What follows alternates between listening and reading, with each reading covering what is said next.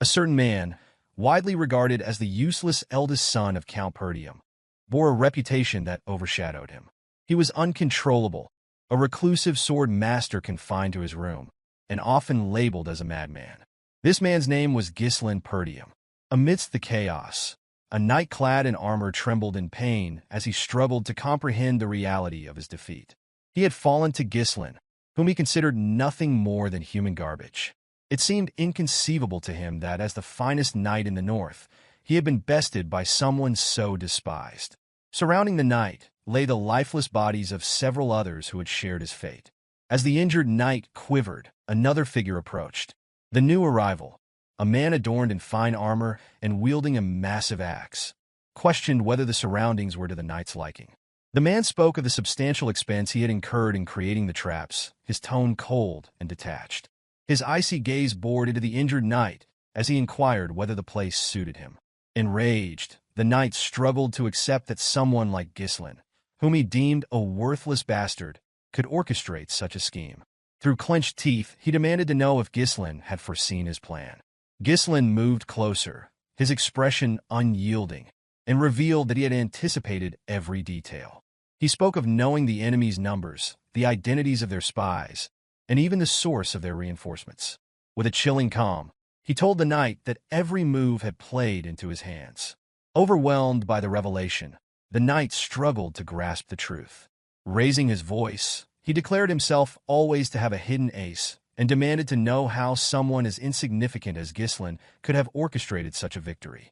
Before the knight could finish speaking, Ghislain silenced him with a kick to the face. He commanded him to stop talking. Removing his helmet, Ghislain declared his intention to win not only this war, but every conflict to come. He then asked the knight if he understood why victory was assured. Smiling, Ghislain confidently stated that he held all the plans necessary for triumph. The narrative shifted to a year earlier, taking place in a soldier's camp within the Lithania kingdom near Perdium estate. Within one of the tents, Ghislain awoke abruptly, stunned to find himself alive. He instinctively placed a hand on his neck, verifying his survival. His mind raced as he recalled events from what's in his mind was mere moment earlier. A knight had disarmed him, knocking his sword away. As he fell to his knees, blood dripping from his mouth, the knight, distinguished by red hair and golden armor, proclaimed Ghislain's end. This knight, known as the noble knight Idun, was one of the continent's 7 strongest men. Idun had declared the war over, his voice laced with finality. Pointing his sword at Ghislain, he asked if the defeated man had any last words. Struggling for breath, Ghislain admitted his regret at being unable to fulfill his vengeance. He added, with defiant resolve, that he hoped Idun would meet his end. Idun had smiled at the remark, dismissing it with derision and labeling Ghislain an arrogant fool.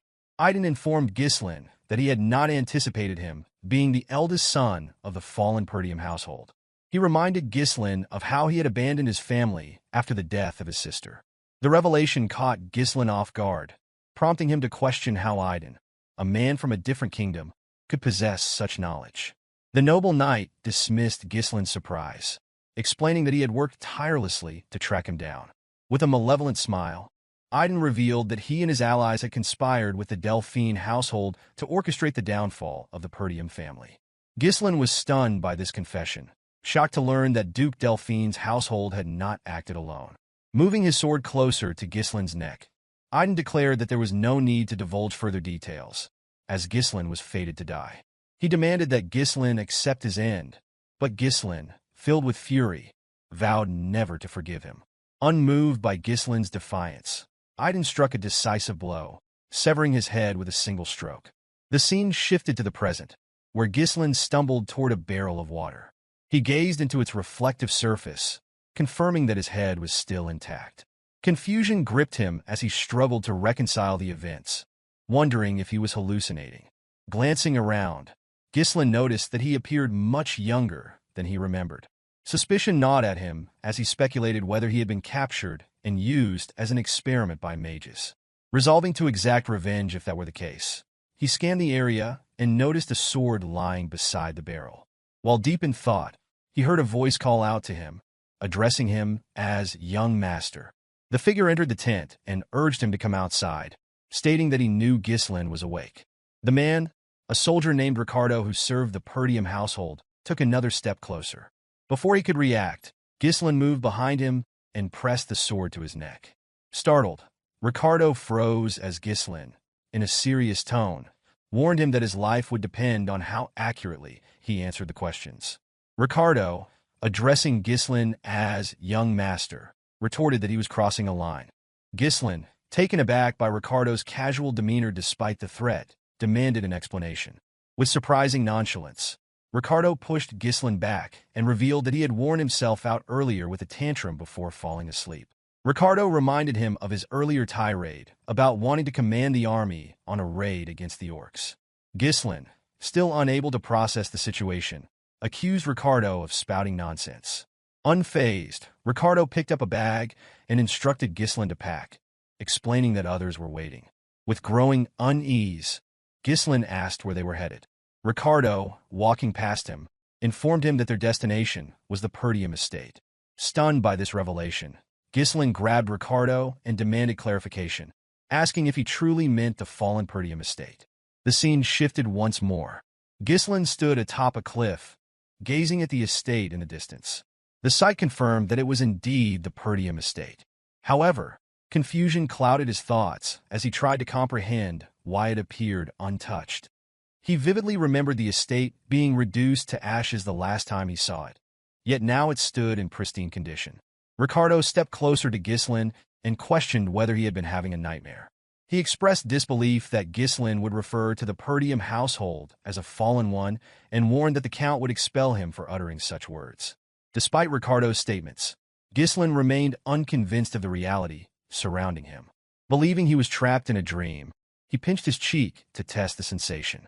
Feeling the sharp sting of pain, Ghislain came to the startling realization that everything was real. Observing his youthful face in the reflection and the unscathed state of his estate, Ghislain deduced that he had somehow returned to the past. Memories of his younger self surfaced, filled with resentment toward his household. His immaturity, born of feelings of inferiority, had caused trouble, alienating him from the family. Over time, criticism became unbearable, and he ultimately fled from home. Years later, he survived countless battles as a mercenary, honing his skills and earning renowned title. With his reputation solidified, Ghislain returned to his county, intent on making amends for past mistakes. But by then, his household had been reduced to ashes. Now, standing before his family's flag on top of a camp, Ghislain felt a flood of relief. Everything he had lost, his estate, the people he cherished, was still intact. Overcome with emotion, he laughed uncontrollably, teetering on the edge of madness, and fought the urge to burst into song. Yet, the moment of joy was fleeting. Ghislain recalled Ricardo's earlier mention of their mission, a raid on the orcs. His memory immediately turned to the disastrous raid in his past life, the day most of the squad perished. In his previous life, Ghislain had joined the raid to make a name for himself. Reports had claimed there were only 3 orcs, leading him to underestimate the danger. Lacking experience in command, he had insisted on leading the squad. When the group encountered over 20 orcs instead, the outcome was catastrophic, and nearly everyone lost their lives. Determined not to repeat his mistake, Ghislain resolved to handle the monsters strategically. Though orcs lacked cunning, their brute strength made them formidable. His primary concern was earning the trust of soldiers who viewed him as a useless failure. Lost in thought, Ghislain was jolted back to reality by a loud crash. A wooden guard post flew through the air, landing heavily in front of him. A soldier screamed, alerting the others to the orcs' arrival. Chaos erupted as the men scrambled to take defensive stances. Ghislain's heart sank. The orcs had come earlier than in his past life. He watched in horror as the beasts tore through the soldiers, their massive weapons and hulking forms overwhelming the defenders. Amid the chaos, a man in blue armor shouted for the soldiers to form ranks. The commander of the raid squad, Scoven, called for calm and ordered a defensive formation. As Scoven moved to confront an orc, the creature swung its massive weapon at him. The commander narrowly blocked the attack with his sword, but the situation grew direr. Scoven realized that the squad had been ambushed and caught unprepared, and the number of orcs far exceeded their expectations. While Scoven reeled from the situation, a voice called out, warning him of danger. An orc loomed behind him, preparing to strike. Before the blow could land, someone pushed Skovin out of harm's way. It was Ghislain, who stepped between the commander and the orc. Skovin was stunned to see his young master standing there. As the orc's axe descended, Ghislain acted swiftly. He stabbed the creature's hand and severed its fingers with his sword. Without hesitation, he followed up with a precise slash to its thigh, wounding the beast and halting its advance. The soldiers, along with Skovin, stood frozen in disbelief as the orc screamed in agony and collapsed. Ghislain, however, was dissatisfied with the cut he had inflicted. He quickly realized his limitations. His inability to use mana yet was a glaring disadvantage. Frustration bubbled within him as he lamented not returning to the past sooner. Turning to Skovin, Ghislain demanded something unexpected. The commander, confused, asked for clarification. With unwavering confidence, Ghislain requested command of the squad. Skovin was stunned. He had always considered Ghislain reckless, but to demand command in the middle of a battlefield where soldiers' lives were at stake was beyond anything Skovin had anticipated. Standing tall, Skovin refused Ghislain's request. He explained firmly that the authority granted by the Lord was not something to be relinquished lightly. Annoyed but understanding, Ghislain reflected that he might have reacted the same way if an inexperienced fool had approached him with such a demand. As his thoughts wandered, an orc charged toward him. Skovin shouted for Ghislain to retreat, insisting he was too inexperienced to lead the squad. Faced with no alternative, Ghislain took his stance. What followed left everyone astonished. He hurled his sword. Skovin instinctively dodged the weapon and spun around, grabbing Ghislain to demand an explanation. Before the words could fully leave his mouth, a sound behind him drew his attention. He turned to find Ghislain's sword embedded in the orc's skull. The creature collapsed silently to the ground, its weak spot struck with precision. Skovin, astonished, questioned how Ghislain had managed such accuracy. Ghislain, unfazed, addressed the commander, stating that the key to victory on the battlefield was morale. He pointed out that soldiers paralyzed by fear could not hope to win. Skovin glanced at the trembling men, their resolve shaken by the orc's intimidating cries. With a confident smile, Ghislain declared that they needed to seize momentum. Without hesitation, he sprinted forward, retrieving his sword from the fallen orc's head before leaping into the midst of the enemy. Ghislain landed squarely on another orc, driving his blade deep into its skull. The soldiers gasped, watching as he stood atop the creature, shouting at the top of his lungs. He taunted the remaining orcs, daring them to face him and vowing to kill them all. The orcs turned their attention to Ghislain, their anger stirred.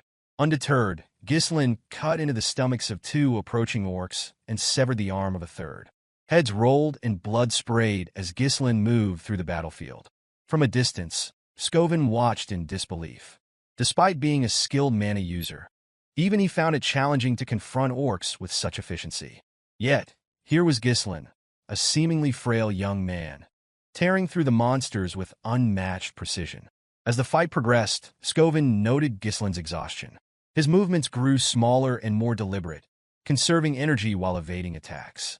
Each strike targeted the orc's weak points with surgical accuracy. Skovin realized that Ghislain was fighting like a sword master who had mastered combat without the use of mana, relying solely on refined technique and instinct. Ghislain taunted the orcs as he darted away, mocking their reputation as a warrior species and claiming he wasn't even warmed up yet. Despite his confident words, the sight of all the orcs charging at him left Ricardo in shock. A soldier standing beside Ricardo pointed out that Ghislain was running away even as he continued his trash talk. Concerned, Ricardo called out to Skovin. Skovin struggled to understand what Ghislain was attempting. He acknowledged the strategic brilliance of drawing the orcs' attention, but the direction in which Ghislain ran perplexed him. The path led directly to the edge of a cliff. As the realization hit, Skovin suddenly understood Ghislain's plan. Wasting no time, he ordered his troops to form a shield wall and prepare to follow their young master. Reaching the cliff's edge, Ghislain braced himself against the orcs' relentless attacks, silently hoping that Skovin, as a skilled commander, would discern his intent. Though he would have preferred to eliminate the orcs himself, his limited stamina made it impossible. With a faint smile, Ghislain assured himself that he had done enough. As if on cue, the orcs turned at the sound of soldiers advancing behind them. The sight of Skovin and his men spears at the ready and forming a solid shield wall, caused the orcs to hesitate. Ghislain, seeing this, grinned and declared the timing perfect. Without hesitation, he leapt off the cliff. The moment Ghislain disappeared from view, Scoven ordered the soldiers to push the orcs over the edge. The troops advanced, shouting as they drove their spears into the monsters. The orcs, overwhelmed, were pushed off the cliff one by one, their massive bodies tumbling to the ground below and painting the area in blood. The soldiers stood stunned, marveling at what they had achieved. They could hardly believe they had managed to defeat all the orcs. With the battle over, Scoven rushed to the cliff's edge and called out for Ghislain. To his relief, he spotted his young master clinging to the cliffside, his sword embedded into the rock. Ghislain, breathing heavily, smiled weakly at the commander. Scoven, relieved, stretched out his hand to help him up. Unfortunately, Ghislain's depleted stamina caused his grip to weaken. Before he could reach Scoven's hand, he slipped, releasing the sword and plummeting into the abyss. Scoven and the soldiers looked on in horror. The scene shifted to a hazy memory. Ghislain heard a familiar voice calling to him. He recognized it instantly. It belonged to Elena. Images of his sister flooded his mind. Her tears when their mother passed, her gratitude for his care, and the bitter words she once spoke, telling him she hated him.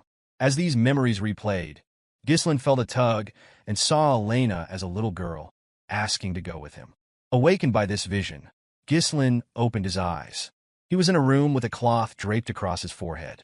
He realized the soldiers had managed to save him, and a wave of relief washed over him. Yet he couldn't shake the strangeness of the dream.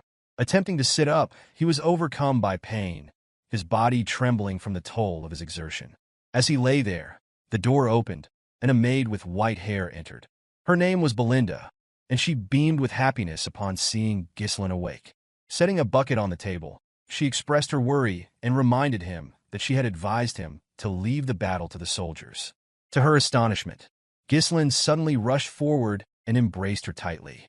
Belinda stood in shock at her master's sudden embrace. She asked if she had offended him somehow, but Ghislain reassured her, saying he was simply happy to see her. Since his childhood, Belinda had served as Ghislain's personal tutor and remained by his side despite his immature antics. However, after the Perdium family fell to ruin in his previous life, Belinda had vanished, and he never saw her again. Belinda, confused by his unusual behavior, asked why he would be so happy when they saw each other every day. Ghislain felt the need to share the truth. He urged her to listen carefully and revealed that a catastrophe would soon strike their family. Uncertain what he meant, Belinda pressed him for an explanation. With a serious expression, Ghislain told her that he had died and come back to life. Belinda laughed, assuming he was exaggerating because of his near-death experience with the orcs. Ghislain clarified that he wasn't referring to the recent battle, but Belinda dismissed his words, instead warning him that he should focus on his own safety. Realizing she didn't believe him, Ghislain grew frustrated. Belinda shifted the subject and asked what he would have done if he were too injured to attend the upcoming festival. Her question caught Ghislain off guard. Belinda reminded him that Elena, his sister, had been eagerly waiting for this day to go to the festival with him. She emphasized that it was a perfect opportunity for the siblings to mend their strained relationship. Ghislain glanced at a picture of himself and his sister, recalling the annual festival held at this time. In his previous life, his trauma had kept him from enjoying it. He asked Belinda when the festival would begin. She replied that it was scheduled for next week, a date etched into Ghislain's memory. A week from now was the day that his life changed forever. While lost in thought, someone entered the room. Ghislain was shocked to see Elena, who had come to visit him. Without hesitation, Ghislain ran to embrace his little sister. Belinda and Elena both stared in surprise. Elena, startled by her brother's unusual display of affection, asked him what he was doing. Ghislain told her he had missed her, but Elena pushed him back, remarking that his behavior was creepy. Ghislain was further taken aback by her strength, having never realized how strong she was. Elena, dusting off her clothes, explained that she had come because Belinda had asked her to visit. She demanded to know what game he was playing and questioned whether he thought this would fix everything. Ghislain, confused, asked what she was talking about. Elena reminded him of his past behavior, recounting how he had once told her to leave him alone because she was annoying and that he felt disgusted by her very breath. Hearing this, Ghislain was horrified by the memory. In his previous life, he had not been close to Elena, and he admitted to himself that he had been a terrible brother. Overwhelmed with guilt, Ghislain apologized to his sister for his past actions. Belinda was stunned. She had never seen her master apologize first. Elena, skeptical, asked if he had hit his head. She mentioned hearing that an orc had struck him during the raid. Ghislain, irritated, wondered why both Belinda and Elena kept bringing this up. He corrected them, insisting he was the one who defeated the orcs. But as soon as he spoke, a sharp pain shot through his body, and he collapsed. With a smug smile, Elena teased him, remarking that he had returned unconscious after battling the orcs. Belinda and Elena laughed at the sight of him trembling, leaving Ghislain surprised by their laughter. Yet deep down, he was happy to see them acting just as he remembered. Reflecting on his past, Ghislain regretted how much time he had wasted on meaningless pursuits. He remembered the festival that would occur next week. In his previous life, he had rejected Elena's offer to go together, claiming the events of the raid had upset him. That decision marked the last time he ever saw his sister. Elena's shredded body had been discovered along with her bodyguards in Ghislain's previous life. He couldn't shake the regret of not accompanying her that day. As these thoughts consumed him, a knock on the door interrupted his brooding. Two armored men entered the room, Jamal and Philip, Elena's bodyguards. Jamal informed Elena that they were waiting for her. Elena, slightly annoyed, reminded the men that she had asked them to wait outside. Apologizing, Jamal explained that the servants had requested her assistance in overseeing their work on the festival supplies. This revelation surprised Ghislain, who questioned why the maids would assign such a task to Elena. Belinda, ever blunt, remarked that Ghislain was clueless because he spent his days lazing about. She explained that Perdium was suffering from a worker shortage, forcing even the young lady to contribute. The news shocked Ghislain. He couldn't believe such a shortage existed, though it made sense. His past self had never paid attention to the estate's affairs. Elena announced that she needed to leave, but as she turned to go, Ghislain unexpectedly volunteered to help. Both Elena and Belinda were taken aback. Elena, skeptical, wondered aloud if her brother had truly been hit on the head during the raid. Later, in the town, servants busily prepared for the festival. Elena could be heard scolding Ghislain, who had followed her despite her protests. She argued that his presence would frighten the workers. Ghislain countered, questioning whether this was how she treated someone offering assistance. With a sharp reply, Elena told him that the best way he could help was by staying out of their way. As his sister tried to push him away, Ghislain's mind wandered to the grim discovery of her body in his previous life. Her remains had been found near the slums, far from the festival grounds. He deduced that someone must have lured or forced her there. Determined to prevent this outcome, he resolved to familiarize himself with every corner of the castle to uncover potential threats. Amid the commotion, a soldier ran toward them, addressing Ghislain as his lord. The voice instantly triggered recognition, and Ghislain identified the man as old Fergus. Breathing heavily, Fergus wiped his sweat, relieved to see his master alive and well. Grabbing Ghislain, Fergus humbly referred to himself as a lowly servant and explained that he had come immediately upon hearing news of the orcs. Ghislain, irritated by the constant reminders of the raid, dismissed the topic brusquely. Elena approached Fergus, commending his timely arrival. With a sly smile, she explained that her brother had been acting strangely since waking up and begged Fergus to escort him back to his room. The old soldier readily agreed, much to Ghislain's annoyance. His infamous hooligan reputation was becoming an obstacle, even in situations like this. Resigned, Ghislain decided to delay his investigation of the castle until the following week. Turning to Fergus, he requested to be taken to an abandoned training field within the estate. Fergus was taken aback and asked why Ghislain wanted to go there.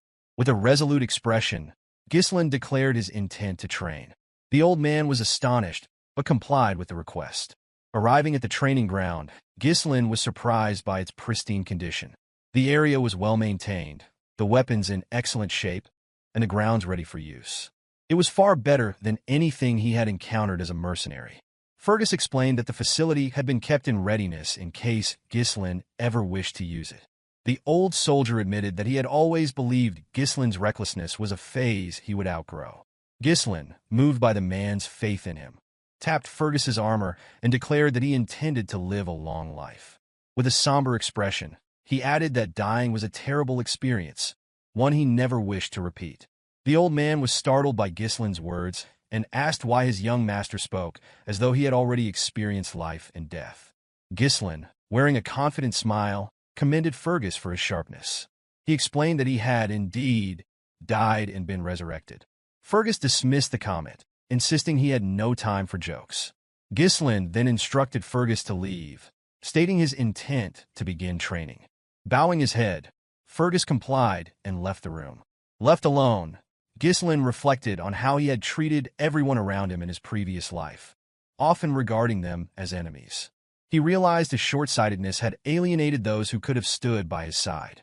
Memories of the past returned to him. Elena's death had been orchestrated by a neighboring territory, which used her demise to provoke Perdium into a war. The conflict eventually led to the household's downfall. Elena's tragic death had been the catalyst for it all.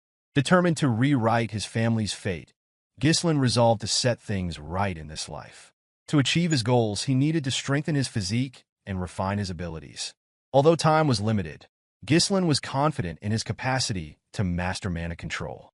Sitting in a lotus position, he began to meditate. Mana, a supernatural force enabling humans to surpass their limits, was said to be challenging to detect and harness. For Ghislain, however, it was second nature. Even amidst the chaos of battle, he had easily connected with the mana particles floating in the air, bundling them together as if spinning thread on a spool. With his battle-hardened experience, creating a mana core was a straightforward task. But Ghislain knew that a single core wasn't sufficient. His success as one of the 7 strongest men had come from mastering an advanced technique. Using knowledge from a half-burned magic book he had found in his previous life, he developed a method to create additional cores. By forming a connected network of 2 or even 3 cores, he could generate explosive power. As he pushed mana through his body, Ghislain screamed in pain.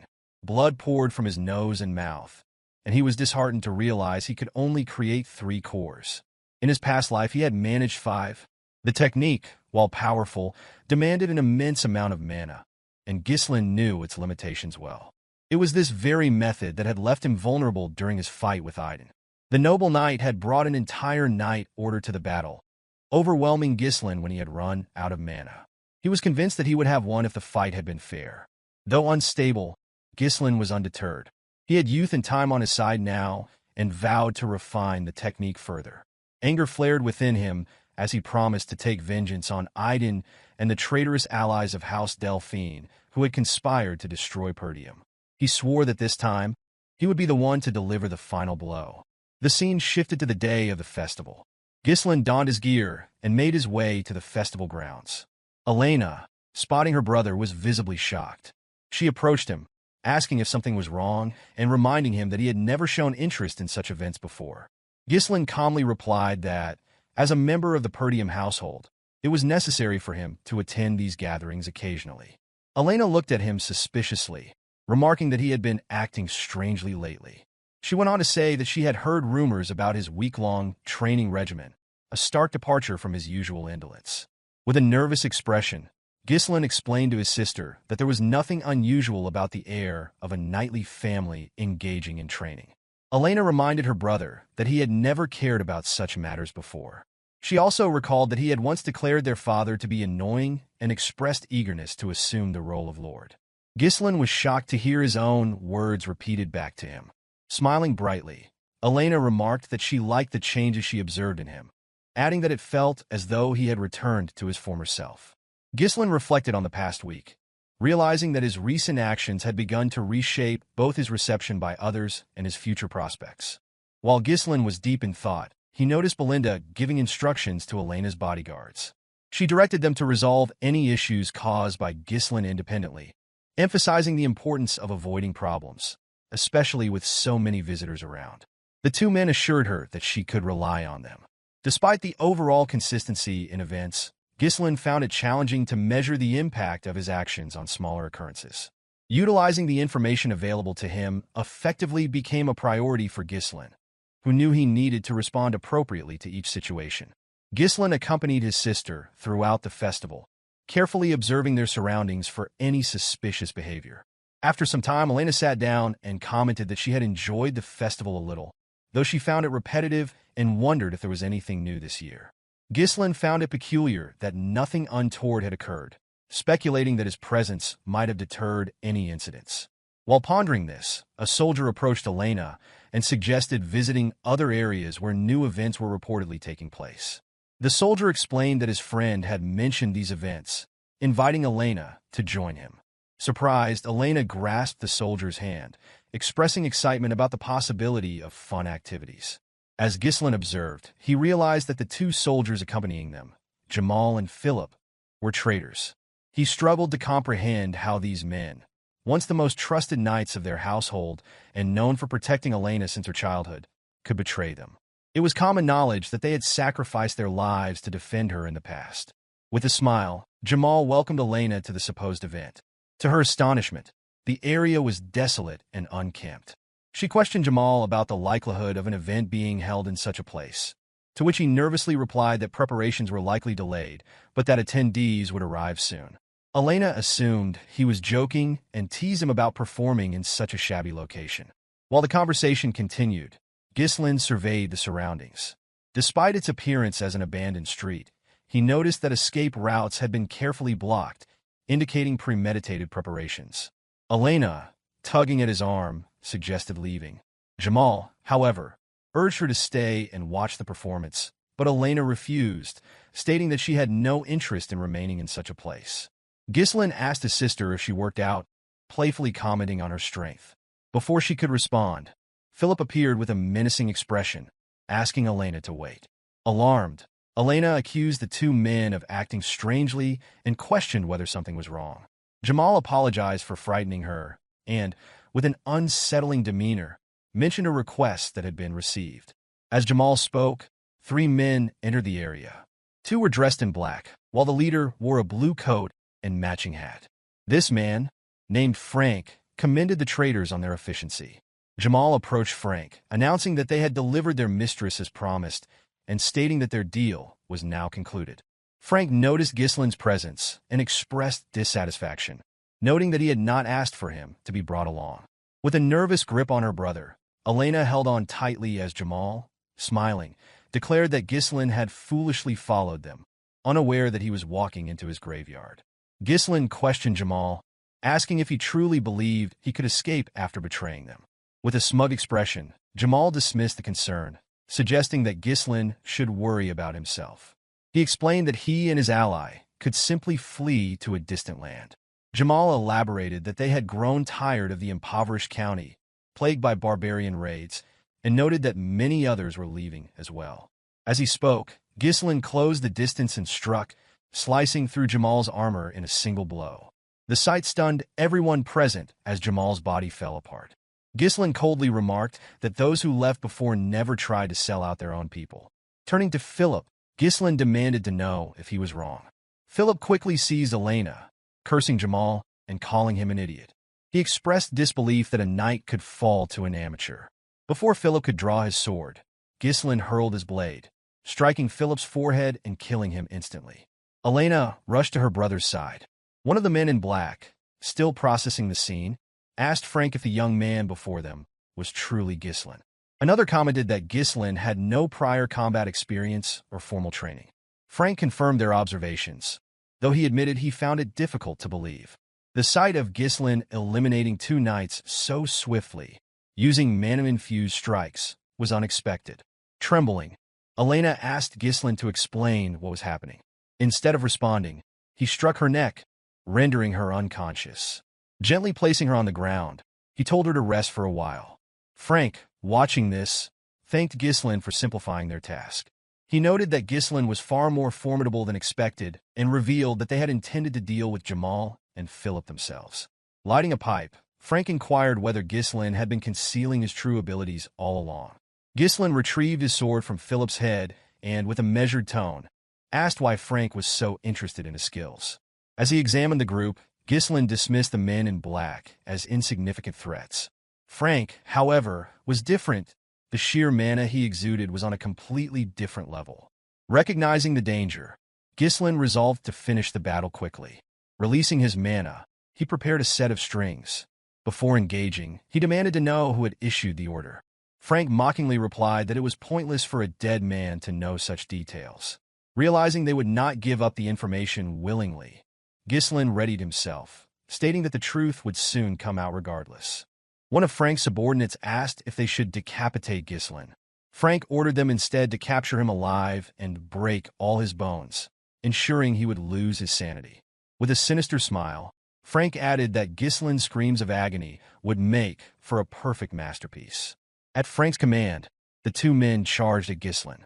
Ghislain reached into his pocket and hurled a firecracker at one of the attackers. The sudden distraction caused the man to falter, and in that moment, Ghislain closed in and delivered a fatal stab to his head.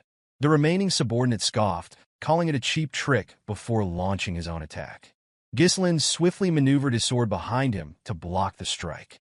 As the two locked weapons, Ghislain gripped his blade tightly, using it to strike the man's hand.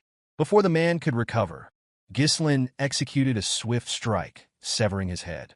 As Frank launched a sudden attack, Ghislain deflected it with a second sword. Frank was stunned, unable to comprehend how Ghislain managed to block from such an awkward position. Believing his ambush to have been flawless, Frank was caught off guard. Ghislain quickly shoved Frank's sword downward and rose to his feet, delivering a clean slash across Frank's neck, causing his pipe to fall to the ground. To Ghislain's astonishment, Frank retaliated almost immediately, using mana to reinforce his neck. Frank admitted his surprise and stated that he would have lost his neck if not for his concentrated mana. Ghislain realized that the man had minimized the attack's damage by directing his mana to the critical area. Frank adopted a combat stance and questioned the origin of Ghislain's unusual swordsmanship. With a menacing smile, he promised that Ghislain would meet his end here. Shoving Ghislain backward, Frank mocked his meager mana, confidently assuring him of defeat. However, Ghislain's smile in response unsettled Frank. Puzzled, Frank hesitated, giving Ghislain the opportunity to parry his sword and disrupt his balance. Ghislain followed up with a swift kick to Frank's face, forcing him to retreat. Wiping the blood from his mouth, Frank smirked and reminded Ghislain that such attacks were futile against his reinforced mana. Yet moments later, Frank coughed violently and collapsed to his knees, bewildered by the unexpected potency of Ghislain's attack. Frank struggled to process how Ghislain's seemingly low mana could bypass his enhancements. Ghislain slowly approached, revealing that he had suspected someone of orchestrating his sister's demise, but never imagined the true culprit. With a piercing gaze, Ghislain unleashed his third core, dramatically amplifying his mana. Frank, visibly shaken, was unable to react before Ghislain appeared directly in front of him, moving at a speed his eyes could hardly track.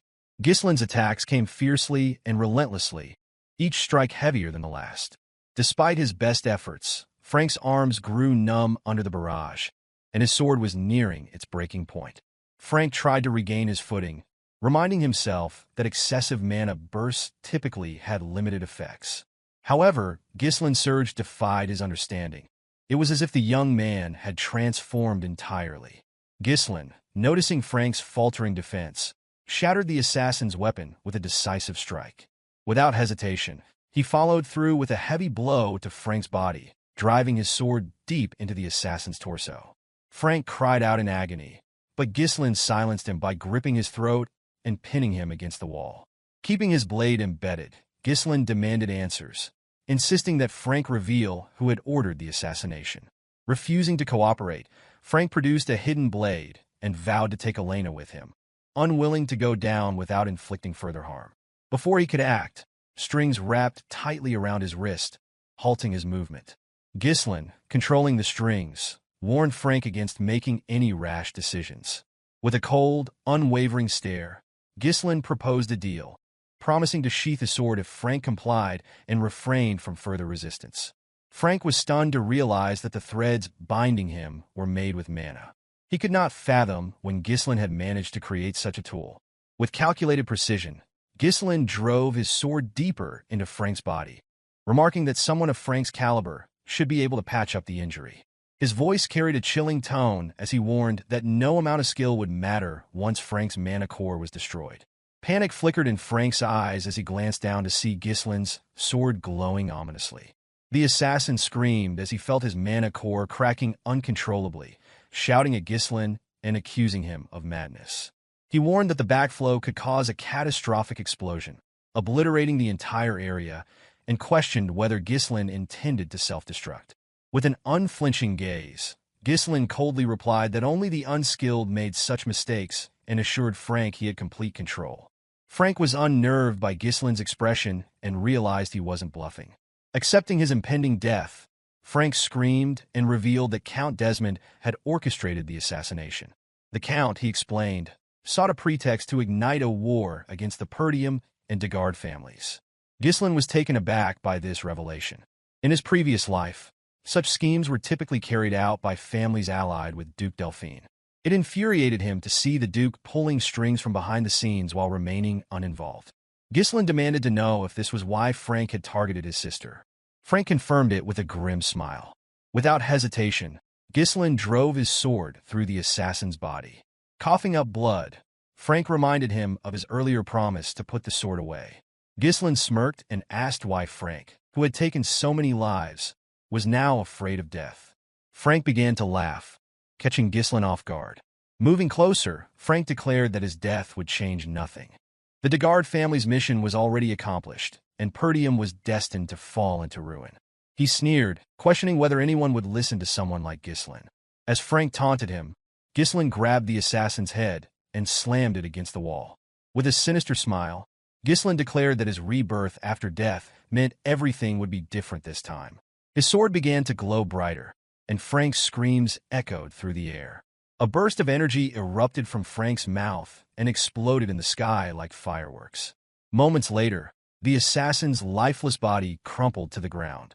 Ghislain, breathing heavily, surveyed the scene. The bodies scattered around, and his unconscious sister's sleep peacefully confirmed the carnage. Satisfied that no one else was nearby, he discarded his sword, took a deep breath, and collapsed to his knees, coughing up blood. Wiping his mouth, Ghislain muttered that detonating 3 mana cores had once been effortless for him as the Mercenary King. Steeling himself, he rose and vowed not to fall here. Heading to a nearby building, he kicked the door open and found 2 bodies inside. In his previous life, a 3rd body had been discovered here alongside Elena's. This time, based on Frank's earlier words, Ghislain identified one of the deceased as a son of the Degard family. The boy had been murdered alongside his escort knight, their deaths staged to frame Elena as the killer. Ghislain moved the bodies, aware that revealing them would almost certainly spark a war. Deciding to eliminate all evidence, he took out a firecracker and set the building ablaze. With the flames consuming the damning proof, Ghislain carried his sister and began walking away. Determined, he promised himself that his enemies would never succeed in their plans. Unbeknownst to Ghislain, a figure hidden in the trees observed his every move. After watching for a moment, the person disappeared into the shadows.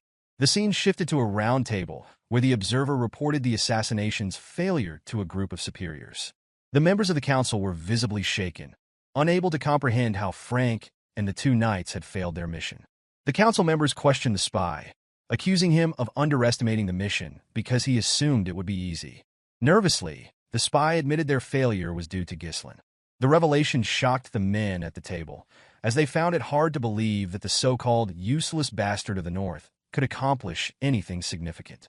One member dismissed the claim, branding Ghislain as a worthless excuse for failure and demanding the spy stop using him as a scapegoat. The spy, however, insisted that Ghislain was nothing like the reports and rumors suggested. Recalling how Ghislain had dealt with their men, he explained that Ghislain seemed like an entirely different person. The spy reassured his superiors that their plans to eliminate the Degard family were still intact, and that starting a territorial war would not be difficult. Pleading for another opportunity, he promised to rectify his failure. The council members, unimpressed, silenced him, berating him for his inability to gather adequate intelligence on a single individual. They condemned him for delaying their plans and were outraged that he dared request another chance after his failure. The group ultimately decided to eliminate the spy. However, before the order was carried out, a man seated on a throne intervened, his voice cutting through the noise. He dismissed the commotion as tiresome and asked the spy to explain the kind of chance he was requesting. The spy confidently assured the man that he could eliminate Ghislain. When asked how he planned to do so, the spy proposed orchestrating a duel. He explained that he had someone in mind for the task. The council demanded to know the identity of this individual, and the spy revealed that his choice was Kane Loges. Kane, famous for his strength-based swordsmanship despite his young age, was regarded as a paragon of raw power. The spy argued that no one in the north could rival Kane's strength and assured the council that arranging a duel would be easy since Kane was Ghislain's cousin. The man on the throne, fixing the spy with a cold gaze, warned that there would be no further chances if he failed again.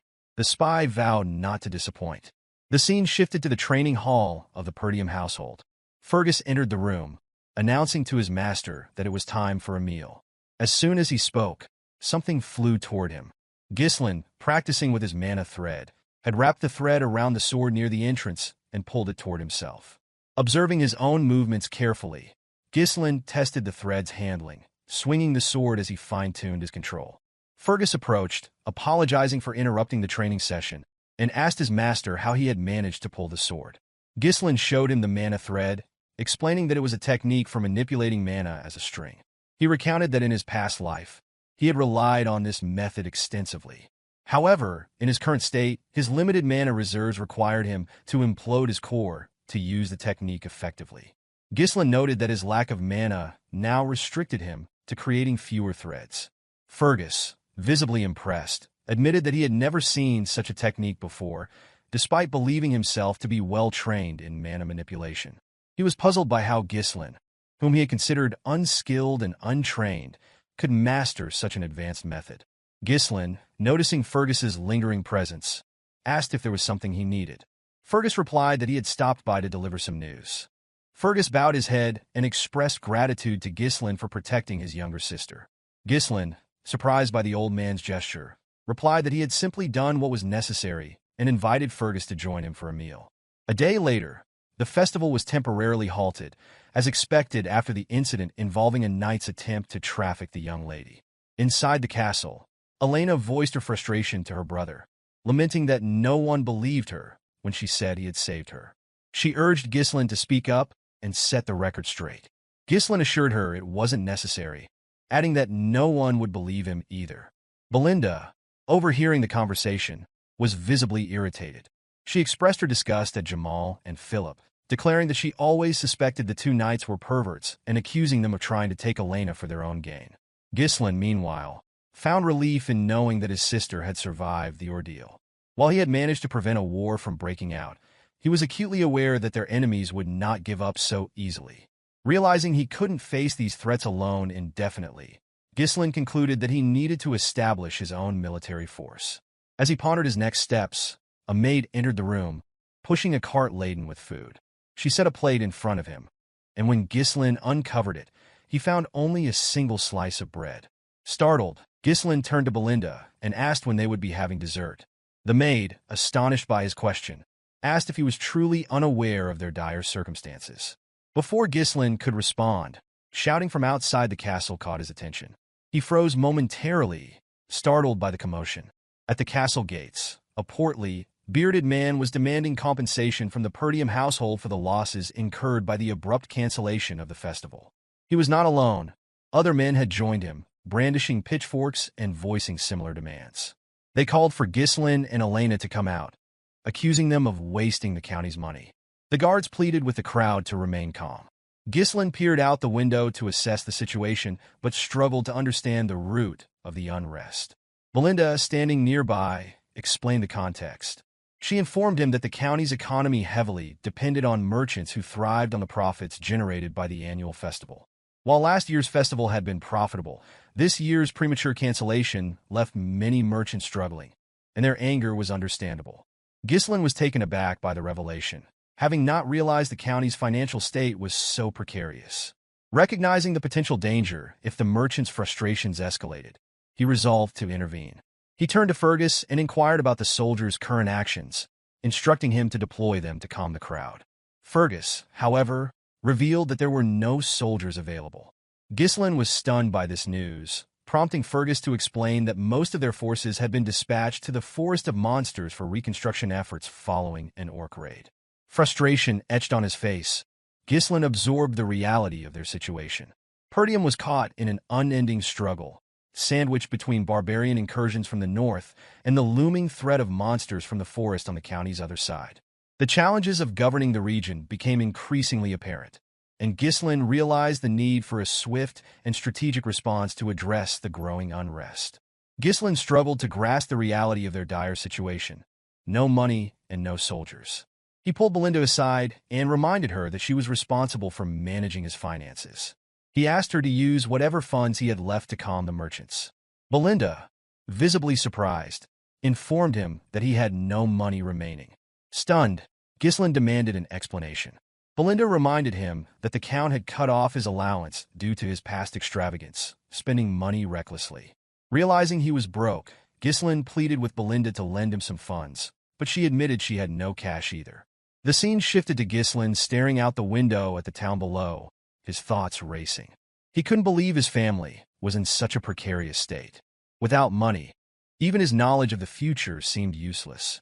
Ghislain began to consider whether anything on the estate could change their fortunes. As he pondered, Ricardo burst into the room, breathing heavily. Startled, Ghislain asked him why he was in such a hurry. Ricardo, visibly distressed, informed him that there was a problem. Kane wanted to see him. The mention of Kane shocked Ghislain. The scene shifted again to Scoven, who was struggling to remain standing. His face was bruised, and his opponent struck him once more, landing a blow so forceful it pierced his chest plate and left him sprawled on the ground. At the entrance to the tavern, Ghislain arrived just in time to witness the commander's collapse. Scoven, noticing his young master, called out weakly. Ghislain, irritated by the sight, turned his attention to Kane, who greeted him with a wide smile. Standing before Ghislain was a massive young man, Kane Loges, heir to the Loges County. Ghislain recognized his cousin immediately, recalling that Kane had always been both his friend and rival. As Kane descended the stairs, Ghislain asked Ricardo for an explanation. Ricardo revealed that he and Scoven had come to the tavern to investigate reports of a disturbance. Upon arrival, they encountered Kane and his escort knight. Recognizing them, Kane questioned the rumors he had heard about Ghislain. Scoven had attempted to explain the details, but Kane had silenced him by grabbing his jaw. With a sinister smile, Kane accused Scoven of lying to the heir of Loges County before proceeding to beat him. Kane then asked Ricardo to recount the story properly. According to him, the rumors suggested that Ghislain, despite never training, had taken down an orc with his bare hands and single-handedly dealt with traitorous knights. Kane, mocking the tale, claimed he was merely giving the commander a wake-up call to knock some sense into him. Kane turned his attention to Ghislain, accusing him of being the root of the situation. He sneered, claiming that none of this would have happened if Ghislain hadn't lied. Ghislain immediately remembered Kane's behavior, recalling how his arrogant cousin had always treated him like a subordinate. Every time Kane visited Perdium, he caused trouble, yet no one dared confront him because of his high status. Kane's bold demeanor and confidence were celebrated as qualities befitting an heir, while Ghislain's insecurities and perceived weakness drew criticism. Unexpectedly, Ghislain smiled at the memory. Kane, startled, hadn't anticipated such a reaction. Normally, Ghislain would have charged at him after such blatant provocation. A few hours earlier in Loges County, the spy approached Kane with a request to kill Ghislain. Kane was initially shocked, but listened as the spy assured him that the esteemed one would support his family if he succeeded. Kane admitted that dealing with Ghislain wouldn't be difficult, but killing the heir of a county was another matter entirely. He asked how such an act could be executed without causing scandal. The spy explained that they could lure Ghislain into a duel and stage his death as an unfortunate accident. The spy assured Kane that the duel could be made to look like a trivial dispute between heirs. Disguised as an escort knight, he promised to orchestrate the situation perfectly. With a smile, he reminded Kane that this was a rare opportunity, even for someone like him. Kane, grinning, expressed disbelief that he now had a chance to kill his own cousin. With growing enthusiasm, he urged the spy to leave with him immediately. Right at this moment, Kane pondered why the mysterious organization might want to eliminate Ghislain. He suspected that something about his cousin had changed. Smiling at the thought, Kane asked Ghislain why he was simply standing there. Sitting casually on the stairs, he demanded Ghislain bring whatever he had prepared for him. Ghislain, puzzled, asked Kane what he meant. Kane explained that he had heard about the festival's interruption and insisted they liven things up and enjoy themselves. He reminded Ghislain that they always worked well together on such things, and with a menacing expression, asked if he was wrong. Ghislain, unbothered by Kane's intimidating demeanor, took a moment to reflect. Then understanding dawned on him. Kane was talking about alcohol and women, things Ghislain had been forced to arrange for him during his past visits. Back then, Ghislain had complied to avoid being beaten up by his larger, stronger cousin. Those demands had drained Ghislain's funds, and he now understood Belinda's reminder that his father had cut him off for spending recklessly. As these memories resurfaced, Ghislain smiled, realizing the solution to his current financial problem had been in front of him all along. Snapping back to reality as Kane called out again, Ghislain assured his cousin he would bring what was needed soon. However, with a sharp look in his eyes, he informed Kane that there was a debt to settle first. The spy, observing from the side, was startled by the shift in Ghislain's demeanor. Confused, Kane asked what Ghislain was talking about. Ghislain explained with a calm smile that all the extravagant arrangements Kane had enjoyed were paid for out of his own pocket. Now he demanded repayment, 1,000 gold to be precise. Kane, taken aback, protested that the expenses couldn't have exceeded 100 gold. He claimed that the money was merely a friendship fee, given out of appreciation for Kane's companionship. Ghislain scoffed and called Kane an idiot, stating that he had always been treated as a doormat.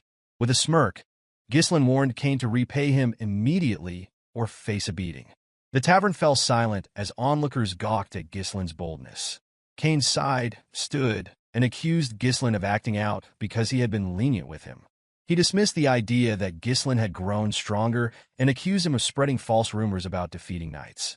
Kane labeled Ghislain a parasite who leached off the land and claimed that everyone in the north regarded him as a worthless scoundrel. With those words, Kane clenched his fist and demanded Ghislain pull himself together. Without further warning, Kane launched an attack. Ghislain easily sidestepped, dodging the blow. Both Kane and the bystanders, including Ricardo and the spy, were visibly stunned. Kane, growing more agitated, swung again, this time aiming for Ghislain's head. Ghislain ducked, moved low, and delivered a swift punch to Kane's ribs. Kane recoiled in pain, shocked to feel the force of the blow.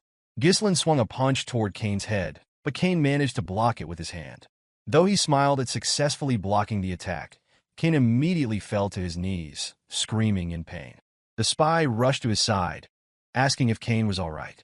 Ghislain, unimpressed, told Kane to stop whining, pointing out that he had blocked the attack. The spy quickly turned on Ghislain, demanding that he stay away from Kane. The tavern fell silent, the crowd stunned by the sight of Kane, the seemingly unbeatable air, brought low by Ghislain. Ghislain observed the situation, quickly deducing Kane's intentions. Whispering to the spy, Kane asked if his acting had been convincing.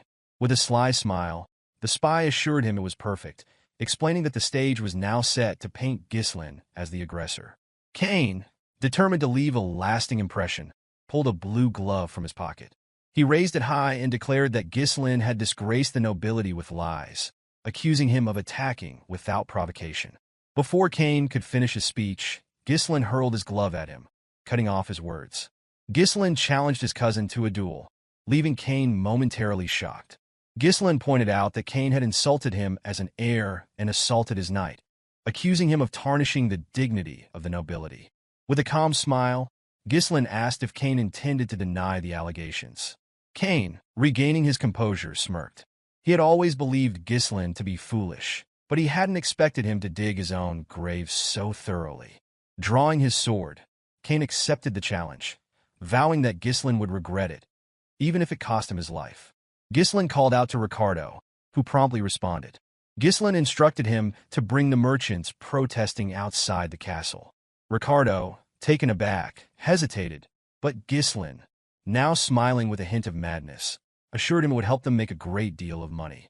While the cancellation of the festival had left merchants and tourists alike frustrated, Ghislain believed an event like this would be enough to rekindle their excitement and soothe tensions. The scene shifted to a stage surrounded by an eager crowd. Ghislain and Kane stood ready to duel, their confrontation attracting a throng of spectators. Many were thrilled at the prospect of Ghislain getting humiliated. The excitement reinvigorated the town, with merchants reopening their stalls to sell goods to tourists. Among the crowd, a chubby merchant shouted for bets to be placed, certain Kane's victory was inevitable. The merchants, confident of Kane's dominance, bet heavily in his favor. Kane rested his massive sword on the ground and questioned why Ghislain had turned a sacred duel into a marketplace spectacle. With a sinister grin, he warned that his sword wouldn't stop, even if Ghislain surrendered.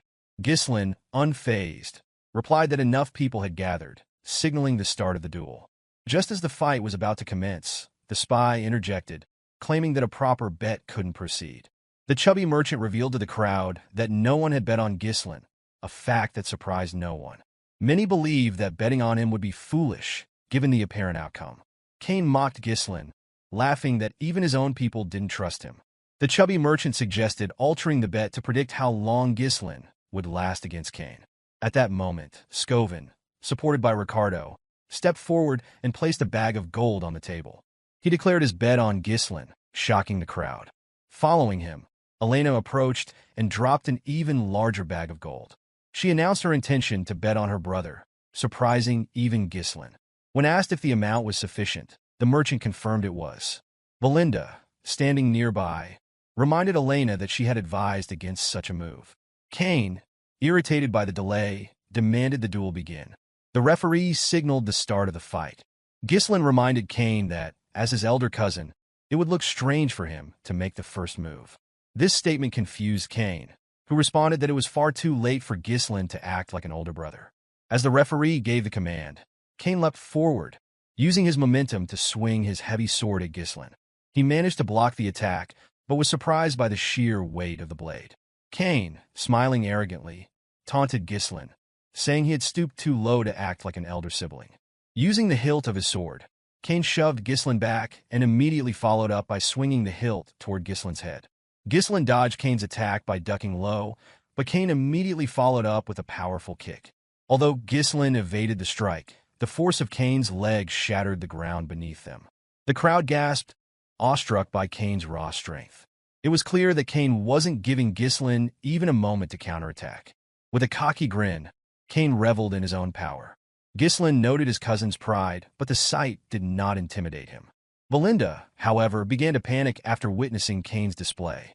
She clutched Elena's arm and urged her to stop the fight. Nearby, the spy smiled knowingly, confident that it was already too late. He understood Kane's strategy well. His overwhelming strength and relentless attacks would force any opponent to focus solely on evasion. Exhaustion would eventually leave them vulnerable, and Kane would seize that moment to end the fight. It was a strategy Kane had perfected, and he had always emerged victorious this way. As Kane's attacks became more aggressive, Ghislain continued to dodge, displaying surprising agility. Kane, noticing this, remarked that his cousin was as slippery as ever. He acknowledged that Ghislain's skills had improved since their last encounter. Switching tactics, Kane grabbed his sword by the blade and swung the hilt at Ghislain. He mocked his cousin, claiming that Ghislain had always been good at running away since they were children. Ghislain managed to block the attack with his sword, but Kane used the hilt to grab and toss him into the air. The crowd watched in stunned silence, assuming this was the end for Ghislain. The spy smirked, convinced of Kane's victory. As Ghislain descended, he calmly muttered that he had wanted to go easy on Kane. Unfortunately, Kane had crossed the line. Gathering mana into his legs, Ghislain controlled his landing and immediately charged at his cousin. Kane was caught off guard by Ghislain's sudden burst of speed and gasped in pain as Ghislain's blade struck his stomach. The spy, stunned, realized that Ghislain had condensed mana into his legs to regain stability and move swiftly. Ghislain chastised Kane, calling his swordsmanship ignorant. He accused Kane of believing he was invincible simply because his opponents cowered at his displays of strength. Taking a stance, Ghislain declared that he would open Kane's eyes. Enraged, Kane rushed forward with his sword. Ghislain countered by kicking the blade to push Kane back.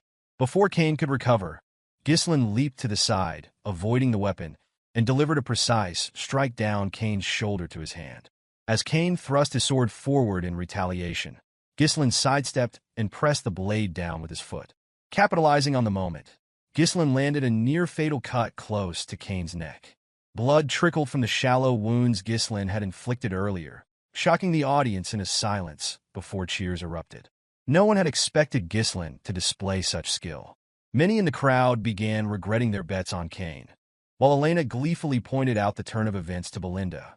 Scovin smiled as he watched, while Kane, noticing his wounds, realized they were shallow. He deduced that Ghislain could have inflicted far greater harm, but had deliberately held back. Confusion clouded Kane's mind as he failed to comprehend how his cousin had attained such a level of swordsmanship. Ghislain glared at his cousin and tossed his sword aside. To the astonishment of everyone present, he declared that the gap in their skill was too great to entertain the crowd. Turning to Kane, Ghislain stated that he would fight him barehanded. Kane, now visibly irritated, demanded an explanation.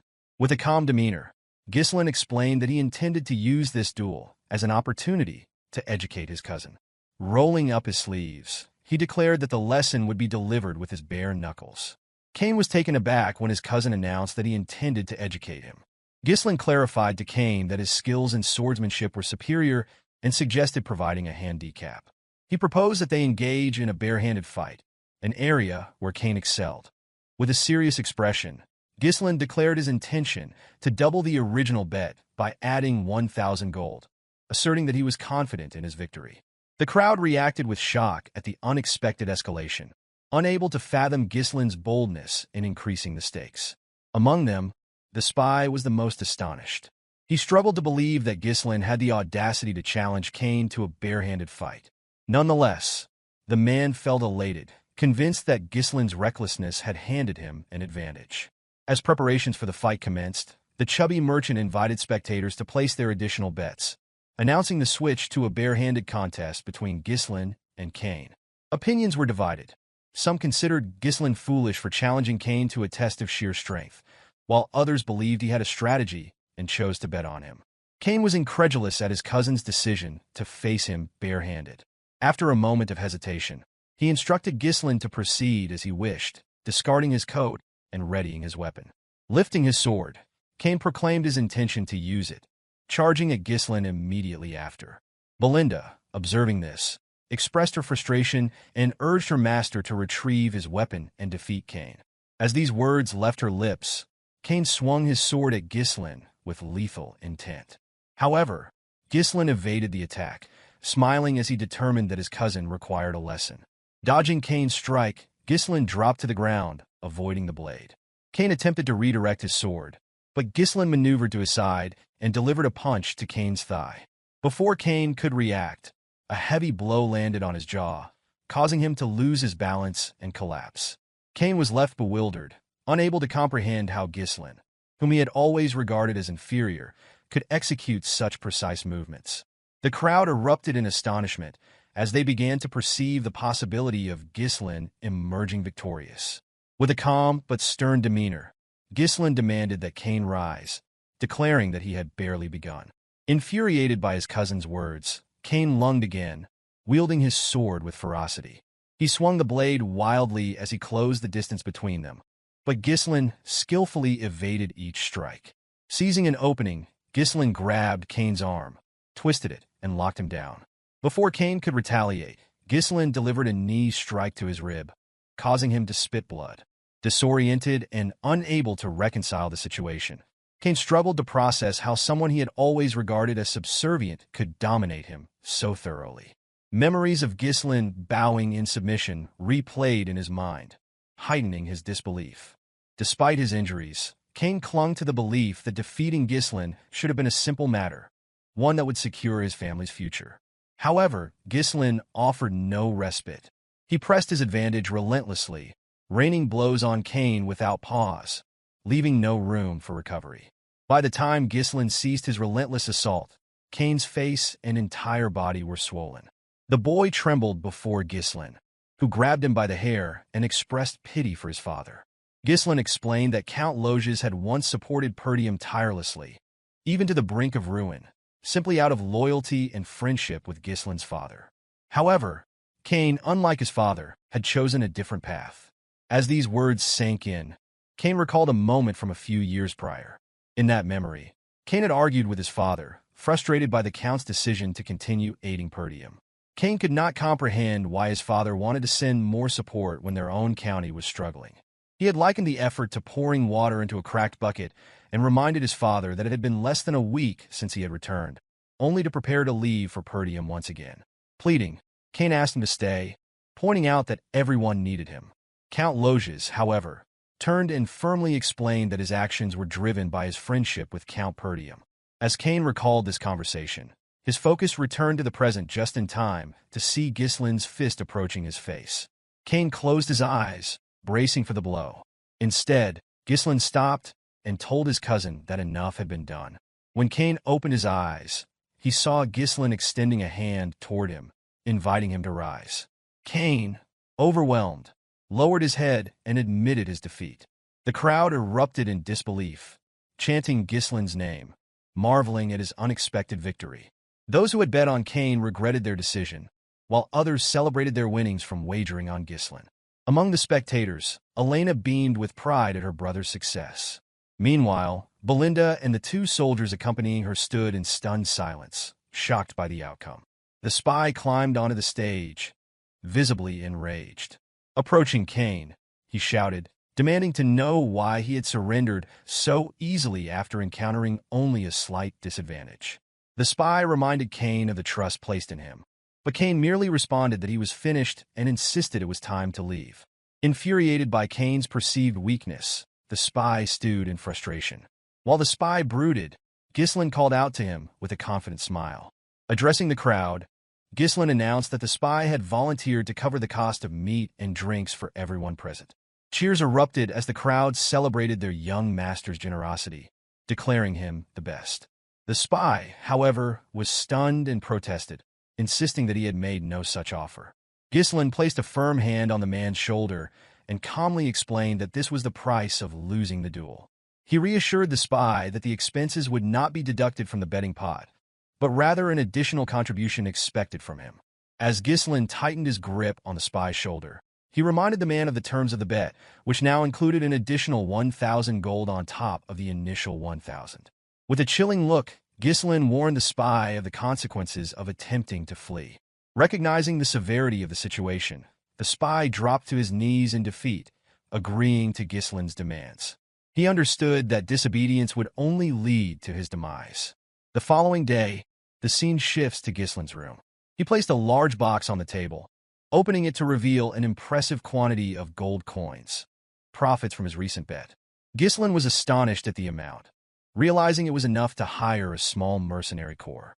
Closing the box, he acknowledged the difficulty of accumulating such wealth again and the urgency of his circumstances.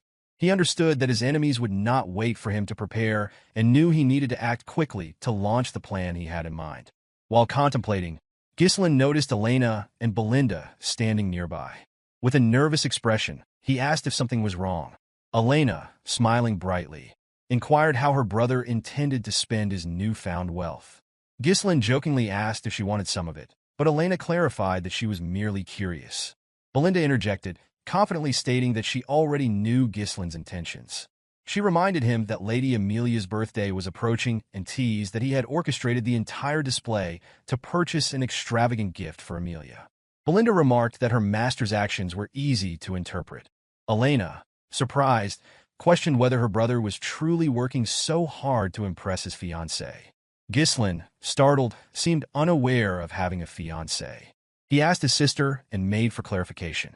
Belinda, amused, urged him to stop pretending and assured him there was no need to feign ignorance out of embarrassment. Elena then reminded Ghislain that they were referring to Amelia from the Rayfold County.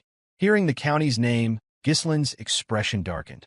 He recalled Amelia Rayfold vividly, likening her to a spider.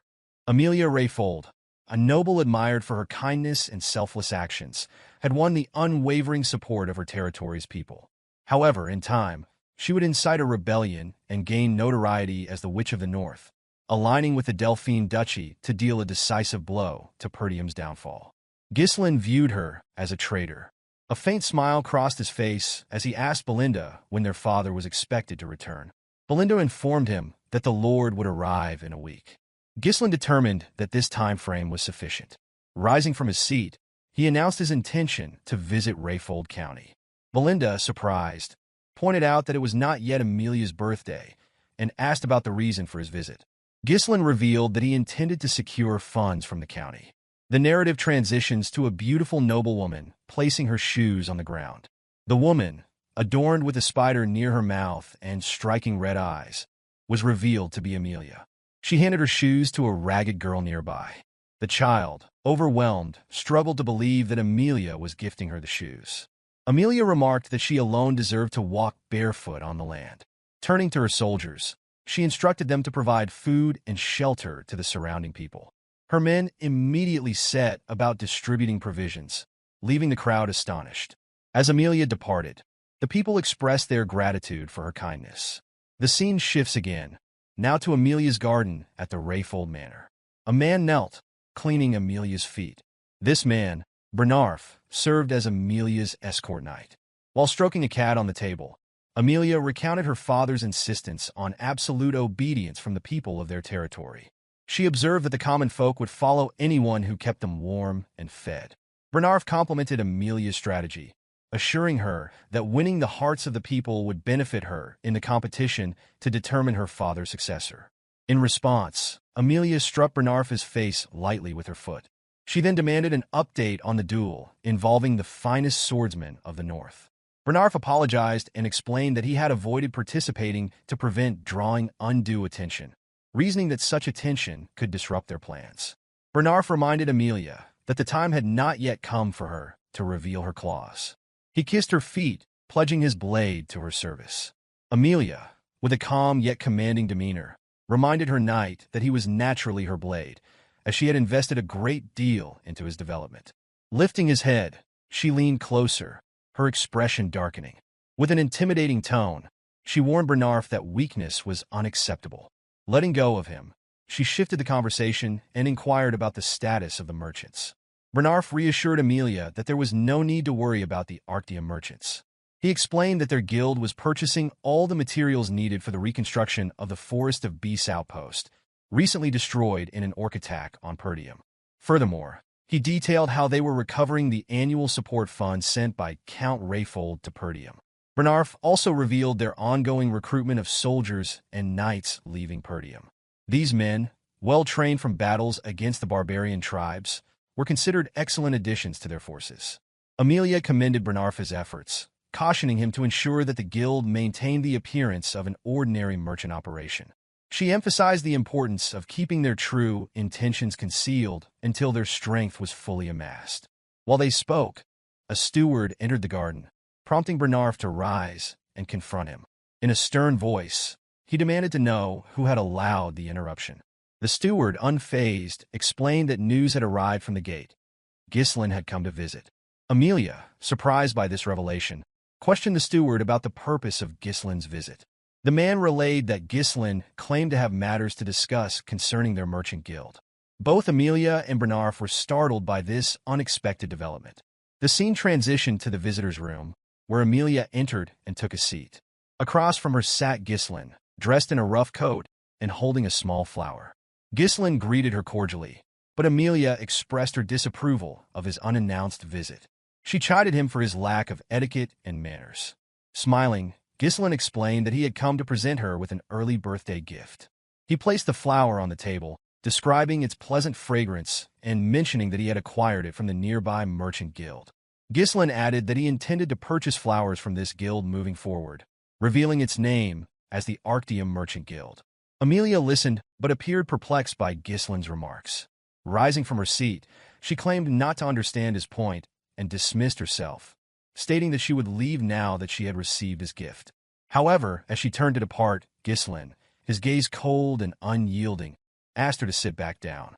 The energy radiating from him startled Amelia. She froze momentarily, unable to reconcile the powerful presence before her with the timid young man she had once known, who could barely speak in her presence. Ghislain lifted the tea in front of him, addressing Amelia directly. He informed her that he had no intention of wasting her time and revealed his need for 10,000 gold. Amelia, taken aback, struggled to believe that Ghislain had appeared so suddenly, only to request such a large sum of money. She questioned whether this request was sanctioned by his father, but Ghislain assured her that his father had no involvement in the matter and asked her to simply provide the money. With a calm demeanor, Ghislain poured the tea onto the floor. Smiling, He remarked that Amelia had never intended to marry him. The statement left her momentarily stunned. Ghislain continued, explaining that it would be disastrous for her if word spread about her secret efforts to build power, particularly in the midst of a fierce succession struggle. As he spoke, Amelia's cat leapt onto the table and growled at him. Amelia dismissed his remarks as a poor joke, but Ghislain assured her that her secret was safe with him, for now. However, he warned that his silence might not last if he left empty-handed. Amelia smiled coldly and told Ghislain that such a scenario would never occur. Without hesitation, she called for Bernarf.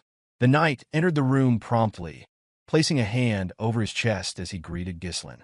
Recognizing Bernarf, Ghislain recalled him as a loyal companion to Amelia and a skilled swordsman, capable of rivaling the finest sword in the north.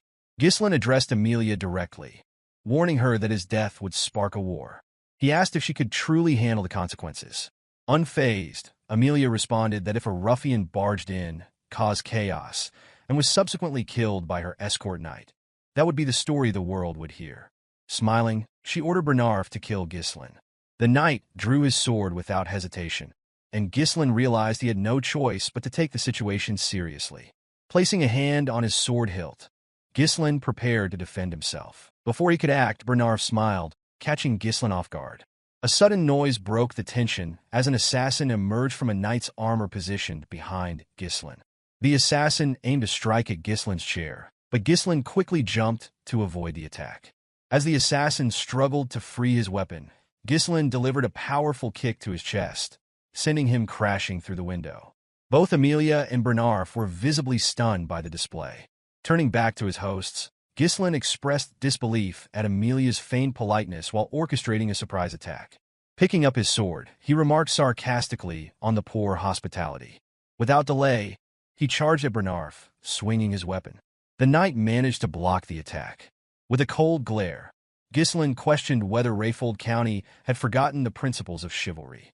Bernarf, unfazed, apologized mockingly. He reminded Ghislain that he had been the first to show disrespect by arriving unannounced and unsettling his mistress. Seizing Ghislain's sword, Bernarf locked it in his arms and declared that courtesy was unnecessary for someone like him. As Bernarf moved to attack, Ghislain evaded the strike with ease. Jumping into the air, Ghislain delivered a strong kick that forced Bernarf to retreat, creating space between them. Bernarf had heard rumors that Ghislain was all talk and lacked skill, but the man before him did not resemble a novice. Observing the exchange, Amelia demanded to know why her knight was fighting so conservatively. Angrily, she ordered Bernarf to bring her Ghislain's head, reminding him that fulfilling such commands defined him as her sword. Upon hearing the command, Bernarf assumed his stance and released his mana, daring Ghislain to step forward.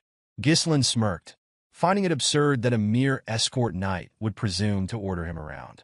Bernarf, unfazed, remarked that he was doing Ghislain a favor. He advanced swiftly, appearing in front of Ghislain in an instant. Swinging his sword with incredible speed, he caught Ghislain off guard. Although Ghislain managed to dodge the strike, Bernarf's blade still grazed his face, leaving a shallow cut. Ghislain was stunned by the knight's speed and precision. Bernarf pressed his advantage, launching a series of fierce attacks. Ghislain struggled to parry each strike, the ferocity of the blows forcing him on the defensive. Observing the duel, Amelia was equally surprised and unsettled. She had not expected a so-called weakling like Ghislain to hold his own against Bernarf. Despite the display, Amelia remained confident in her knight's superior skill. Ghislain managed to block another strike, locking Bernarf's sword in place and moving his blade dangerously close to the knight's neck. Before he could land a decisive blow, Bernarf skillfully pulled his sword back and trapped Ghislain's weapon with his arm. Countering swiftly, Bernarf attacked with the same technique he had used earlier. Ghislain smirked, recognizing the maneuver and attempting to disarm Bernarf as he had before. However, this time, the outcome was different. Ghislain quickly realized that Bernarf's body had been reinforced with mana, allowing him to maintain his grip. Bernarf calmly informed Ghislain that his trick would not work twice. Seizing the opportunity, Bernarf slammed Ghislain to the ground and rushed forward to capitalize on the advantage. Ghislain, recovering quickly, deflected the oncoming strike and leaped backward, creating some distance between them. Assessing the situation, Ghislain deduced that Bernarf's use of mana had given him a significant physical edge. Bernarf took note of his opponent's resilience, remarking that Ghislain was far removed from the rumors. He acknowledged that one could truly understand an opponent's capabilities only by engaging in combat. Analyzing Ghislain's technique, Bernarf observed that his swordsmanship lacked the structure of formal training, appearing instead to have been honed through real combat experience. With a confident expression, Bernarf inquired if Ghislain had fought the barbarians so frequently that he had adopted their chaotic style. Tossing Ghislain's sword aside, Bernarf declared that such methods were only effective on the battlefield and that Ghislain's deviation would end now. Breathing heavily, Ghislain silently admitted the difficulty of the battle. Bernarf's precise thrusts, aimed narrowly at vital points, disrupted Ghislain's sense of timing and distance. At close range, Bernarf's larger frame and refined techniques created an overwhelming advantage. Ghislain realized that Bernarf was an opponent beyond his current level. Raising his hand, Ghislain revealed a mana thread attached to his wrist. He informed Bernarf that his own time was running out as well. Pulling the thread sharply, Ghislain caught the knight off guard. Bernarf, unfamiliar with the technique, hesitated for a fraction of a second. Using this opening, Ghislain struck Bernarf at the back of his head with the hilt of his sword. As Bernarf staggered, his stance faltered, and Ghislain advanced. Delivering a powerful knee strike to Bernarf's face, Ghislain left the knight disoriented. Bernarf, confused and unable to process what had just transpired, could not fathom how Ghislain had managed to position his weapon so effectively. Amelia called out to Bernarf, but Ghislain immediately raised his sword and launched an attack. To Ghislain's surprise, Bernarf managed to block the strike and countered by pushing him back with his own blade. Despite the force, Ghislain held his ground. Observing the intensity of the battle, Bernarf turned to Amelia and urged her to leave the room, stating that he could no longer guarantee her safety. With a determined expression, the knight declared that he would now give his best effort. Ghislain, unfazed, smirked coldly and remarked that this was precisely what he wanted, admitting that it had been a long time since he had faced such an entertaining opponent. The narrative shifts to Amelia, who was fleeing the room with her cat. Anger simmered within her as she reflected on the humiliation Ghislain had caused her.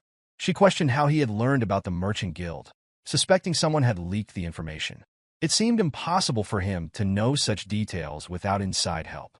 As she ran, Amelia begrudgingly acknowledged that the rumors of Ghislain slaying orcs and rescuing his younger sister from assassins were likely true. Despite this realization, she still believed that much of his reputation was due to luck or exaggeration. Turning a corner, Amelia expected to find the guards she had stationed there. Instead, she was met with a shocking sight.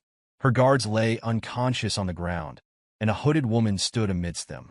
The woman turned and greeted Amelia with a smile, remarking on how long it had been since their last meeting. Under the hood, the woman was revealed to be Belinda. Startled, Amelia demanded to know why the maid was there.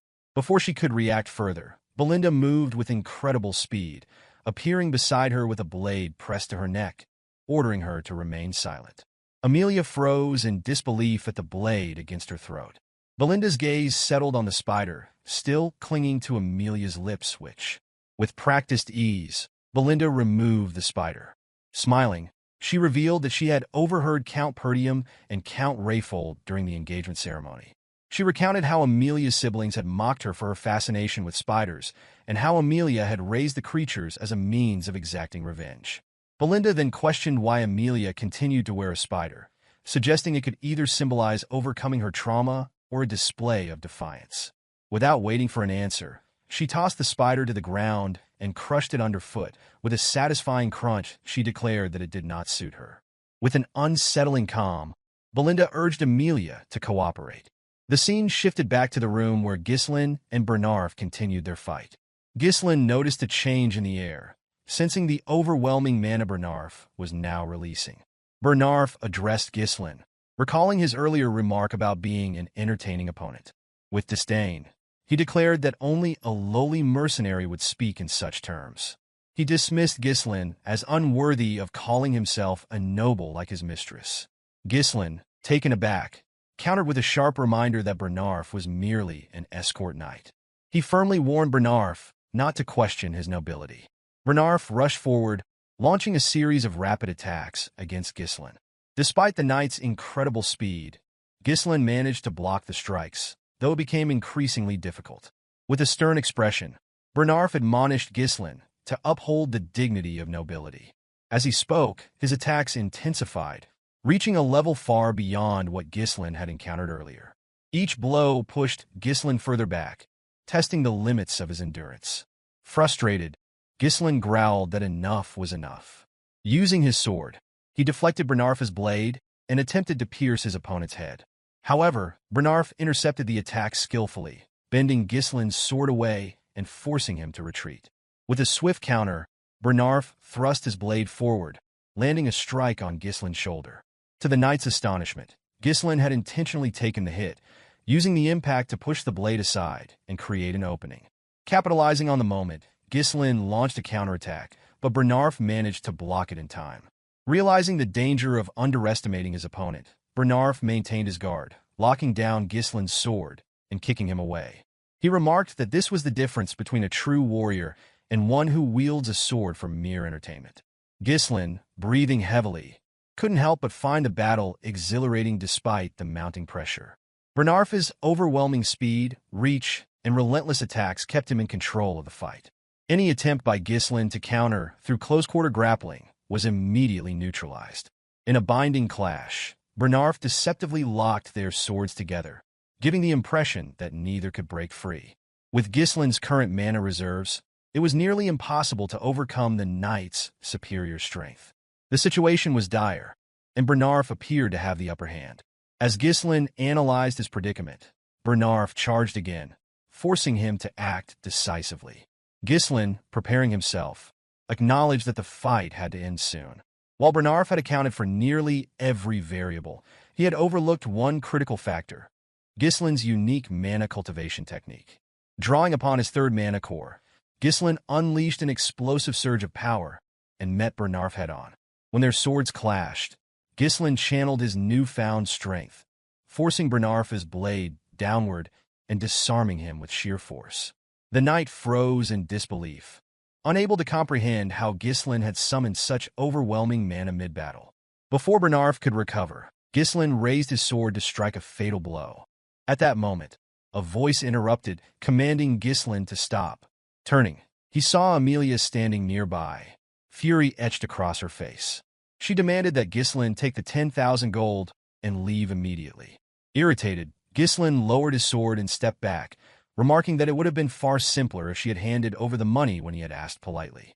Belinda, observing the scene, quipped that Ghislain's actions went far beyond what could be called a lover's quarrel. Ghislain, unfazed, replied that it was merely a difference in opinion. Approaching Amelia, he rested his sword on his shoulder and informed her that there was unfortunate news. With a calm but firm tone, Ghislain announced that the fee had now doubled to 20,000 gold. In the next scene, Amelia smashed a vase onto the floor, her frustration echoing through the room. Bernarf stood beside her, bowing slightly as he apologized for his failure. He explained that Ghislain was far stronger than the rumors suggested, admitting that he had underestimated him. Bernarf revealed that Ghislain had managed to release mana exceeding that of an advanced-level knight. Amelia, her expression darkening, stated grimly that Ghislain had changed. When Bernarf cautiously suggested reporting this development to the Delphine Duchy, Amelia's reaction was swift. She slapped him sharply and grabbed his shirt, glaring at him with fury. She reprimanded him, asking if he truly understood the terror Duke Delphine inspired. Amelia explained that exposing the incident would spell their doom. The alliance with the Duke, formed secretly and without her father's knowledge, hinged on a covert agreement. The Duke had promised to support her rebellion in exchange for her assistance in toppling Perdium. Amelia added that her siblings would kill her if the agreement ever came to light. Her anger deepened as she considered the possibility that Ghislain might already know about the deal, given his knowledge of the Merchant Guild secrets. Turning to Bernarf, she declared that Ghislain had to be eliminated, no matter the cost. Bernarf readily accepted the directive. Amelia then inquired about the state of Ghislain's injuries. The knight explained that while he had inflicted light injuries across Ghislain's body and a heavier wound on his shoulder, Ghislain's use of explosive mana would likely leave him in poor condition for a time.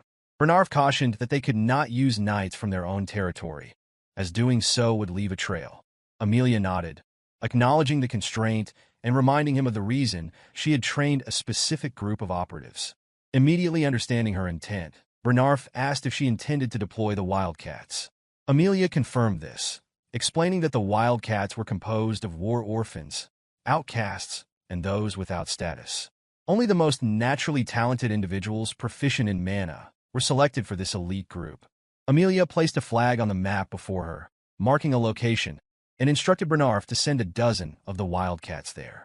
She emphasized that only those skilled in mana manipulation should be chosen. Bernarf understood her reasoning. The ravine she marked was the only narrow passage between Rayfold territory and Perdium County. Its remote location and restrictive terrain made it an ideal site for discreet operations. Bernarf assured his mistress that he would prepare the Wildcats as instructed. Amelia, her expression resolute, vowed to repay Ghislain for the humiliation he had inflicted upon her. The scene shifted to Ghislain, who was seated in a carriage. Wrapping a cloth around his injured arm, he appeared deep in thought. Ghislain's senses prickled, and he wondered if Amelia was already planning her next move. Fergus, seated nearby, asked if he was all right. Ghislain assured him that he was fine, explaining that the cuts were not very deep. Reflecting on the recent battle, Ghislain acknowledged that he had pushed himself to his limits, but was satisfied with the outcome. The 20,000 gold he had obtained from Amelia was enough to cover the foundational funds needed to rebuild Perdium. For his territory, it was equivalent to years of accumulated savings. Despite his earlier anger, Ghislain had decided against killing Amelia, knowing that her death would have inevitably triggered a war, one his county could not afford at the moment. Ghislain understood that he could not risk the safety of his territory for the sake of his whims. Perdium was already struggling to handle the barbarian threat, making it wiser for him to retreat for now. The knowledge he possessed about the Arctium Merchant Guild would be enough of a burden on Amelia. As he put on his jacket, Ghislain resolved to make good use of Amelia's predicament. Belinda, observing her master's confident demeanor, asked if events were unfolding according to his plan. She reminded him of his earlier instructions to subdue the guards upon hearing fighting noises and to take Amelia hostage if she exited the room. Ghislain clarified that he had entrusted Fergus with those tasks. As he spoke, a wave of pain coursed through his body, causing him to spit blood. Alarmed, Belinda and Fergus quickly moved to his side. Ghislain realized that the pain was the recoil from using and opening his third mana core. Although the current discomfort was less severe than before, it remained a significant burden. He acknowledged that this would be troublesome to endure every time he accessed his power and concluded that he needed to find a way to increase his mana capacity. While he was lost in thought, Belinda grabbed his hand and took out a large needle coated with mana. She noted that the flow of his mana was chaotic and unbalanced. Without hesitation, she began applying the needle to various points on his hand. Ghislain was startled by the sensation, feeling something being released from his body. Exhaling sharply, he noticed that his tangled mana pathways had opened slightly. The technique, he realized, required an advanced understanding of mana manipulation. Ghislain reflected on Belinda's unusual skills. Though he knew she was not an ordinary maid, having been brought into the family by his mother, he remained uncertain of her true identity. He found it curious that someone so talented would choose to serve as a head maid in the countryside. However, Ghislain dismissed the mystery, reasoning that having skilled individuals in his territory was always beneficial, especially since the challenges he had faced were just the beginning. Belinda assured Ghislain of her unwavering loyalty, promising to help him with anything he required. She then asked why he had taken such a large sum of money from Amelia. Ghislain explained that he needed to spend money, and Amelia was the wealthiest person he knew. Both Fergus and Belinda were shocked by this revelation.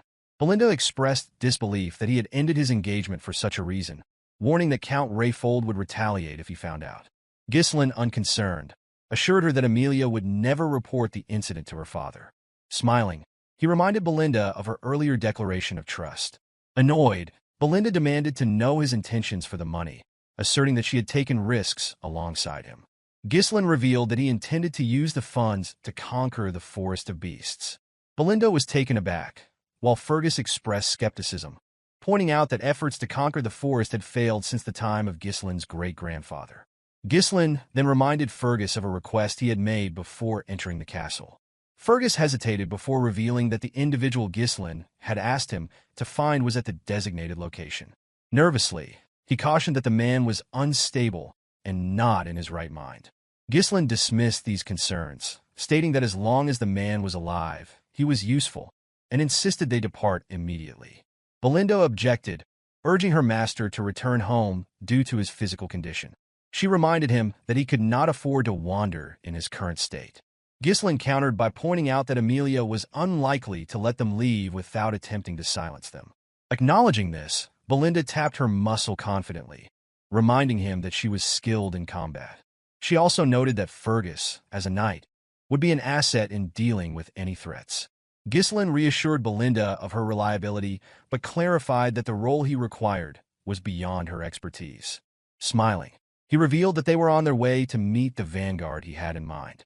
The scene shifted as the group arrived at a wooden house nestled deep within the forest. Belinda remarked that the house appeared abandoned, but Fergus confirmed that this was the correct address. When Ricardo knocked on the door, it was opened by a massive, disheveled man with long, unkempt hair. The man peered at them suspiciously and demanded to know who they were. Everyone, except Ghislain, was taken aback by the man's appearance. Belinda leaned toward her master, whispering her doubts about the individual's suitability, noting that he looked frail and unlikely to survive another day, let alone fight. Ghislain, unfazed, assured her that they were in the right place. The man, noticing Ghislain's noble bearing, dismissed him as a bored young aristocrat and turned to leave, telling them to go away. However, Ghislain called out to him, addressing him as the ex-captain of the Ratatosk mercenaries and referring to him by name, Gillion. The call stopped the man in his tracks. Gillion turned sharply, his expression a mix of surprise and caution. With a calm smile, Ghislain told him that he had long wanted to meet him. The rest of the group was stunned to learn that the seemingly destitute man before them had once led the legendary Ratatosk mercenaries, a group renowned for requiring mastery of nearly all weapons from its members. Though the group no longer existed, their valor and reputation remained so great that even knights in foreign lands knew their name. Without warning, Gillion hurled an axe at Ghislain, the blade narrowly missing and slicing through his jacket. Alarmed, the group drew their weapons and moved to protect their master. With a menacing look, Gillion demanded that Ghislain state his business. Belinda urged her master to step back, warning that Gillion was unstable. Ignoring her, Ghislain mentioned the eternal punishment, causing Gillion to freeze in shock. Ghislain revealed that he knew the cure for the incurable disease afflicting Gillion's daughter, describing the symptoms: high fever, bloody coughing, and red spots resembling flower petals on the skin. Ghislain explained that the disease's agonizing nature earned it the name eternal punishment. He then asked if this information had piqued Gillion's interest. Reluctantly, Gillion stepped aside and allowed the group to enter. Inside, the sound of a girl's screams filled the house. Gillion rushed to his daughter, Rachel, who writhed in pain on the bed. As Ghislain observed her, he concluded that it was not too late to act. In his past life, Ghislain had searched for Gillion to recruit him, but by the time he found him, the man had lost his daughter, sold all his assets, and ultimately taken his own life. The condition of the house, bare, leaving only weapons, confirmed that Gillion had already sacrificed everything to try to save Rachel. She is sobbing, pleaded with her father to end her suffering. Realizing the urgency, Ghislain removed his jacket and announced that he would begin treatment immediately. Before he could act, Belinda placed a hand on his shoulder, urging him to leave. She admitted that she didn't know what he intended to do, but she insisted that the disease was beyond his power. Even priests had failed to cure it, declaring it a punishment from the gods. Belinda implored him to explain how he planned to deal with such a dire illness. Ghislain brushed her hand aside, asserting confidently that he could save Rachel. Belinda was unconvinced and called out to him again. Ghislain turned to remind her of her earlier promise to trust him, which left her momentarily silent. He handed her a list of medicinal herbs and instructed her to purchase them immediately. Surprised by the items on the list, Belinda quickly carried out the task and returned with the requested supplies. For wandering mercenaries like Gillion, survival often depended on knowledge, and while the disease, known as eternal punishment, was currently deemed incurable, a cure would eventually be discovered in the future. Ghislain, drawing on his foreknowledge, prepared to apply his unique insight to save Rachel's life. The cure quickly became a topic of great interest, especially due to its relatively simple method of preparation. Ghislain, thanks to its straightforward process, remembered it clearly. The primary challenge, however, was the exorbitant cost of the ingredients, with the fairy's blessing being the most critical and expensive component. To prepare the cure, the fairy's blessing and the herbs were finely chopped, tightly packed into a bottle, and covered with distilled alcohol. The mixture was shaken thoroughly and left to sit for a while. Afterward, the remaining ingredients were added and stirred until combined. Once the preparation was complete, Ghislain handed the purple glowing liquid to Gillion, instructing him to let his daughter drink it. Desperation left Gillion with no alternative. He quickly fed the liquid to his daughter, Rachel. Almost immediately, the red spots on her face began to fade, leaving everyone in the room astonished. The group could barely comprehend what they were witnessing. Gillion, more shocked than anyone, stared in disbelief at the visible transformation. Ghislain, calm and composed, remarked that the outcome was as expected. With a trembling voice, Gillion asked Ghislain how he had accomplished this, pointing out that even holy power had failed to cure her. Ghislain explained that divine power was not omnipotent. While it could enhance the body's vitality and regenerative capabilities to aid in combating illnesses, it was fundamentally different from a cure. Gillion's hands trembled as he grabbed Ghislain and desperately asked if his daughter could truly be healed. Ghislain reassured him that Rachel would be fully cured within a few months. Overwhelmed, Gillion stepped back and bowed his head in gratitude, acknowledging that Ghislain must have come to this remote place with a purpose. He confessed that all he had left was his body and offered to become Ghislain's servant or even his dog if that was what he desired. Ghislain dismissed the man's offer, stating firmly that he wanted neither a slave nor a servant. Instead, he declared that he sought the captain of the Ratatosk mercenaries. As Gillion raised his head, he noticed something extraordinary. Ghislain's eyes shone with the ambition of a dreamer. Inspired, Gillion stood up and grabbed an axe, using it to cut off his long ponytail. The group watched in awe and fear as the man's demeanor transformed. Without the ponytail, Gillion looked like an entirely different person, more alive, determined, and ready to act. Moving toward his weapons, Gillion asked if there were others accompanying Ghislain or if anyone might come looking for him. Ghislain confirmed that his group was the only one present. Gillion then inquired whether Ghislain had enemies, to which Ghislain admitted he did and added that he would likely gain more in the future. Gillion picked up a spear and wrapped a rope around it. With swift precision, he hurled the spear through the wooden wall of the house, sending it deep into the forest outside. The force destroyed part of the wall, and the group watched as the spear found its target. Gillion pulled the spear back toward him using the rope, demonstrating his formidable skill. The scene left everyone in the room silent, their awe at Gillion's transformation evident. As the spear re-entered the house, it became clear that Gillion had spear-fished an assassin. The weapon had struck the figure directly in the chest, leaving him struggling to free himself. Without hesitation, Gillion grabbed the assassin by the neck and demanded to know who had sent him. The assassin, revealed to be a member of the Wildcats, appeared stunned that Gillion had detected him. Gillion turned to Ghislain, asking what he wanted to do with the captive. Ghislain, already suspecting who had sent the assassin, placed his hand on his sword, but remarked that he had no desire to draw it again that day. Gillion intervened, placing a hand on Ghislain's hilt to stop him. Smiling faintly, he assured Ghislain that he would handle the matter. With a swift motion, Gillion snapped the assassin's neck, killing him instantly. Bowing respectfully, he turned back to Ghislain. Belinda, watching the scene unfold, was shaken by Gillion's lack of hesitation in killing. She struggled to understand why her master would want to recruit someone so dangerous. Kneeling before Ghislain, Gillion swore his loyalty, pledging to place his life in Ghislain's hands.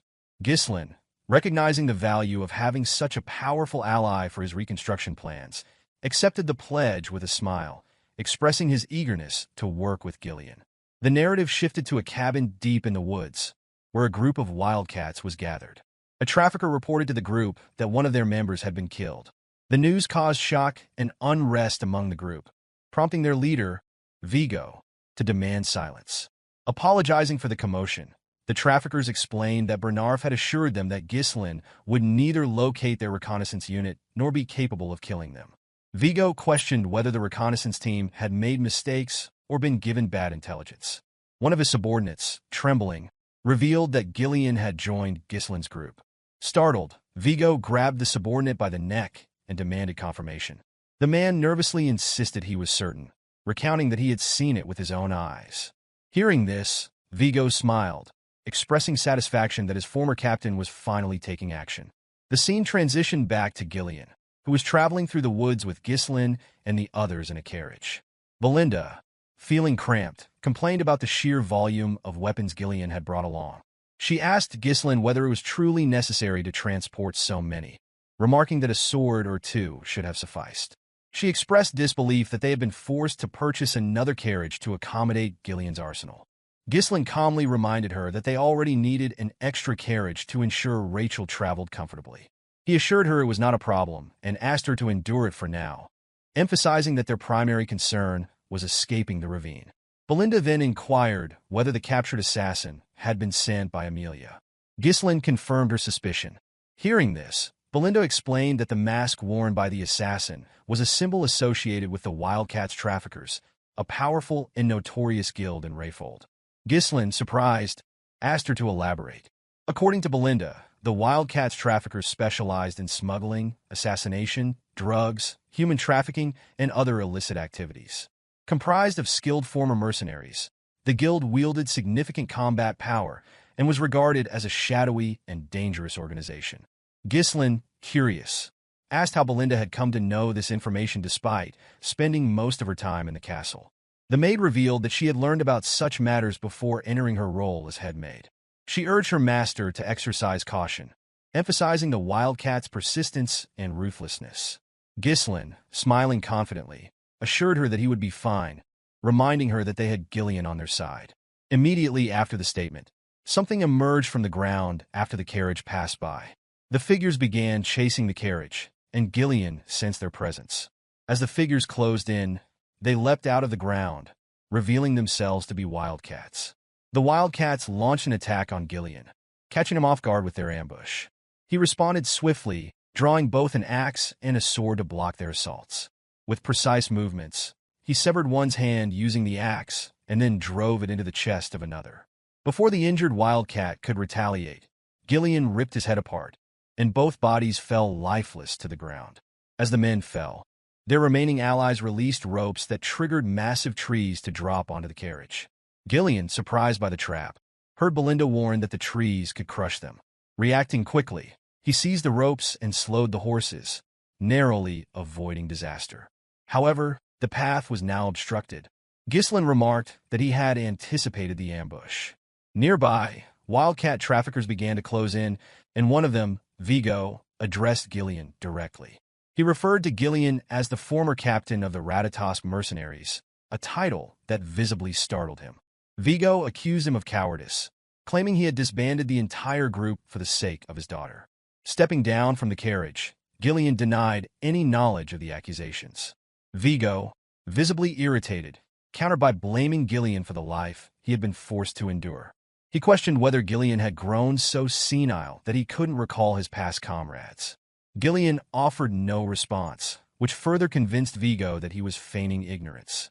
With a smirk, Vigo declared that he would force Gillion to remember and commanded his men to attack. The attackers advanced quickly, prompting Ghislain to offer his assistance. Gillion, however, declined, stating that Vigo clearly had personal business with him. He assured Ghislain that he could handle the situation alone. Before the Wildcats could strike, Gillion infused his axe with mana and dispatched 4 attackers in a single, devastating swing. The sight of this stunned the remaining assailants, who surged forward in a renewed attack. Drawing his short sword, Gillion struck down the first who approached with his axe, stabbed the second through the neck, and cleaved the third in half after deflecting their strike. Vigo observed these feats with little surprise, recognizing that Gillion's strength had not waned. He instructed his men to split into 2 groups and encircle Gillion. As they moved to execute the order, Gillion mounted a horse, drawing a larger axe and spinning it menacingly. Charging at the Wildcats, he unleashed a mana-enhanced strike that decimated several attackers. The remaining Wildcats, hesitant to approach, shifted their focus to the horse, but before they could act, Gillion attached a rope to his axe and swung it in a deadly swirl, cutting through their ranks. Belinda watched in disbelief as Gillion dispatched his opponents. With his men defeated, Vigo launched a direct assault. Sensing the attack, Gillion equipped a shield to block the strike. Vigo accused him of ruining his life and vowed to kill him. With 3 blades in hand, Vigo hurled them at Gillion's horse, bringing the animal down. Gillion dismounted just before the fall, landing on the ground only to face an incoming blade. Drawing a smaller axe, he blocked the attack and firmly denied being the captain of the Ratatas mercenaries. He struck Vigo's ribs with his shield, forcing him to retreat. Vigo demanded an explanation, asking Gillion to reveal his identity if not the captain. Gillion replied that he had abandoned his past and now served as Ghislain's subordinate. The declaration angered Vigo, who charged forward, vowing to kill Gillion at any cost. Gillion parried the attacks as Vigo pressed his sword into the shield. Vigo revealed that the mercenary company had disbanded after Gillion's departure, lamenting that he had lost his purpose and fallen into a disgraceful existence just to survive. Gillion deflected the sword and countered with a swing of his axe. Vigo evaded by dropping low and quickly retaliated with a kick, which Gillion blocked with his wooden shield, though the shield shattered under the force. Vigo expressed his frustration, explaining that he had dedicated his entire life to making the Ratatas mercenaries the best in history. He voiced disbelief that his former captain had abandoned everything, only to become a mere pawn of a spoiled noble. Drawing several blades, he imbued them with mana and hurled them toward Gillion. Gillion intercepted the attack with his axe, but as he did so, Vigo closed the gap and attempted to stab him. Gillion narrowly dodged the strike and countered with an overhead swing of his axe. Vigo landed just in time to block with his sword, smiling at the exchange. The clash between them grew more intense, with both men exchanging fierce blows. Vigo believed that Gillion had not changed from the captain he once admired, though he viewed him as weakened by his years spent searching for a cure for his daughter. In contrast, Vigo claimed to have grown stronger through countless battles. He believed that Gillion was no longer his equal. Gillion unleashed a massive swing, which Vigo dodged by leaping over him. Using his sword for leverage, he flipped and landed behind Gillion. Wasting no time, Vigo kicked the blades Gillion had previously blocked, sending them hurtling back toward him. Gillion used his armor to deflect the projectiles, but as he did, Vigo charged at him. Gillion anticipated the attack and swung his axe, but Vigo evaded once again, taunting that the fight was over. In response, Gillion channeled mana into his hand and caught Vigo's blade mid-strike. This act stunned Vigo, who was left speechless as he realized Gillion had been holding back. Gillion asked if Vigo's pursuit of vengeance was driven by hatred, but Vigo did not answer. Instead, he stared in disbelief at Gillion's use of mana to seize the blade. Gillion then slammed the head of his axe into Vigo's face, sending him flying into a nearby tree. Standing over his fallen opponent, Gillion remarked that he did not understand Vigo's actions. He pointed out that Vigo had many opportunities to exact revenge if that was his true intent. Questioning his motives, Gillion asked why Vigo had not sought him out sooner. Vigo laughed bitterly, admitting that he had already visited Gillion's former residence, but had found only a feeble old man unworthy of death. With anger in his voice, Vigo demanded to know what had become of the Gillion he once revered. Gillion tossed Vigo's dagger to the ground and instructed him to pick it up. He declared that he was now merely a body bound to another's will. Unsheathing his sword, Gillion promised to grant his former comrade the highest level of respect, even in their confrontation. Gillion declared that he would take action as the captain of the Ratatas mercenaries, a statement that brought visible satisfaction to Vigo. Picking up his dagger, Vigo charged at him. Gillion blocked the attack, and Vigo expressed his joy at finally experiencing the fight he had long desired. The intensity of the battle increased as Vigo attacked more fiercely, but Gillion held his ground. With a powerful swing, Gillion aimed to end the fight, but Vigo dodged by dropping low and countered swiftly. Gillion parried the attack with his axe, forcing Vigo's dagger downward before driving his sword into Vigo's ribs. Despite the injury, Vigo gritted his teeth and retaliated. Gillion evaded and raised his axe high, pausing momentarily to acknowledge Vigo as the 5th unit commander of the Ratatas mercenaries, referring to him by his full name, Vigo Villanos. Hearing this, Vigo smiled, but the expression was fleeting as Gillion plunged his blade into him, ending his life. With Vigo's lifeless body at his feet, Gillion picked up the dagger and stood silently, gazing at his fallen comrade. Ghislain commended Gillion's efforts, and Belinda remarked on the potential profit from looting the wildcats. Gillion apologized to Ghislain for causing unnecessary delays, but Ghislain reassured him, expressing admiration for his exceptional skills. Reflecting on his early days as a mercenary, Ghislain admitted that stories about Gillion from his seniors had inspired him and helped lay the foundation for his rise to becoming the Mercenary King. This encounter confirmed to Ghislain that recruiting Gillion had been the right decision, as he had gained a reliable ally. Ghislain then asked Gillion if he remembered who Vigo had been. Gillion raised Vigo's sword and replied that Vigo had been an old comrade. These words resonated deeply with Ghislain, prompting him to reflect on his own former comrades. He wondered where they were and what lives they were leading, knowing that their paths had diverged long before meeting him.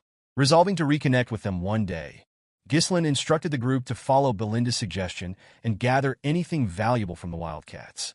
Belinda ordered Gillion to lead the collection efforts, but Gillion curtly reminded her that he was not her subordinate. 2 days later, the group reached Perdium territory. Belinda, visibly relieved, commented on their arrival. Gillion looked at the city ahead and asked Ghislain if it was Perdium.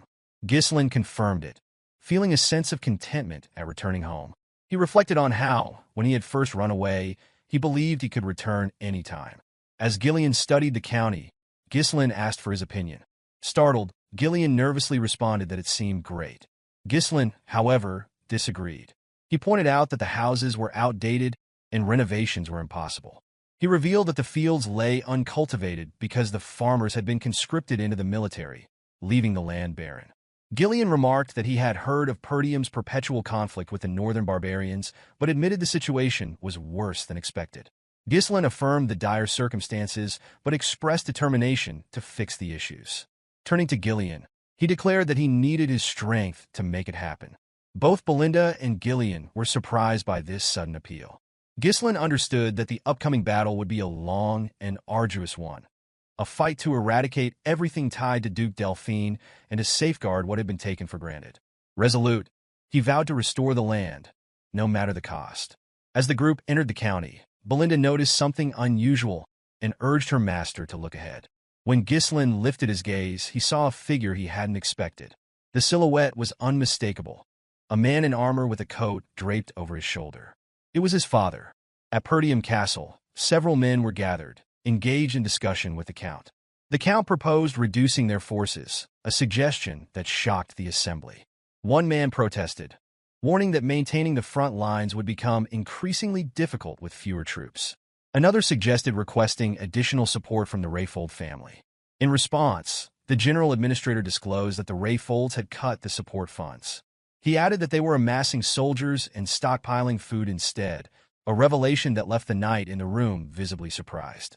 One man pointed out the urgent need for funds to rebuild the Forest of Beast garrison, which had been partially destroyed in the recent battle against the orcs. He argued that reducing the Knight Order's forces would barely provide financial relief and carried significant risks. Ghislain observed the heated debate, finding the scene unsurprising. Among the men was Randolph, the knight captain, known for his commanding presence. Albert, the bearded treasurer, exuded a gruff seriousness, while the general administrator, Homern, maintained a more composed demeanor. Ghislain's thoughts drifted to his father. Though only a few months had passed since their last meeting as the young Lord of Perdium, for Ghislain, who had lived decades as the Mercenary King, the time felt far longer. Addressing his father directly, Ghislain welcomed him back home. Count Swalter Perdium, Ghislain's father, found his son's words unusual, given their typically formal interactions. As a child, Ghislain had disliked his father's stern and serious nature, but now he saw the weight of countless burdens etched into the Count's shoulder, the exhaustion and responsibility of governing the land.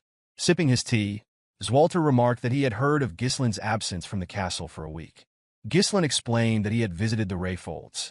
The Count inquired if he had caused any trouble during his visit, to which Ghislain reassured him that he had not. Albert, the treasurer, interjected, mentioning rumors of a duel Ghislain had won against Kane. along with a significant sum of money.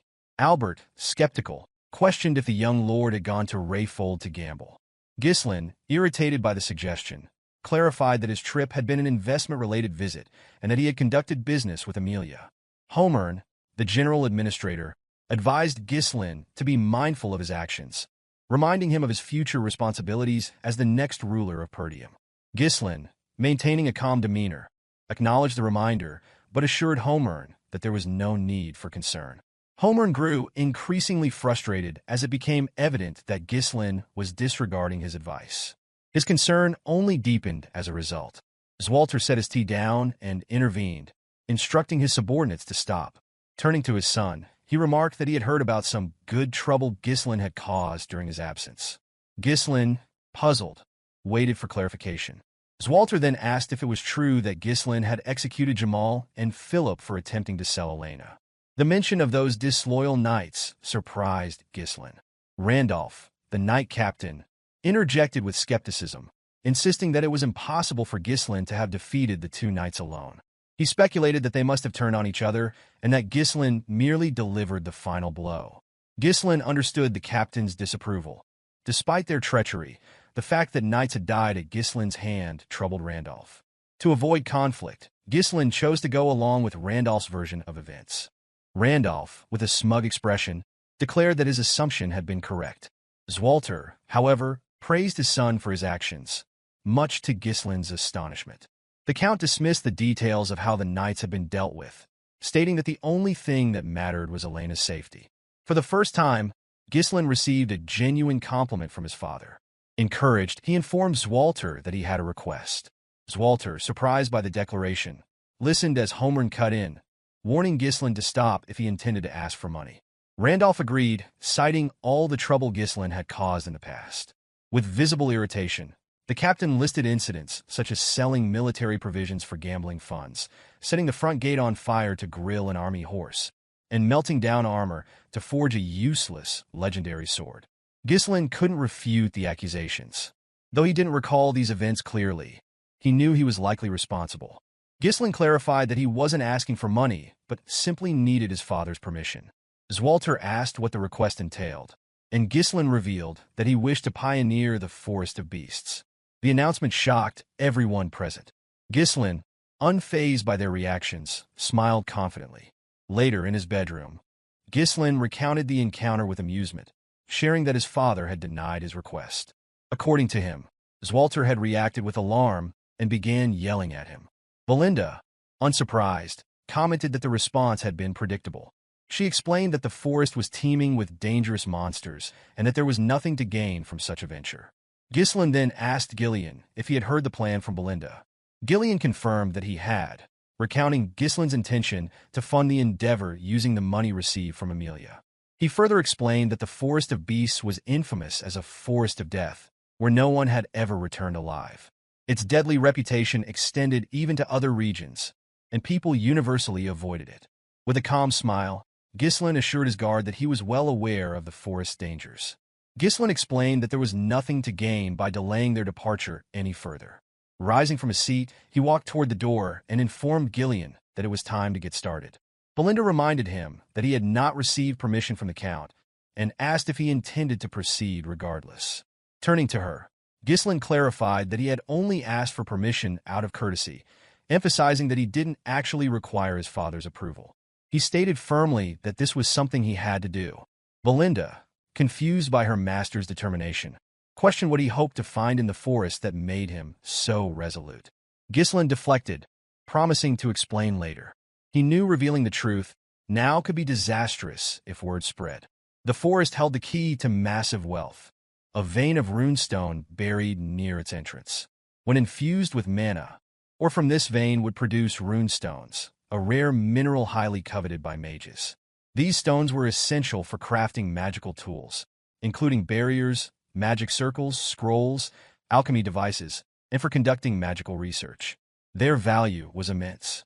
In his previous life, Duke Delphine had discovered this vein, but in the present, only Ghislain held this critical information.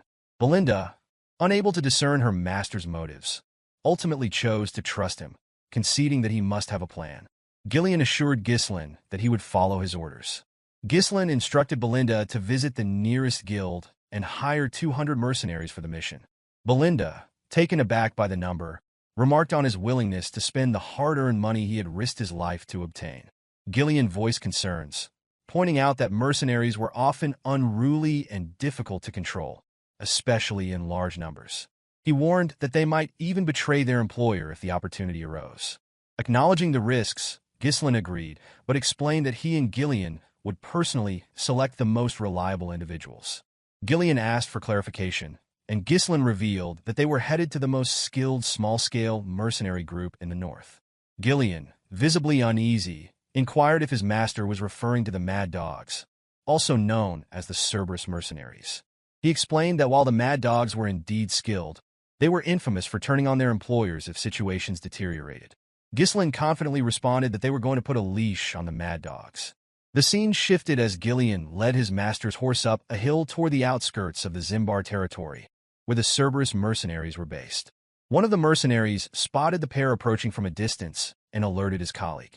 Upon hearing this, the second man laughed, referring to Ghislain as a poor soul and remarking that the visitors had no idea what they were walking into. The mercenary took another look at Ghislain and realized he was a noble. Convinced that Ghislain would be a profitable target, he continued observing through his spyglass. Suddenly, someone grabbed him, prompting a scream of pain that startled the rest of the camp. It was Gillion who had seized the man, lifting him effortlessly with one hand. The mercenary cursed Gillion, demanding to know what he was doing. Without a word, Gillion hurled the man with such force that the upper half of his body became lodged in the sand. The remaining mercenaries, outraged by what had happened to their comrade, began shouting at Gillion. One of them stepped forward, accusing Gillion of acting recklessly because of his connection to a noble family. This mercenary held a chain with a spiked ball attached, smiling as he warned Gillion not to expect to leave the camp alive. Unaware of who he was dealing with, the man paused as he noticed someone else entering the camp. Ghislain, seated on his horse, addressed the mercenary, instructing him to be quiet and fetch his captain. The mercenary laughed mockingly at the demand and began spinning his chain. He taunted Ghislain, calling him a noble brat and declaring that it was time for him to learn responsibility. As he hurled the spiked chain toward Ghislain, something intercepted it midair. The person responsible was Gillion, who had stopped the attack with a dagger. The blade lodged into a section of the chain, halting its movement and causing the spiked ball to drop to the ground. The mercenary, shocked by the display, watched as Gillion twisted the dagger into the chain to disable it further. Ghislain smiled at the scene, remarking that words alone would not suffice. He instructed Gillion to handle the situation, but warned him to ensure no fatalities. Gillion acknowledged the order, took hold of the chain, and yanked the mercenary toward him with ease. The man flew helplessly in Gillion's direction, and as he came close, Gillion struck him in the stomach with the spiked ball. The mercenary cried out in pain, drawing more enraged responses from his comrades. Declaring that Gillion's status as a noble servant meant nothing to them, they charged at him. Gillion twisted his dagger further into the chain, using it to hoist the injured mercenary into the air. He then threw the man into the group of attackers, scattering them as they collided with their fallen comrade. The remaining mercenaries, stunned by Gillion's strength and precision, hesitated as Gillion turned to glare at them. His piercing gaze sent fear through their ranks. Ghislain dismounted his horse and addressed the group, demanding to know how much longer they intended to keep him waiting. He ordered them to fetch their captain immediately. Before they could respond, a voice interrupted, asking about the cause of the commotion. The mercenaries quickly parted, clearing a path for the newcomer. The man with fiery red hair and an imposing presence introduced himself as Kaor, the captain of the Cerberus mercenaries. Curious about their purpose, Kaor asked Ghislain why they were seeking him. Ghislain found the question absurd, believing there was only one reason to approach a mercenary group. Without hesitation, he stated that he was there to entrust them with a request. Kaor was taken aback by the situation and questioned Ghislain about why a client would harm one of his subordinates. He remarked that a noble should have better manners.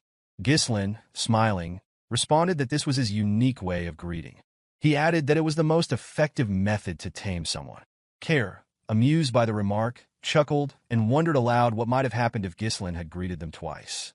The scene shifted to Kaor's tent, where he and several mercenaries sat with Ghislain and Gillion.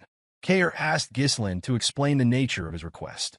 Ghislain revealed his intent to hire the mercenary group to pioneer the Forest of Beasts. The announcement stunned Kaor's men, who were incredulous at the idea of entering a forest notorious for being filled with dangerous creatures.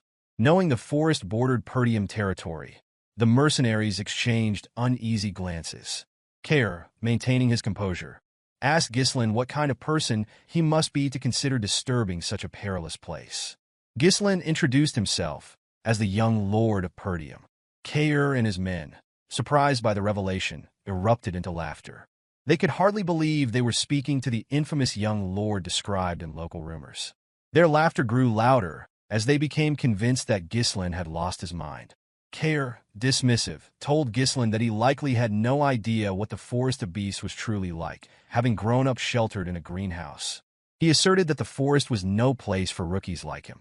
Declaring the discussion over, Kaor signaled his men, who raised their weapons.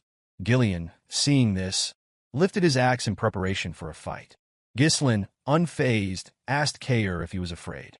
The question startled Kaor, who responded with a smile that he was disappointed. He remarked that he had heard of the Cerberus mercenaries' reputation for skill, but now he believed it to be a hoax. Placing his foot on the table, Kaor warned Ghislain not to provoke him, reminding him that mercenaries do not take jobs that offer no worthwhile reward. Ghislain replied that weaklings often rely on excuses, a comment that visibly annoyed Kaor.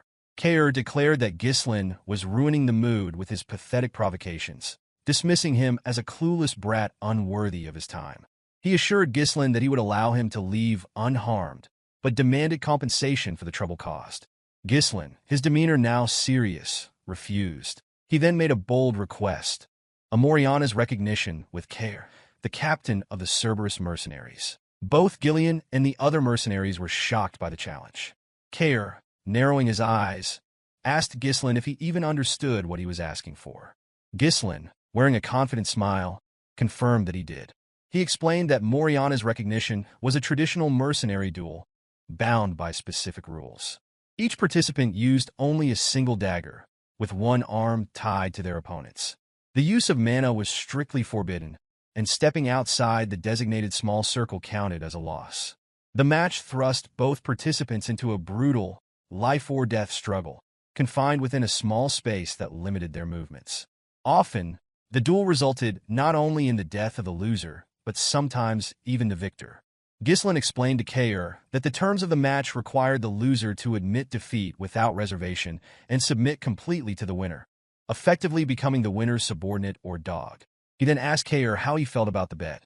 Gillion, observing his master, was puzzled by how a noble could be so familiar with such a crude mercenary tradition.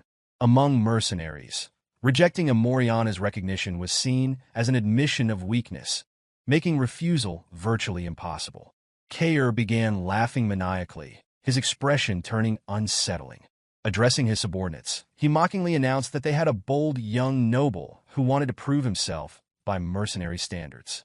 Encouraged by their captain, the mercenaries laughed along, amused by the absurdity of the situation.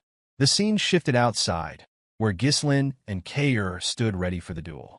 Their arms were tied together, and each was handed a dagger. Kaor removed his jacket, revealing his imposing physique. The mercenaries cheered for their captain, shouting for him to kill the insolent noble. Kaor, believing Ghislain had learned about the tradition from somewhere and was attempting to bluff his way through, told him there was no turning back now. Pulling Ghislain closer with the binding, Kaor confidently stated that he had participated in this type of duel 5 times before. Returning to his starting position, Ghislain pulled Kaor toward him and, with a cold, condescending gaze, revealed that he had completed this type of duel over 100 times. The captain was visibly shocked by the claim. At the signal to begin, both men charged at each other with their daggers, narrowly dodging each other's initial strikes. They swung again, their movements precise, though neither landed a blow. Ghislain pressed forward with greater strength, forcing Kaor to block his attacks. Seizing an opening, Kaor yanked Ghislain toward him and attempted to stab him from behind. Ghislain, unable to see the blade clearly, blocked each strike with skill. As Kaor missed an attack, Ghislain bent his head to avoid it and countered swiftly. Kaor managed to evade and retaliated by pulling Ghislain close and delivering a heavy kick to his leg. The force of the blow was jarring, but Ghislain endured it. Kaor, surprised by Ghislain's resilience, acknowledged that he was performing better than expected. He expressed disbelief at Ghislain's claim of having participated in over 100 Moriana's recognitions, remarking that most mercenaries never experience even one in their lifetime. Charging at Ghislain again, Kaor mocked him, advising that he should at least make his bluffs more convincing. This time, he didn't give Ghislain any opportunity to counter. The Cerberus mercenaries, delighted by the display, encouraged their captain to finish Ghislain off. However, their cheers subsided under Gillion's intense glare, silencing them instantly. Gillion, observing the fight, recognized the severity of the situation. The circle was so small that it barely accommodated one person lying down. With no mana or external force allowed, the duel demanded complete reliance on physical skill and strength alone. Another significant challenge in the duel was the size difference and restricted movement due to the tied hands, which left Ghislain at a disadvantage. He could barely evade or block Kaor's relentless attacks, while Kaor had ample opportunity to dominate and control the fight. Gillion, observing closely, rested his hand on his axe, prepared to intervene if the situation turned dire. Kaor seized Ghislain's arm and pinned him down before swinging his dagger toward him. Ghislain evaded the strike by jumping to the other side, landing unsteadily. Upon landing, he felt a sharp pain surge through his leg, the same leg that had absorbed Kaor's earlier attack. Without the protection of mana, the accumulated damage was beginning to take its toll. Kaor noticed Ghislain's pained expression and smirked. Mockingly, he remarked that Ghislain looked pale and asked if he had already reached his limit. Kaor then intensified his assault, driving Ghislain into a desperate defense. Despite his disdain for nobles, Kaor acknowledged that Ghislain showed more determination than most. However, he remained convinced that Ghislain lacked skill and believed he had deciphered his strategy, deflecting dagger strikes while absorbing less harmful blows with his body. Yet Kaor also understood the harsh reality of Moriana's recognition. Without mana, every attack inflicted accumulating damage. He could see that the strain was evident in Ghislain's movements and facial expressions. Relishing the struggle, Kaor spun his dagger and charged. Ghislain blocked the attack, but was immediately forced to dodge as Kaor swung his dagger toward his head. Ghislain bent low to avoid the strike and attempted to counterattack from below, but Kaor blocked it easily. Kaor dragged Ghislain's arm to the side, pinning him again, and delivered a brutal kick to his already injured leg. Ghislain winced in pain, and Kaor, noticing his reaction, assumed victory was at hand. Raising his dagger, Kaor commanded Ghislain to prepare to die. His subordinates erupted in cheers at the apparent conclusion. From the sidelines, Gillion gripped his axe, ready to intervene and rescue his master. However, before Kaor could deliver the finishing blow, Ghislain smiled. With a sudden burst of agility, he dodged the dagger by lowering himself even further, a move that stunned Kaor. Taking advantage of the opening, Ghislain shifted to the side and delivered a precise cut near Kaor's ribs. The strike left Kaor momentarily stunned, and gasps erupted from the gathered mercenaries. Even Gillion was shocked by the turn of events. Enraged, Kaor charged at Ghislain, but Ghislain moved low again, evading the attack with remarkable skill. This time, he countered with a slash to Kaor's chest as he passed. The mercenaries stood in disbelief. Their captain, who had been dominating the fight and tossing Ghislain around earlier, was now wounded twice. They shouted for Kaor to demonstrate the strength of a true mercenary. Meanwhile, Gillion watched with astonishment at his master's movements, realizing that Ghislain had far greater skill than he had anticipated. Kaor swung his dagger at Ghislain's head, but Ghislain ducked low to avoid the strike. Rising quickly, he used his shoulder to slam into Kaor's face. With the dagger tightly clenched in his fist, Ghislain delivered several blows to the captain's face in rapid succession.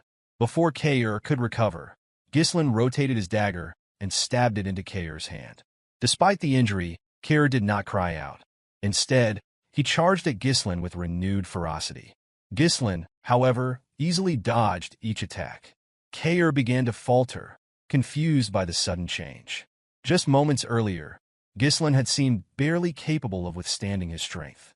Gillion, watching intently, finally understood. Kaor's reliance on brute force was his downfall.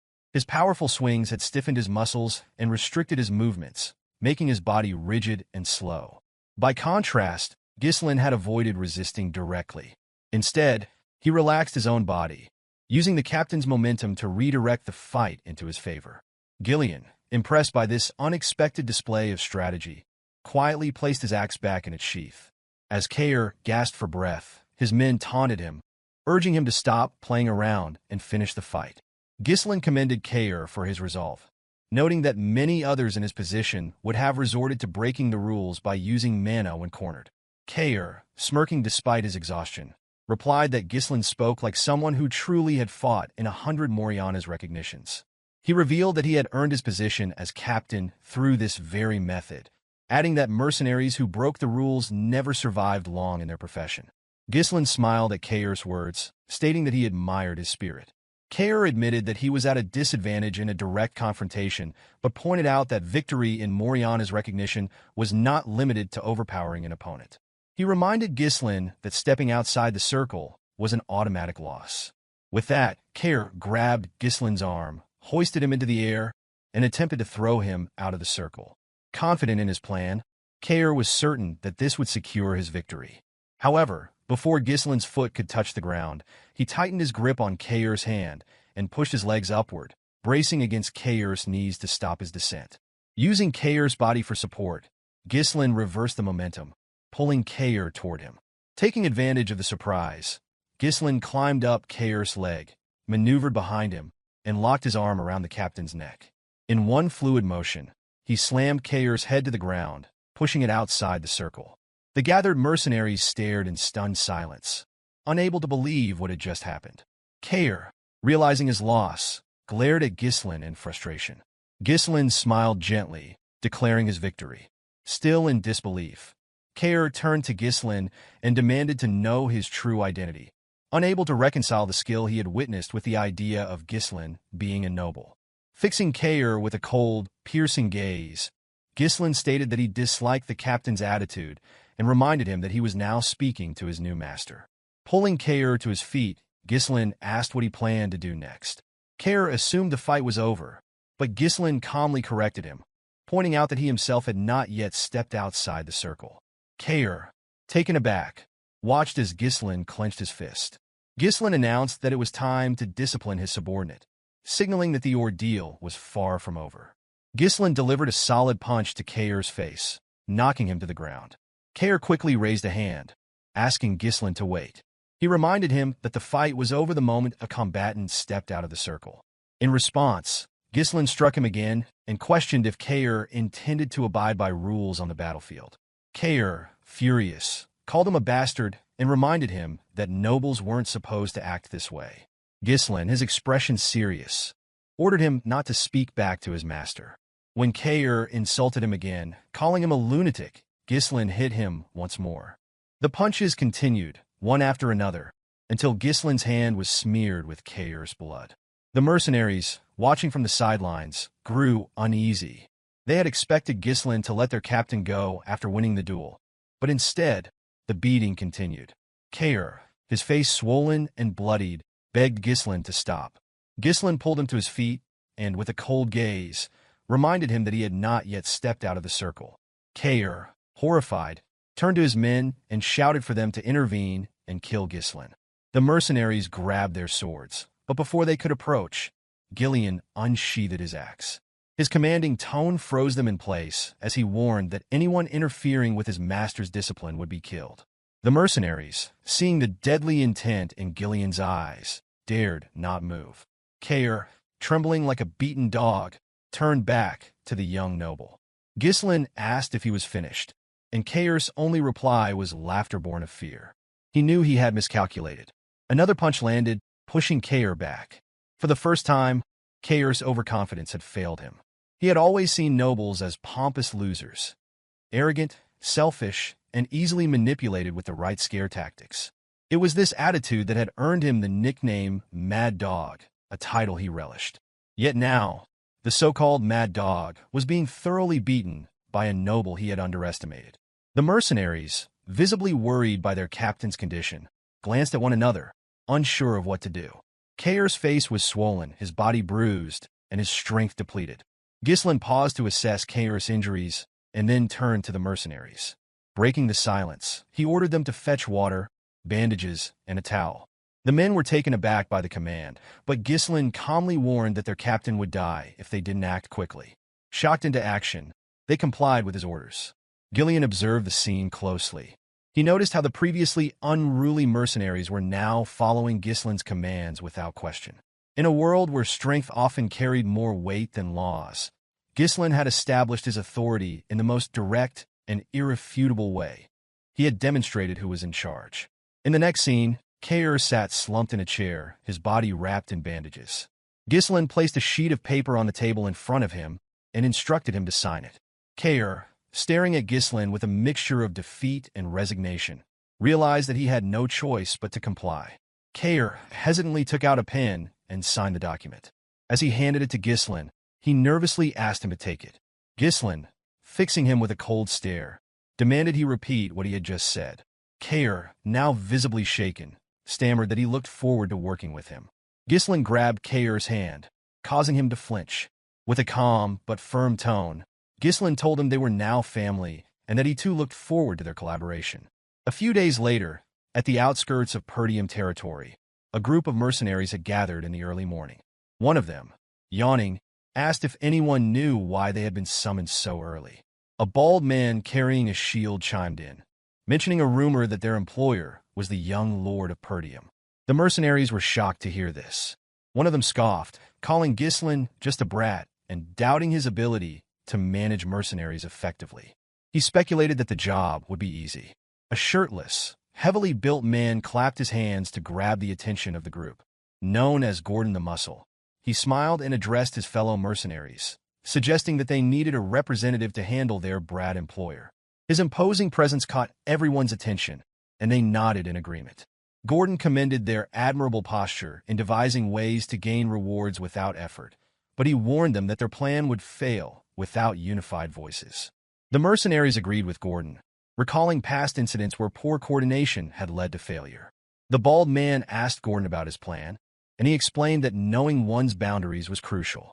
Opening a bag of coins, he announced that he would act as their representative to pressure their employer, requesting contributions from the group for his hard work.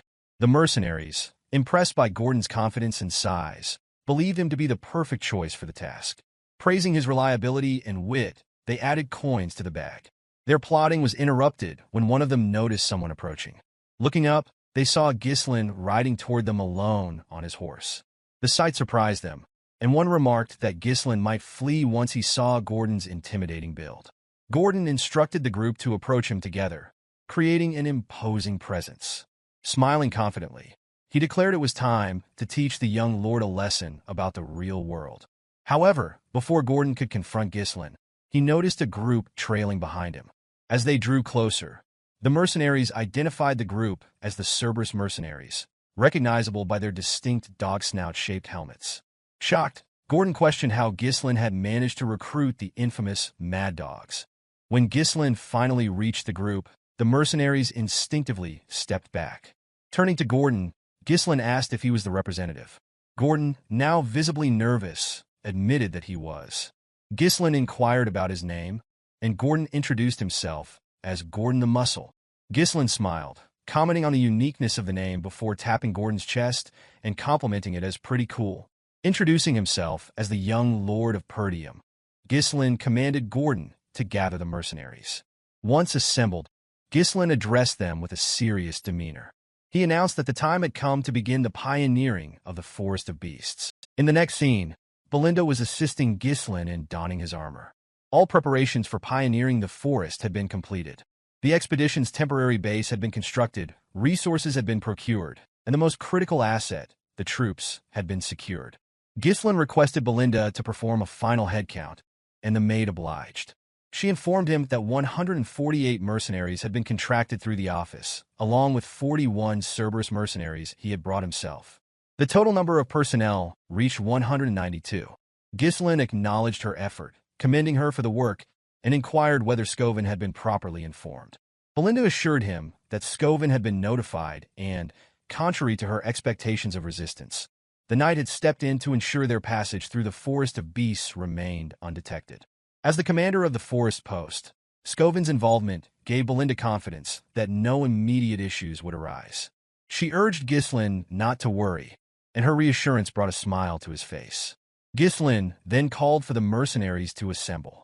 He addressed them, stating that the land they were about to pioneer lay ahead.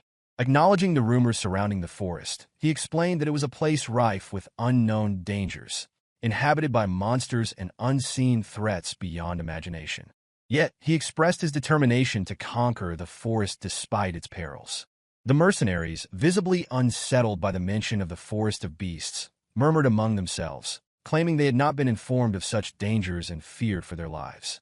Belinda, stepping forward, silenced them and reminded them not to interrupt while their leader was speaking.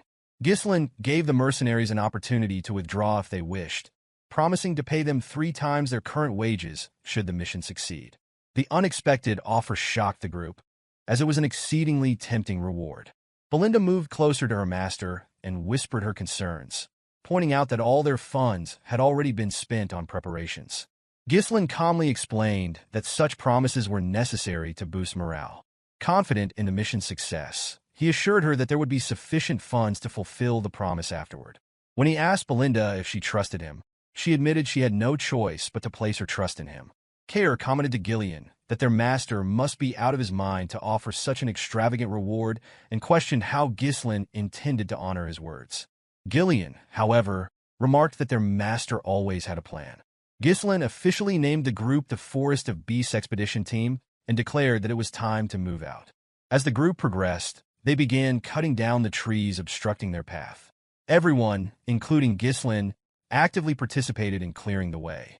After felling a tree in front of him, Ghislain looked up, relieved to see sunlight piercing through the now-thinned canopy. Raising his hand, he directed the men to continue clearing the path toward the indicated direction.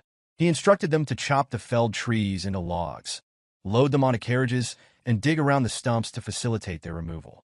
According to the Forest of Beasts Developmental Journal, a resource Ghislain had obtained in his previous life, the forest was vast and rich in untapped potential. He firmly believed that one day, the monsters would be driven out, and the forest's resources would be fully utilized. At that moment, what Ghislain needed most was money.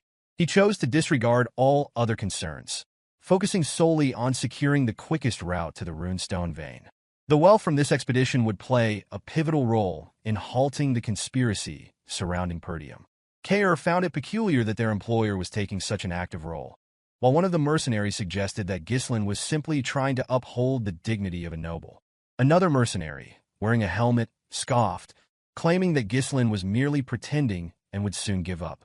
Belinda, overhearing the remarks, firmly told the men to stop gossiping and return to their work. Though they obeyed, she was visibly irritated by their dismissive attitude toward her master. She approached Ghislain, reminding him of the considerable effort he had put into hiring the mercenaries.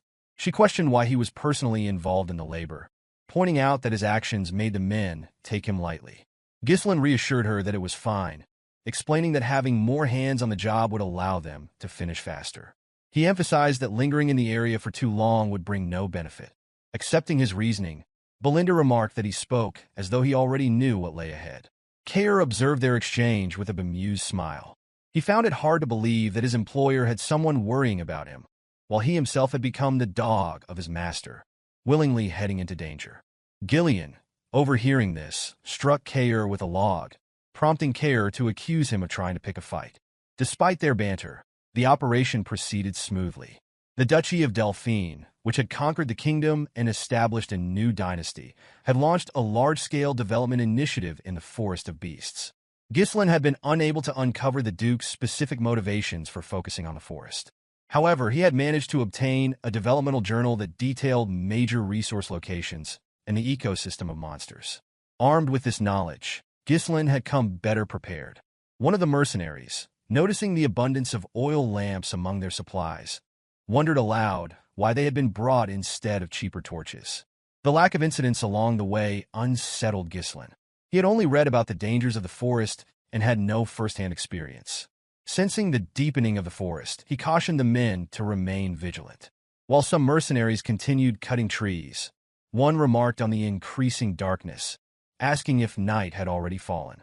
Another mercenary, smiling, noted that no monsters had been encountered despite the forest's fearsome reputation. Agreeing, his companion speculated that the dangers had been exaggerated. He joked that even without any effort from their leader, Gordon, the job would have remained simple. They lamented that tripled pay seemed excessive for such an easy task. As they spoke, a bald mercenary struck Gordon on the back while he carried a log, jokingly demanding his money back. Gordon, however, noticed something strange. Turning to the others, he pointed out that they had cut countless trees along the way. When asked, the men confirmed that they had. Gordon's expression darkened as he directed their attention to the path behind. It was inexplicably blocked.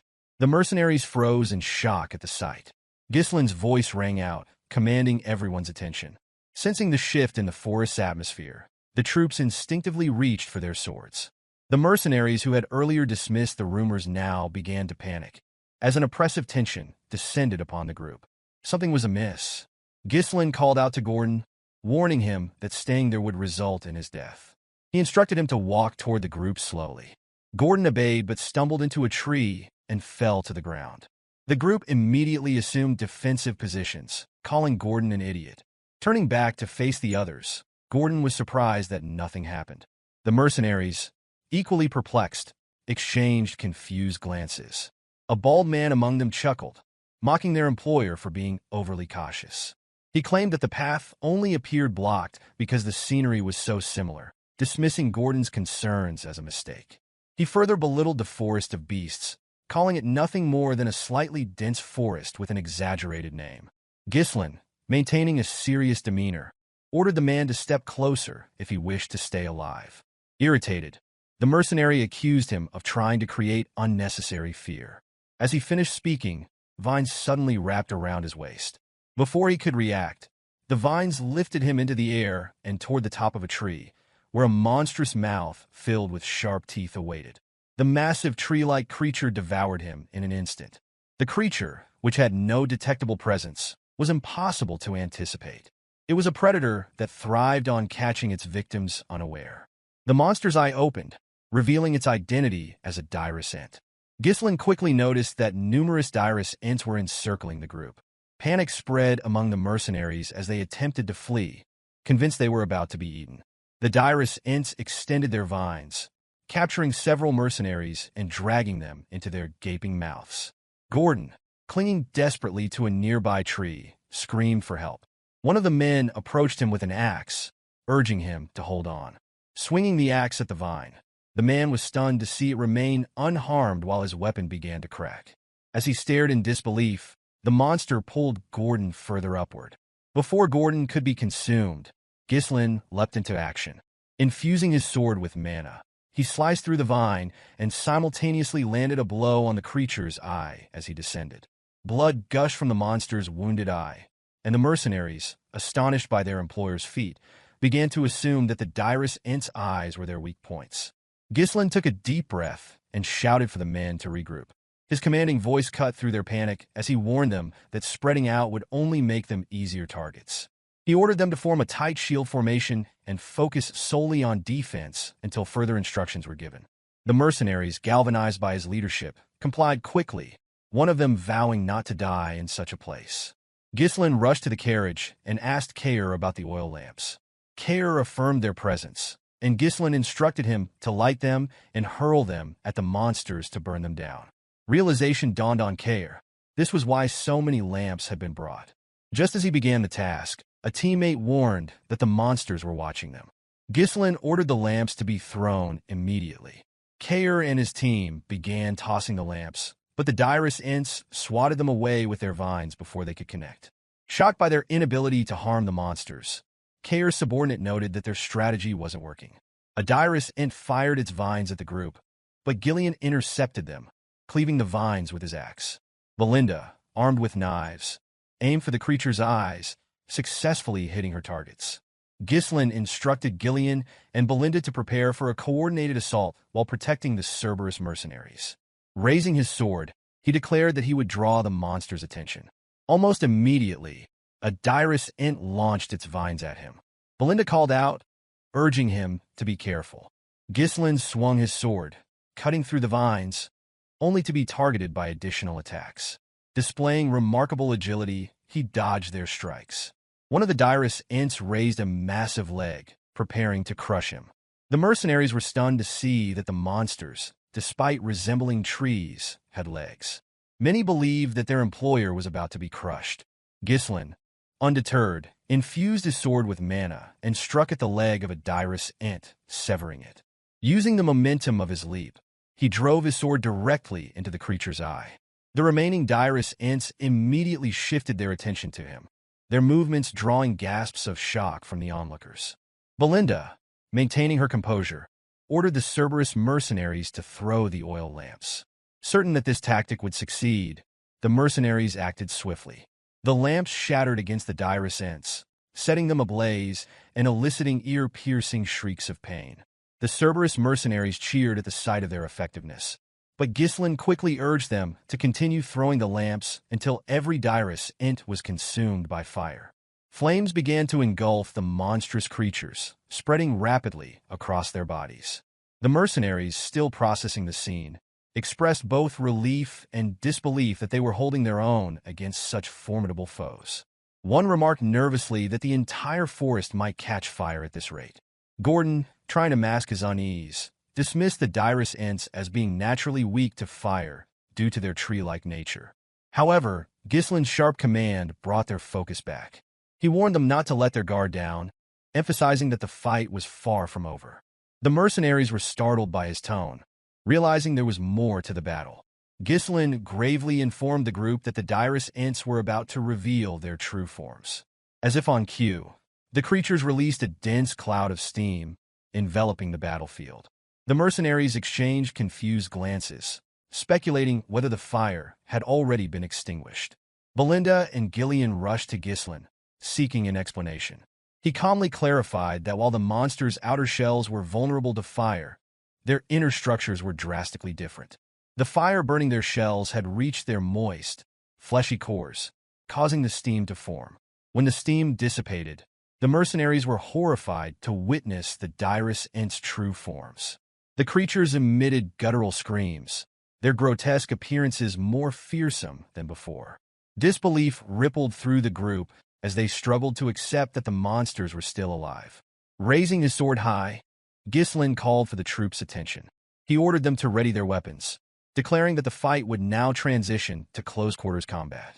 With a determined battle cry, he led the charge, launching himself toward the Dirus Ents and setting the example for the others to follow.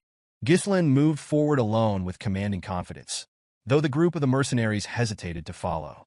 The enormity of the task ahead weighed on them, and their fear was palpable. A member of the group expressed disbelief at the idea of a close-range attack against such a colossal monster, remarking that it was beyond belief. Another murmured that even one wrong move would mean their end, while a third admitted outright that standing against such creatures seemed impossible. Kaor, however, dashed forward without hesitation. He called out to Cerberus, urging them to advance, and his mercenary group followed in close formation, as though he had been waiting for this moment to unleash his pent-up energy from enduring his master's previous discipline. Belinda, worried for her young master, hurriedly followed after him. Gillion turned to the paralyzed mercenaries, his voice cutting through their fear as he asked what they were waiting for. He reminded them that the order came directly from their young master, Ghislain, urging them to trust and obey. His words carried reassurance, promising safety if they followed Ghislain's lead. The sight of Ghislain standing alone against a herd of Dirus Ent reignited their spirits. A mercenary raised his weapon, rallying the others by shouting that whatever was destined to happen would happen. Another added that if the worst occurred, the young master would surely find a way to save them. Gordon's war cry echoed, and the group charged in unison, forming smaller teams to take on each Dirus Ent. Ghislain issued clear instructions, explaining that the creature's burned shells were vulnerable and that they could now be cut without using mana. He urged them not to be afraid, dismissing the Dirus Ent as nothing more than overgrown scarecrows. At the forefront, Kaor, Gillion, and Belinda took their positions, weapons ready, and prepared to face the onslaught. A chaotic but systematic battle unfolded. The mercenaries struck at any part of the creatures they could reach. Ghislain leaped high into the air, using his superhuman strength to strike at the monster's weak points, while Belinda stayed close to guard his back. Gillion confronted the herd head-on as Kaor darted around, targeting one creature after another. Determined, Ghislain steeled his mind, knowing that even a moment of doubt could lead to their demise. His mission was to erase any uncertainty from those who followed him. With unwavering resolve, he dashed toward the gaping mouth of one of the Dirus Ent and delivered a powerful upward swing, splitting its maw apart. His final blow marked the end of the last Dirus Ent in their path. The mercenaries remained on edge, scanning for more monsters. When it became clear that they had succeeded in defeating them all, their heavy breathing accompanied the realization of their victory. Standing at the front, Ghislain addressed the group. He acknowledged the dangers of the Forest of Beasts, noting that they had only just entered its boundaries and had already encountered such formidable creatures. The atmosphere grew tense as his words settled over them, but he assured them that he would always be at the front line. He urged them to trust him and follow his lead, a command met with a unified response of affirmation from the previously fearful group. As they ventured deeper into the forest, they came across a massive boulder containing a runestone. Ghislain decided to ignore it for the moment, choosing instead to focus on clearing a path forward. Along the way, they encountered herds of orcs and swarms of flying monsters, which Kaor eagerly engaged. Despite the chaos, Kaor couldn't help but feel a twinge of envy at the way Belinda fussed over and cared for her young master. Their journey led them to a towering, 3-meter-tall rat-like monster with razor-sharp teeth, which screeched at them as though they were its next meal. Gordon positioned himself as the vanguard. The mercenaries voiced their frustration, cursing the appearance of yet another monster and wondering aloud how many more would attack. Before they could react, Kaor and Gillion stepped forward, weapons drawn. Kaor lunged at the creature, severing one of its legs with a single swing, but the rat continued its charge toward the group. Gillion intercepted its advance, standing firm as an immovable force. Seizing the opportunity, Ghislain delivered a precise blow, driving his blade into the creature's gaping mouth and ending its threat. A quick head count revealed that no one had fallen during the skirmish. As the day progressed, the group shared a collective thought. Survival hinged on staying true to their master's command. Together, they could overcome any challenge. Gillion observed that the mercenaries were beginning to resemble a cohesive unit. Kaor remarked that real-life experience was the best teacher, and Ghislain affirmed their sentiments before commanding them to clear the path ahead. The mercenaries immediately set to work, chopping down trees. Not all shared the same resolve, however. One mercenary privately thought that the Forest of Beasts had driven the group mad. Nightfall brought them to a pristine lake, where the mercenaries rushed to wash their faces and fill their water pouches. Belinda, ever cautious, stayed close to Ghislain, her worry evident as she watched the others approach the water. Ghislain assessed the situation and deemed the lake an important waypoint on their journey to the runestone vein. He ordered the group to set up camp with the lake behind them, deciding that they would rest there for the night. As the mercenaries gathered around the campfires for their meal, unease lingered. Some muttered doubts about the expedition, expressing concern about what deeper dangers awaited. Gordon dismissed the idea of abandoning the mission when Manus suggested it at another fire. Manus argued that their lives were more important than money and criticized their leader's motivations, accusing him of seeking glory through brute force. Others, like Gordon and a calm mercenary with a patch over his eye, defended Ghislain, pointing out his repeated efforts to save them and emphasizing that they had already been paid. Manus remained adamant, warning that nobles often treated mercenaries as expendable. His words sowed seeds of doubt among the group, though Manus inwardly plotted to use the others as cannon fodder to secure his own escape. The man with the patch over his eye spoke, his calm voice breaking the tension. He pointed toward Ghislain, surprising Manus. Ghislain was carefully applying medicine to an injured mercenary. He reminded the wounded mercenary to avoid exposing the wound to water, cautioning that it would take longer to heal otherwise. The mercenary thanked him quietly, gratitude evident in his tone. Belinda approached Ghislain, her concern spilling over into frustration as she scolded him for using such expensive medicine. She argued that it should have been reserved for his own injuries. Ghislain, however, dismissed her concerns, explaining that this was the right time to use it. Medicine stored away served no purpose, he reasoned as he called out to the next injured mercenary for treatment. The man with the patch addressed the group again, asking if they truly believed Ghislain would use such valuable medicine on them if he saw them as mere cannon fodder. His words struck a chord. Another mercenary spoke up, agreeing that their current master was nothing like their previous one. Ghislain, they affirmed, was not the type to throw them away. Manus turned away in frustration, anger simmering beneath the surface. He muttered to himself about his failed attempt to sow dissent, realizing that it was now impossible to instigate the others. As he walked off, Ghislain approached the group and ordered them to finish their meals and get some rest. Then, he called Kaor and Gillion aside for a private discussion. Kaor, always direct, asked Ghislain whether he truly intended to do nothing about Manus's behavior. Ghislain responded calmly, stating that the monsters in the forest would keep Manus too occupied to cause further trouble. He added that there were more pressing matters to address at the moment. Belinda, her curiosity piqued, wondered aloud why Ghislain had suddenly asked for a count of the remaining lamps. Kaor reported the number, 24. Ghislain's expression grew serious as he inwardly noted the steady decrease in their supply. Since entering the Forest of Beasts, monsters had attacked relentlessly, both day and night. However, Ghislain explained, the attacks had mysteriously ceased over the past 2 nights. This observation seemed to signal a shift in their circumstances. Realization dawned on the group. Gillion voiced what they were all beginning to understand, suggesting that they had entered a nocturnal territory where the influence of the monsters might be keeping others at bay.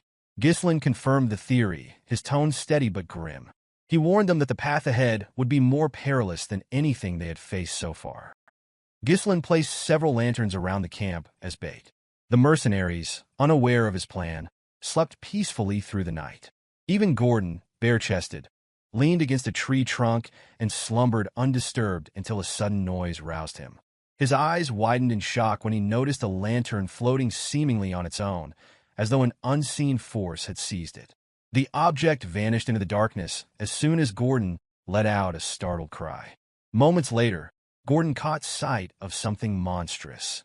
4 pairs of glowing red eyes pierced through the shadows.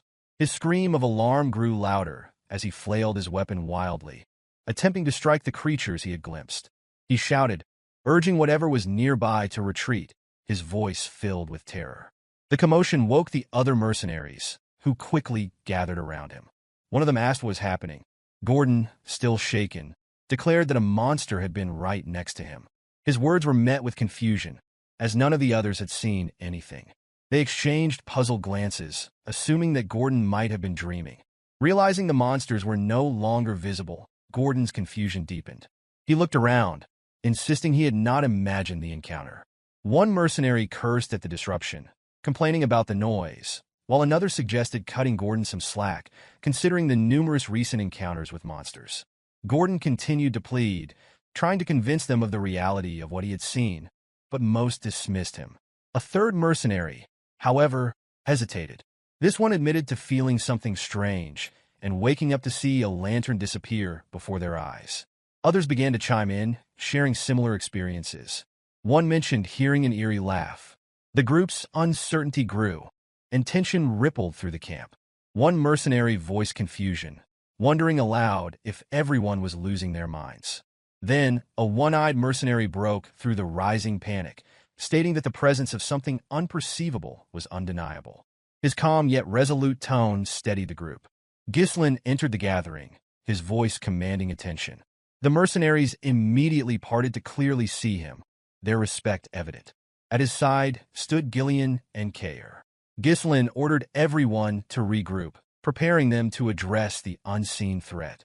As the mercenaries formed a defensive circle, guarding one another's backs, the high-ranking members convened inside a tent to hear Ghislain's explanation. Gordon, still visibly shaken, questioned if monsters were truly surrounding them. The one-eyed mercenary voiced concern over their inability to see the creatures. Ghislain confirmed the suspicion, explaining that the creatures were likely drawn to the group near the lake. He identified them as shadow hunters, known as Pallors, beings capable of blending seamlessly into the darkness. He elaborated that physical attacks were futile against them, as they thrived by stealing surrounding light. The creatures used this ability to create an ideal hunting ground, where they could toy with their prey before striking. The mention of hundreds of such creatures left Gordon and the one-eyed mercenary shocked. Belinda voiced her realization, noting how the lantern's light had begun to dim. Kaor's anger flared as he speculated that the creatures were toying with the group, his frustration driving him to suggest launching an immediate attack. Ghislain, however, dismissed the idea, insisting that waiting for the creatures to make their move would provide the best opportunity for a counterattack. Belinda questioned whether it was wise to wait, given the rapidly diminishing light. Ghislain explained that a reckless attack would only provoke the monsters further, forcing them to alter their tactics and escalate their harassment. Such a response, he warned, would leave the group unable to eliminate the creatures in one decisive action. Gillion, skeptical, questioned whether it was even possible to deal with hundreds of invisible and seemingly invulnerable monsters. Ghislain reassured him, referring to the magic scrolls he had previously instructed Belinda to prepare. These scrolls were handed out to each mercenary, accompanied by a detailed plan. As Ghislain knelt to sketch the plan in the dirt, and the gathered people paid close attention, he revealed that the Pallors were encircling the camp from 3 directions, using stolen light to tighten their hold. With their smaller numbers, the mercenaries could not hope to defend the entire area, particularly against such foes. A direct confrontation would leave them vulnerable to flanking attacks. Gillion noted that the lake at their backs prevented a complete encirclement, a fact Ghislain confirmed. Despite the unfavorable situation, Ghislain remained confident, declaring that the group held the initiative in the battle.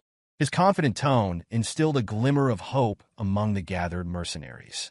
Belinda, however, voiced her confusion, uncertain what he meant by holding the initiative. Ghislain laid out the plan.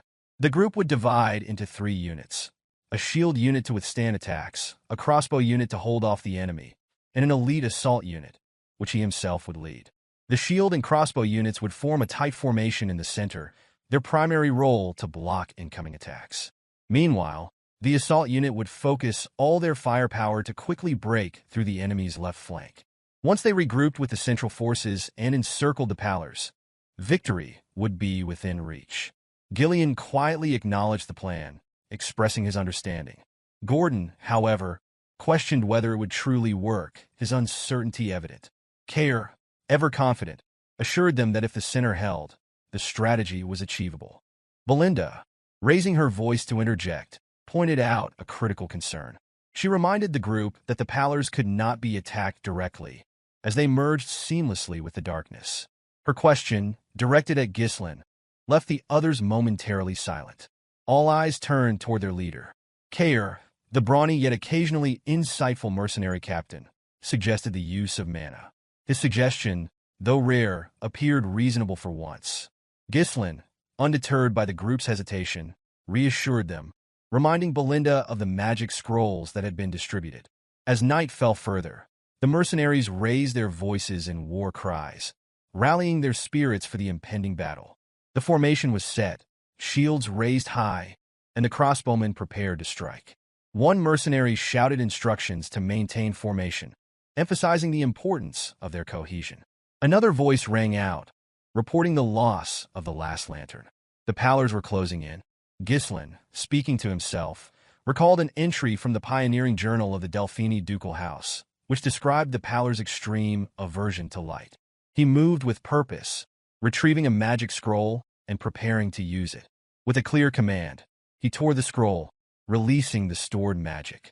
Another note from the journal is that illuminating the area will reveal the true forms of the Pallors. The assault team followed Ghislain's lead, tearing their scrolls to unleash the magic stored within. Beams of light shot into the night sky.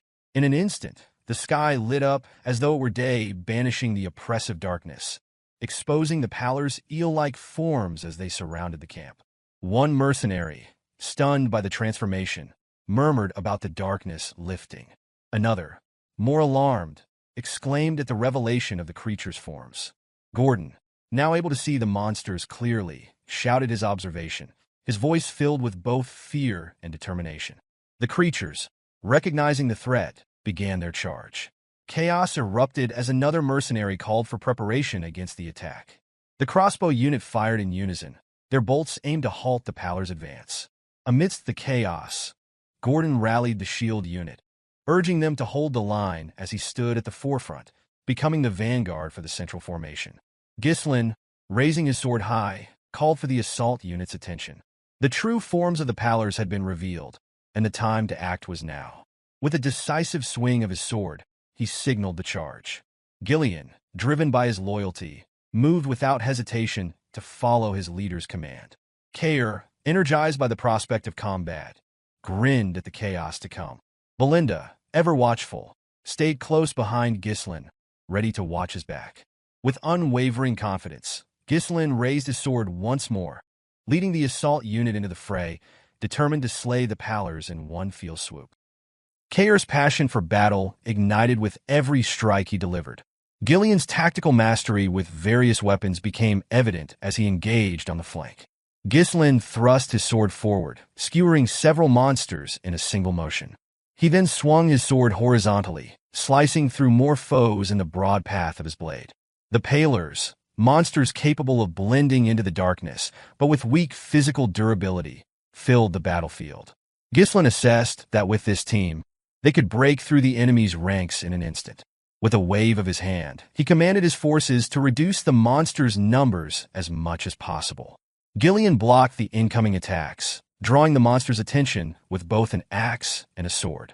Meanwhile, Kaor disrupted their formation with swift movements and precise sword strikes, breaking through their ranks. Though he was not invincible, the sheer number of monsters soon swarmed him. At that moment, Belinda stepped in, creating an opening by throwing 8 daggers at the monsters surrounding Kaor. Once she has done her part, she called out to Ghislain, signaling him to step in. Ghislain leaped high into the air, his sword moving as though dancing with the wind.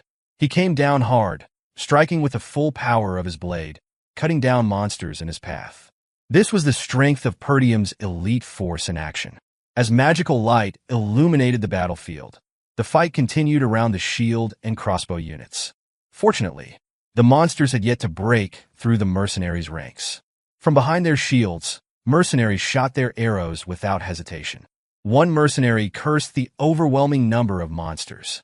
Another reported running out of bolts.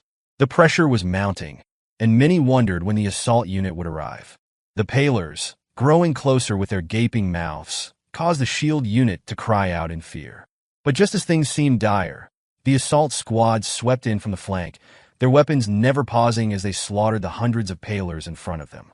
Ghislain paused briefly, silently commending the 2 units who had managed to hold their ground. Now, all 3 units were united. He could feel the momentum shift in their favor. One of the mercenaries shouted that the boss had arrived. Others, relieved, began shouting that they were saved. Gordon, visibly pleased, noted that the plan was going well. Ghislain, still focused, ordered his forces to spread out and surround the remaining monsters from all sides. The experienced mercenaries charged in an organized fashion. But as they moved, one of the Pallors, a horned one, issued a loud scream, commanding the others to retreat. This left the mercenaries momentarily confused. Pallors were not known for their intelligence, and it was strange to see them attempted to flee. Ghislain realized the Pallor leader must be giving the signal to retreat. He immediately ordered Belinda to find the leader, instructing her that the one with the horns was the one calling the retreat. Kaor, seeing the retreat, asked if they should keep chasing them. Belinda questioned whether it would be better to simply let them go. Ghislain explained with certainty that the Pallors had a strong obsession with their prey. Even if they retreated now, they would follow the group for days, relentless in their pursuit. The only way to avoid another battle was to take down the leader, disrupting their command structure and causing them to fall apart. Belinda paused for a moment, a smile forming as she thought of how much her young master had changed. She pulled out a hook attached to a line, infused it with mana, and expertly threw it toward a tree trunk. She used the line to propel herself into the air, soaring over the retreating Pallors and heading straight for the leader. Spotting the horned creature, she spun the hook and launched it with deadly precision. Once it caught, she shouted to Ghislain, signaling him to give chase. Ghislain, seeing her signal, stretched his arm back and murmured to himself that he had found the target. With a burst of power, he poured mana into his legs and launched himself forward. He tore through the Pallors' ranks, cutting down several as he made his way to the leader. His sword pierced the horned Pallor's chest, driving through its heart. He muttered that it was the end, then swung his sword once more to cleave the leader's body in 2. With the leader dead, Ghislain turned to the remaining mercenaries and ordered them to wipe out the remaining monsters. He stood fearlessly before the mob of Pallors, watching as the mercenaries charged forward without hesitation. One of the mercenaries, filled with anger, shouted that they would make the Pallors regret ever trying to hunt them. Kaor, eager to prove his strength, shouted for his men to do better than the last remnants of the Ratatas mercenaries. Gillion, hearing the provocation, sighed but offered no response. As the sun rose over the mountain range, casting its light over the battlefield, the mercenaries, aided by light scroll magic, fought through the night with relentless vigor. Ghislain stabbed the last of the Pallors, ending the battle at last. Ghislain praised his mercenaries for their commitment and their ability to follow his plan. Cheers erupted from the mercenaries, their voices filled with relief and triumph. The battle was over, and the big three stood together. Gillion commended Ghislain for his efforts, praising him for his hard work. Ghislain, acknowledging the compliment, responded that everyone had done well. Belinda, ever concerned, asked if Ghislain was hurt anywhere. Ghislain immediately turned his attention to the situation at hand, instructing Belinda to check the head count right away. He also directed Kaor to bring the Cerberus mercenaries, without pausing for rest. He added that he and Gillion would scatter Pallors' corpses around the camp. Puzzled, Kaor wondered aloud what effect scattering the corpses would have. Ghislain calmly explained that the smell of the corpses would drive other monsters away. Pallor, being one of the highest-ranking monsters at the entrance to the Forest of Beasts, would make for an effective deterrent. Gillion, chiming in with a touch of humor, added that this would ensure the camp area would be safe, teasing Kaor by calling him Kid, as if to provoke him. Kaor, not one to back down from a challenge, gestured in a way that seemed to indicate he was ready to settle things with Gillion. With a playful challenge, Kaor asked if Gillion wanted to end things today, while Ghislain, relieved by the distraction, let out a sigh. Reflecting on the time spent in the Forest of Beasts, Ghislain realized it had been about 10 days since they entered. Now that the Pallor threat had been dealt with, he assessed that all the dangerous monsters along his planned route had been handled. The only remaining task was to mine the runestone veins. As the sun rose slightly above the horizon, Ghislain wondered if their struggles were finally over. Belinda approached and reported on her findings. She confirmed that the Cerberus mercenary corps consisted of 41 people, and the contracted mercenaries had decreased by 3, leaving a total of 126. Ghislain spoke softly, remarking that Cerberus had not suffered any casualties. Kaor, proud of his leadership, smugly proclaimed that it was no surprise, considering who was leading them. He made a point of reminding Gillion that he had outdone the old man in leading his corps. Ghislain, focused on the situation, asked about the 3 contracted mercenaries who had died. Belinda explained that their identities could not be confirmed, as their bodies had not been found. Gordon added that Manus was missing, and the others speculated that he might have died in battle. However, this theory was quickly dismissed, as one mercenary pointed out that there were no bodies to support that claim. Another mercenary suggested that Manus had likely sneaked away. The others noted that it was not surprising, given Manus' track record. It was obvious that Manus had somehow convinced 2 other mercenaries to abandon the group and leave. As Ghislain processed this information, 2 mercenaries, who had followed Manus, began talking about the intense battle they had just survived. One remarked that they would have died if Manus hadn't run, as he had urged them to do. The other chimed in, suggesting that now that they had put some distance between themselves and the danger, they could afford to slow down a bit. But Manus, more practical than the others, snapped at them, urging them to keep running while the monsters were distracted. He emphasized that they needed to get out while they could if they wanted to survive. When he glanced back, however, he noticed the 2 mercenaries had stopped in their tracks. Manus, still oblivious to the danger, asked them why they stopped. Before the 2 could respond, they froze in fear. One of them pointed behind Manus, and he turned around to face the source of their terror. A pair of crimson-red eyes stared back at them. Looming over them was a gigantic snake, large enough to swallow a person whole. The 3 mercenaries stood frozen in fear, realizing too late that they had provoked a creature far beyond their ability to escape. Strangely enough, the blood python did not consume the 3 deserting mercenaries. Instead, it carried them to its nest, tossing them into a growing mountain of corpses, right in the runestone vein that Ghislain had been searching for. The journal Ghislain had retrieved from his memory was accurate, confirming that a runestone vein lay just a little deeper into the forest. The mercenaries, who had previously been grumbling incessantly, now displayed an unexpected discipline as they forged a path through the forest. They began by cutting down trees, trimming them further to make them manageable, and then moving them. Kaor watched in amazement as they worked without needing instruction, noticing how efficiently they felled a tree nearby. It was the first time he had ever seen these lazy mercenaries so well-disciplined. Gillion muttered under his breath, sensing this moment had been inevitable. Kaor responded, acknowledging the irony, and then turned his thoughts back to the mercenaries' newfound focus. He wondered aloud if they would all disband after this expedition, remarking that it would be a waste to use them only once. Ghislain, focused on his task of cutting through a tree, casually mentioned that he planned to hire them all as his personal soldiers. The mercenaries had surpassed the limits of their usual role through their experience here, and Ghislain believed they could form a solid foundation for expanding his forces. Gazelle approached with a report. He mentioned that the Pallor corpses had been scattered near the clearing, just as he had ordered. Kaor acknowledged the report and expressed satisfaction with their progress, noting the impressive effect. He observed that no monsters had been spotted between the campsite and their current location, a sign that the tactics had been successful. His gaze briefly shifted to Ghislain, the disdain from their earlier encounters seemingly gone. However, something still felt off to Ghislain, an uneasy sensation he couldn't shake. He tried to dismiss it, but couldn't quite rid himself of the ominous feeling that lingered. Belinda suddenly appeared, swinging from a tree before landing and kneeling. Her excitement was palpable as she reported that she had returned and, with just one word, conveyed the thrilling news. There was something ahead. Ghislain immediately understood the significance. He commanded the mercenaries to clear the path at full speed, as their destination was now within reach. Hearing this, the mercenaries rallied their remaining strength and pressed forward. Not long after, they saw it, the very thing they had been searching for. The runestone vein gleamed just beyond the last line of trees. The sight of it was mesmerizing, and they paused, taken aback by the beauty of the shimmering crystals.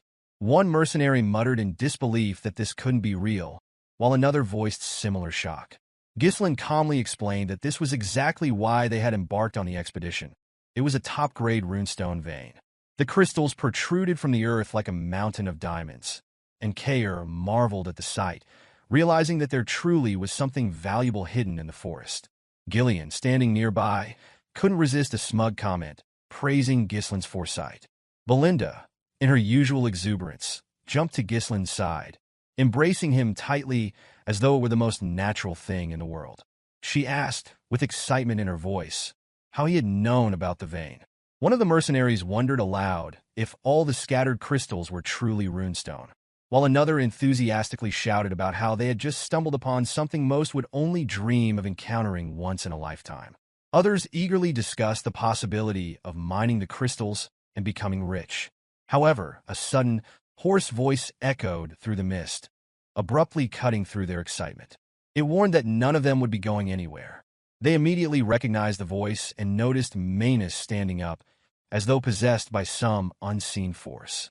Before anyone could react, Manus collapsed, shrouded in a thick mist. The mercenaries rushed toward him, calling out in frustration, but Ghislain raised his sword and commanded them to step back. With practiced ease, Ghislain stretched his arm back in preparation to swing his broadsword. When he did, the sheer power behind the strike sent a gust of wind that swept away the mist. As the fog cleared, the mercenaries were confronted with the grim sight of a mountain of bones, the blood python's lair. One mercenary shouted in horror at the sight of the countless corpses scattered across the ground. Another demanded to know what had happened here. They quickly realized that not only were there monster corpses, but human ones as well. The bodies seemed to confirm that this was no abandoned lair. Belinda and Gillion quickly fell into a defensive stance, calling for instructions from their young lord. Ghislain, his gaze scanning the area, acknowledged that peaceful mining of the runestones would no longer be possible. He noted that the scale of the carnage suggested this was the nest of high-ranking monsters, and the fact that some of the bodies weren't fully decayed indicated that it hadn't been abandoned for long. The toxic gas from the corpses had mixed with the mist, which was why they hadn't noticed the danger right away. Ghislain cursed inwardly, recalling that no records of special dangers had been noted near the vein. Everyone needed to pay attention, so Ghislain issued a command for battle, his voice ringing out as he sensed something approaching.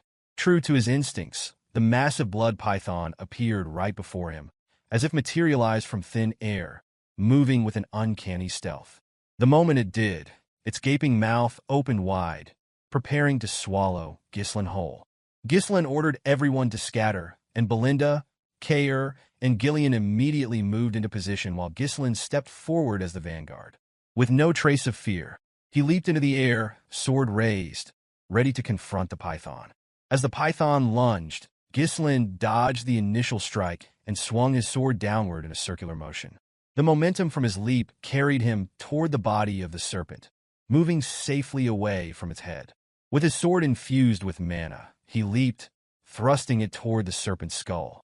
Even with the force of 2 attacks, only a shallow cut marred the python's head. Gillion, watching from the side, couldn't help but mutter that even after using mana, the strike had barely left a mark. Kaor, equally astonished, voiced his disbelief over the strength of the python's scales, unable to comprehend how it could withstand such an attack. When Ghislain attempted to jump away, the python immediately opened its mouth wide again. Using its glands near the fangs, it sprayed venom at Ghislain while he was still in the air. Ghislain, quick to respond, twisted his body and turned his cape to shield himself from the poisonous spray. But the attack didn't stop there. The python swiftly brought down its tail, aiming to strike Ghislain from above. Ghislain, anticipating the strike, used the momentum from his turn to swing his sword. The tail and his blade collided, and the sheer physical power of the python sent him crashing to the ground with a tremendous impact. Belinda's voice rang out in worry, so loud it almost seemed imbued with mana, as she called out to her young lord, fearing for his safety. Meanwhile, the python's body moved frantically, and chaos erupted around them. One of the mercenaries, caught in the madness, shouted in panic, warning everyone to be careful not to get caught up in the python's rampage. Another mercenary, in frustration, questioned just what kind of snake could be this enormous, while a third mercenary screamed as the crushing force of the snake began to tear through their ranks. With the mercenaries in disarray, the experienced trio quickly took action. Gillion moved with quick movement, pulling 2 of the mercenaries out of harm's way. Belinda used a rope to tie up several others and threw them away from the crushing force of the snake. Kaor, the leader of his corps, commanded his group to scatter away. The rampaging snake was relentless and devastating, and the mercenaries were helpless in its wake, screaming in fear of being crushed under its monstrous strength. Ghislain, still kneeling on the ground, tried to circulate mana through his body, preparing for his next counterattack. As he watched the python's menacing gaze fixated on him, he knew this creature was the true master of the runestone vein. In his mind, Ghislain reflected on the situation. The blood python was one of the creatures deemed impossible to hunt in the forest of Beast's expedition. It resided deep within the forest, so he had never expected to encounter it here. The chances of victory seemed slim, and while retreating was an option, he had no time to waste. Grabbing the runestone in his hand, he steeled his resolve. If he gave up now, everything he had done up until this point would be for nothing. His mind was set, and with renewed conviction, Ghislain declared to himself that he was someone burdened with many responsibilities. With that, he activated the 3 mana cores in his upper body, raising his sword in defiance of the massive creature before him, his eyes burning with the determination to defeat it. Ghislain opened his 3rd mana core, considering whether it would be enough to defeat the blood python. The serpent, after rampaging through the ranks of mercenaries, set its sights on him once again, sensing the power swelling within the seemingly insignificant human before it. With a gaping mouth, the creature charged. Ghislain's sword flared with the mana he had imbued into it. He sidestepped, deflecting the snake's strike with his blade, sending it to the side. In a swift motion, Ghislain ran his blade along the serpent's head. Unfortunately, its scales proved too tough. Like a dancer with a broadsword, Ghislain swung his blade upward, then brought it down with precise force, taking out one of the serpent's eyes. But the battle was far from over. The blood python retaliated, bringing its tail down to crush Ghislain.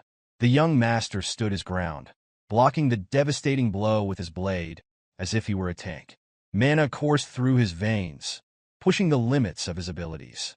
Meanwhile, the serpent opened its mouth, attempting to devour him. The massive serpent unleashed a barrage of attacks, its weight adding force to every strike. Ghislain, relying on his physical strength and the energy from his third mana core, matched the serpent's force, managing to hold his ground. He screamed, determined not to back down despite the slim chances of survival. There were battles that could not be avoided. Just as his father had borne the weight of the territories, Ghislain would carry the weight of the doom hanging over his estate and its future. Kaor, Belinda, Gillion, and the rest of the mercenaries watched in awe, surprised by the sight of their young master fighting with everything he had. It was the first time they had seen Ghislain unleash all of his strength in battle. Ghislain leapt toward the snake's head, raising his sword to strike its open mouth. In his mind, this was the moment to fulfill his responsibility. After putting some distance between them to regain control of his breathing, Ghislain observed the blood python. It showed no signs of faltering. The thought crossed his mind. Keeping the third mana core open for too long was dangerous. His mana would run out before he could finish the creature off. Unexpectedly, the mercenaries he had brought along charged forward. Belinda called out to him, prompting Ghislain to turn toward her. Gillion stood in front, and to his surprise, Kaor stepped up to face the enormous serpent as well. Belinda checked to make sure Ghislain was unharmed, urging him to move to safety. She pleaded with him, urging him to get to safety while they would hold the serpent off. Ghislain's response shocked everyone present. He commanded the mercenaries to heed his order and leave immediately. Kaor and Gillion turned back, confused by the unexpected order. Belinda was baffled and wondered what he meant by that, her mind racing. Gordon questioned aloud whether the boss had really given that command. Gillion, too, spoke up, asking what Ghislain meant. Ghislain explained calmly, revealing that even he couldn't guarantee the safety of everyone against such a monstrous foe. He couldn't afford to lose anyone here, making it clear that he valued their lives far more than the battle ahead. Belinda was still stunned, asking what would happen to Ghislain now, to which he responded simply, his resolve unwavering that he had to finish the battle here. She watched him in astonishment, as she couldn't believe that he would push himself even further, especially when making it this far was already a miracle. She wondered, silently, why he would go to such lengths. Ghislain's aura flared once again as mana surged through his veins and into his sword. The blood python responded by unleashing a cloud of poison, attempting to drown the group with a deadly spray. Ghislain shouted for the mercenaries to flee immediately, but rather than retreating, they moved forward, raising their shields to protect him from the poisonous onslaught. Ghislain was taken aback by their unexpected response, unable to fathom that they had chosen to fight rather than run. One of the mercenaries shouted, expressing their willingness to fight alongside him. Another declared they had never met an employer like him before. Gordon chimed in, affirming their loyalty, saying they had survived many battles thanks to Ghislain and would do so again. Kaor excitedly added that the treasure awaiting them was theirs for the taking if they could bring down the snake. Belinda, with conviction in her voice, vowed that she would not leave him behind.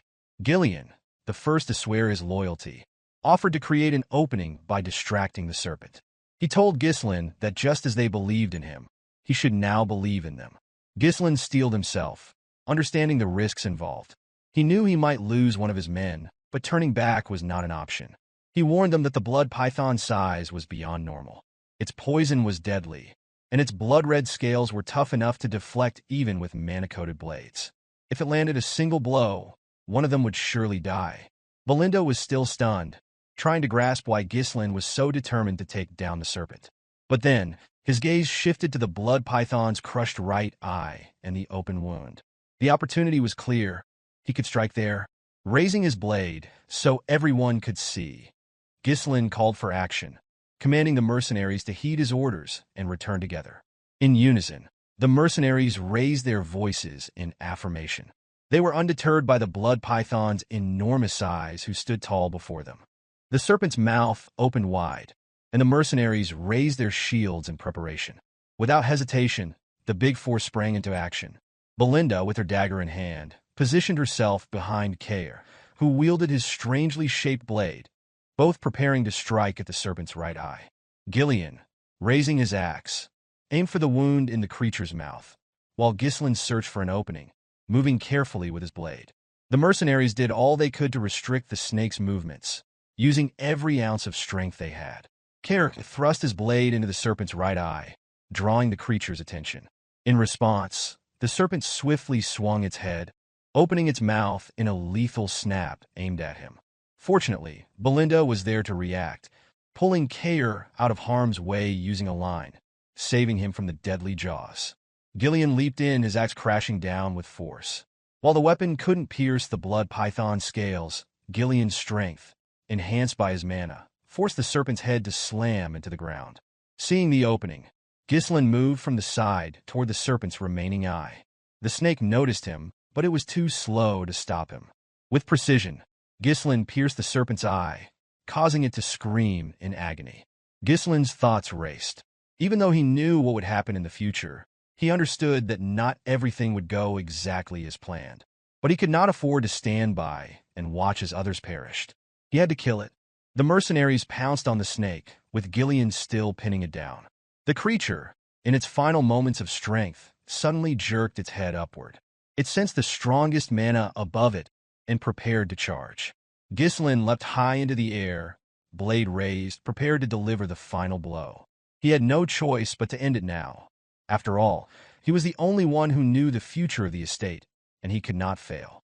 The serpent, with its mouth gaping wide, surged toward Ghislain.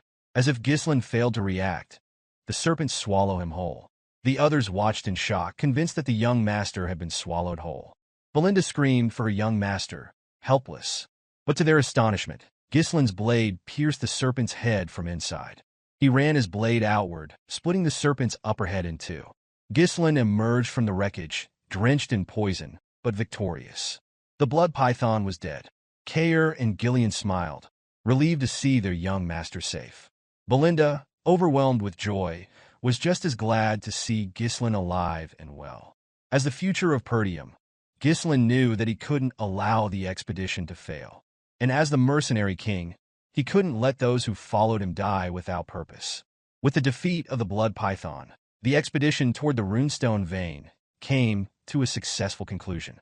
Back at Perdium Castle, Albert was seething with fury. He raged about Ghislain's blatant defiance of the Lord's orders, entering the Forest of Beasts. This, Albert declared, was nothing short of treason. In the room were Swalter, the Count of Perdium, and Homern, who tried to calm Albert's rising anger. Homern was well aware of the young lord's reckless nature, but with the lord away on a long expedition, wondering if Ghislain think he was the ruler now. Albert's accusations were sharp and bitter. Homern sighed and explained that there was no point in getting worked up now. The young lord had been in the Forest of Beasts for over 2 weeks. Had Scoven not falsified his report, they could have intervened earlier. Homern still couldn't understand why Scoven had chosen to help Ghislain, risking his own knighthood for the young lord. Albert grew more frustrated, insisting that they could not ignore this any longer.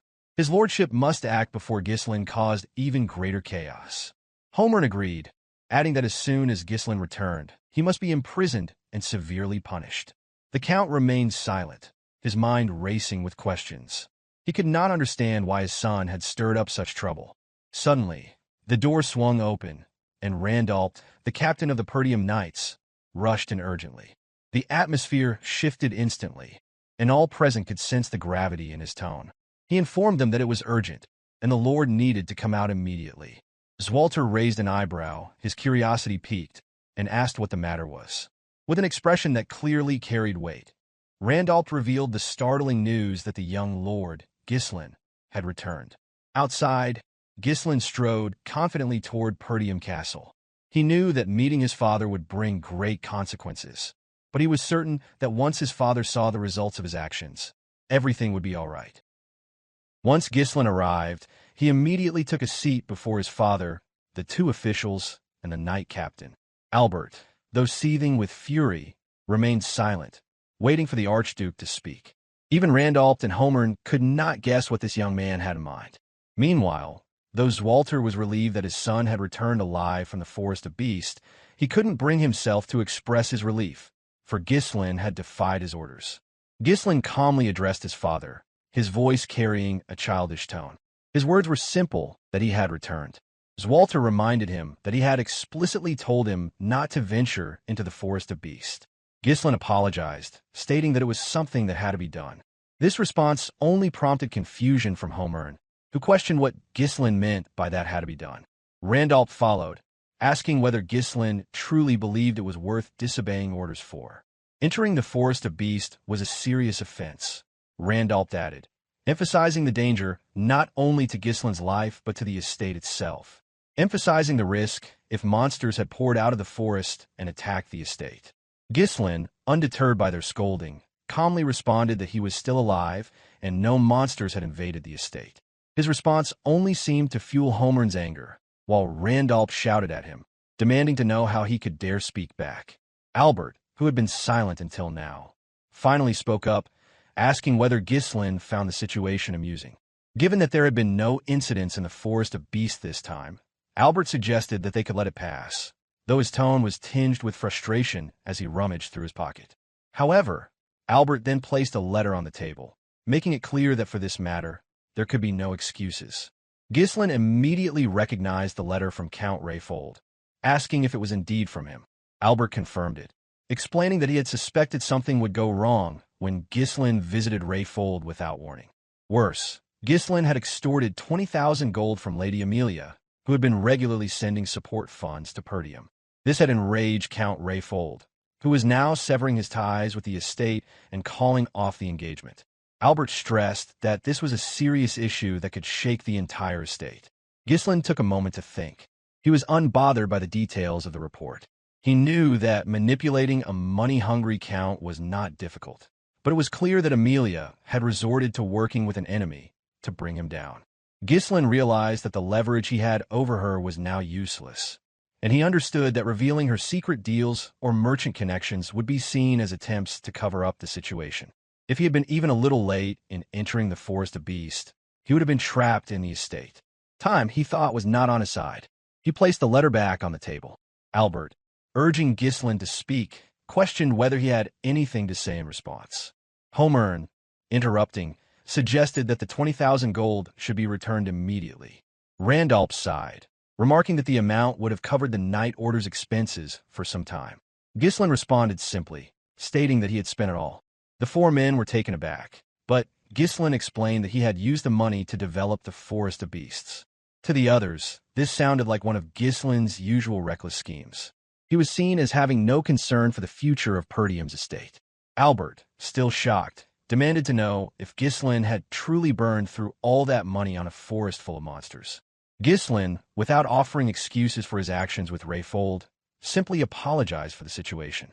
Randolph, enraged, grabbed Ghislain by the collar, cursing him as a reckless brat. He reprimanded Ghislain for selling out the future of the estate with his own hands. Homern declared that Ghislain Perdium was no longer fit to be the Archduke and demanded that Ghislain be restrained and thrown into prison. In a calm, nonchalant tone, Ghislain responded that he would personally provide the necessary support funds from now on, including the 20,000 gold. Swalter, clearly perplexed, asked his son what he meant by that with a calm voice. Ghislain, without hesitation, called out to Belinda, who had been waiting outside. She entered the room, holding a box in her hands. Ghislain explained that if his goal had been merely to enter the Forest of Beasts and return, he would never have started its development. Belinda placed a box on the table, and as she opened it, the older men were initially confused by the glowing crystal inside. However, Swalter immediately recognized it. Ghislain revealed that was top-grade runestone. The recognition was immediate for those familiar with it, though Albert, seeing of it for the first time, expressed his surprise. Homern took the crystal and examined it closely, clearly impressed.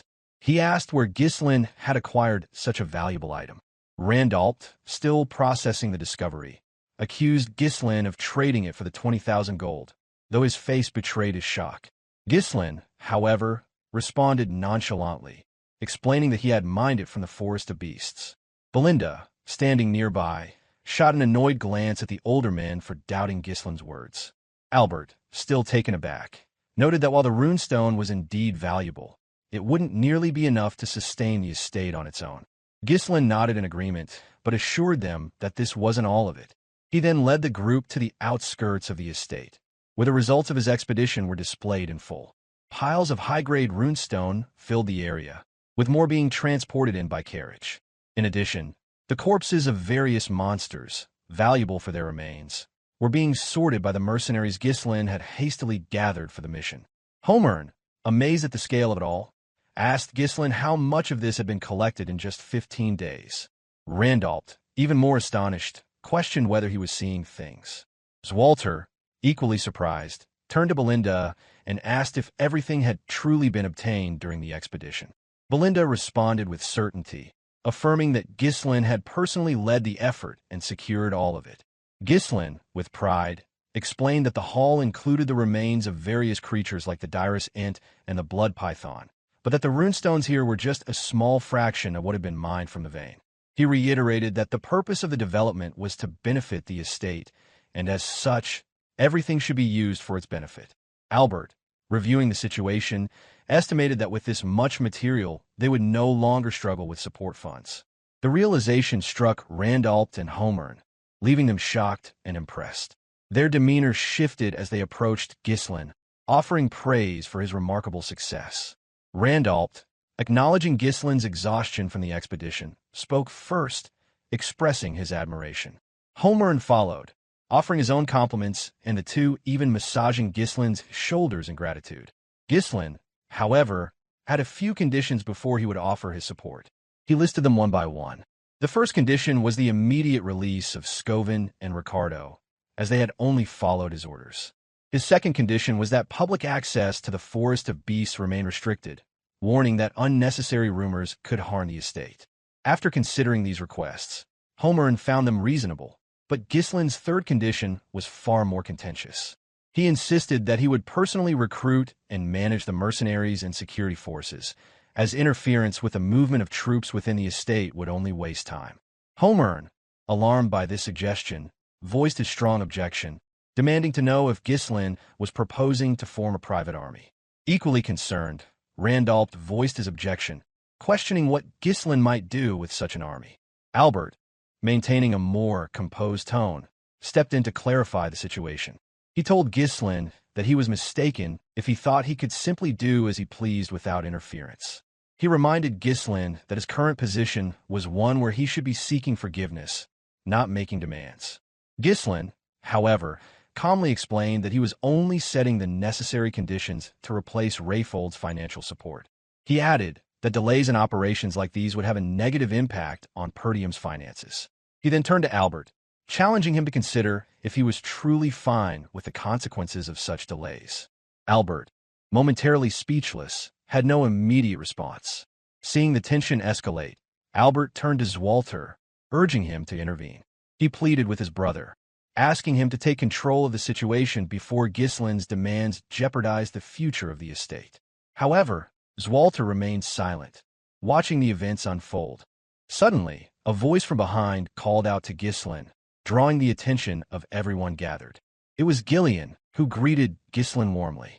Kaor, standing nearby, also welcomed him with a smile, and Gillion praised Ghislain for his efforts.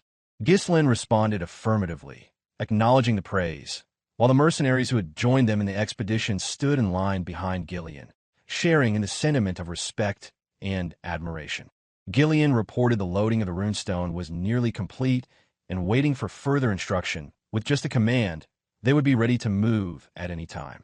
Kaor, now speaking with more respect and calm, reported that, as instructed, the Dirus Ent bark had been stored without preservatives. He then asked what should be done with the blood python. Ghislain gave the necessary instructions, telling them to dismantle the python's body, separating the venom, blood, flesh, and hide to prevent decay. The mercenaries responded affirmatively, ready to follow his orders. Swalter turned to Randalt, clearly impressed by the mercenaries' presence. However, he couldn't understand how Ghislain had managed to command such powerful individuals. Swalter agreed, remarking that the mercenaries seemed like an elite unit. This prompted Ghislain to turn around and respond. He acknowledged the comment, but also explained that without the mercenaries' help, the expedition would have been extremely difficult. Swalter, observing his son, saw him in a new light. Swalter then commanded the officials to return. As he turned around to leave, the others hesitated for a moment, but followed, as he gave them no opportunity to question his decision. Before departing, Swalter addressed Ghislain, choosing to overlook his action this time. However, he reminded his son that if he disobeyed his orders again, there would be consequences. Ghislain, grateful but firm, thanked his father and expressed that one day he would inherit the estate as its rightful successor. As he walked away, Swalter remarked that Ghislain had the spirit of the Northern Wolf. The title referred to the Count of Perdium, who protected the northern frontier of the Kingdom of Lithuania. Ghislain's father, Swalter, had led a lonely life.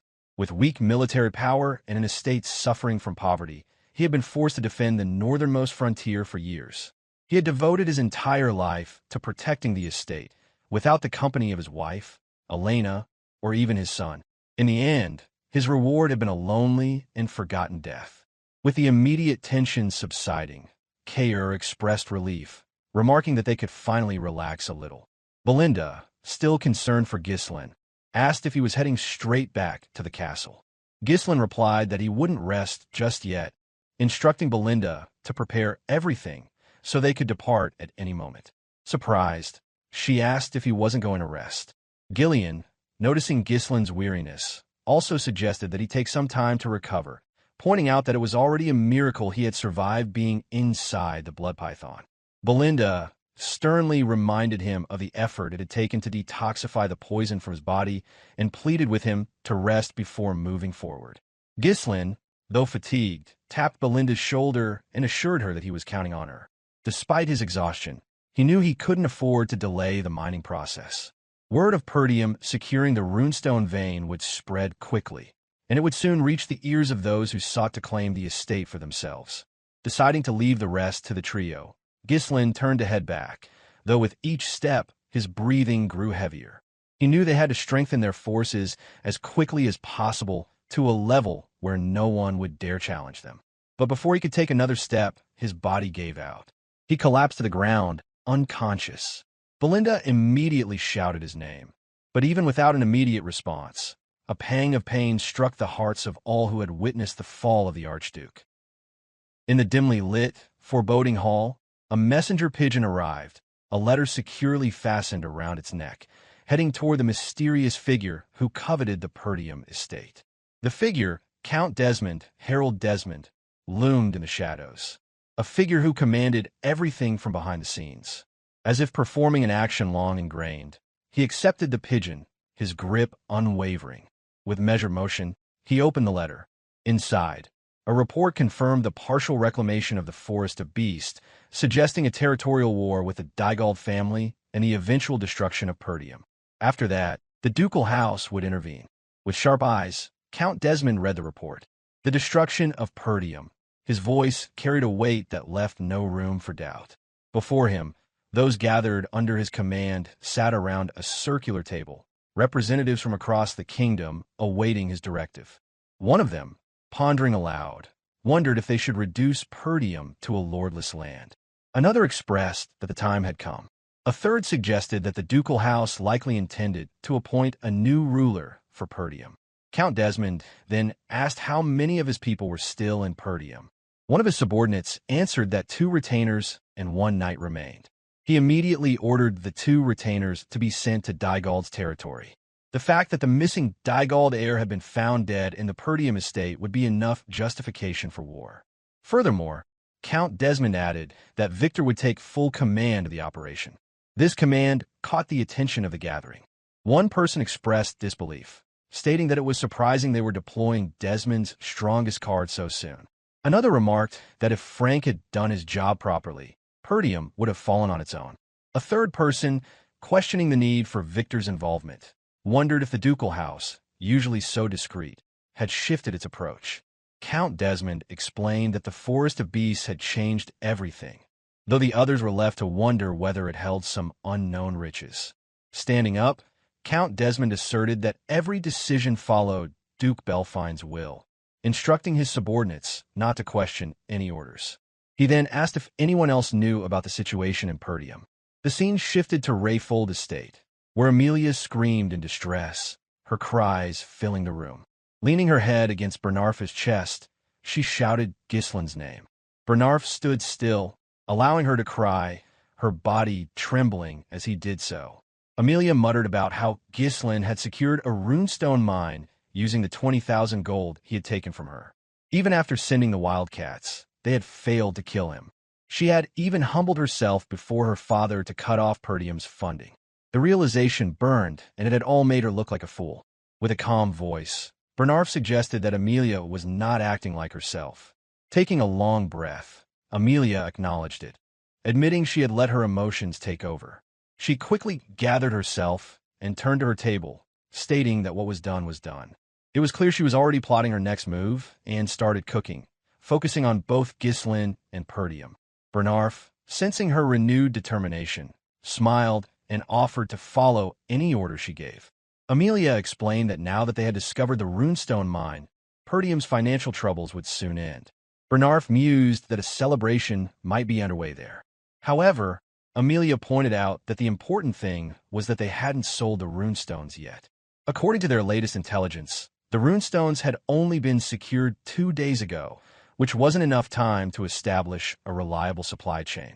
She decided they would exploit that weakness.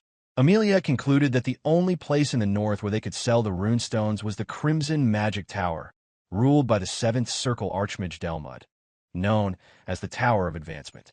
Runestones were essential for magical research, and magic towers always took securing such supplies seriously. She commanded Bernarf to set up an ambush with wildcats along the main route to the northern tower. Their target wouldn't be Ghislain, but the workers transporting the runestones. They would disrupt the transportation, causing chaos, and in the confusion, they would seize the runestones. Bernarf raised a suggestion about the Scarlet Flame Tower in the Brivant territory, but Amelia reassured him, explaining that the Crimson Tower had been in decline and that Ghislain would never seek the lower-paying tower when the Crimson Magic Tower would offer more. Amelia's voice was filled with determination as she proclaimed that this time, she would take everything from Ghislain Perdium.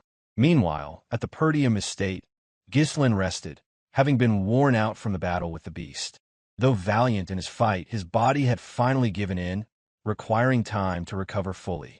When Ghislain had been swallowed whole by the blood python, survival had seemed impossible. After all, he was only human. The blood python, a predator of its level, had its own process for digesting prey. Before passing food into its esophagus, the snake secreted venom to dissolve its prey for easier digestion. However, the mana released from Ghislain's third core burned the venom upon contact, preventing it from invading his body. The toxic fumes created in the process, though, filled the air, making it a deadly environment for anyone attempting to breathe. Most prey would have lost consciousness or died during the process, but Ghislain, bearing the future of his estate on his shoulders, told himself to endure. If he lost consciousness inside the blood python's mouth, everything would be over. The expedition, his precious family, and his future would be lost. In that critical moment, knowing he could not avoid the poison, Ghislain decided to make it his own. He channeled the poison that had entered his body, attempting to absorb it into his mana core. Using the fierce rotation of mana within his core, he worked to neutralize the poison. This technique, requiring delicate mana control, could only be achieved by those who had reached superhuman levels, and Ghislain attempted it. He could not be certain of his success, but he decided to try. He used it as an alternative fuel to withstand mana explosions, and this, he believed, was how he would break free from the blood python's grasp. After 2 days of sleep, Ghislain finally woke up. To his surprise, the usual aches in his body were gone. Instead, he felt refreshed.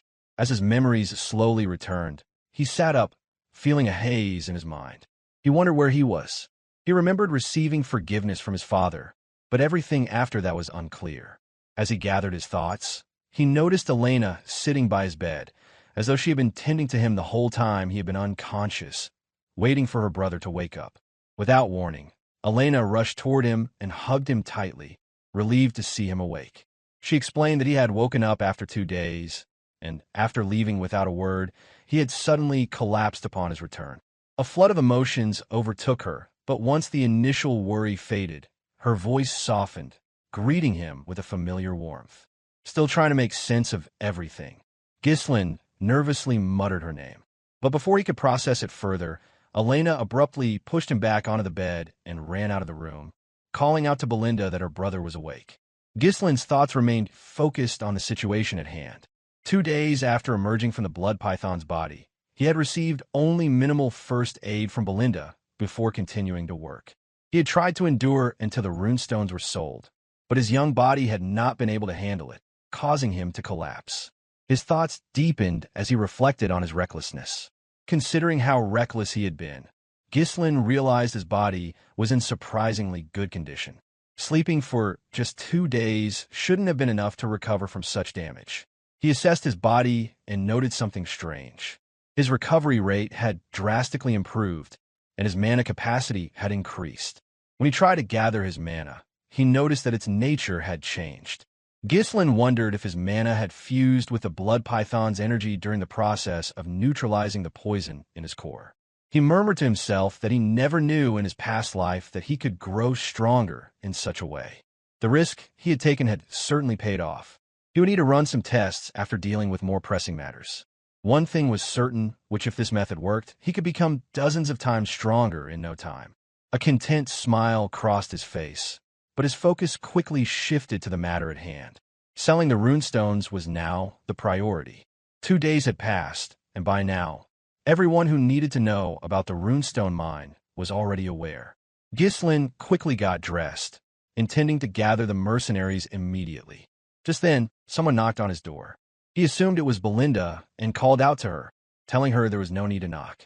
However, to his surprise, his father entered the room, followed by Belinda, who wore a cheerful expression upon seeing him standing, and Elena, who had a sheepish grin on her face. Swalter, his father, exclaimed his relief that Ghislain was awake. Ghislain responded, startled by his father's words, and confirmed that he was fine. Visibly relieved, Swalter expressed his satisfaction that Ghislain was okay. Coming to his side abruptly, Belinda ran her hand along his face, nagging him like a child. She scolded him for suddenly collapsing and expressed how worried they had been. Ghislain reassured her nonchalantly that he was fine. Swalter stepped closer to Ghislain, asking if they could talk. Standing before his son, Swalter then said that he had a request. Ghislain, confused, listened intently, for his father had never spoken to him this way before, as he had always viewed him as the failure of the Perdium estate's heir. Later, the 2 men, father and son, made their way to the training ground. The eerie silence was only broken by the sound of their combined footsteps, each carrying their own sword in hand. Ghislain couldn't help but observe the Duke closely, realizing it was the first time they had been alone together. He thought about how, in his past life, he had always been too busy avoiding his father, fearful of the scolding he would receive. The tension of the present moment stirred memories of the past, though Ghislain remained focused on the now. Once they reached the center of the arena, Swalter spoke, apologizing for having called his son out so soon after his rest. Ghislain reassured him, mentioning how well he had slept for 2 days and feeling great as a result. However, Ghislain quickly shifted the conversation, bringing up the request his father had mentioned earlier. He is growing nervous, wondered whether he would be scolded. Swalter maintained his stern gaze on his son for a moment before shifting his eyes away, as if deliberately avoiding them. Ghislain's suspicions grew at his father's odd behavior, and an uncomfortable silence filled the space between them. As the silence stretched on, Ghislain reflected on the words his mother had once shared with him as a child. He recalled a hazy evening when he, his mother, and Elena had been perched atop a hill, gazing out at the distant Perdium estate. His mother had spoken of his father, revealing that he was not an honest man, explaining how he always prioritized others before himself and never showed his true feelings. But, she had added, he was different when it came to her, a small chuckle escaping her lips as she recalled his confession of love. His mother had told him then to try to understand his father, even if he seemed rough around the edges, as he was simply bad at expressing himself. Ghislain had not understood the depth of her words back then, but standing before his father now, the meaning seemed clearer. Swalter suddenly assumed a stance, holding his sword vertically and instructing Ghislain to raise his sword. Nervous, Ghislain followed the command, beads of sweat forming on his cheek. Despite the nerves, he steeled himself, locking eyes with his father. They prepared for the sparring session, each taking their own stance, swords ready. In the blink of an eye, Swalter lunged forward, thrusting his sword toward Ghislain. He responded quickly, deflecting the attack by turning his sword and positioning it in front of him. Swalter withdrew, spinning his blade upward before bringing it crashing down with all his weight. Ghislain planted his feet firmly and received the blow near the hilt of his sword. Determined, Ghislain swung his sword from behind, aiming for his father. Swalter brought his sword down to block, then quickly counterattacked with the precision of a striking snake. Ghislain barely managed to raise his sword in time to defend.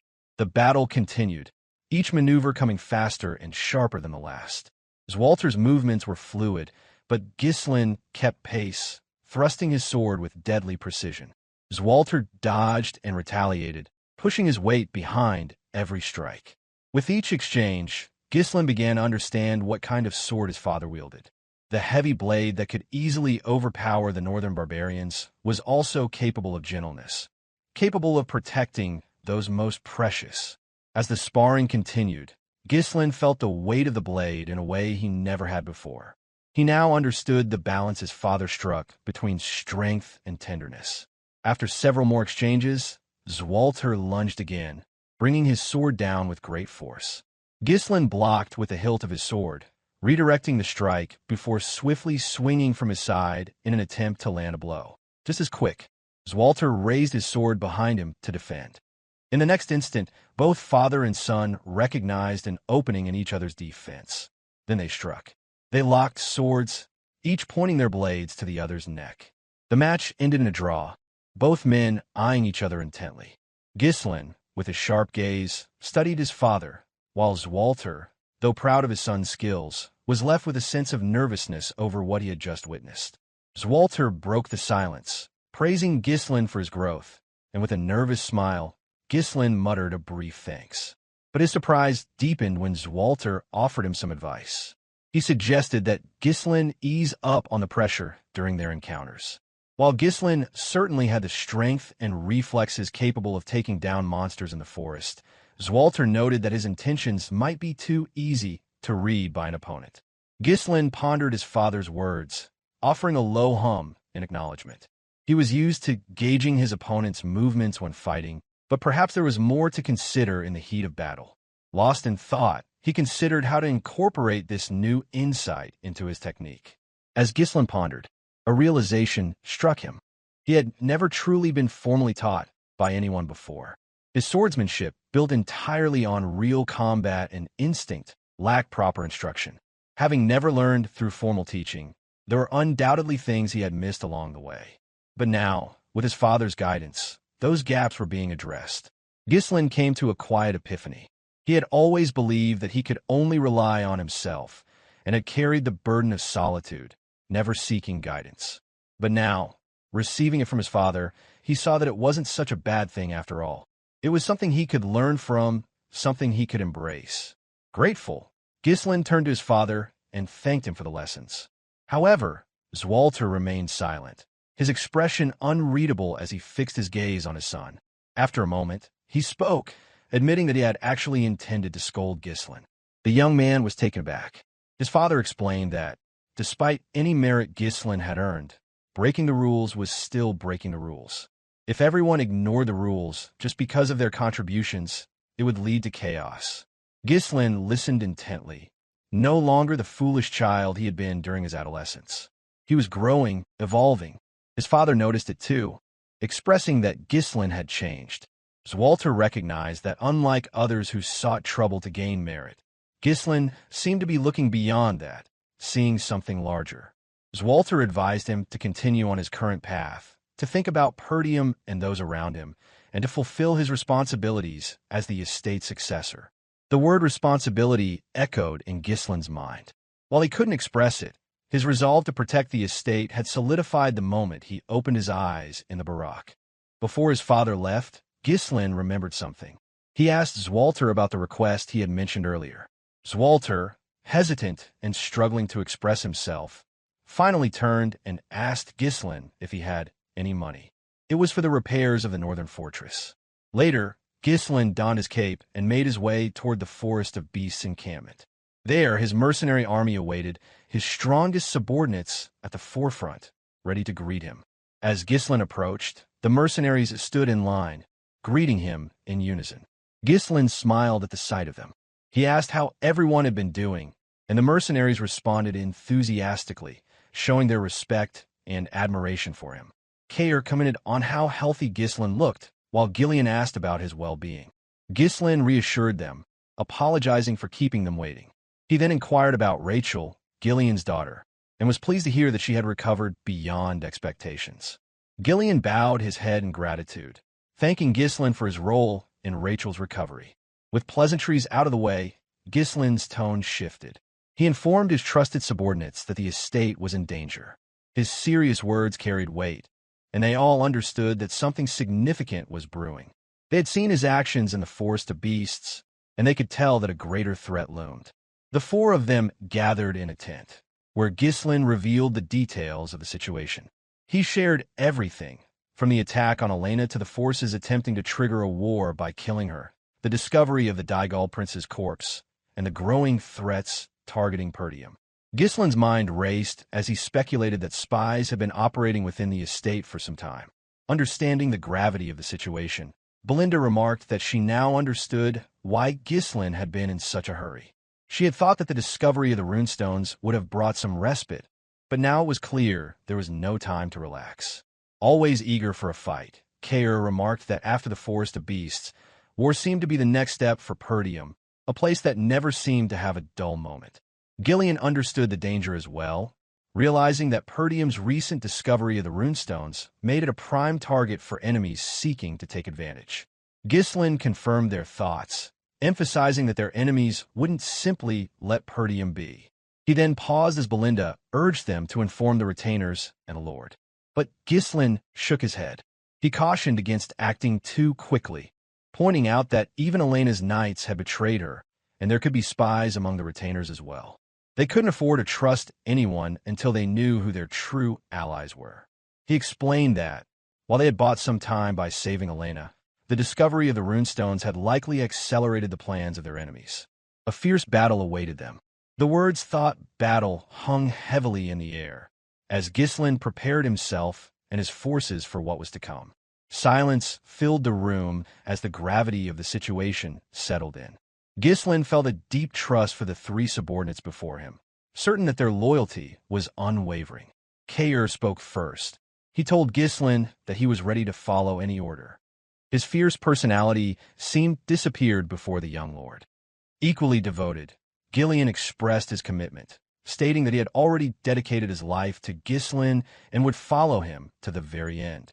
Being the loyal and brash maid, Belinda suddenly stood, declaring that no one else but her would protect the young master. Ghislain let out a sigh of relief, a faint smile forming on his lips. He then turned to the matter at hand, his voice firm as he addressed the imminent danger to the estate. He explained that the greatest enemy to Perdium was the Duke of Delphini, the shadowy figure who coveted the estate. He named Count Desmond and Amelia, two deceptive figures who worked under the Duke's orders, and vowed not to let them succeed. The next step, Ghislain revealed, would be heading south to the Scarlet Flame Tower. Sensing an opportunity, Kaor expressed excitement about finally selling the runestones, eager for the wealth it would bring. Belinda questioned Ghislain's decision, suggesting that the Crimson Magic Tower, being closer, would offer a better price. But Ghislain explained that the Scarlet Flame Tower was the better choice, as it would generate less friction. Ever the strategist, Gillion understood the reasoning. When dealing with high-value goods like runestones, it was only logical to prepare for any potential threats, anticipating the presence of uninvited guests. Belinda quickly acknowledged the possibility of an ambush, recalling how the previous dealings had almost turned into a trap. The Scarlet Flame Tower had once been the most prosperous in the south. However, when Delmut of the Crimson Magic Tower reached the level of a Seventh Circle mage, the balance of power shifted. Now, the Scarlet Flame Tower struggled to regain its former glory, still unable to rival the power of the Crimson Magic Tower. Ghislain's interest in the Scarlet Flame Tower was more personal. He had someone in mind, someone from his past life whom he needed to recruit into his plans. The scene shifted to the Scarlet Flame Tower complex. The structure rose high above its surroundings, seemingly ahead of its time. Inside, in a library, a woman sat amidst piles of books, trembling as she clutched a staff in her hand. She muttered the name of her teacher, Lanato, and wondered when the light, her teacher, had spoken of would finally arrive. The party made their way toward the Scarlet Flame Tower, which loomed ahead as they arrived. Belinda and Kaor's faces showed clear astonishment. Ghislain led the group personally, ensuring he would not need to pay the merchant's share. In awe, the man, the legend, and the myth, Gordon marveled at the tower's height. He had heard of it for years, but never expected to see it in person. One of the mercenaries also shared their amazement, stating they had long heard of it, but were now seeing it firsthand. Gordon then commented on the stark contrast between the lives of the people in the tower and those in Perdium, highlighting how different the world seemed from the one they knew. The areas surrounding magic towers often developed through trade with the mages. The surroundings of a Scarlet Flame magic tower, in particular, were remarkably clean and advanced. As one of the standing magic towers, it also produced magic scrolls. On the street, mages worked effortlessly, repairing the road and laying street tiles as though they were seasoned construction workers. One of the mercenaries, astonished, wondered aloud how such work could be done using magic, while another expressed disbelief at seeing magic performed without a scroll. The group watched in wonder as they passed by, observing the mages' skill. As they moved forward, the group of mages glanced sharply at the passing party of mercenaries, their expressions tinged with disdain. In an instant, the mages cast a spell, blue flames shooting from their staffs, burning with an intensity that seemed to scorch the very essence of their existence. The flames enveloped them, and before long, they seemed to vanish from sight. The mercenaries reacted in surprise, exclaiming how extraordinary it was. With a hint of nonchalance, Ghislain calmly explained that it was a concealment spell and remarked that the mages clearly didn't want to be seen. Ever the skeptic, Kaor scoffed at the situation, chastising the mercenaries for their behavior. Belinda, somewhat taken aback but still impressed, expressed that even if the tower wasn't what it once was, it remained a powerful force. Ever the pragmatist, Gillion reminded them that Valiant was one of the wealthiest territories in the kingdom, and thus it made sense that such a tower would still hold importance. However, Ghislain pondered deeply on this. On the surface, the tower was still grand, but no one could have predicted its decline from its former glory. Soon, the party arrived at the imposing gates of the tower, where they stopped momentarily to gain entry. Ghislain remarked with some satisfaction that they had finally arrived. Straining his neck to get a better view, Kaor commented that it was so tall it almost seemed as though it would snap his neck. Belinda chimed in, noting that even reaching the main gate felt like a journey in itself. As they approached, something struck them as odd. There were no gatekeepers to be found. Instead, two sets of armor, each holding massive axes, lay unattended. Suddenly, a mage called down from above the gate wall, ordering the party to step back.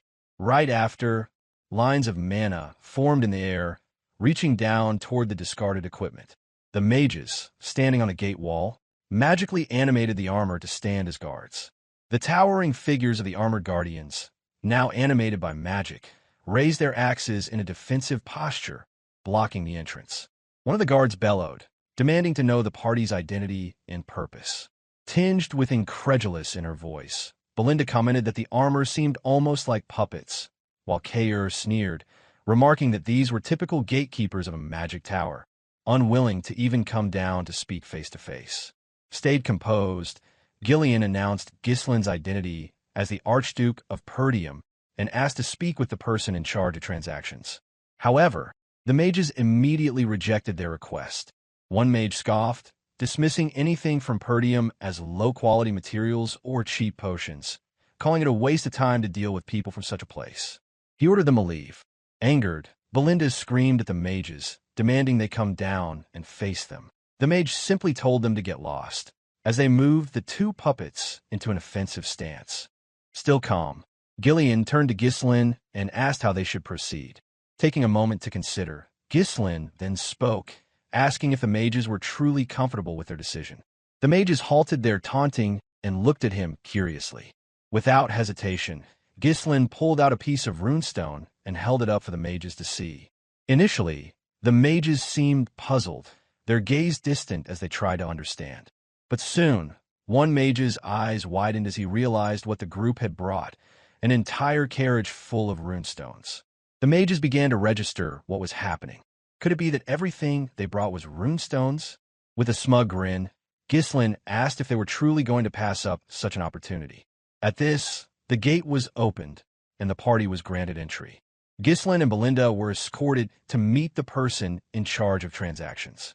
Two men greeted them warmly, bowing in recognition of their esteemed guest. The man who introduced himself as Sylvain, the trading manager of the tower, promised to assist them with whatever they needed. Unfazed, Ghislain requested someone capable of handling such a large transaction, indicating his desire to meet directly with the tower master.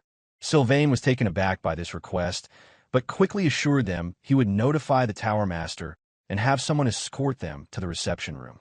Belinda, still seething from the earlier disrespect, muttered under her breath about how they should have been treated with more respect from the start, directing her words toward the mage guard earlier. Just then, an explosion rattled the tower, drawing Ghislain's attention.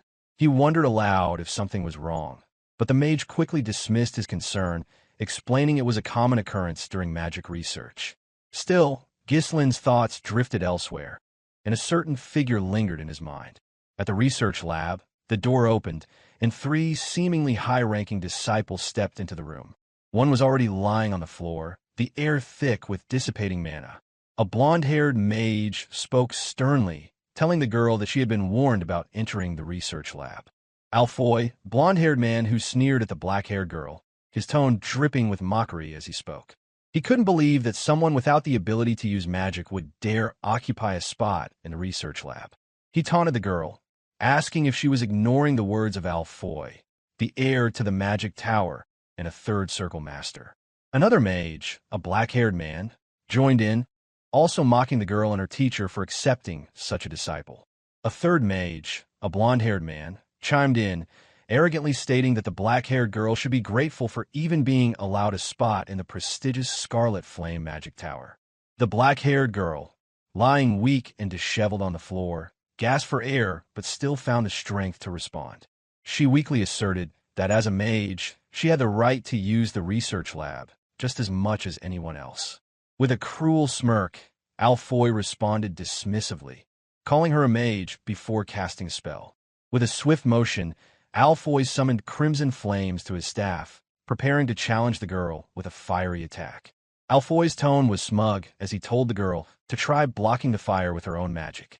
He hurled a fireball toward the seemingly helpless girl, casting the first circle spell Fire Sling. The black-haired girl, barely able to steady herself, raised her hand, struggling to cast a defensive spell. As the fireball approached, she faltered, her hand trembling as she prepared to take the hit with her bare body. Just before the fireball reached its target, a caped figure appeared between them. Ghislain, wielding his sword, moved swiftly, deflecting the fireball with ease. His actions freed the girl from the torment she had been enduring at the hands of her fellow mages. Ghislain turned to face the three mages with a nonchalant expression, commenting on the research taking place at the Scarlet Flame Tower. He called out the bullying that had been allowed to occur, the apparent disregard for the dignity of fellow mages. Meanwhile, in the Tower Master's conference room, the argument had escalated. Hubert, the master of the Scarlet Flame Magic Tower, was seething with frustration as he learned that their supply of runestones was nearly exhausted. He shook his head in disbelief, feeling the weight of the situation as his head throbbed from the looming shortage. The situation was dire, and Hubert could see that if things continued this way, the gap between their tower and the Crimson Magic Tower would only grow wider. With growing frustration, Hubert demanded answers. He had ordered the elders to stock up on runestones in advance, but now it seemed they had failed to act. His voice rose as he accused them of wasting time and resources, his patience slipping further. One elder, wearing a yellow hat, internally scoffed at Hubert's outburst, reflecting on how the Tower Master had spent more time socializing with nobles and indulging in luxuries instead of focusing on the tower's needs. Another elder, wearing a red hat, shared similar thoughts, growing increasingly frustrated with Hubert's lack of foresight. A third elder, with a green hat, brought up another pressing concern. While the shortage of runestones was one issue, the real problem was that their master was only a 6th circle mage, while the master of the Crimson Magic Tower was a 7th circle mage. Hubert, furious at the mention of Delmud, the Crimson Magic Tower's master, lashed out. If only he had more runestones, he believed he could easily reach the 7th circle himself. He vented his frustrations, accusing Delmud of hoarding all the runestones and claiming there was nothing special about the stones that should give the Crimson Magic Tower such an advantage. The green-hatted elder pressed on, asking what their plan was if they ran out of runestones, as the lack of them would prevent them from training properly. Hubert's anger flared again as he cursed Delmud, who had surpassed him and reached the 7th circle. He wondered aloud why Delmud, a low-born mage, was able to achieve such progress while Hubert struggled. Before the conversation could continue, Sylvain, the trading manager, burst into the room with urgent news. He apologized for the interruption, but insisted that they needed to come down immediately. An enormous shipment of runestones had arrived. At the mention of the runestones, the elders were left stunned, their confusion quickly turning to cautious hope. Meanwhile, in the research lab, Alfoy was continuing his attack on Ghislain, launching fireballs toward him. However, Ghislain stood unwavering, his sword in hand, effortlessly deflecting each attack as if they were little more than annoyances. His calm demeanor contrasted sharply with Alfoy's growing frustration. Determined to end the confrontation, Alfoy gathered all his mana, conjuring a massive fireball with every ounce of his power. He hurled it at Ghislain with the intent to overwhelm him. But Ghislain stood his ground. With a swift movement, he raised his sword and swung it downward. The blade cleaved through the fireball, splitting in half, leaving both Ghislain and the black-haired girl untouched. The other mages watched in stunned silence, unable to comprehend what they had just witnessed. Ghislain's swordsmanship had completely disarmed Alfoy's magic in a way none of them had expected. Bewildered and furious, Alfoy demanded to know who Ghislain was. He had assumed he was just another noble taking a casual stroll through the tower, but this display of skill shattered his assumptions. Before he could react further, a line appeared around him, swiftly tightening and binding him. He gasped in shock as Belinda, with the precision of an assassin, immobilized him. The scene now looked grotesque, with Alfoy helplessly bound, his previous arrogance stripped away. Belinda's voice was cold as she threatened the restrained mage for daring to attack her young master. Thus, Belinda, tightening the line around him. Struggling against the bindings, Alfoy muttered in disbelief, asking just who these people were.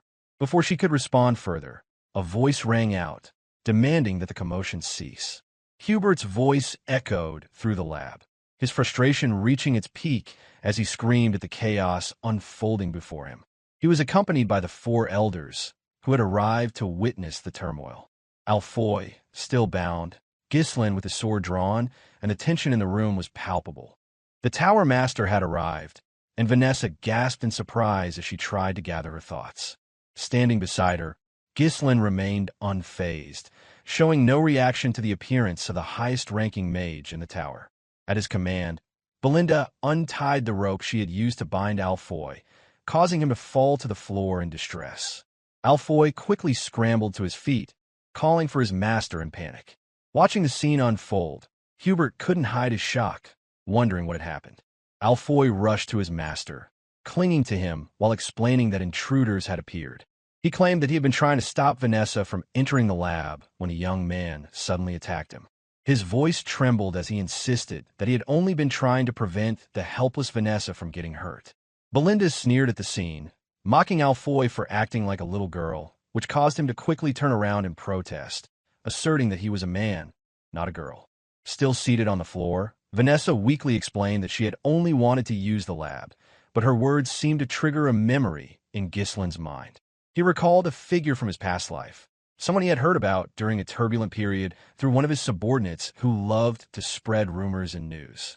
The Red Nightmare, a 7th circle mage, known for her unpredictability and madness. Ghislain thought to himself that even someone like her, the embodiment of nightmare itself, could have moments like this. Hubert's anger flared. He shouted that not only had the young man broken into the tower, but he had also tried to harm his disciple. He conjured a fire-based spell with his wand, preparing to burn him to ashes without a trace. However, Ghislain remained calm and composed. Belinda gently asked what his young master intended to do, sensing the tension in the air. Despite the clear threat, Ghislain took a passive stance, refusing to let his emotions control him.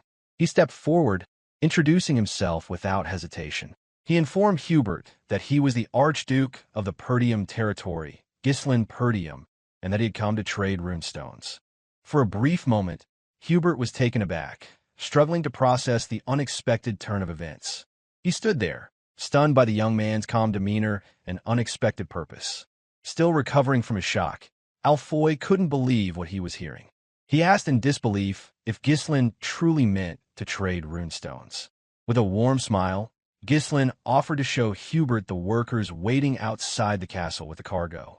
The group made their way outside, where they found 10 wagons filled to the brim with runestones.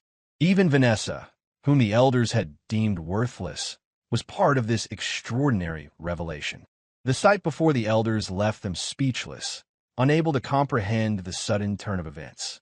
Only moments before, they had been arguing about resources, and now, the answer had arrived at their doorstep. The Blue Hat Elder was the first to speak, exclaiming in disbelief that such a situation couldn't be real. The Red Hat Elder followed, unable to fathom where such a young man could have acquired so many runestones. The Yellow Hat Elder asked Hubert what they should do, noting the sheer amount of the precious stones before them. Meanwhile, Hubert stood frozen, his face darkening, though his mind raced with excitement. A maniacal laugh bubbled up within him as he realized the opportunity that had just appeared. He saw the arrival of the runestones as a divine gift, one that would allow him to finally crush the rival Crimson Magic Tower once and for all. Though his outer appearance remained calm and composed, his inner thoughts were consumed by glee. He spoke aloud, downplaying the significance of the discovery. Hubert claimed that the amount of runestones was less than he had expected, and the quality didn't seem as great as he had hoped. He cleared his throat, trying to maintain a semblance of professionalism. Standing nearby, Kaor seethed with anger. The nerve of Hubert to belittle the very stones they had worked so hard to acquire. His hand instinctively reached for his sword, seething in silence. Timid and unsure, Vanessa ventured a comment, suggesting that even one wagon of runestones could last for weeks. But Hubert snapped at her, telling her to be silent and leave, mocking her for her apparent uselessness. He cursed the legacy of a late mage, blaming Leonardo for leaving behind such a headache. He further insulted Vanessa, telling her that if she was so useless, she should at least be self-aware. Understanding who Vanessa might become, Ghislain chose to remain silent. He kept his thoughts to himself, merely contemplating the situation in his mind. Hubert turned his gaze to the elders, asking if they shared his opinion. Observing the situation with sharp eyes, the elders quickly came to an understanding of what Hubert's was scheming.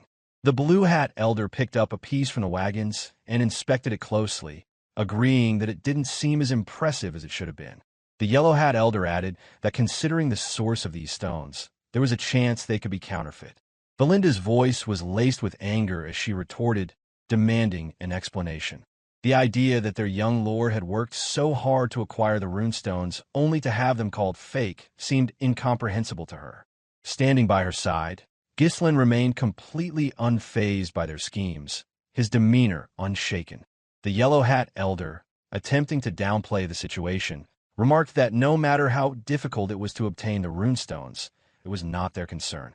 He pointed out the prevalence of scams these days, a sentiment shared by the Green Hat Elder, who added that it didn't make sense to trust the seller's word alone.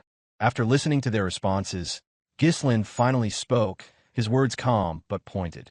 He asked if they were saying they wouldn't buy the runestones, which took the elders by surprise. Ghislain then gave an order, telling his group to leave.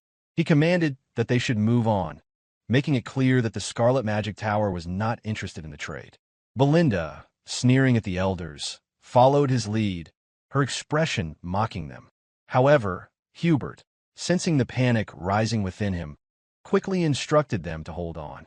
He whispered to one of them to play along, and shortly after, the Blue Hat Elder, eager to smooth things over, suggested that they might buy the runestones after all, out of respect for the effort Ghislain had put into bringing them. The Elder claimed that returning empty-handed would reflect poorly on the Tower Master's reputation, and that they should help save face. Adopting a smug tone, Hubert agreed, expressing that it sounded like a better course of action. He declared that, out of his great generosity, they would purchase all of the runestones Ghislain had brought, though, he added, the price would be slightly below market value. However, Ghislain remained unbothered by their sudden change in tone and responded calmly, pointing out that there had been a misunderstanding. He instructed Kaor to leave just one wagon of the runestones and to take the rest back, a request that caused Kaor to momentarily hesitate. With a satisfied smirk, Ghislain added that they had agreed to sell only one wagon's worth of the precious stones. This caused Hubert and the elders to panic, knowing that the resources they desperately needed could slip through their fingers. Seizing the opportunity, Kaor quickly turned and confirmed that Ghislain was right. He had indeed forgotten about the terms of the agreement. He then issued a command to the mercenaries to move the wagons, and they immediately obeyed, swiftly following through with the instructions. Now flustered and struggling to comprehend what was happening, Hubert demanded an explanation. Ghislain apologized, explaining that it had been a misunderstanding regarding the quality of the runestones, which had been caused by his subordinate's error. He further explained that their destination was the Crimson Magic Tower, and that they simply needed cash to cover their travel expenses. This statement made Hubert's heart sink. The prospect of those runestones going to the Crimson Magic Tower instead of his own was a crushing blow, one that could potentially ruin his chances of regaining the top position. Attempting to salvage the situation, Hubert feigned lightheartedness and suggested that he had been joking earlier to break the ice.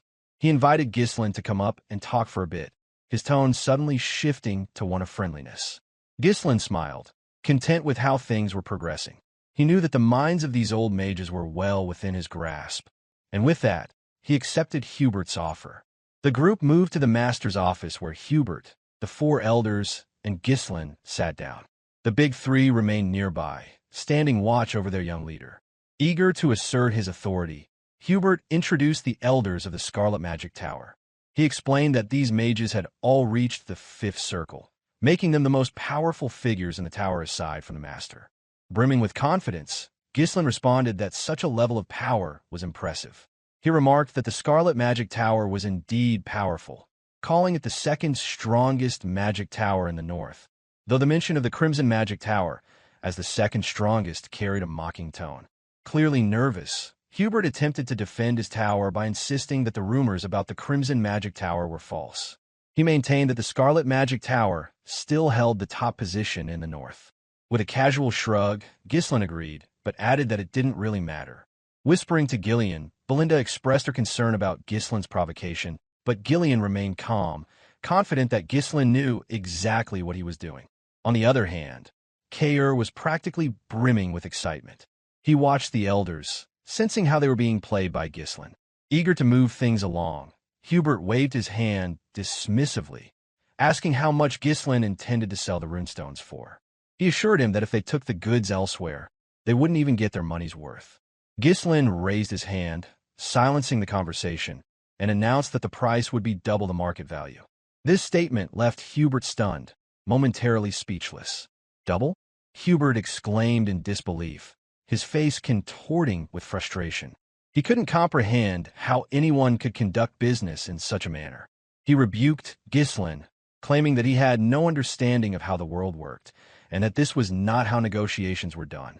Hubert accused him of being taught all wrong, and of making up terms without any regard for the process of negotiation. Ghislain spoke plainly, expressing his belief that the Scarlet Magic Tower deserved to pay double for the runestones. This remark immediately caused the Blue Hat Elder to exclaim in disbelief, while another elder shouted, questioning whether Ghislain thought the Scarlet Magic Tower was some kind of joke. Visibly annoyed, Hubert called out to Ghislain, his tone shifting dramatically. He expressed how much it irked him to see someone so young speak so boldly without understanding the consequences of his actions. Hubert locked eyes with Ghislain, his gaze filled with rage. Despite the harsh words and the obvious power disparity, Ghislain remained composed, showing no fear as he faced a six-circle mage. He stood firm, not the slightest trace of anxiety in his expression. Attempting to regain control of the situation, Hubert acknowledged that Ghislain was young and that mistakes were natural. He offered a concession, suggesting they pay slightly over the market price if Ghislain agreed to sell everything. However, Ghislain remained silent and stood up, prompting Hubert to ask why he was getting up. Without missing a beat, Ghislain casually responded that Hubert didn't seem interested in the deal. He mentioned that he had offered the runestones at double the price, but if that was not satisfactory, he would simply head to the Crimson Magic Tower instead. He began to walk away, leaving Hubert flustered. However, Hubert quickly told him to stop, his tone shifting once again to a more agreeable one. He urged Ghislain to stay, stating that he hadn't meant to turn down the offer and that he had just gotten a bit worked up. Hubert asked him to sit back down. Ghislain smiled, turning back to face the group. The big three, who had been observing closely, finally realized that the Tower Master and the Elders were being played by Ghislain's clever manipulation. They stood still, stunned by how the young man was outwitting the seasoned mages. Clearly frustrated but attempting to save face, Hubert acknowledged Ghislain's guts and made a new offer. He said they would buy the runestones at double the market price as Ghislain had initially suggested. With an air of calm confidence, Ghislain agreed, prompting Hubert to let out a frustrated sigh. However, Ghislain added a stipulation. He would sell only one wagon at that price, not all of them. Hubert's frustration grew as he protested, insisting that they should sell everything. With logic and calm reasoning, Ghislain explained that if word got out that they sold to the Scarlet Magic Tower for double the price, the Crimson Magic Tower might offer triple, so it didn't make sense to sell everything for just double. This caused Hubert to lose his temper, screaming that Ghislain was pushing too far. His patience had worn thin. Unfazed by Hubert's outburst, Ghislain simply stood up and began to walk away again, prompting Hubert to shout for him to wait. Realizing he was about to lose the deal, Hubert hastily offered to buy everything for triple the market price. Ghislain paused, a small smile crossing his face as he recognized that his plan had worked. Finally, Ghislain sat down again, expressing his satisfaction that they were now speaking the same language. He praised the Scarlet Magic Tower, acknowledging it as the top magic tower in the north, and in turn, Hubert quickly stood up to go get the money, eager to close the deal. Inside, Hubert fumed with frustration. He was a sixth circle mage, yet he had been outmaneuvered by a country bumpkin. He couldn't understand why these ridiculous problems kept arising during his time as Tower Master. He resolved that if Ghislain ever tried something like this again, he would burn the young man's head. Just as Hubert was about to leave, Ghislain called out, halting him with a final request. Ghislain revealed that he wasn't done yet and had one more condition to present. Hubert, his patience now at an end, snapped at Ghislain, asking what more he wanted. Calmly, Ghislain stated that he wanted Vanessa handed over to him, leaving the room in stunned silence. Without anyone proficient in negotiation, no one stepped forward to lead the deal. Yet Ghislain's sudden demand to take Vanessa caught everyone off guard. The silence that followed hung heavily in the room. Breaking the tension, Hubert questioned whether Ghislain truly intended to take Vanessa. Ghislain confirmed this to the Tower Master, asserting that he would make Vanessa his personal mage. Fragments of a previous life flickered through Ghislain's mind, one where a sword used as a pan to grill meat for dinner. It had been during his time as the head of a mercenary group, taking a rare moment of rest between campaigns. By his side sat a subordinate, a sword brother, and to be precise was Ghislain's favorite slave named Claude, whose right hand had been replaced with a hook. As the meat sizzled, Ghislain noticed it was beginning to burn and made a sharp remark about it. In a tone laced with frustration, Claude challenged the complaint, pointing out the absurdity of making a one-armed man cook. Ghislain silently raised a clenched fist in response, prompting Claude to withdraw his words, pretending it had been a joke all along. Shifting the conversation, Claude brought up something that might interest his leader, a name spoken with intrigue, the Red Nightmare, Vanessa. Ghislain admitted ignorance, prompting Claude to elaborate. According to intel he recently gathered, the rumors spoke of a mage who had incinerated the northern region of Lithuania. She had reached the Seventh Circle, a woman known as Vanessa, feared and infamous as the Red Nightmare. Ghislain responded with mild curiosity, noting the title sounded extravagant, and asked for more details. Claude explained further. Allegedly, this mage had gone completely mad. Despite being a mage, she had taken the unusual route of learning mana cultivation. That oddity captured Ghislain's attention. He inquired why a mage would skip the mana circle method to pursue such a path. Claude offered a simple explanation: madness. He went on to describe Vanessa's rampage. Fires, deaths, and economic ruin followed wherever she went. The nobility had been driven to desperation. In fact, the most recent extermination request had her as the target. Ghislain paused to consider. A mage who had reached the 7th circle through mana cultivation, rather than traditional methods, intrigued him. As firelight danced in the camp and the crackle of burning would fill the silence, Ghislain smiled in amusement, evidently fascinated by the chaotic figure. It was then that he made a decision. Turning to Claude, he suggested they bring her in. Claude's reaction was one of pure disbelief. Reflecting on that moment, Ghislain knew that the plan had never come to fruition. Vanessa had already lost control of her magic, and by the time he found her, she was on the brink of death. Yet even then, her potential had not been extinguished. She still possessed the aptitude of a 7th circle mage. With guidance now, she could thrive under Perdium. Fueled by knowledge from a previous life, Ghislain had resolved to take her under his protection. At that moment, the trio began a comment. Gillion asked if he was referring to the girl from earlier. Kaor chimed in, noting she hadn't appeared particularly powerful. Belinda leaned in closer, whispering a soft request to be informed beforehand if he ever intended to bring someone in. Meanwhile, across the room, murmurs spread among the mages. The Red Hat Elder whispered that the situation worked out perfectly. Vanessa had been a burden anyway, and giving her away seemed like an easy solution. The Yellow Hat Elder whispered that caring for her up to this point should be more than enough to honor their past ties with Lonato. With this in mind, Hubert approached and began to speak, formally acknowledging Vanessa as one of Scarlet Flame Tower's prized mages. He implied she would serve the tower well. Before he could finish, Ghislain cut him off with additional demands. Combat mages of the 3rd circle or higher must also be dispatched to Perdium. Fury surged in Hubert's heart. He wondered whether Ghislain was planning some massive construction project on the estate. Ghislain clarified that mages were needed for territorial battles. The announcement sparked alarm among the elders. Combat mages typically earned hazard pay, and now the tower was being asked to supply them without compensation. Ghislain firmly reiterated his terms. Triple the market price, deployment of 3rd circle or higher mages to Perdium for a year, and Vanessa assigned as his personal mage. These 3 conditions were non-negotiable in exchange for the runestones. The trio tensed visibly. The demand for triple the market price alone was shocking, yet Ghislain had added more. On the other side, the elders glared at him with growing hostility. Hubert's mind raced.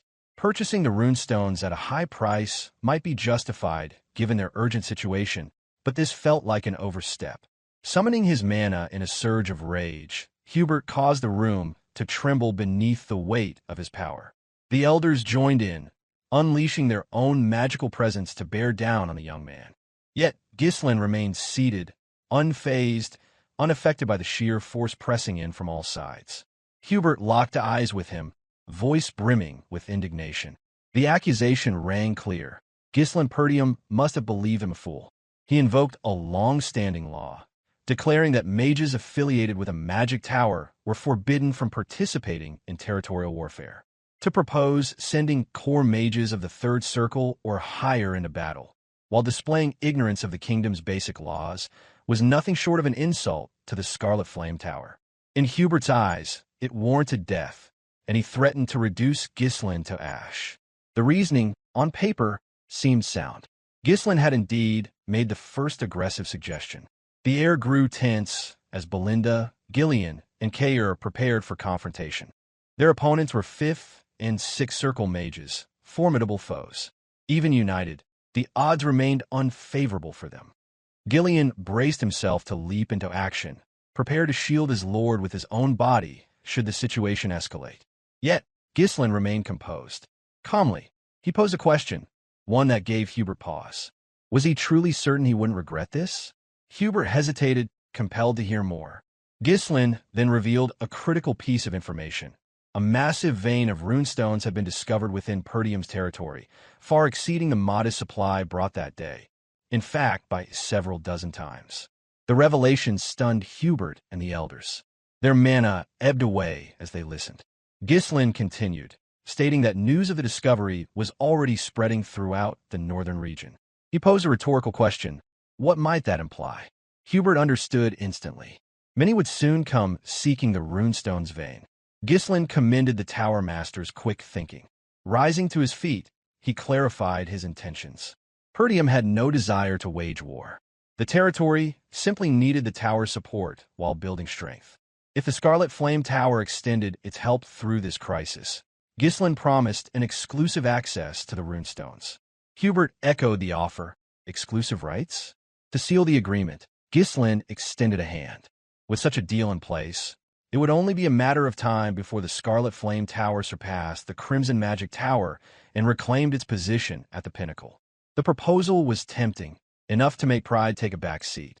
Greed began to stir in Hubert's heart, overtaking the anger that had consumed him moments earlier. A reliable runestone supply represented a dream come true. Ghislain had struck a vulnerable nerve which offering both ambition and security. The storm of fury faded. With renewed optimism, Hubert grasped Ghislain's hand firmly, a smile curving his face. The shift in demeanor left Ghislain slightly unsettled. Following the meeting, Hubert pulled aside Alfoy. The decision was made that Alfoy would accompany the young lord to Perdium. Alfoy protested. He questioned the decision, pointing out the many other mages available. Hubert dismissed the objection. The greatest talent in Scarlet Flame Tower's history was being sent not out of obligation, but because the future depended on it. As chief officer, Alfoy would represent the tower's interests. The compliment left Alfoy glowing. Hearing those words from his master stirred pride. As the mercenaries began unloading the runestones, Hubert elaborated further. This mission would serve as preparation for his eventual ascension as Tower Master. He was to monitor the estate closely and prevent any attempts to divert the runestones. If a territorial conflict did erupt, he was to retreat without engaging. All that was required was endurance for 1 year. Within that time, the Scarlet Flame Tower would surpass Crimson and reclaim its place at the top. Alfoy accepted the mission eagerly, responding with unwavering resolve. However, the moment he arrived at Perdium, the excitement faded. His expression soured as he took in the estate's condition. Standing before the new arrivals, Ghislain welcomed the mages alongside his subordinates and mercenary forces. Among the mages, opinions were mixed. One observed that the castle was constructed in a classical style. Another added that while not flamboyant, it was practical. A third noted the use of proportional harmony in the architectural layout. But Alfoy seethed internally. In his eyes, it was nothing more than a wretched backwater.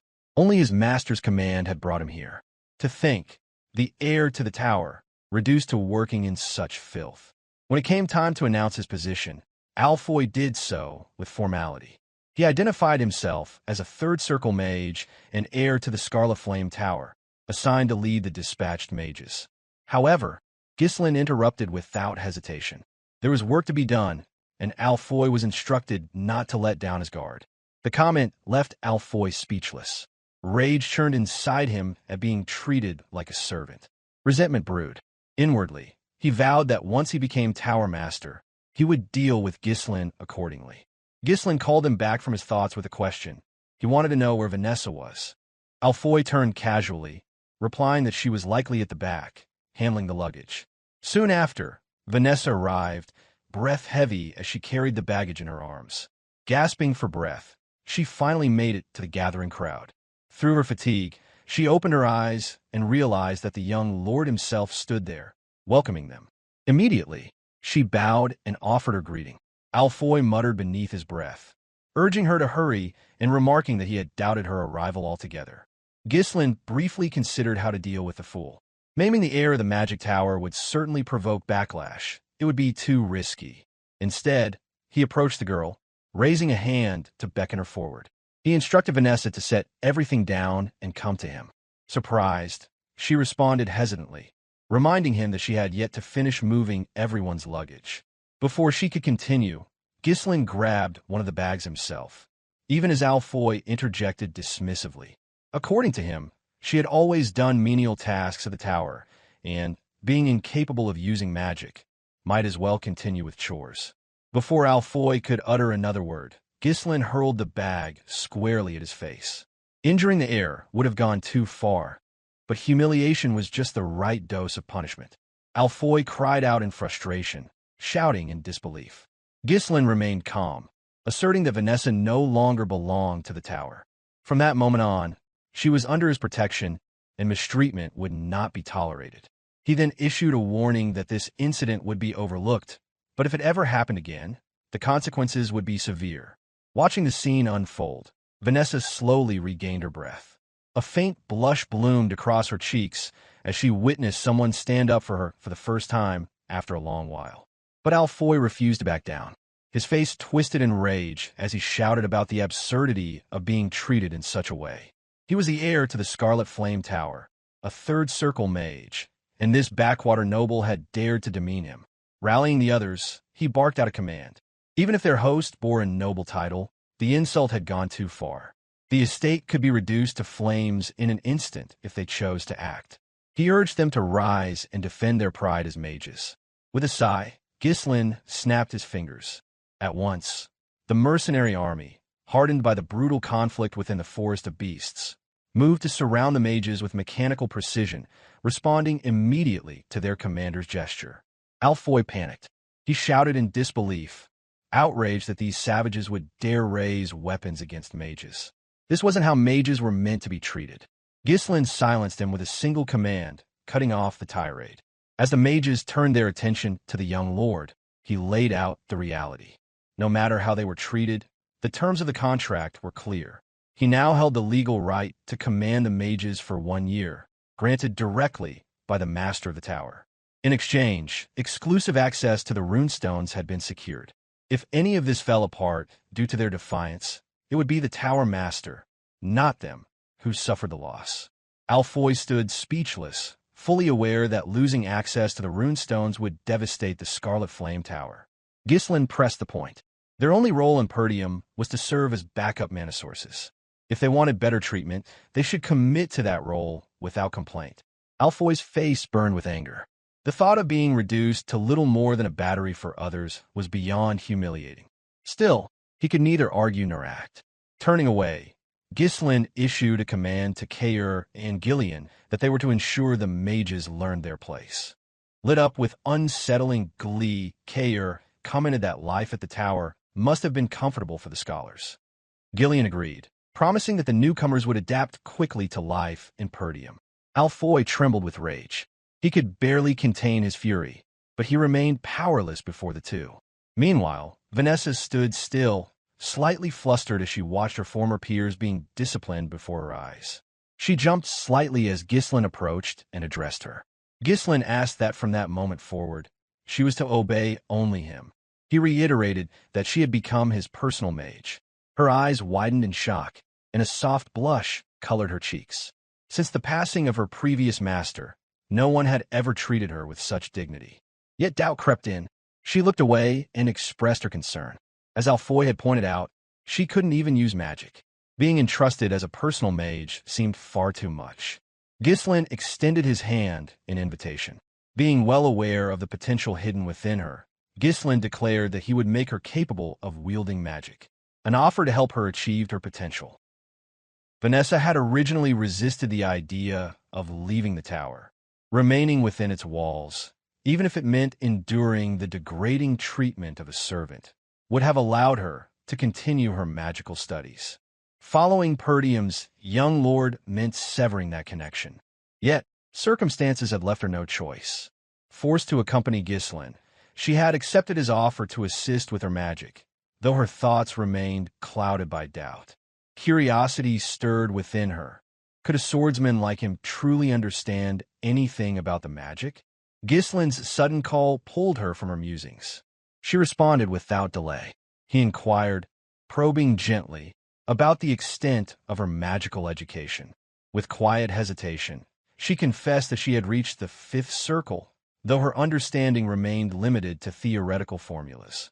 A kind smile crossed Ghislain's face as he silently formed his plan, which is to teach her the proper method of mana cultivation and oversee her progress personally. He commended her accomplishment, acknowledging that reaching the fifth circle was no trivial matter. Having spent her life as a mage constantly belittled and dismissed, Vanessa accepted the compliment half-heartedly, unable to read the young master's true intent. She lowered her gaze and admitted that, despite all her efforts, she still could not perform magic, rendering her studies seemingly meaningless. Although Ghislain already understood the cause of her inability, he asked anyway if there was a reason she couldn't use magic. Vanessa's reply came softly, her voice fraught with uncertainty. She revealed that she had never once sensed mana since childhood. Despite this, she had clung to hope, working relentlessly in pursuit of magic. But with each step forward in knowledge, her faith in her potential diminished. Her teacher, Leonardo, who had once guided her, had since passed on. She wondered aloud if that was the reason she had ultimately been cast aside. Certain of her hidden potential, Ghislain resolved to begin by teaching her mana cultivation. If she could learn to apply what she already knew, her power could rival even the elders of the tower. In this state, with her knowledge of fifth circle magic intact, proper cultivation would elevate her to that level. She was exactly as he remembered from his past life, a brilliant mage, just as he had anticipated. In this era, memorization alone could not lead to mastery. The art of magic required comprehension of activation principles and a deep enough insight to shape spells through will and personal interpretation. Vanessa possessed the intellectual foundation, but her physical aptitude had yet to align. True control demanded enduring hardship, trial, and persistent experimentation. Ghislain believed her efforts had not been in vain. She had simply traveled a different, longer road.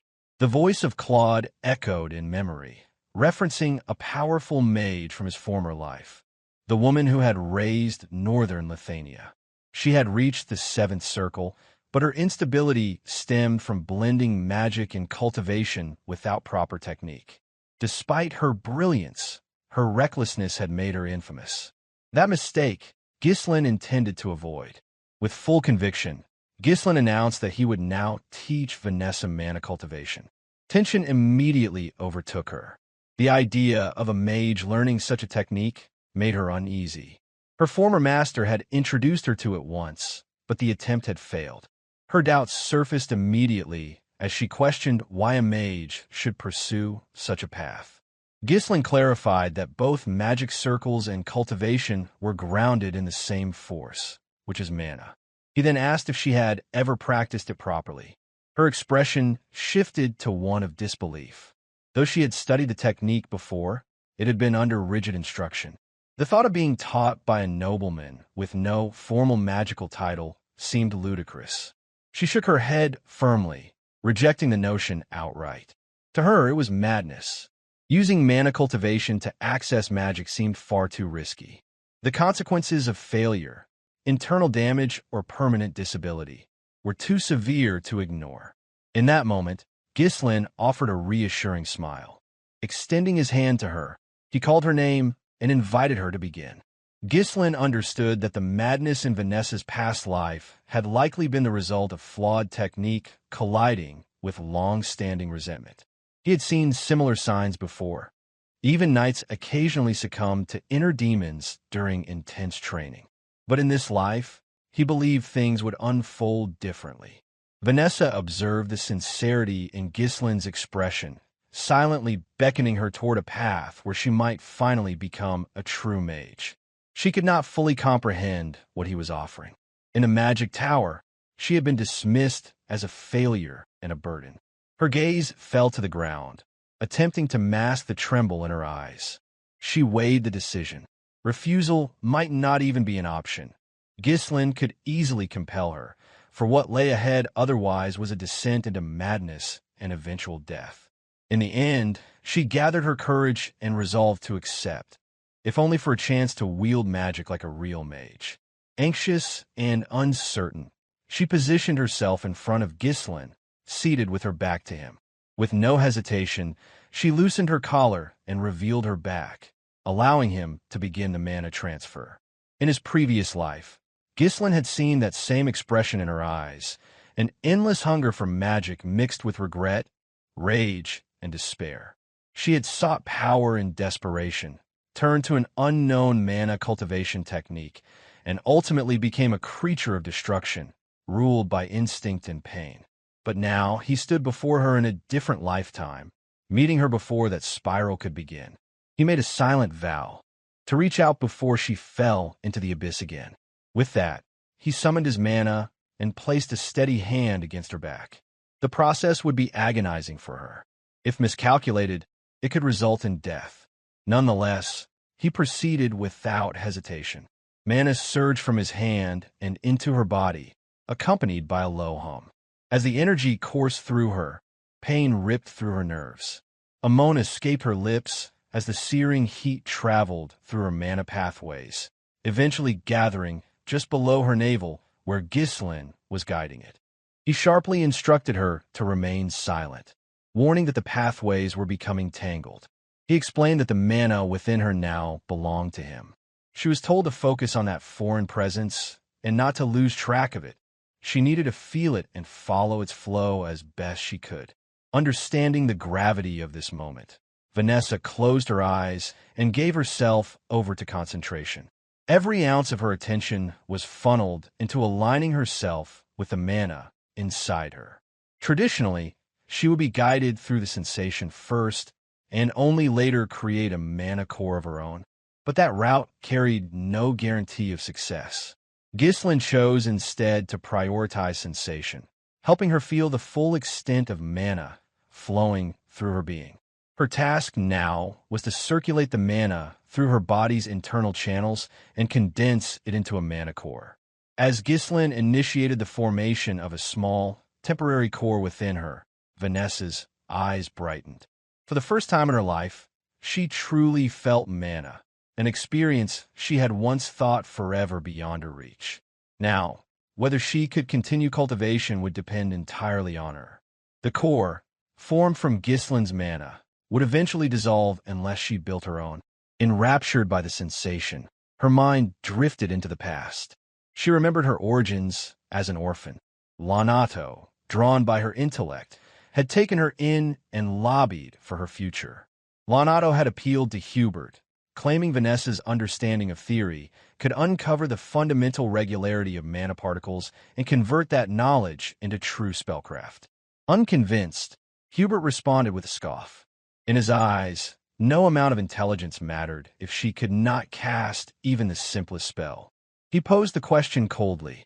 If a child could not use magic, could she be called a mage?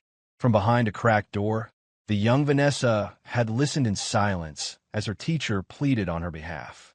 Hubert had delivered his verdict with finality. No matter how many resources were poured into her, he declared, nothing worthwhile would ever come out. Vanessa saw her younger self, struggling beneath a kind teacher's care, still unable to feel mana or form even a single magic circle. There had been a time when Vanessa wept openly, offering apologies to her master. Tears streamed down her face as she blamed herself, believing that if only she had possessed more talent, her master would never have been forced to leave the magic tower. Yet Lonato had left, driven by a single purpose, to search for a method that would allow Vanessa to wield magic. Before the departure, Lonato left her with parting words, urging her to lift her head and look toward the sky. Lonato spoke of a world where darkness did not last forever and promised that one day, even she would witness the arrival of light. And now, that light had come in the form of Ghislain, who extended his hand to her so she could finally glimpse the mana and magic she had long yearned for since first setting foot in a magic tower. Within her inner world, Vanessa realized that her master's words had been true. Even someone like her was not beyond the reach of light. Elsewhere, a warrior clashed with a group of soldiers. Chaos erupted as one of the soldiers cried out in alarm, exclaiming that the man had already taken down 4 of them and questioning what kind of monster he could possibly be. With taunting bravado, the wild warrior challenged them, daring the rest to come forward. He scoffed at their swords, mocking them as mere metal toys. Provoked, One of the soldiers lunged, blade poised for a precise thrust. The warrior dodged easily with a sidestep and seized the attacker in a firm grip. Using his full strength and the momentum of his body, he slammed the soldier hard onto the floor. Another assailant rushed in from behind, attempting to attack while the warrior was preoccupied. But the warrior noticed in time and, without missing a beat, swung the first soldier like a ragdoll, striking the newcomer with brutal efficiency. Both were hurled through the wall of their barracks with a crash. The warrior stood over them, unbothered, and remarked that he had not even begun to warm up. Inside the barack, Victor drank alone in silence, untouched by the uproar. One observing soldier murmured in awe, declaring the man is the greatest warriors of the era. With his meal finished, Victor set down his cup. Seeking quiet in the restless life of a night, he stretched out beside a riverbank, a fishing rod planted lazily nearby. Another man approached and asked if his training had gone well. Victor, unmoved, simply asked what news he brought. The man reported a dispatch order from Count Desmond. Victor rested in silence for a moment. As the Count soared, refusal was never an option. For the sake of honor, he retrieved his helmet and donned it once more. Returning to the barracks, he found his men bloodied from the brawl, but spared them no attention. Boredom had long eaten away at him. Now, at last, there was a mission. He intended to raise the target Count Desmond had set before him. Count Dygald had abruptly declared war on Perdium. The proclamation, delivered by a messenger, reached Swalter as Randolph stood beside his brother in his office. Swalter read through the declaration several times, his face darkening. The document laid out an elaborate list of reasons why the war was supposedly justified, asserting that Count Dygald had ample cause for such a drastic action.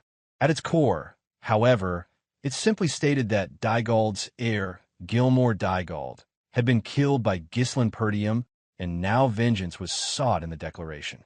Without delay, Swalter ordered Randolph to summon the vassals to discuss the declaration of war. As the vassals gathered, Randolph expressed his disbelief at the absurd justification, remarking that the Dygalds must have lost their minds. There was no way the young lord had killed Gilmore.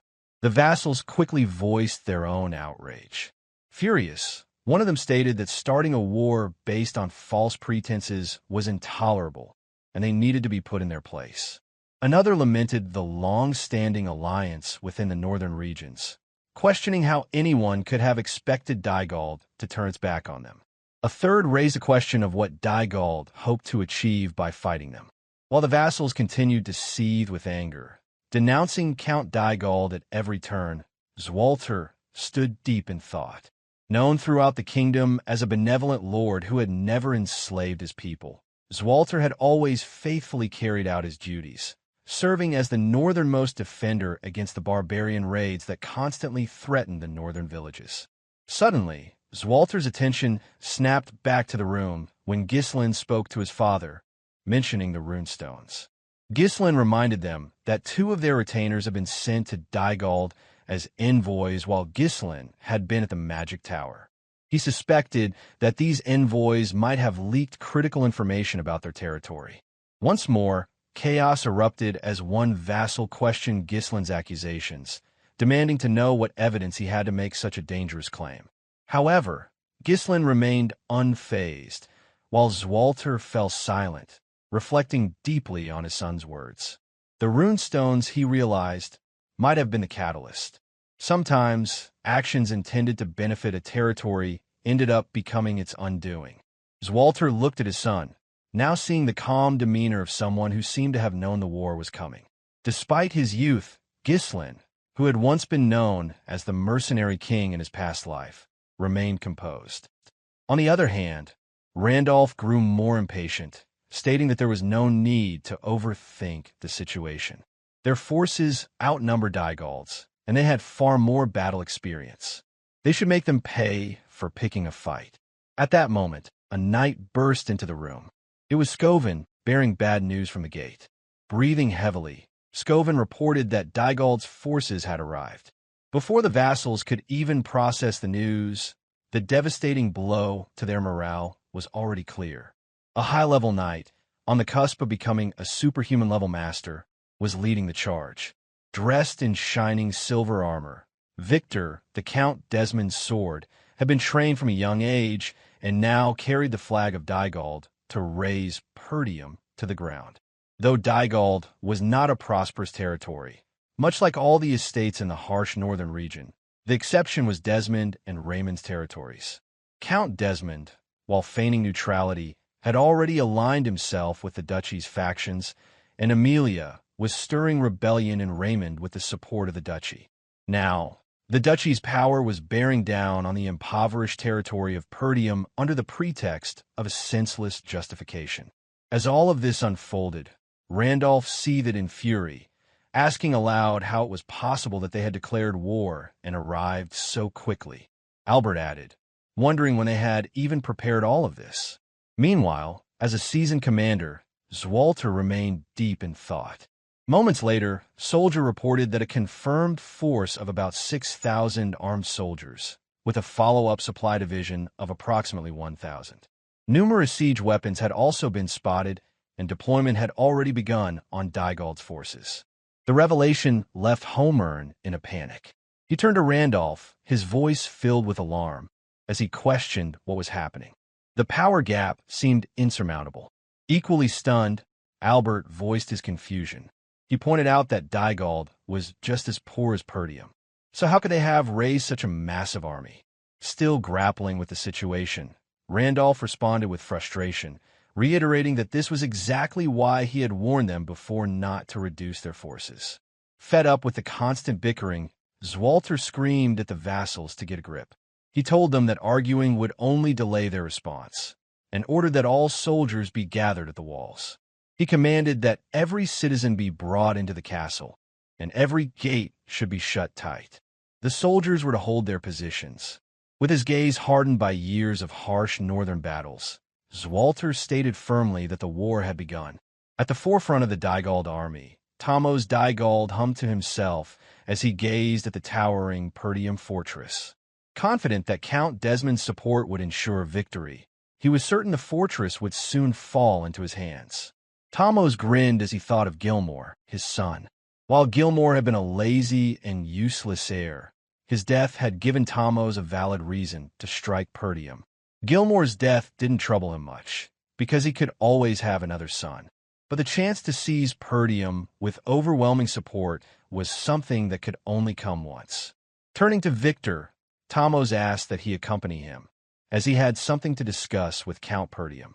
When they arrived before the wall, Swalter shouted out in defiance, demanding to know what kind of atrocity Thamos was committing. Thamos laughed to himself, responding that what he was doing wasn't an atrocity. His beloved son, Gilmore Dygald, had been killed on this land, and he was now here for revenge. With a menacing grin, he added that Swalter's son, Ghislain Perdium, had killed his son. What parent wouldn't be enraged by the death of their child? Thamos then offered Swalter a chance to end the conflict without further bloodshed, suggesting that if he surrendered now, it could all stop. Ghislain, who knew that Count Desmond was backing Dygald in this war, stood silently, observing the unfolding events. Filled with rage, Randolph shouted at Thamos, denouncing his lies. Equally disgusted, Homern agreed with Randolph, stating that any further conversation would be meaningless. However, Ghislain was lost in thought. While saving Elena had bought him time, he knew that with Gilmore's death, this war was inevitable. The fact that Dygald had brought siege weapons confirmed his worst fears that they were intent on crushing Perdium completely. At that moment, Swalter stepped forward, declaring that Ghislain had not killed Gilmore. With a gaze hardened by years of defending the northern fortress against barbarian raids, Swalter stated firmly that this was his only answer. He warned Thamos that if he valued his life, he should leave now. Thamos was visibly startled by the intensity of Swalter's gaze, but Victor remained silent, standing unwaveringly by his side. Victor observed Swalter, thinking to himself that the Northern Wolf had truly earned his reputation. Swalter Perdium embodied the spirit of a great general who had defended the North for so long. Sweating heavily, Thamos acknowledged Swalter's reputation, stating that as expected of the Northern Wolf, Swalter's choice was a foolish one. He warned Swalter not to regret his decision and turned back to his forces with a final threat. Meanwhile, Swalter knew that this would be a difficult battle. Perdium was a poor territory with barren land and few provisions, ill-prepared to withstand a prolonged siege. Feeling the weight of the situation, Randolph pleaded with Swalter, asking him to entrust all the troops to him. He was confident that, as a high-level knight, he could easily defeat the poorly trained rabble Dygald had assembled. Albert interjected, warning Randolph that no matter how strong he was, the sheer gap in numbers was simply too great to overcome. Homer shared the same sentiment, stating that with only one loss, Perdium would be finished. However, Randolph could not remain silent and retorted that they couldn't just stand there and do nothing. Swalter stood silently, his mind racing. The vassals began suggesting that they request aid from other territories and hold out until reinforcement arrived. As a last resort, they could abandon the castle and retreat to the northern fortress. Amidst the chaotic arguments between the vassals, Swalter struggled to think clearly. A sudden declaration of war, with the enemy already fully prepared, was overwhelming. The sheer number of Dygald's forces was unimaginable. There was no way they should have been able to muster such a large army. Swalter couldn't help but wonder who had supported them. As a lord, he knew he couldn't flee the castle, but as a father, he was certain that Ghislain had not killed Gilmore, and thus he could not surrender. Just then, his thoughts were interrupted when Ghislain suggested they prepare for a siege. Swalter turned to face his son. He hadn't noticed it before, but Ghislain's composure stood in stark contrast to the panic around them. Ghislain continued, explaining that Dygald's forces numbered nearly 7,000, while Perdium could barely gather just over 2,000. The gap was more than 3 to 1. Dygald's forces were fully prepared, and their morale was high. Within 15 days, once their siege weapons were ready, they would launch their full assault. The calmness in Ghislain's voice prompted Swalter to listen more closely. Ghislain added that, for now, requesting help and holding the castle was their best option. Still feeling the weight of the situation, Swalter agreed. Normally, this would be the course of action he would take, but something about the situation didn't sit right with him. Just then, a slight arc formed on Ghislain's lips. He moved closer to his father and whispered something into his ear. When Ghislain finished, Swalter was visibly surprised. The content of those words remained between them, excluded from the vassals of Perdium. The countdown to the inevitable clash between Dygald's forces, supported by Desmond's territory, and Perdium had begun. In 15 days, Ghislain had decided to put everything he had into turning the tables. Knowing Perdium could not stand on its own, he planned to play the game differently. Donning his dark-tinted armor, Ghislain gathered his future aides, Gillion, Kaor, and Belinda. Gillion, who would later be known as the White Lion of Fenris, was a former mercenary who, though not yet a knight, was on par with a middle-level knight. He was the first person to swear loyalty to Ghislain. Kaor, the redhead, would become known throughout the Shadow Mountain as the King of Leather. He was an unruly mercenary who had fallen into obedience after Ghislain's rigorous training. Then there was Belinda, a mysterious figure whom Ghislain's mother had brought into Perdium. She hailed from a shadowy assassin organization and had been entrusted with the care of Ghislain and Elena after their mother's death. With them gathered, the war had truly begun. In his past life as the Mercenary King, Ghislain had been one of the 7 strongest on the continent. Though his individual strength wasn't ranked among the highest, his tactical brilliance in battle had earned him a place among the top 3. If time had allowed, Ghislain would have sought out one of the legendary figures he knew from his past life, Claude, Ghislain's #1 slave. Claude had flipped kingdoms upside down alongside the Mercenary King. But time was not on his side, and there was no opportunity to fetch him. With the resources he had at hand, and with the knowledge of a man who had rewound time, Ghislain began to elaborate his plan. He explained to his aides what needed to be done. Before Dygald's forces advanced, they would strike at their supply unit. If they cut off the supplies, continuing the war would become incredibly difficult for Dygald. Cautiously, Belinda posed a question, wondering how they could achieve such a feat because the area in front of the castle was already occupied by Dygald's troops, and there were too many eyes watching. Any attempt to act would be noticed immediately. Ghislain turned to Kaor and Gillion, asking if their preparations were complete. Kaor reported that, as ordered, they had stationed troops in advance at the Forest of Beast Outpost. If needed, the troops could hide in the forest, ensuring they wouldn't be discovered. Next, Gillion reported that the ponchos, made from Dirus Ent bark as Ghislain had requested, had been distributed to the soldiers. The dark material was perfect for night operations, making it easier for the soldiers to blend into the shadows. Pointing at the map, Ghislain explained that a large force would naturally be easily spotted, but a small, elite unit wearing camouflage wouldn't be as easy to detect, making an ambush a viable strategy. However, Belinda couldn't shake her concern for her young lord. Despite his calm demeanor, she couldn't help but worry about the risks he was taking. Ghislain turned to her, explaining that the one problem they still faced was not knowing where Dygald's supply unit was located. He ordered Belinda to find the location of Dygald's supply unit. Startled by the gravity of the mission, Belinda paused, thinking carefully. She knew she had to protect the young lord, but she also wondered how Ghislain could be so daring in devising such a risky plan. After a moment of hesitation, Belinda replied with a firm understanding that she would carry out the task. On the other hand, Ghislain thought to himself that this was a dangerous mission, sneaking into enemy lines, risking death, but he trusted Belinda. He knew she would handle it with ease. Now, there was only one thing left for him to do: play his ultimate trump card to end the war.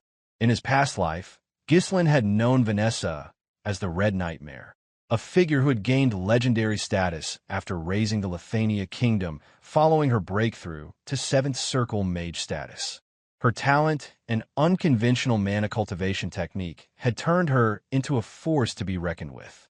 In this war, Vanessa had become an indispensable force for Perdium. A few days later, at Dygald's supply unit camp, the darkness shrouded the area, with the moon hidden behind thick clouds. Unaware of the impending devastation, Baron Fabreau, a vassal of Dygald and the commander of the supply unit, cheerfully proclaimed that the war had finally begun. He eagerly anticipated the day he would be granted his own land. Perdium's former retainers, who had joined his camp, agreed, with one stating that joining Desmond's side had been the right decision. The support from their troops had earned him a cushy rear position. Another retainer raised his glass, praising the other's excellent decision-making. Drinking heartily, Fabreau continued to revel in the moment. He waved his glass, shouting that Perdium would soon be nothing but a distant memory, and part of the land would soon be his. In the darkness surrounding the camp, Ghislain's force lay in wait. Leading the charge, Ghislain had gathered his entire mercenary army. His plan was simple: wipe out the Dygald supply unit and cut off their resources, crippling the Dygald main force stationed in front of Perdium Castle.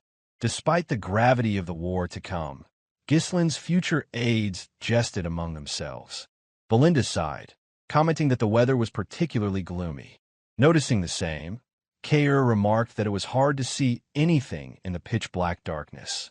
Reaching for his helmet visor, Ghislain smirked, noting that it was perfect weather for a surprise attack. Everything was ready, so Ghislain pulled his visor down and reached for his sword. With determination in his eyes, he commanded his forces to take no prisoners and to kill them all. Leading the charge with unrestrained fury, Ghislain's eyes showed no mercy. The hatred he carried for Desmon County and the duchy drove him to bulldoze anything and anyone who dared to threaten what was his. Disguised as Dygald recruits and mercenaries, the sheer size of the force made it unmistakable that it was outside Lord, helping in the war dispute between Perdium and Dygald. Shrouded in the darkness of the night sky, no one in the camp realized an ambush was closing in until the opposing force was at their doorstep and Ghislain's force emerged from the shadows. With a savage grin, Kaor tore through the battlefield. With each swing of his sword, he struck down a soldier stationed at the supply unit of Dygald's force. To the left, Gillion wielded a long-handled battle axe. Every swing felled a few soldiers in his path, cleaving through their ranks without hesitation. His axe, cutting through the chaos of battle, sent soldiers flying in all directions. Mana surged through Ghislain's body, propelling him to sever the necks of every soldier in his path. His blade, empowered by the mana, cut through the soldiers effortlessly. He pushed through the fear, the uncertainty, and charged forward with all his might. Nearby, Belinda charged ready to cover his back.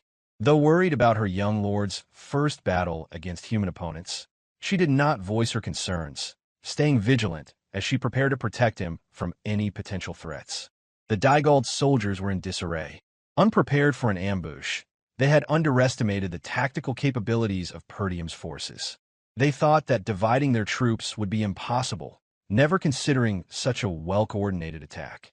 However, Ghislain and Gillion made quick work of them. They were no ordinary warriors.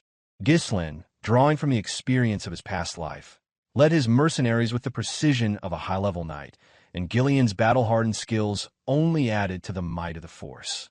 The soldiers on the outskirts were wiped out in an instant. Ghislain quickly reached the opposite end of the camp, spun his horse around, and issued orders to move according to plan. He instructed that not a single soldier of Dygald's would survive the night. Torches, struck by flying bodies, were scattered about, igniting nearby tents. Soon, flames began to spread across the camp. Chaos erupted as soldiers ran about in confusion. One of the high-ranking officials in Dygald's unit rushed toward his superior. The soldier breathlessly informed Baron Fabreau that they had been ambushed, urging him to take immediate action. Fabreau swiftly exited his tent, frustration boiling over as he took in the sight of his camp in chaos. He bellowed at the soldiers nearby, demanding to know where the guards had been. Panic surged in his mind, and Fabreau shouted orders for his forces to regroup. He insisted that they still outnumbered the enemy, urging them to form ranks and stop the attack. Despite his efforts to calm himself, the reality of the situation was beginning to set in. The soldier returned with grim news that over 70% of their forces had already been wiped out. The man, the myth, the legend, Gordon the Muscle followed closely behind Ghislain. Hardened from battles in the Forest of Beasts, the mercenary's charge was unstoppable. His immense strength and brutal efficiency tore through the enemy soldiers with terrifying speed. Gillion, noticing the need to conserve stamina, switched to a smaller weapon, sacrificing some of his destructive power but enabling him to move faster and continue his assault. Meanwhile, Kaor remained fierce, striking soldiers with precision, cutting through their ranks with reckless abandon. Ghislain stayed resolute, his eyes gleaming with killing intent. His blade, sharpened with mana, sliced through the soldiers with practiced ease, each strike landing with deadly accuracy. Though his strength was a fraction of what he had in his previous life, Ghislain was, in this skirmish, the harbinger of death. His mercenaries followed his every move. Noticing Ghislain charging at the front lines, Fabreau recognized him as an entirely different presence. His face drenched in sweat, Fabreau finally realized that his 1,000 soldiers had no chance against such a force. In a panic, Fabreau turned abruptly, ordering a retreat. His aide looked confused, but Fabreau was certain that if the battle continued, he would lose his head, not just his land. In that instant, his aide was struck in the neck with uncanny precision. Shock flashed across Fabreau's face as he watched in silent attack. The speed and accuracy of the attack left him paralyzed with fear. Though Fabreau himself was unharmed, he collapsed to the ground, following the sound of his aide's lifeless body hitting the earth. It was Belinda who had reached them. Sitting atop her horse, she coldly addressed him, her voice carrying a chilling calmness. She remarked on the unlikely meeting, calling him the vassal of Perdium. Fear surged through Fabreau's mind. His 1,000 soldiers had been obliterated, and he had relied too heavily on their sheer numbers, missing his opportunity to escape. His camp was burning, and the corpses of soldiers and knights lay scattered across the battlefield. In an effort to wage war against Perdium, Dygald's entire supply unit had been wiped out, leaving only Fabreau alive. Now, with his hands bound behind his back, Fabreau knelt in front of Ghislain and his mercenary army. Though he bore a noble title, Fabreau had no choice but to surrender. It was common in wartime for nobles to be taken as prisoners rather than executed. Just then, Belinda stepped on him, her boot pressing Fabreau's head into the dirt. Belinda informed the others that Fabreau was one of the vassals sent as an envoy to Dygald. Not only had he been selling information, but he had also been acting as Dygald's supply commander. Panic gripped Fabreau as he pleaded with Ghislain, desperately begging for mercy. He surrendered without hesitation, throwing himself at Ghislain's mercy, hoping to survive. He had never imagined that the young Lord of Perdium, despite his reputation as the northern scoundrel, could lead such a force in battle. However, Ghislain remained calm and asked who had bribed Fabreau, seizing what he believed to be a fleeting opportunity for survival. Fabreau quickly revealed that he had been bribed by Count Desmond. He also explained that he had been threatened and had no choice but to follow through with his actions. Ghislain didn't linger on the information. His mind quickly shifted to the demons from his past life. With Fabreau's admission, Ghislain knew for certain that Desmond County had provided troops to Dygald to wage war against Perdium. Feeling ignored, Fabreau became more desperate. He wailed loudly, insisting that, despite his actions, he had served Perdium for a long time. He argued that Count Dygald would surely pay a hefty ransom for his release, claiming that sparing him would be a profitable deal for Ghislain. Ghislain dismounted from his horse, his eyes unwavering, and told Fabreau to raise his head. The words caused a brief flicker of relief to wash over the captured noble. Fabreau thought he was being granted mercy. In his relief, Fabreau began to make grand promises. He thanked Ghislain for sparing his life and vowed that with the life he had been given, he would serve Perdium with everything he had. But before Fabreau could finish his words, Ghislain swung his sword, severing his neck in a single, smooth motion. The strike was immediate and without hesitation. Ghislain had no recollection of Fabreau from his past life's timeline, suggesting that Fabreau had never been significant. In that fleeting moment, Fabreau was left unable to understand why he had been executed. Ghislain sighed, finding the situation absurd. He stated that he would never show noble courtesy on the battlefield and that he would never make a deal with someone like Fabreau, whom he considered scum. With vengeance burning in his eyes, Ghislain vowed to hunt down every person who had turned their sword toward Perdium. He promised that death would come for them all. Once the deed was done, Ghislain led his mercenary army away from the remains of Dygald's supply camp. Despite the skirmish with 1,000 soldiers, Ghislain's forces had suffered little more than exhaustion, with no significant losses. Still concerned, Belinda watched Ghislain closely. This had been his first battle, and she couldn't help but wonder how he had killed so many soldiers with such apparent ease. He made it seem as natural as breathing, and yet the act of killing humans, as opposed to monsters, should have been far more difficult to bear. Kaor approached Ghislain and asked what their next course of action would be. Ghislain, with his usual focus, replied that they would head straight back to the castle. He suspected that the enemy would likely attack immediately. With siege weapons at their disposal, Dygald's forces had been hurling massive stones at Perdium's castle walls. This was possible only because Count Desmond County had provided them with the means to attack. As the catapults rained stones upon the walls, Dygald's infantry charged forward, attempting to overwhelm Perdium's smaller forces. Being a tactical strategist, Ghislain issued orders swiftly for Kaor and Belinda to provide support on the left wall once they arrived, while he himself would move to the right wall. Right after, Ghislain called out to Gillion, putting him in charge of attacking Dygald's base. He explained that the assault was a surprise attack, and that he expected Gillion to face off against thousands of soldiers with a much smaller force. With that, Ghislain turned to Gillion and asked if he could handle the task. A faint smile crossed Gillion's lips as his eyes gleamed with excitement. He answered affirmatively, assuring his young lord that it would be no problem and that he would follow his orders without hesitation. In response, Ghislain smiled, the thought of his loyal mercenary pleasing him. After all, Gillion was like a sleeping lion, waiting to be awakened when the time was right. On the other hand, Kaor scoffed, expressing his dissatisfaction that the old man always seemed to get the more exciting tasks. Meanwhile, Belinda raised a more pressing concern about who would defend the gate. Ghislain gave a definitive answer, ordering them to leave the gate alone. With the strategic mind of a seasoned commander, Ghislain did not explain further. With his experience as the Mercenary King, who had once razed an entire kingdom to the ground, Will always had a plan. This left Ghislain's aides slightly confused.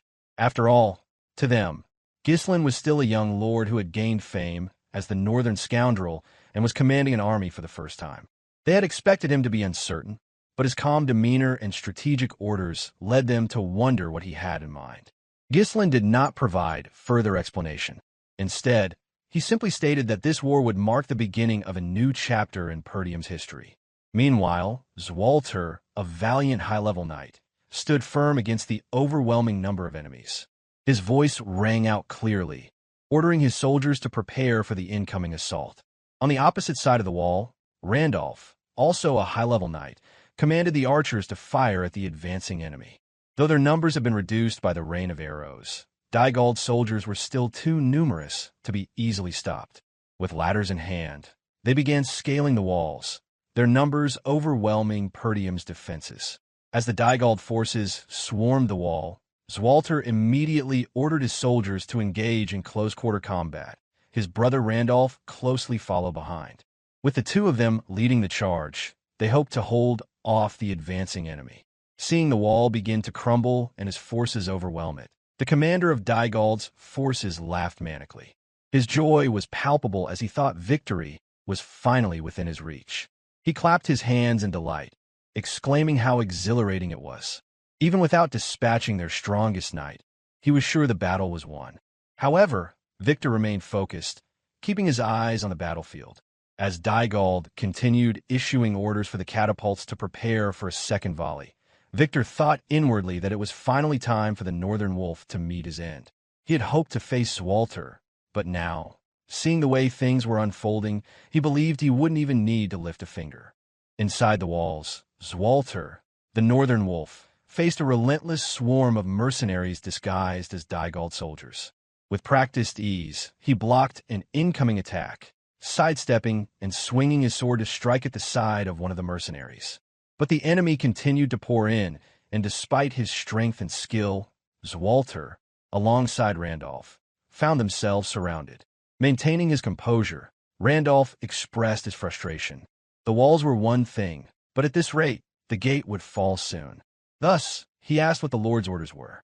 Deciding to trust in Ghislain's earlier instructions, Swalter ordered the soldiers to focus solely on holding the walls and to leave the gate alone. After giving the order, Swalter turned to Scoven, asking about reinforcements. Scoven reported that the messengers sent to the surrounding territories had all returned with refusal of support.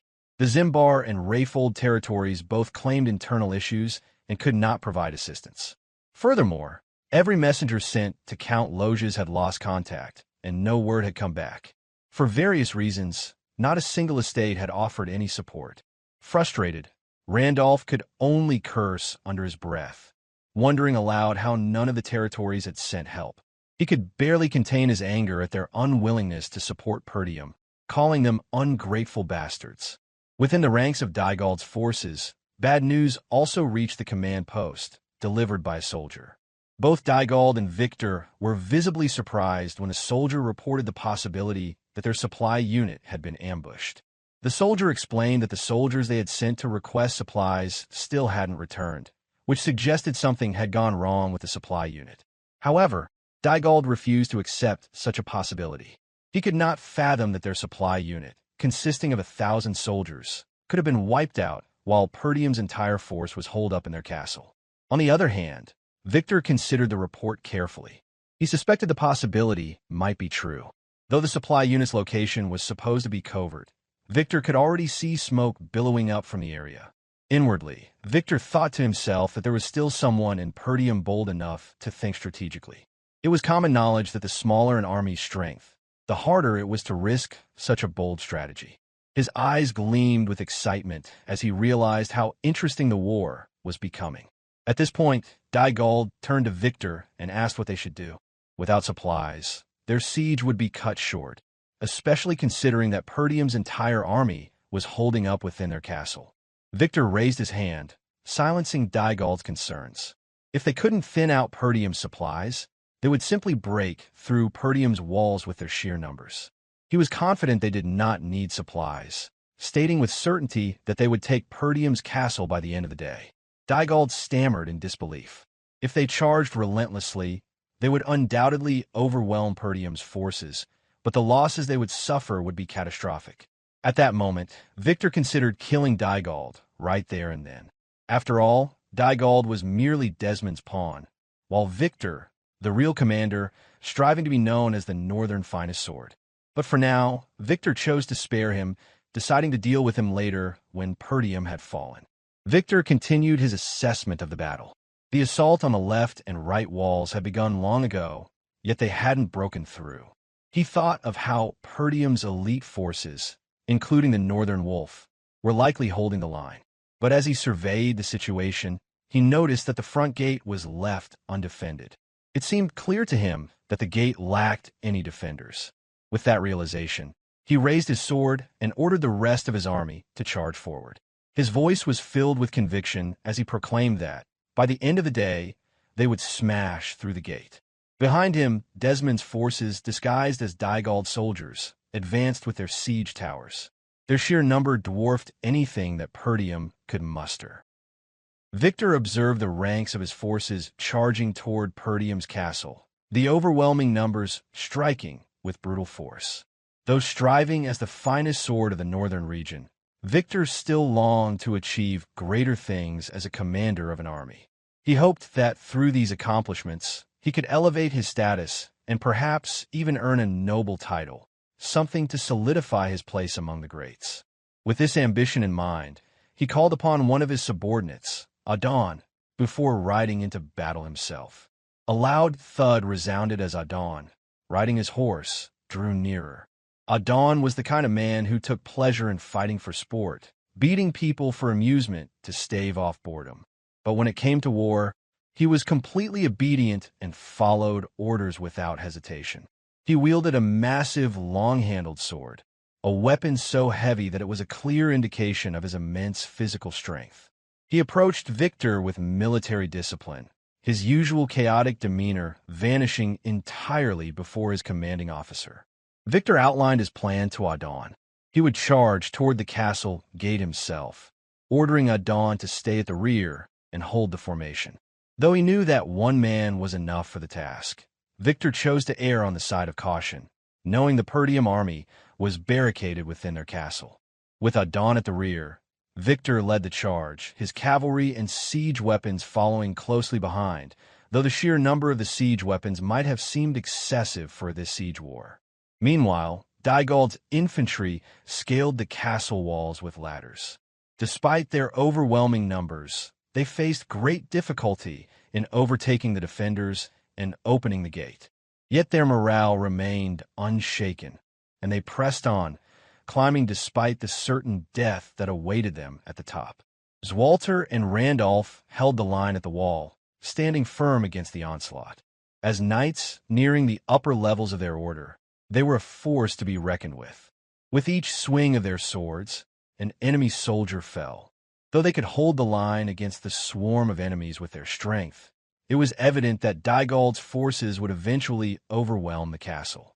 In a moment of rising tension, Scoven, an experienced knight of Perdium, suddenly called out to his lord, panic evident in his voice.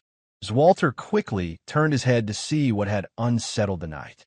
The sight that greeted him nearly made his blood run cold. The enemy had brought forward siege towers, enough to completely take over the walls.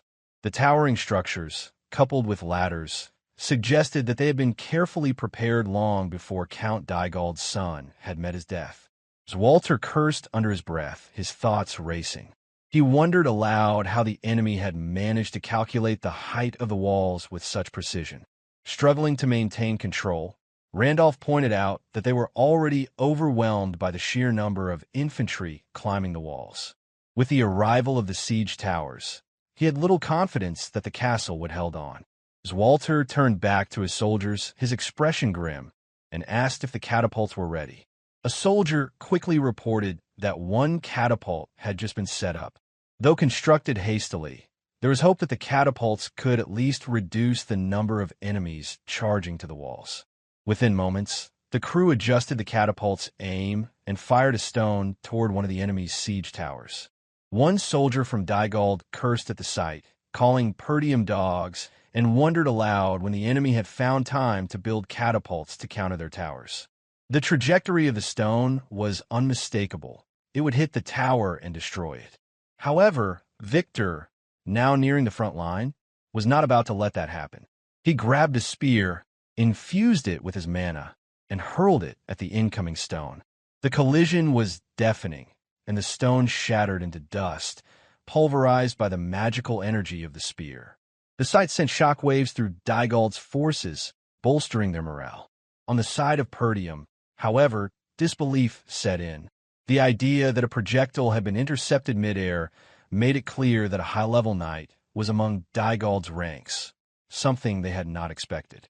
Among the high-level knights known throughout the northern region, Swalter realized that Dygald had no such individual among his ranks.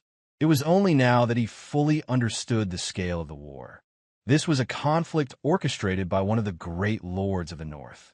As Victor led his cavalry forward, he boldly declared that no resistance from Perdium would change the outcome of the battle. No matter how fiercely they fought, Victor was certain that he would bring Perdium to its knees.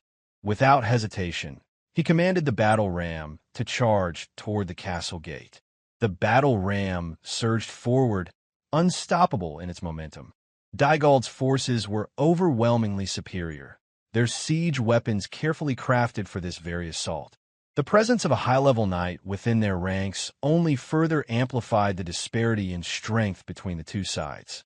As the siege tower docked against the castle walls, heavy infantry emerged and swarmed over the defenders. The hope that Perdium might still hold out was rapidly fading. It seemed as though their downfall was now inevitable. The battle ram continued to pound against the gate, with no forces from Perdium positioned to intercept it.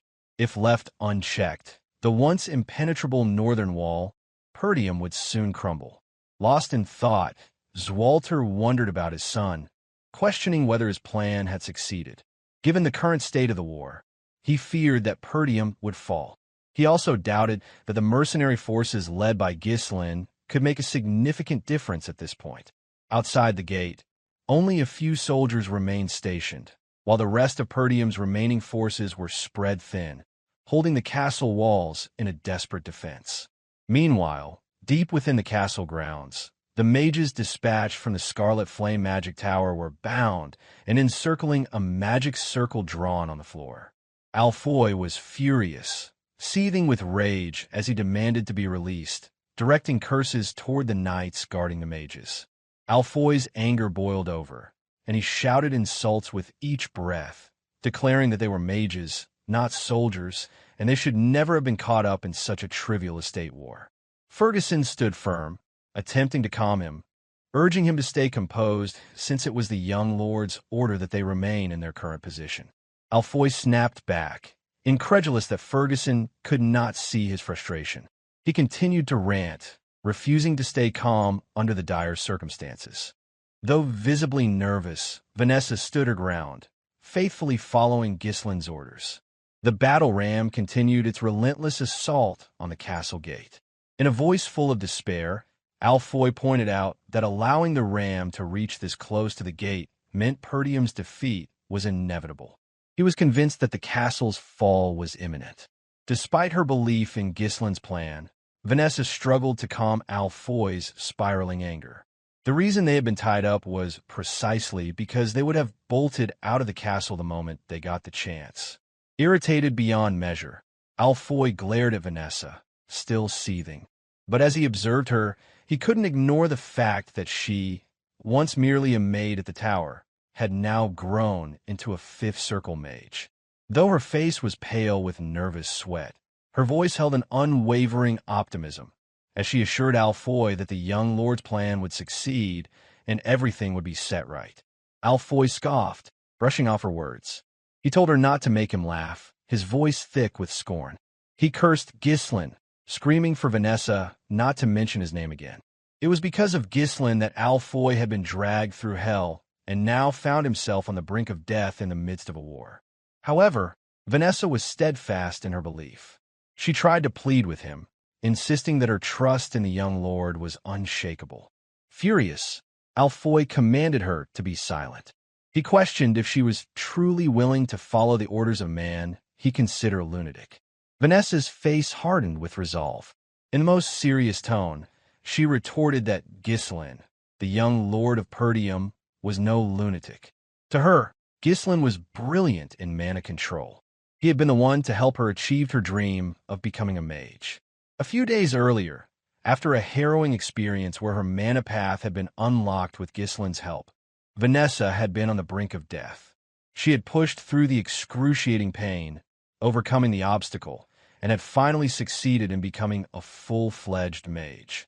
Despite being a fifth circle mage, Vanessa's attempt at conjuring magic, using the mana cultivation methods Ghislain had taught her, produced only a flicker of mana. It was hardly the display of power she had hoped for, and she felt a deep sense of embarrassment before Ghislain. Although she had finally learned how to use magic, she apologized, explaining that this was all she could manage. However, Ghislain was unfazed. He understood that mastery over magic would not come instantly and reassured her that it was fine. He emphasized that simply being able to use magic was enough for now, and that her mana would grow over time. For the upcoming war, Ghislain had buried a massive amount of runestones outside the castle. In a move that seemed unthinkable to many, he had made the prideful mages dig the earth and bury these precious runestones, objects of immense value to them, in the dirt. They had been reduced to labors, something they could hardly accept. As the two approached the site, they found the mages panting heavily from their work. These mages, once held in high regard for their power and status, now found themselves toiling as mere laborers in Perdium. Though aware of the practical necessity of the action, Vanessa could not help but feel a pang of sadness as she witnessed the mages in such a state. But it was the sight of the runestones being buried that truly tore at her heart. Suddenly, Alfoy's voice cut through the moment, filled with disdain and contempt as he called out to Ghislain. Vanessa was startled by his sudden outburst, realizing with a jolt that the man who had tormented her was now in such a disheveled state.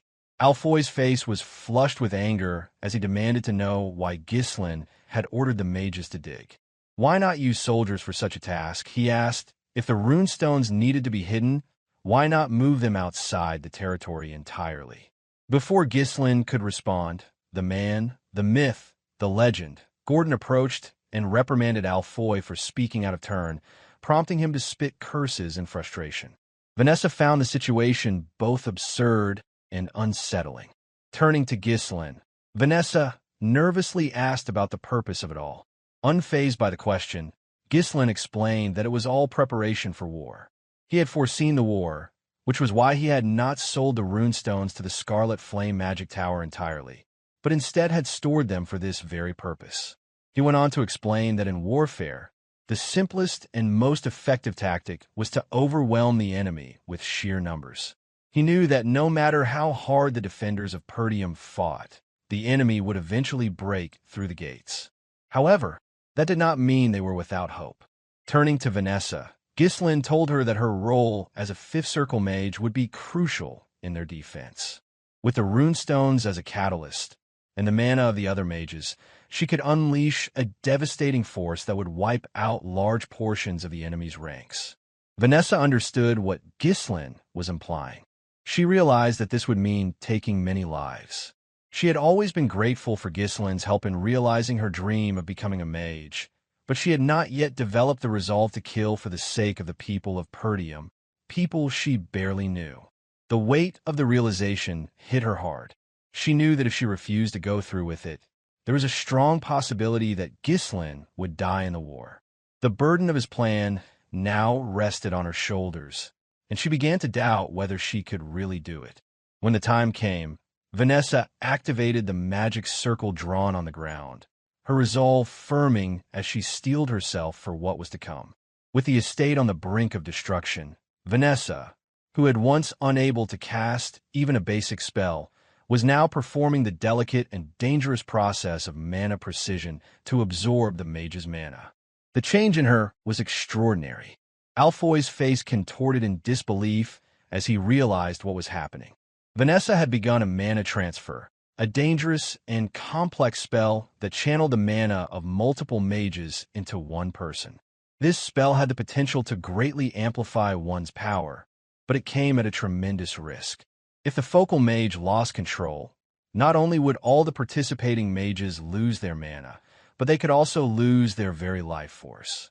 Without perfect control, immense mental resilience, and deep mastery over the spell, the risks were fatal. Yet, as Vanessa focused, Ghislain's words echoed in her mind, assuring her that he fully believed in her ability to succeed, and her eyes gleamed with brilliant blue light. As the mages were ensnared in the storm of mana, their energy being drained by the magic circle, Ghislain charged from the rear with his army of mercenaries. He placed his complete trust in Vanessa, confident that she could carry out her task to protect the estate. Meanwhile, the Perdium soldiers scrambled to block the gate with whatever they could find, stones, boxes, anything, while shooting arrows through the gaps in the gate.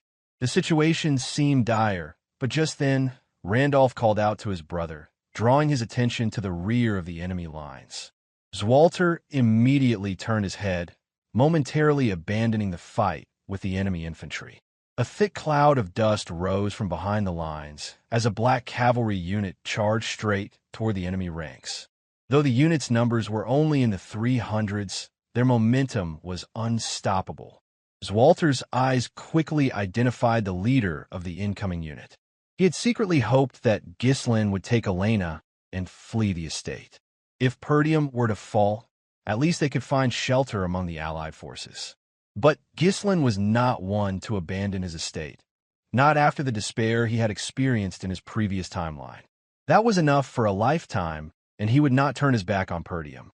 The Black Cavalry unit moved forward with relentless momentum, and Ghislain led the charge. Their numbers were dwarfed by the enemies, but Ghislain did not hesitate. Common sense might have dictated that such a charge would be reckless, but Ghislain was not one to abandon his people. The weight of the despair from his previous life was something he could not carry again. Just then, Victor was startled as a soldier hurried to report the situation. Unknown to them, a cavalry unit had ambushed their rear from both sides. Under Kaor's lead, one side of the ambush was taken, with Belinda providing support, allowing him to rampage through the enemy ranks. The mercenaries followed closely behind, wearing ponchos made from the Dirus Ent bark, equally destructive in their charge. Meanwhile, Ghislain continued his lone charge toward the enemy's ranks. His eyes gleamed with a sharp, unyielding killing intent as he gathered his mana and released his mana cores. A perfect symphony of riding skill, swordsmanship, and mana control allowed Ghislain to tear through the battlefield.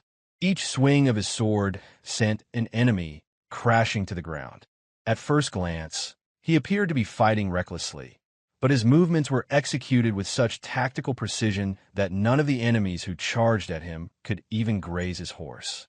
Though Ghislain's current strength was far less than in his past life, the destruction he wreaked was still immense. Realizing that their rear was under attack, the bowmen panicked. Some even expressed disbelief that Perdium could possibly be receiving reinforcements. But then, Ghislain appeared, cutting through their ranks and heading straight for the bowmen. The bowmen attempted to halt Ghislain's charge, firing arrows at his horse in an attempt to stop him. But, in an unbelievable display of agility, Ghislain's horse leaped out of the arrow's path, avoiding them as if defying all expectations of what a lone cavalry unit could do. It was an absurd sight. Ghislain seemed to be flying with his horse. The bowmen could do nothing as their arrows missed, and Ghislain descended with devastating force. Every swing of his sword connected, tearing through flesh with ease. In moments, Ghislain had decimated an entire squad, leaving a trail of blood behind him. Even in his past life, this was how he fought, rampaging through the most dangerous places within the enemy's ranks.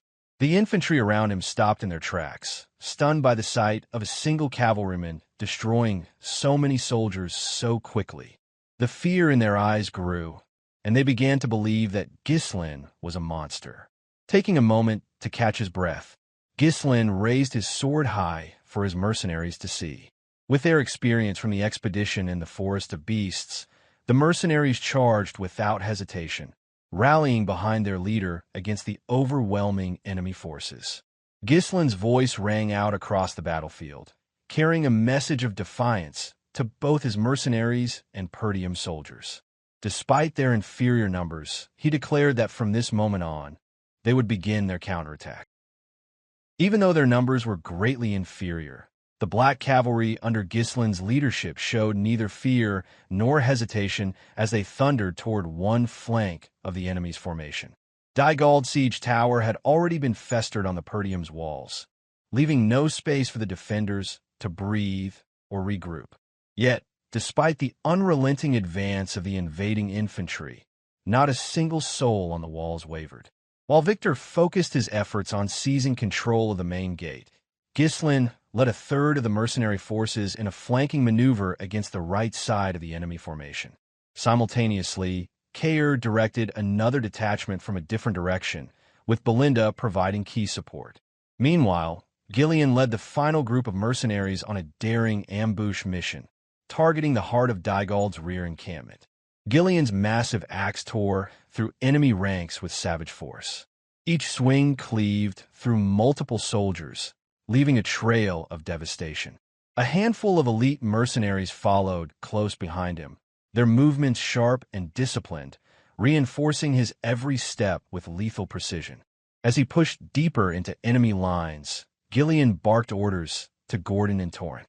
He intended to be the decoy, pulling the enemy's gaze and fury upon himself.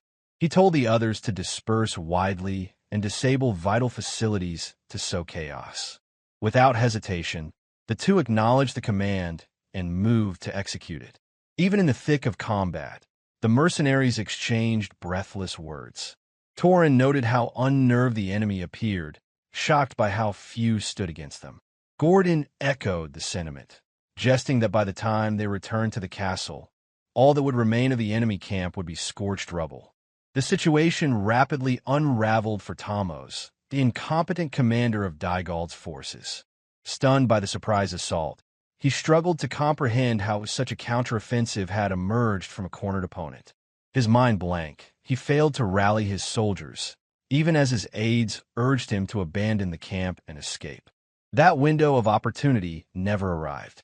Gillion surged forward, cutting down soldiers in his path without mercy, his axe stained with the blood of those foolish enough to resist.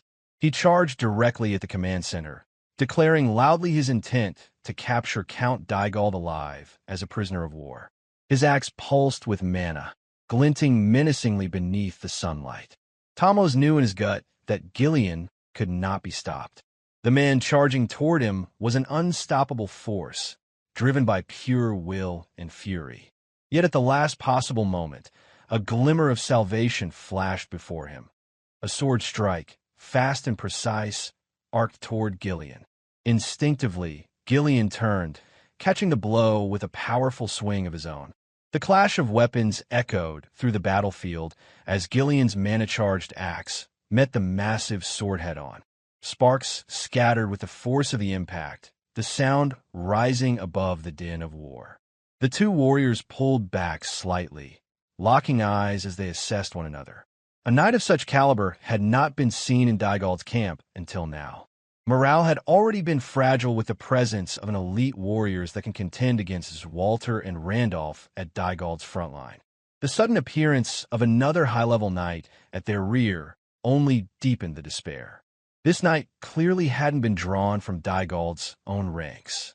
Count Dygald lacked the merit to rally such strength, being a selfish noble unfit to rule, much less lead a disciplined army. From just a single exchange of blows, Gillion realized the strength of his adversary. This was not an enemy to underestimate, not in the heart of hostile territory, where one wrong move could end everything. Seated tall upon his horse, the knight was Idun Fraso. He observed Gillion with a calm expression, commenting on the audacity of Perdium's forces to strike so deep into Dygald's camp with such a modest number. There was something almost admiring in his tone. Idun swung his sword again in a smooth, practiced motion. With a knight's honor, he asked his opponent to give his name in recognition of strength shared in combat. Gillion remained silent. His gaze never wavered. His eyes, burning with an eerie and focused killing intent, studied Idun from head to toe as he readied himself for the next clash. Gillion lifted his axe high, his entire frame pulsing with unrestrained mana. With a voice heavy with conviction, he declared himself nothing more than a nameless weapon in service to the young Lord of Perdium. His unwavering loyalty stemmed from a single, life-altering event that Ghislain had saved his daughter from the eternal punishment. From that day forward, Gillion's devotion had been absolute. Meanwhile, chaos engulfed the left side of Perdium's castle wall. Enemy infantry swarmed like a mass of ants, climbing ladders in relentless waves. The defenders held the line only because they were no strangers to war. Hardened by long battles with the northern barbarians, they refused to yield. Belinda fought with grim determination, determined to provide the defenders with a sliver of relief. She knew that if left unchecked, the wall would soon fall to the enemy's hands. Spotting two enemy soldiers closing in, she lashed them together and hurled the bound pair toward Kaor, who rode nearby and was carving through the flank. Kaor accepted her help eagerly, his eyes flashing with excitement. As the bound enemies tumbled through the air, he stepped forward and brought his sword down in a single, fluid motion, slicing through both with brutal precision. Blood sprayed across the battlefield, a crimson arc against the sky. Caught in the exhilaration of battle, the insecurities that once haunted him faded, replaced by the unshakable spirit of a warrior. He surged forward, cutting through enemies with tireless energy. Despite the overwhelming numbers, some lightness remained among the chaos. Belinda called out to Kaor, scolding him for splashing blood in her direction again.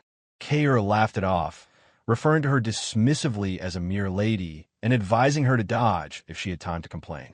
Belinda flushed red with anger at the remark, clearly offended by the condescension. On the right wall, Ghislain led a third of the black cavalry unit from the front, rending through Dygald's flank with merciless efficiency. Each swing of his sword shattered the enemy's formation. Not even the heavy infantry could withstand a single blow.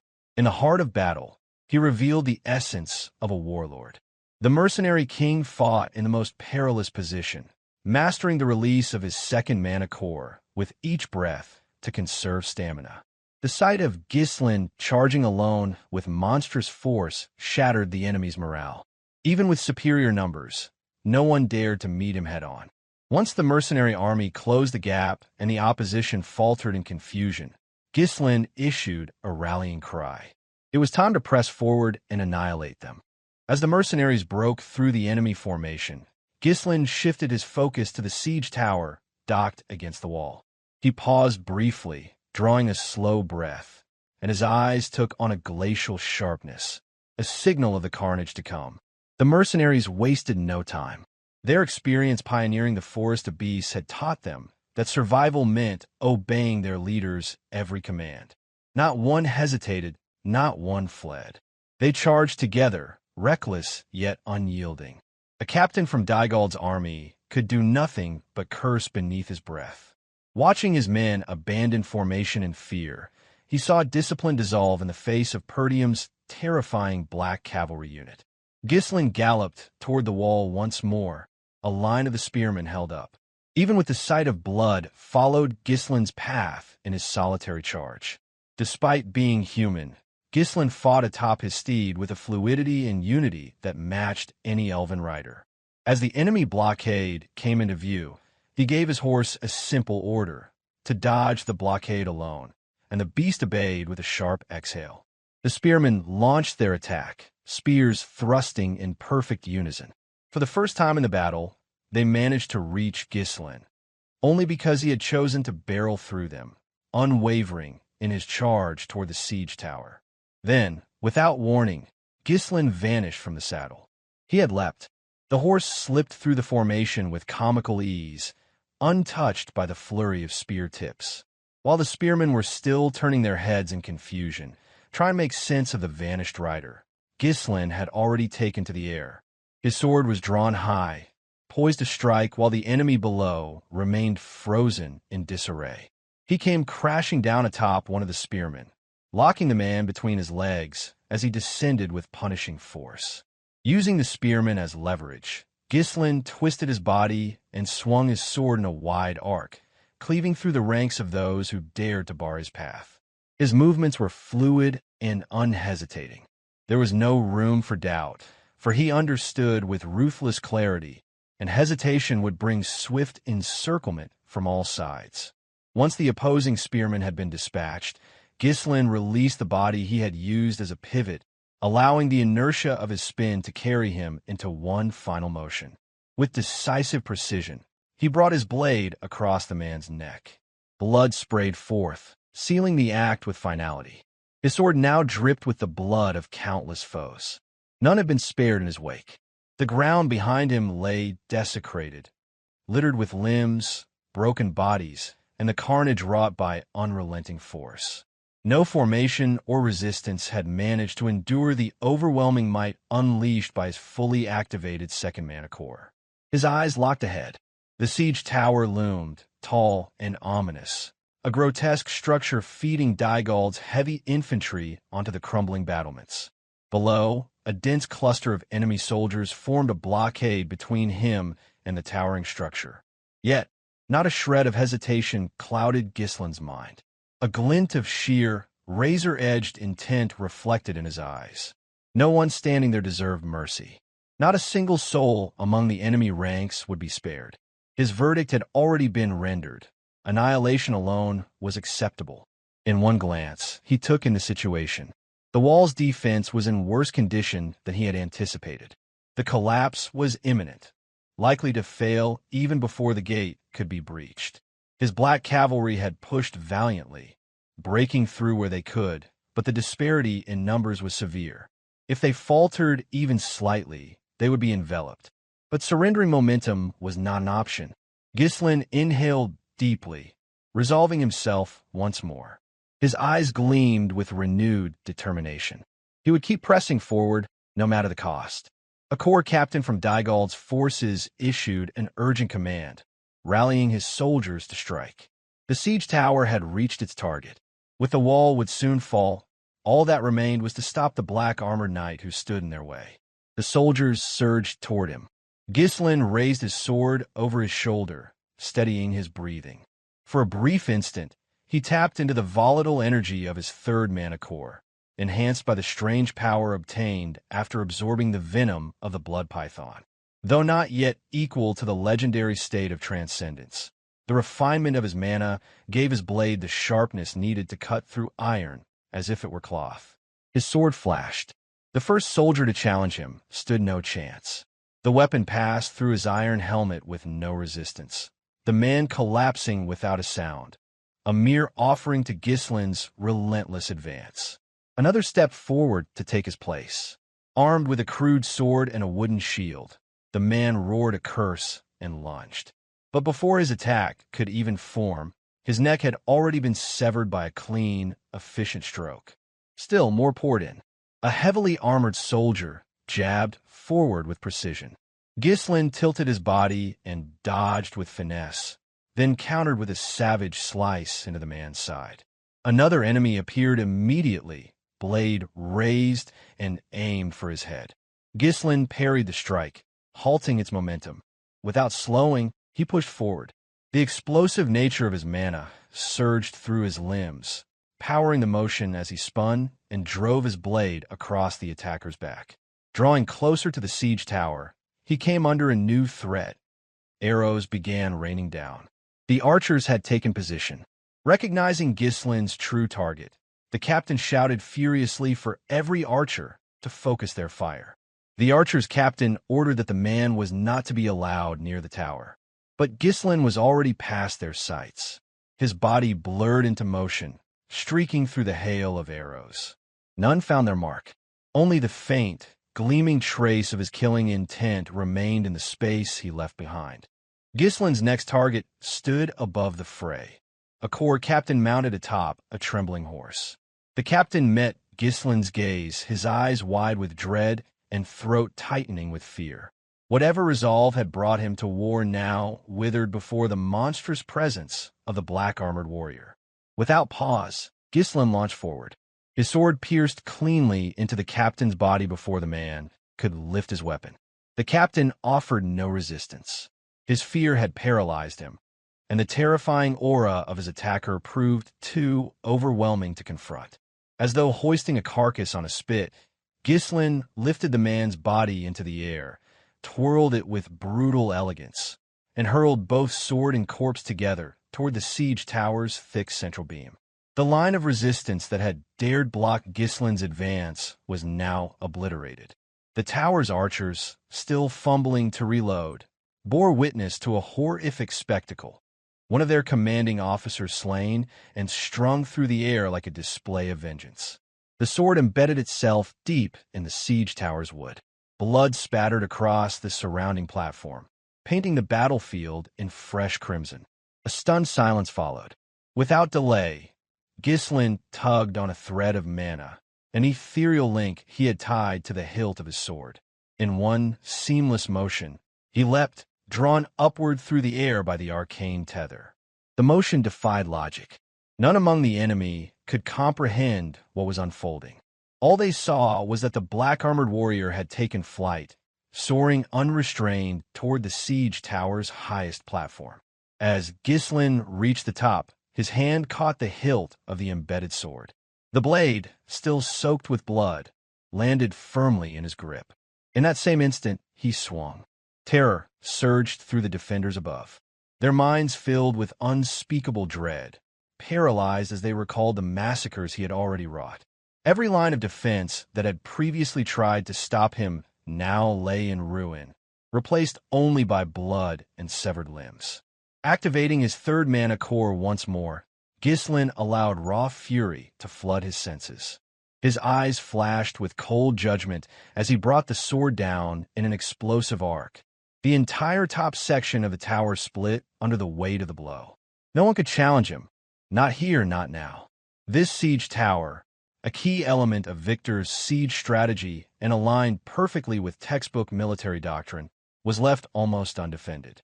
The defenders had been stretched too thin along the walls, unable to secure every breach. Ghislain's timely assault now offered a vital reprieve to those still fighting on the ramparts. The shock spread rapidly through Dygald's ranks. The destruction of a siege tower by a lone knight in black armor had shaken even the most hardened soldiers. Yet some believed this act of defiance to be a foolish gamble. They reasoned that once the tower collapsed, its would-be invaders would swarm the lone attacker. Observing the collapse from afar, Victor remained outwardly calm. He pondered whether the warrior who destroyed the tower was the same black cavalry commander responsible for the devastating flank assault. As a plume of dust rose from the crumbling tower, Ghislain stepped away from the wreckage with steady resolve. The move he had made was bold, driven less by calculation and more by instinct. He had exploited the narrowest of weaknesses in Victor's formation.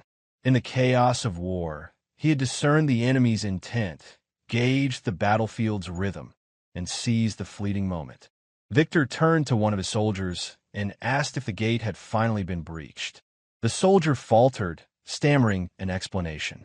The gate proved more fortified than they had initially assumed. Internal interference had delayed their progress, but he estimated success within 10 minutes. Victor remained silent for a breath. That delay could allow the black-armored warrior to rampage freely within their ranks. Deciding to act, Victor prepared to enter the battlefield himself. He walked forward, instructing his troops to break through the gate within 5 minutes. In the meantime, he would deal with the enemy commander personally. Before turning away, Victor shot a glare back at the soldier, his cold gaze heavy with killing intent. The message was unmistakable. Failure would be met with death at his own hand. Terror surged into the soldier's expression as he quickly confirmed the order with his trembling voice. At that very moment, a mounted mercenary emerged from the cloud of dust, hurling taunts at Victor and referring to him mockingly as a winged tin can. Cloaked in grit and ash, The rider announced that he would be going nowhere. Victor's gaze shifted slightly as he asked the newcomer's identity. The rider revealed himself as Kaor, the commander of the Cerberus mercenary, his sword pointed directly at Victor in a bold challenge. A wide grin spread across his face, fueled by the thrill of confrontation. Having broken through the enemy's flank, Kaor had reached the heart of Dygald's assault. Upon spotting the strongest opponent in their ranks, he could not resist the urge to call him. With ferocious vigor, Kaor charged forward on his horse. Despite knowing that Victor was stronger than him, there was no fear on Kaor's face, only reckless excitement. His opponent remained calm and collected, observing the redhead charging at him with his sword poised for attack, seemingly unfazed by the mercenary's intense approach. Victor shifted his horse slightly, scoffing at Kaor, who charged at him at full speed. As a high-level knight, Victor had mastered the art of fighting atop a horse. His movements were fluid, calculated, and precise. His horse responded to each of his commands with a seamless rhythm, making him appear untouchable. As Kaor drew near, Victor's horse kicked Kaor's. A mercenary driven by sheer instinct, Kaor had missed his first attempt to land a blow as Victor rotated his horse after delivering the swift kick. Despite Kaor's years of combat experience, the simple maneuver had thrown him off balance, but his instincts were sharp, and he quickly regained his footing. Victor immediately followed up with a sword strike aimed at Kaor's neck. Kaor noticed the sword coming. The speed of Victor's attack left no room for Kaor to defend, and the mercenary realized just how outmatched he was in this duel. With no way to defend, Kaor leapt from his horse, letting the sword strike sever the horse's neck. The steed collapsed, but Kaor's focus remained entirely on his opponent. Though he had been outplayed fighting atop a horse, his resolve remained strong, and he refused to retreat. As he descended, Kaor pulled his sword back and prepared to strike down with all his might. Meanwhile, Victor stood his ground, still atop his steed, ready to face whatever attack the redhead might throw his way with his unnerving focus. In quick succession, Kaor delivered 2 sword strikes imbued with his mana, each more powerful than the last, toward his opponent. Victor easily parried both with practiced ease, his sword moving with minimal effort, as if the redhead's attacks were no more than a nuisance. But Kaor wasn't finished. Gritting his teeth, he brought his sword down once more, this time with more powerful strike, carrying his momentum and mana. The attack was swift and filled with raw strength, but Victor raised his sword, prepared to block it casually. His demeanor was one of complete confidence, showing how little he regarded Kaor as a worthy opponent. Kaor cursed inwardly. He knew that fighting atop a horse made it harder for a knight to move, but despite his speed, his attacks were easily blocked by Victor. Kaor's strikes had no effect, and his momentum faltered with every failed attempt. Victor deflected Kaor's sword strike with ease, spinning his sword to dissipate the attack's momentum. Victor anticipated Kaor's next move, reading the mercenary's body language and movements. He swiftly pulled back his sword, preparing for a counterattack. He had seen enough of Kaor's kind to know what was coming. Pathetic mercenaries who thought they were strong, but they only swung their swords wildly, thinking that instinct alone could win them the battle. Now it was Victor's turn. With a smooth arc, he brought his sword down, swift and deadly, intending to finish the battle with a decisive blow. Before Kaor could even land on his feet, he raised his sword in a desperate attempt to defend himself. He had been briefed on his opponent's strength, but nothing could have prepared him for the overwhelming power of the high-level knight. The moment their swords collided, Kaor felt the full weight of Victor's strength behind the strike. When their swords clashed, their mana collided as well. Kaor's blade met Victor's, but it was no match for the sharpness and power of Victor's swordsmanship. The shock of the collision ran through Kaor's arm, down to his whole body, as he still not yet regained his footing. Victor's mana-imbued sword cut clean through Kaor's with uncanny sharpness. The impact left Kaor reeling, his sword strikes losing momentum the moment they were blocked. It was clear to him now that he had no way of winning this fight. A sharp, Searing pain surged through Kaor's body as Victor's sword sliced through his shoulder. The redhead's ferocity, once fierce and unrelenting, was subdued by Victor's precision and surgical movements. His body trembled as he realized that he was no match for Victor. Still atop his horse, Victor looked down at Kaor with mockery in his eyes. He couldn't help but feel a sense of superiority as he saw the redhead's resolve crumble. There was nothing easier to handle than a beast swinging wildly on instinct, and despite all his ferocity, Kaor had proven no different from the others. Kaor screeched on the ground after Victor struck and mocked him. Victor stood silently, appearing as if he were a noble knight, radiating confidence and composure, the very image of authority. Through labored breath, Kaor cursed inside his mind. After the few exchanges of sword strikes earlier, he now fully realized how real Victor's strength was. It was exactly as Ghislain had explained to him before the charge on the flank. Ghislain had revealed that there was a high-level knight among Dygald's ranks, a knight named Victor, who was Desmond's hidden trump card. One among many, Desmon County stayed behind the shadows, targeting Perdium, had sent Victor to ensure their defeat. Kaor had asked if Victor was stronger than the Perdium young lord. Ghislain had responded curtly, stating that Victor would be the strongest opponent Kaor had ever faced, aside from Ghislain himself, who had once beaten him senseless in the Moriana recognition. Ghislain had elaborated that Victor was using Dygald's sheer numbers to force Perdium's focus onto defending the walls. Once their attention was diverted, Victor would break through the gates and launch a full assault. Ghislain had read the situation perfectly, preparing thoroughly by placing Vanessa at the castle to initiate their plan. However, Ghislain had also warned that if Victor entered the castle through the gate, the entire plan could fall apart. He had entrusted Kaor with the responsibility to hold Victor off until Vanessa was ready to unleash a secret concoction of destruction upon Dygald's forces. With a broken sword tightly clutched in his right hand, Kaor held his wound to prevent it from bleeding. He had accepted the responsibility to hold Victor off until the timid mage of Perdium estate was ready. Despite the hopeless battle they faced, Kaor had remained, fighting for Perdium. Even though Kaor was a mercenary fighting in a losing battle, his eyes glinted with lethal intent as he steeled himself, recalling Ghislain's words, urging him to hold the strongest knight in Dygald's ranks. Victor loomed above him, taller and more menacing now that Kaor had knelt, clutching his wound like a wounded beast being hunted. For a moment, Kaor felt as if nothing in the world seemed more dangerous than the man before him. Yet Kaor shifted his grip on his broken sword. Just as the blade gleamed with mana, a laugh escaped Kaor's lips. His expression lit up with excitement, defiance burning in his eyes. He hurled an insult toward Victor, telling him to at least be beatable. Despite his current predicament, he jested, trying to suppress the blood flowing from his wound, unwilling to let it slow him down. Meanwhile, the battle on the wall raged on. Dygald's forces seemed to remain unyielding, despite the Perdium young lord and his army of mercenaries joining the fray.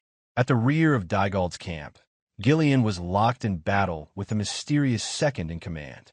Repeatedly, Gillion swung his massive, bloodied, long-handled axe toward his opponent, yet he still failed to break through the knight's defense. His opponent, Idun, raised his shield to block every attack, swinging his sword only when an opportunity presented itself. Count Dygald, standing behind the battle, exclaimed Idun's name in praise, his admiration for the knight evident. One of his retainers quickly intervened, urging the count to get back, warning him that he would be caught in the battle if he didn't move. Meanwhile, the mercenaries continued to tear through Dygald's support line. Much like Kaor and Gillion, their loyalty to Ghislain had grown. They fought with seemingly unrestrained fury for Perdium, determined to hold their ground against the enemy's superior numbers. Trading blows with Idun, the sound of their weapons clashing rang out clearly across the battlefield. Gillion cursed under his breath. Time was not on his side, yet despite his best efforts, he could not break through his opponent's defense. Auston seemed to effortlessly move his massive, heavy shield to block Gillion's barrage of attacks. It was as though Auston was an impenetrable fortress, and Gillion had not fought such a sturdy opponent in years. Yet he did not falter, though doubts lingered in his mind, questioning whether he was worthy to serve a noble-born young lord of Perdium, whose purpose was noble. Gillion's loyalty remained absolute in the face of the young lord's enemies. With a wide swing of his axe, Gillion landed another blow against Auston's shield. He screamed that he did not have time to waste on him, but Auston stood firm, his defense unbreakable. Calmly, Auston spoke, his voice filled with the assurance of one who believed the fight was already won. He said it was no use, that Gillion's hit was solid, but that he would never get through his shield. Just then, Auston shifted his body to deflect the force of Gillion's strike, causing Gillion's momentum to lose traction and sending him stumbling forward. Meanwhile, Auston was already preparing his massive, long-handled sword behind his shield. Taking advantage of the opening, Auston thrust his sword. Fortunately, Gillion was just as fast, pulling his body back and raising his left hand to block the incoming blade with his axe. Even after his sword failed to find its mark, Auston didn't stop. From his left side, he swung his sword in a wide arc. In its path was the neck of Gillion's mount, which Auston severed cleanly with a single stroke. Fighting a high-level knight atop a horse was known to be difficult, but Auston's skill with both a massive shield and sword made him a perfect match for such battles. Gillion cursed under his breath as he saw the inevitable outcome. Auston lifted his shield high, along with his horse. The sheer momentum of their combined weight would be devastating to Gillion, who had fallen without proper footing. Yet Gillion still raised his axe, attempting to defend. Auston's eyes glinted with a chilling, killing intent. He knew this would be the moment to break Gillion's defense. He brought his shield down with crushing force. The collision was inevitable. The combined physical weight of Auston and his horse slammed into Gillion, sending him crashing to the ground. The shock tore through his body, ripping apart his senses. But Gillion held on. He knew that if he fell here, a tremendous danger would befall the Perdium estate, a place that sheltered his daughter Rachel, who had found comfort befriending Elena, the young lady of Perdium. Meanwhile, on the front lines, Kaor was bloodied with wounds covering his body. Though his purpose differed from Gillion's, Kaor remained steadfast, faithful to the order from the Perdium young lord to hold the line.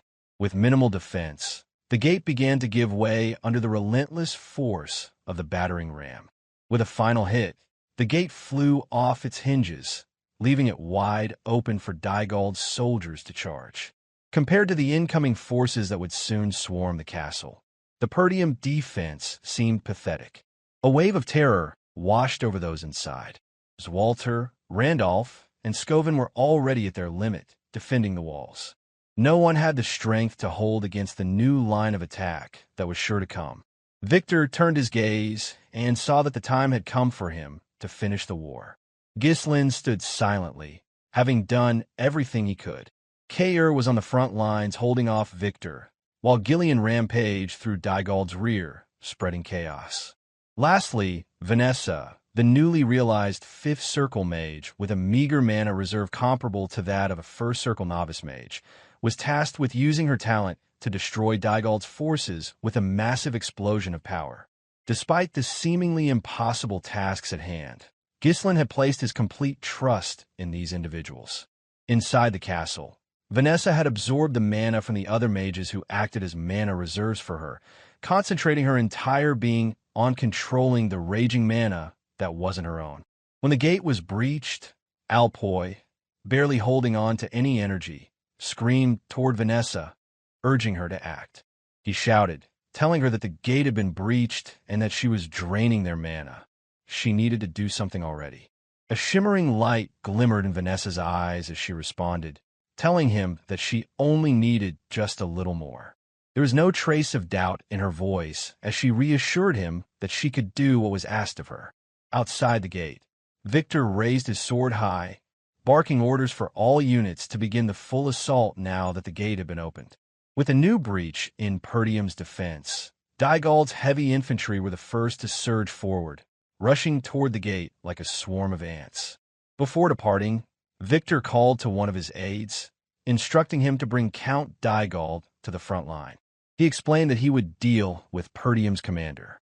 However, Victor did not yet know that Ghislain was the black-armored knight who had been running rampant within Dygald's ranks.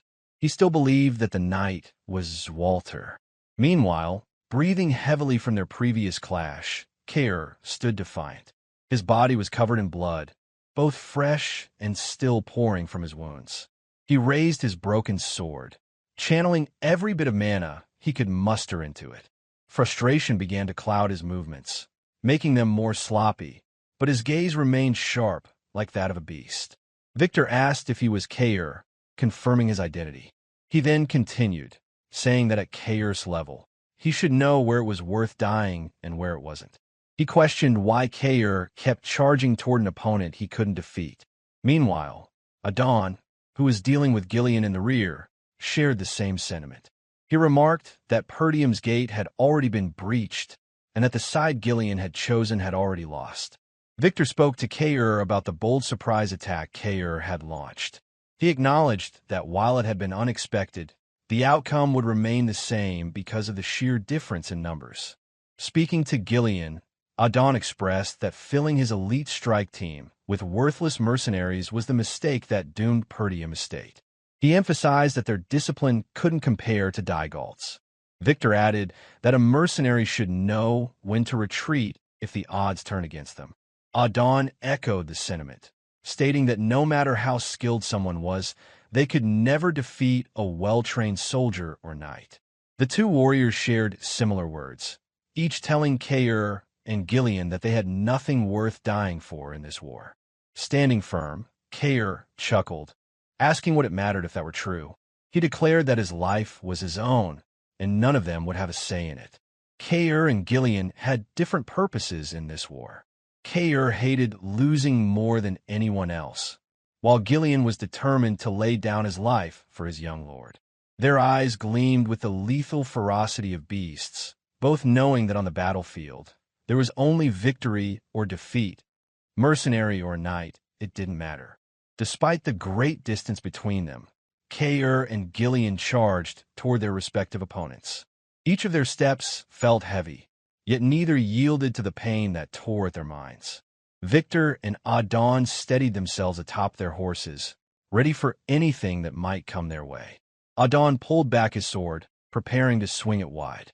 He spoke, his voice cold and unwavering, stating that a loser's excuses were not worth hearing.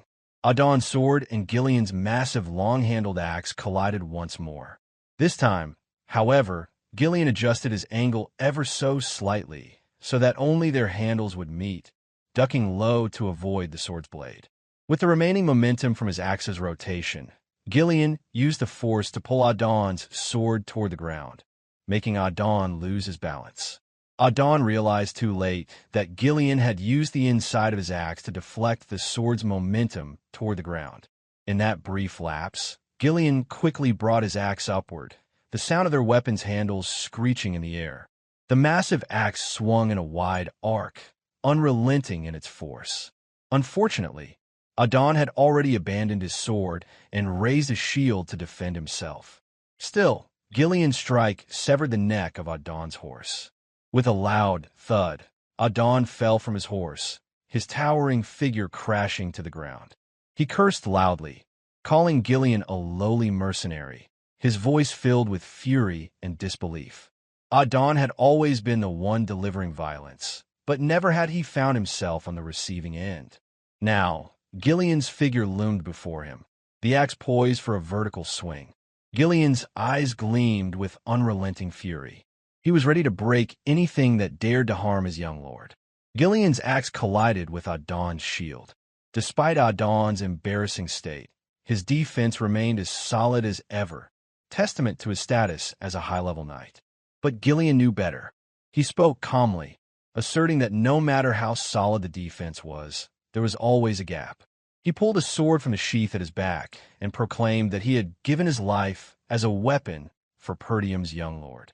His sole existence was to bring him victory. Gillion raised his sword high, pulling it back before thrusting it toward Idun, who had been unable to move after falling from his horse. Through the slit in Idun's helmet, Idun could see the unrelenting force that had driven Gillion to attempt such a daring ambush in the midst of Dygald's camp, refusing to back down even in the face of a high-level knight. And through the same slit in Idun's helmet, Gillion's sword found its mark.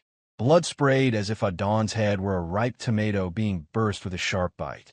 Meanwhile, in front of the gate, Kaor charged toward Victor. Despite his battered state, he showed no hesitation in his movements. Inwardly, Kaor knew that Victor was far stronger than him, and he knew well that even attempting to stand against such an opponent might cost him his life. But Ghislain's order echoed clearly in his mind, for him to tie down Victor until Vanessa was ready. Even in the face of such a formidable opponent, the gleam in Kaor's eyes never faded.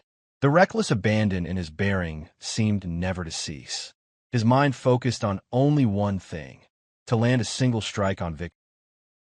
A sudden flash of memory resurfaced in Kaor's mind, recalling the time he had asked Ghislain to demonstrate particular moves. Despite Kaor's usual antics, Ghislain had listened intently to the question. Although awkward and embarrassed about asking for instructions, Kaor had inquired about how Ghislain managed to dodge a strike during their fight at Moriana's recognition. He was especially curious about one slick move where Ghislain had dodged and then quickly cut through the distance between them. Embarrassment showed clearly on Kaor's face, but he still managed to express his points and ask Ghislain to teach him. Glancing back slightly, Ghislain smiled at Kaor's growth in character. Before, Kaor would have defiantly spoken toward Ghislain rather than humbly asking. Turning back away, Ghislain explained that the specific movements themselves were not what mattered. He said that the first time someone fights him, they'll probably think he is just a beast who charges straight in. Because of this, they tend to underestimate him. Now on the battlefield, Kaor charged at Victor with Ghislain's word in mind. His body was bloodied, and his sword was broken, yet his spirit to land a hit never wavered. That determination drove him, an ambition to land a single strike against an opponent he could not defeat. Of course, Victor behaved exactly as Ghislain had explained. He swung his sword toward the incoming enemy while muttering about how simple the redhead was, a beast who only knew how to charge straight in. Within moments, Kaor reached Victor and launched a flurry of consecutive sword strikes. Unfortunately, Victor had seen every single one of Kaor's sword swings, deflecting, blocking, and launching his own counterattack. Right after, as if pulling every bit of strength he could muster, Kaor stepped back and spun. Using his hand like a bowstring, Kaor hurled his sword. With mana lingering on the throne blade, it tore through the air, aiming for his opponent's neck. Victor simply scoffed, thinking it was only the last desperate attempt of what a wounded beast could muster. With an upward swing of his sword, Victor deflected the sword strike with ease. Yet again, Kaor failed to land even a single hit on him. Kaor had only accumulated wounds on his body, lost his sword, and now faced total defeat. Victor spoke condescendingly, saying fools always make rash decisions when they think they have nothing to lose, without realizing it will be their last choice in life. It was just how simple it appeared to Victor. He had not yet solidified his own realm to reach the superhuman level, failing to notice his opponent's intent. The moment Victor finished speaking, he spun his blade through his side. In a single motion, he swiftly thrust it forward, intending to deliver his final blow to end the fight with the redhead.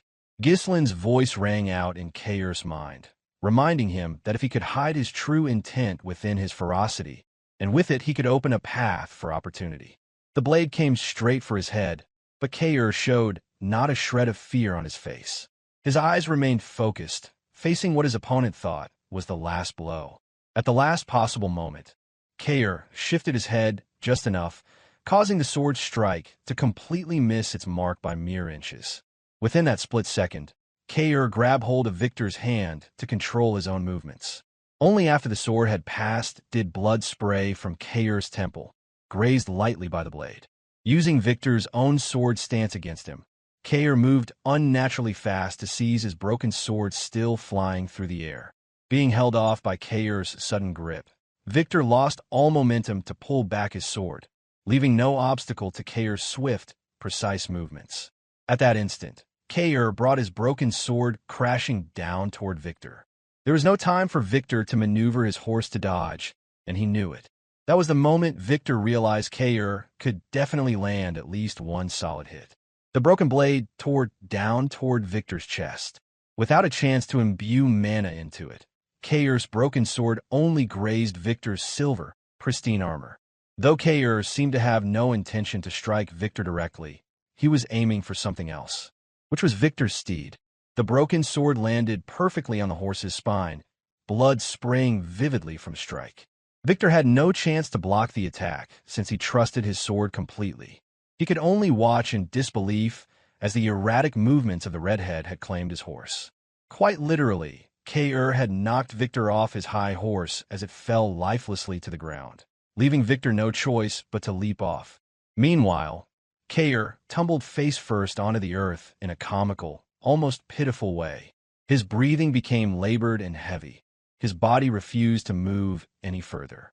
After that brief but explosive strike he had launched, Kaor's strength had finally given out. Victor thought briefly about that irregular move to catch a sword midair after he had deflected it. Even in a losing battle, Kaor had laid the groundwork to turn the tide, a state only those prepared to die could reach. Victor did not immediately finish Kaor off. Instead, he praised the redhead, admitting that he wasn't just a brainless beast after all. Kaor's body still refused to stand. If Victor had wished, he could have ended Kaor's life then and there. Somehow, Victor chose to entertain the wounded beast, Kaor the redhead. Victor strode closer, raising his sword as he spoke calmly about how people sometimes surpass their limits on the edge of life and death. Unfortunately, Kaor's strike had missed its mark. Throughout the fight, Kaor's sword had broken but remained clean of Victor's blood until he stabbed the horse. Meanwhile, Victor's sword was stained crimson with Kaor's own blood. Pointing his sword, Victor asked the redhead, slumped on the ground and unable to move, if he had any last words. Kaor muttered something under his breath, barely audible to his opponent. A flicker of surprise dawned on Victor's face, even beneath his iron helmet, as Kaor clearly noticed that he had just flinched. The defiant smile on Kaor's face never faded. He felt exhilarated as he loudly declared that he had finally landed a solid hit. It was true. If only Victor had not been wearing his heavy armor, the broken sword Kaor had brought down could have embedded itself deeply into his chest. Just then, a series of throwing knives tore swiftly through the air, aimed straight toward Victor, who stood ready. Fortunately, Victor noticed them immediately as he lifted his head. It wasn't particularly threatening to him. Victor took a quick step back, skillfully dodging all the throwing knives. They landed right in front of Kaor. Had they missed, they might have struck Kaor's head instead. It was Belinda who appeared, swinging a hooked line as she maneuvered expertly above the two men on the ground. It was a rare sight, a woman clad in a maid uniform in the middle of a brutal war between two estates. Despite her fluttering clothes, her movements displayed the precision and discipline of a trained assassin. With uncanny accuracy, Belinda threw the hook, which landed squarely on Kaor's clothes. She scoffed at Victor as she moved gracefully through the air. Given the chance, she would have faced the hidden blade of Desmon County without hesitation, but saving Kaor was her immediate priority. Belinda landed firmly on her horse, darting swiftly away from the battle as she pulled Kaor toward her. Trained in deadly assassin techniques and possessing mana cultivation skills that Ghislain deemed perfect, Kaor's weight posed no challenge for her, leaving Victor alone on the field. All Victor could think about were Kaor's last words. He pondered deeply how significant it was for the redhead to land a hit on him. Kaor's last blow had stunned him, and if not for the woman's timely intervention, he might deliver the final blow. Kaor was being carried away by Belinda atop the horse. He muttered that his enemy had almost died. Despite his inability to move, Kaor still dared to utter such bold words, which prompted Belinda to threaten to put him down again if he didn't behave. On the other hand, realization dawned on Victor's mind. He knew that the single hit the redhead had landed on him wasn't worth trading his life for. On the surface, it wasn't. This was Victor's understanding, but he knew that for the redhead, it was something worth risking his life for. Victor turned his gaze around, trying to understand the overall state of the war beyond the immediate situation.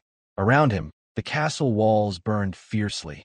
Perdium's forces were swarmed by the sheer numbers that Dygald possessed. As things stood, nothing seemed certain to Victor. The fall of Perdium appeared inevitable. Turning his gaze toward the gate, he finally saw it. The redhead's valiant effort to land a single hit on him had been merely to buy time. Now, Dygald's forces were packed tightly in front of the gate.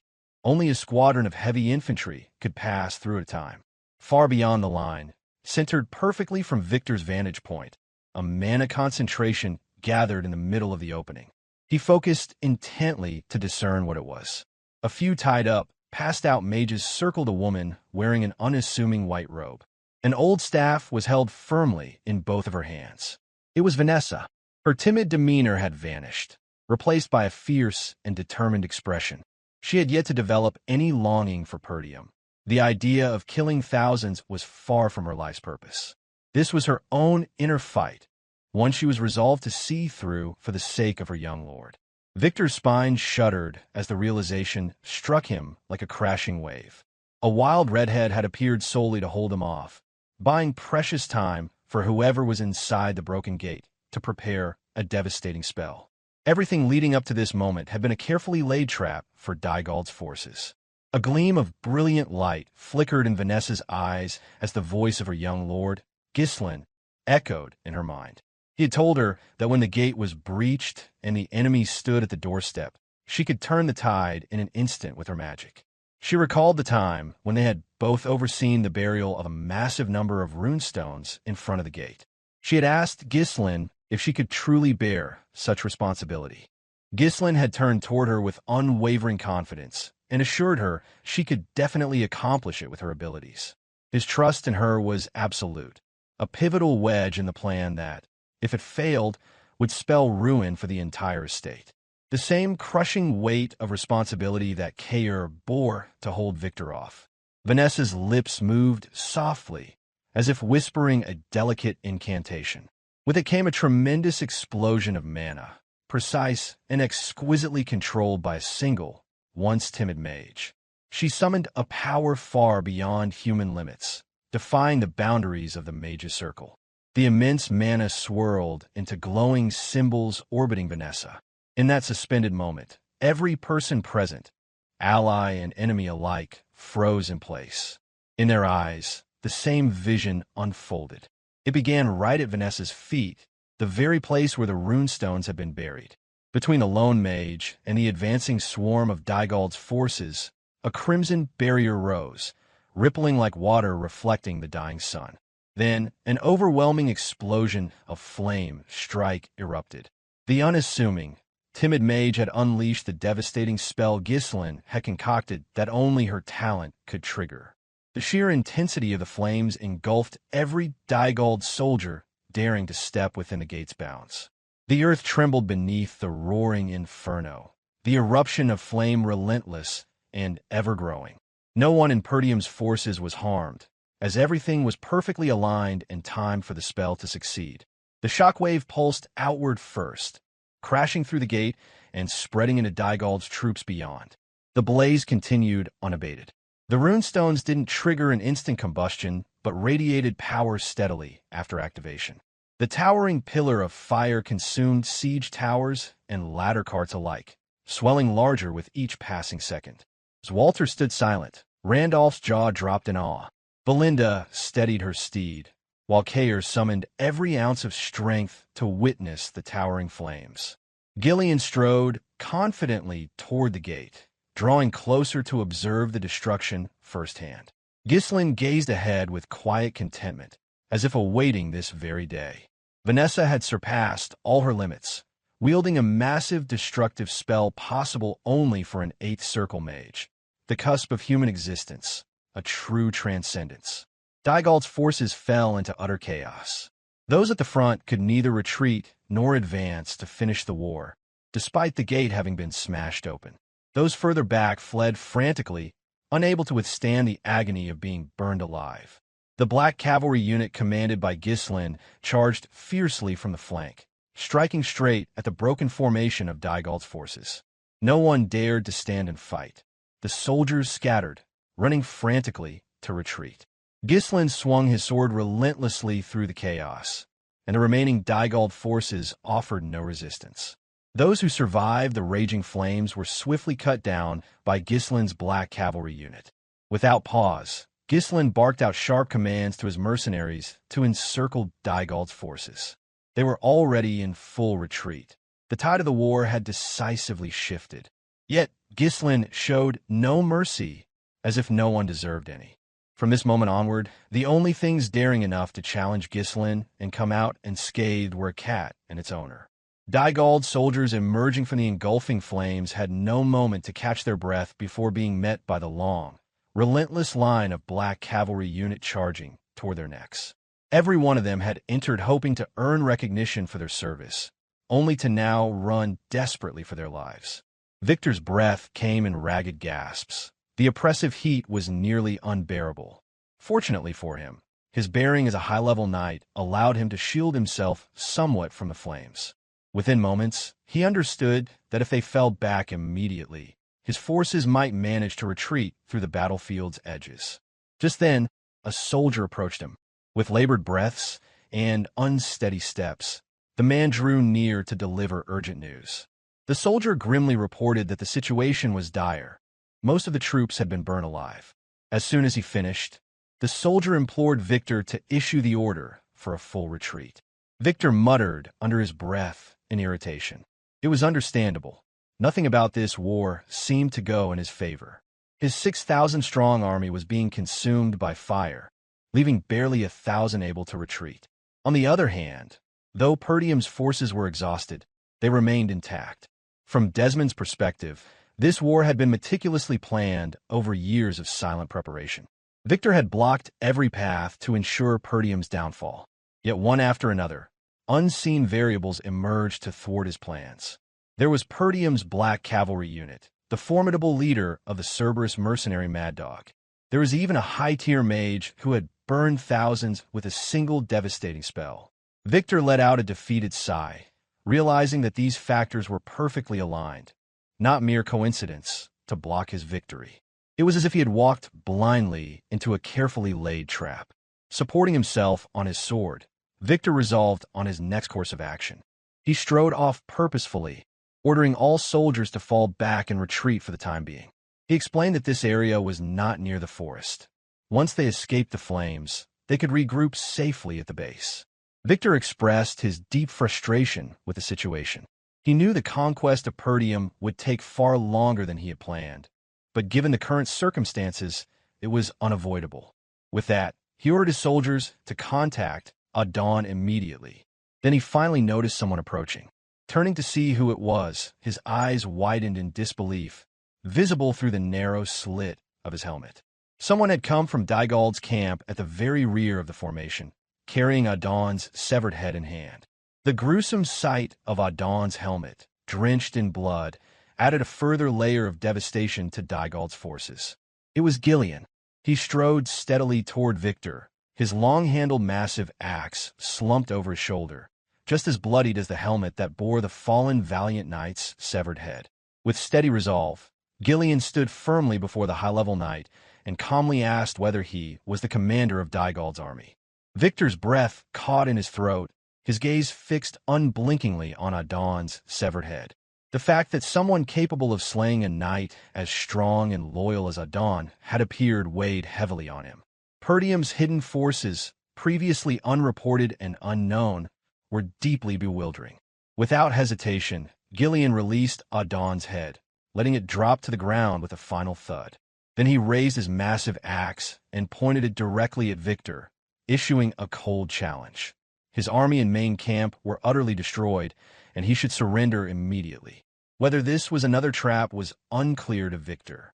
The undeniable truth was that his forces continued to dwindle by the second. It was equally baffling how a mage could sustain such a massive, raging fire for so long, yet the barrier of flame still burned fiercely without faltering. For Victor, the war was over, at least in his role as commander. He let out a bitter, maniacal laugh, the sound echoing across the battlefield. In the next moment, he unleashed his mana outward, fully shielding himself from the scorching heat of the flames as he prepared to stand his ground on the battlefield as a true warrior. Gillion remained unfazed, standing fearless and unyielding. The presence of a high-level knight before him held no tangible meaning for the old man who was prepared to die. Victor steadied his breathing and took his stance, proclaiming loudly that Gillion should not make him laugh. Through his defiant words, Victor conveyed that the war might not end as expected. He declared with fierce conviction that he would slit the throats of all in Perdium himself and be done with it. With his breathing now steady and controlled, Victor proclaimed that his war was only just beginning. As a commander, it was his sacred duty to lead and command his forces. This was what was demanded of him to gain the experience required of a commanding officer. Now that his army was gone, only one choice remained: to stand alone as a lone knight in this brutal war. He was prepared to give everything he had, either to die at Perdium's hands or to push beyond his limits, manifesting his realm and transcending the boundaries of humanity to become a true transcendence. With Dygald's forces consumed in a wall of flames, Swalter capitalized on the surge in Perdium's momentum.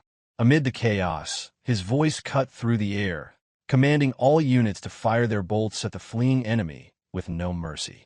Protected beneath the reinforced inner hides of the Dirus Ent, the black cavalry units surged forward.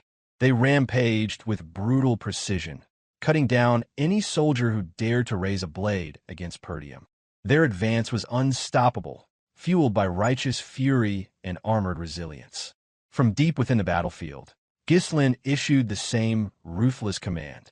His voice echoed across the war-torn ground as he declared that not a single Dygald soldier was to be left breathing. His words carried the same lethal resolve that defined his charge. An awe-inspiring phenomenon unfolded as the battlefield was completely engulfed by flames. No one had ever seen such a spectacle. The inferno blocked any attempt at retreat or regrouping. Within its fiery boundaries, Dygald's forces were helpless. They crumbled before the unrelenting assault of the black cavalry, who moved with disciplined ferocity and full protection from the intense heat. As the battle raged, Belinda emerged from the haze of war, bringing Kaor. His body barely held together, Kaor laid as if lifelessly. She called out to her young lord as she approached. Ghislain halted his charge, both to steady his breath and to hear what Belinda had to report. To his surprise, there was no tactical update or urgent warning. Belinda was simply checking on him. Her concern centered entirely on whether Ghislain had been injured. He assured her with calm composure that not even a scratch had touched him. In turn, he inquired about their well-being. Being irreverent even in the thick of battle, Belinda found humor in the carnage. She directed a sarcastic glance at Kaor, nudging him with her eyes to respond. Kaor, drenched in blood and barely able to sit upright, he raised a trembling thumbs up. It was a modest gesture, signaling that he was still alive, though only just barely. Ghislain looked at him briefly and chuckled. The sharpness in his eyes remained, but his expression softened slightly. The ridiculous resilience of his subordinates brought him a momentary sense of peace. Belinda kept up her sarcastic tone, remarking that had their plan been delayed even a little, the outcome would have been a catastrophe. She remembered how crazy Ghislain's strategy had seemed when he first explained it. He responded with quiet assurance, simply glad that the plan had succeeded. She quickly added that she never wanted to do anything like that again. The expense had been astronomical.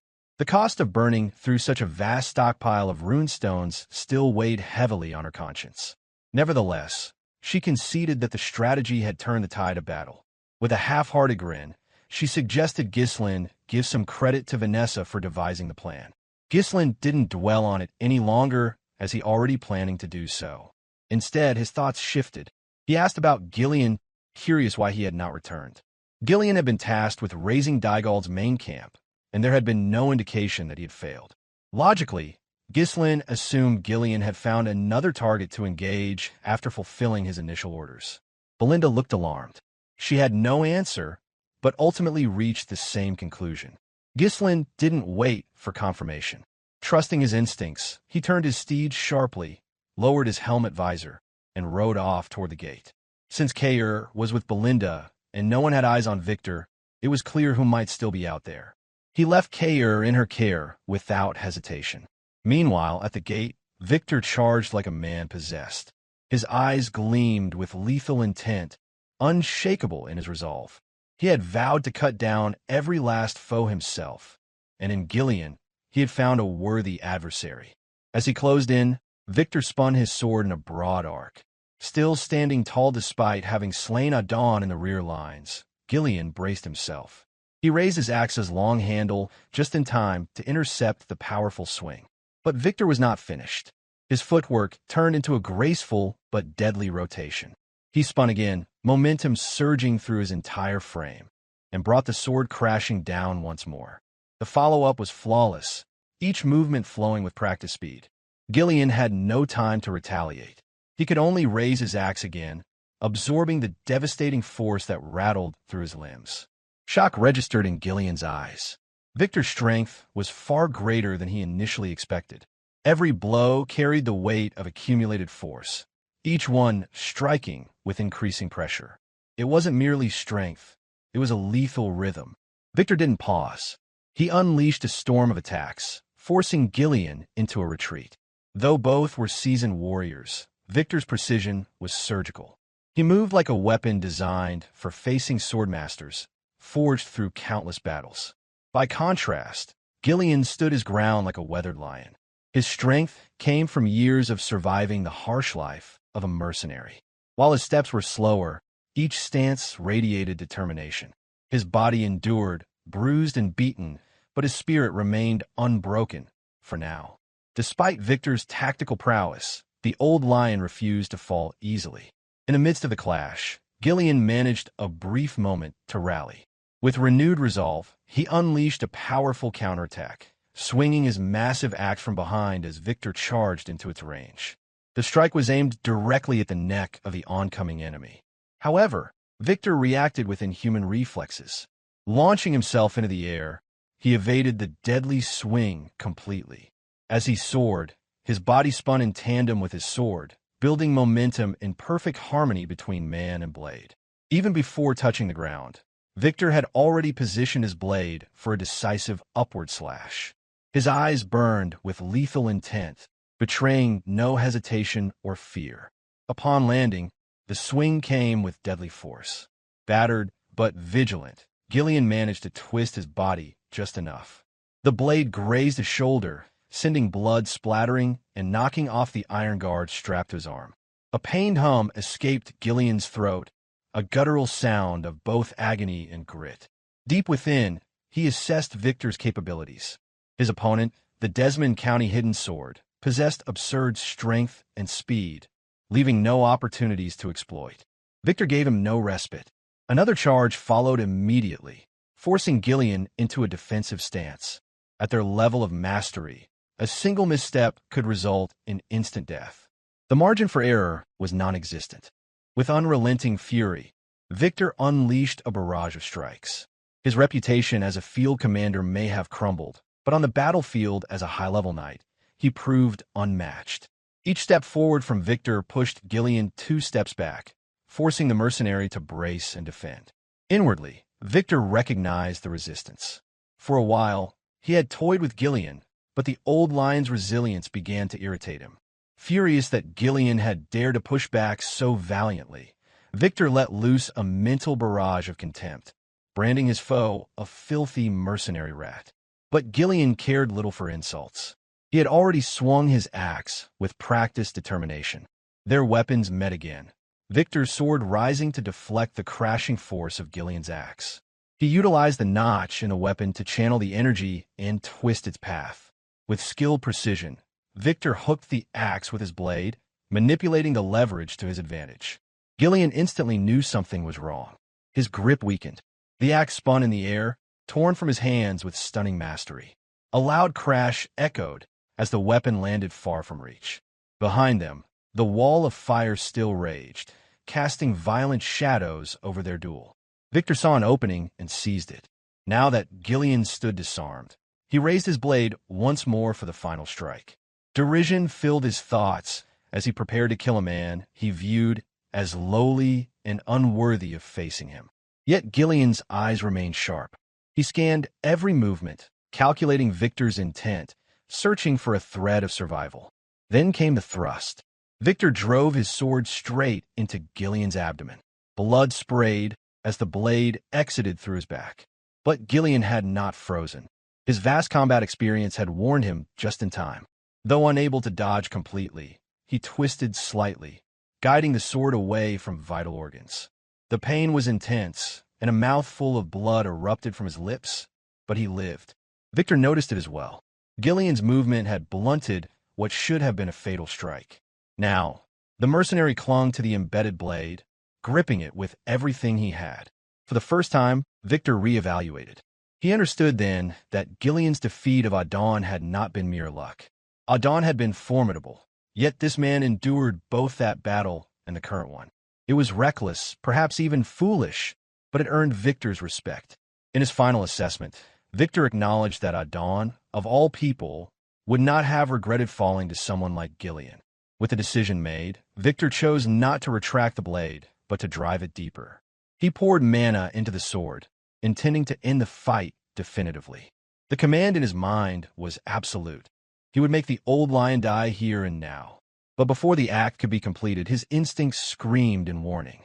Something was hurtling toward him with overwhelming force. A sword, imbued with a dense concentration of mana, tore through the air. Its trajectory was precise. It was aimed straight at Victor's head. Victor immediately abandoned his intention to finish off Gillion. Instead, he gathered every ounce of physical strength, kicked Gillion away from him, and propelled himself backward, tearing his sword free from Gillion's desperate grip in the same motion. As his feet touched solid ground, Victor's head jerked toward the direction the sudden attack had come from. His thoughts raced. The very notion that someone within Perdium's ranks possessed the power of a high-level knight felt utterly impossible, completely outside any intelligence he had received. Measured and unwavering, Ghislain advanced across the battlefield, heading toward the two warriors locked in their fading duel. Gillion now lay sprawled across the ground, drained of all strength, unable to mount any further resistance. Ghislain's arrival had, in that instant, spared the old mercenary from certain death. Victor drew in a sharp breath, shocked beyond words. He could not, for the life of him, identify the man who approached. This figure, commanding, armored, and confident, had never once appeared in the countless reports passed down from spies embedded within Perdium's forces. On the other hand, Gillion exhaled in relief. Recognition settled over him as he saw the young master arrive to confront the hidden sword of Desmon County directly. As Ghislain closed the distance, he stooped to pick up the massive long-handled axe that once belonged to Gillion. He twirled it playfully in his grasp, then let its weight rest naturally on his shoulder. Each step he took radiated authority. His breathing remained calm, his eyes unwavering. The wall of flames behind him roared, yet to him, the chaos felt like home. This was where he belonged, on the battlefield, where destruction reigned and resolve was tested. To those who had faced him, he was nothing short of a calamity. It was only then that Victor's realization hit. The black-armored figure before him was the same presence that had torn through Dygald's ranks with the black cavalry units. This was the unknown force, the devastating factor that had turned the tides of battle. With that understanding, Ghislain's third mana, Kaor, surged to life. Power rippled through his body, flowing along a unique mana path refined through years of mastery. His eyes gleamed with lethal intent, a promise of retribution directed at the blade wielder who dared challenge Perdium's future. Ghislain moved. In the blink of an eye, or at least a blink to ordinary men, he covered the 30 paces that separated him from Victor. For martial masters like these two, time stretched, and every fraction of a moment held entire movements. The axe radiated a fierce, chilling edge as Ghislain charged, adding to its crimson hue, still stained with the blood of the foes Gillion had slain. Rising into the air with a fluid leap, Ghislain pulled back the axe, drawing on momentum greater than what Gillion had ever summoned with the same weapon. Satisfaction flickered in his expression. The regression had strengthened him. With it, he could deliver death to Perdium's enemies 2 times over. Victor responded instinctively, sword raised to meet the incoming strike. As their blades met, a thunderous explosion shattered the surrounding air. Though both used mana to shield themselves from the scorching wall of flames that hemmed them in, the raw force behind their weapons remained monstrous. Despite the impact, Victor held his ground. He understood now that he was facing Perdium's strongest protector. As the last real threat to Perdium, he knew the responsibility lay on him to end this. Yet, in the moment of collision, he also recognized that his opponent's strength matched his own. With a burst of force and the flawless application of mana reinforcement, Victor pushed back against the pressure, forcing Ghislain to flew back a few paces away. Without hesitation, both men resumed the clash. Their weapons moved in harmony, Ghislain's axe and Victor's sword, both primed for follow-up strikes. Blades collided again, ringing out in sharp clarity across the chaotic field. The duel was evenly matched, Ghislain's unpredictable, almost feral motion against Victor's composed, precise sword technique. They spun in tandem, each circling their weapons in arcs that carried significant weight and intent. Their blades met midair once more, sending another metallic crack echoing across the field. But this time, Ghislain pressed harder. Letting the axe's weight and momentum flow naturally, he infused a fresh surge of mana into it, preparing for a more devastating blow to follow. Victor did not meet the blow head-on and instead resorted to evasive maneuvers, launching himself high into the air to dodge the oncoming strike. As he descended, he raised his sword overhead, aiming to channel the force of gravity into a crushing downward attack. Calm and unwavering, Ghislain required little effort to neutralize such a move. He simply raised the handle of his axe, bracing it like a reinforced pole. The oppressive heat radiating from the surrounding flames became background noise, insignificant compared to the metallic thunder of their weapons clashing once more. Despite the power behind Victor's blow, Ghislain held firm, unfazed by the strength of his formidable opponent. With the axe handle positioned like a staff, Victor's sword locked against Ghislain's right flank. Seizing the opportunity, Ghislain leapt sideways, leaving Victor no room to retrieve his blade. Then, using precise timing and athletic finesse, Ghislain drove his knee upward to hook around Victor's neck. The maneuver caught Victor off guard. As Ghislain rotated his body midair, Victor's head trapped between his legs. The momentum carried them into a spiraling descent. This unorthodox move left Victor helpless, unable to counter the unfamiliar technique. With a resounding crash, Ghislain slammed his opponent into the ground. Victor cried out in pain as the impact reverberated through his body. There was no escaping the blow. He had been forced to absorb it entirely. Gritting his teeth, he staggered upright, landing several paces from the black-armored knight, now gripping a blood-streaked axe. His mind raced with a question. Since when had someone of such power been hidden within Perdium's forces? He tried to analyze Ghislain's unpredictable movements, realizing any lapse in concentration could mean his death. Staying composed, Ghislain finally addressed him. He asserted that he knew exactly who Victor was. He spoke of the Dygald forces and their strategies, indicating a deeper awareness that extended even to Desmon County's secret hand in the military buildup. Having already made the decision to kill Victor, Ghislain saw no reason to hold back and elaborated further. He knew that Victor was Desmon County's hidden sword, and he also acknowledging the duchy's manipulation from the shadows. Now fully aware of the trap closing in around him, Victor's mind reeled. Could Perdium have uncovered such a classified operation? The possibility left him unsettled. Nevertheless, he tightened his grip on his sword and prepared to stand once more. Without hesitation, he charged Ghislain again, shouting out a defiant rejection of what he deemed nonsense. He believed there was no possible way Perdium had unearthed details of this top-secret mission. Their blades clashed again. As the skirmish resumed, Victor's thoughts swirled with disbelief. He was supposed to be a shadow, a covert weapon known to only a select few within Desmon County. His anonymity had been his greatest asset. Ghislain remained collected. He pulled his axe back behind him, rotated his stance, and delivered a crushing downward blow. Victor reacted swiftly, raising his sword and bracing himself for the attack. Their weapons met with another explosive burst of energy. Victor dismissed the idea that Ghislain truly knew his identity. He chalked the claim up to battlefield provocation, a psychological ploy meant to shake his focus. Refusing to waver, Victor renewed his concentration. The two continued their duel in close quarters, exchanging blows as equals. The blistering flames surrounding them became a forgotten backdrop. With sudden intensity, Victor unleashed a wide sword arc and roared that he would not be fooled by cheap tricks. At nearly the same instant, Ghislain launched himself into the air, bracing his axe like a pole to block the diagonal strike. Victor anticipated another unconventional assault. As Ghislain spun midair, he brought his axe down in a punishing arc fueled by momentum. Victor narrowly escaped the blow, stepping aside and pulling his sword back in one motion. Capitalizing on the opening, Victor brought his weapon down in a decisive swing.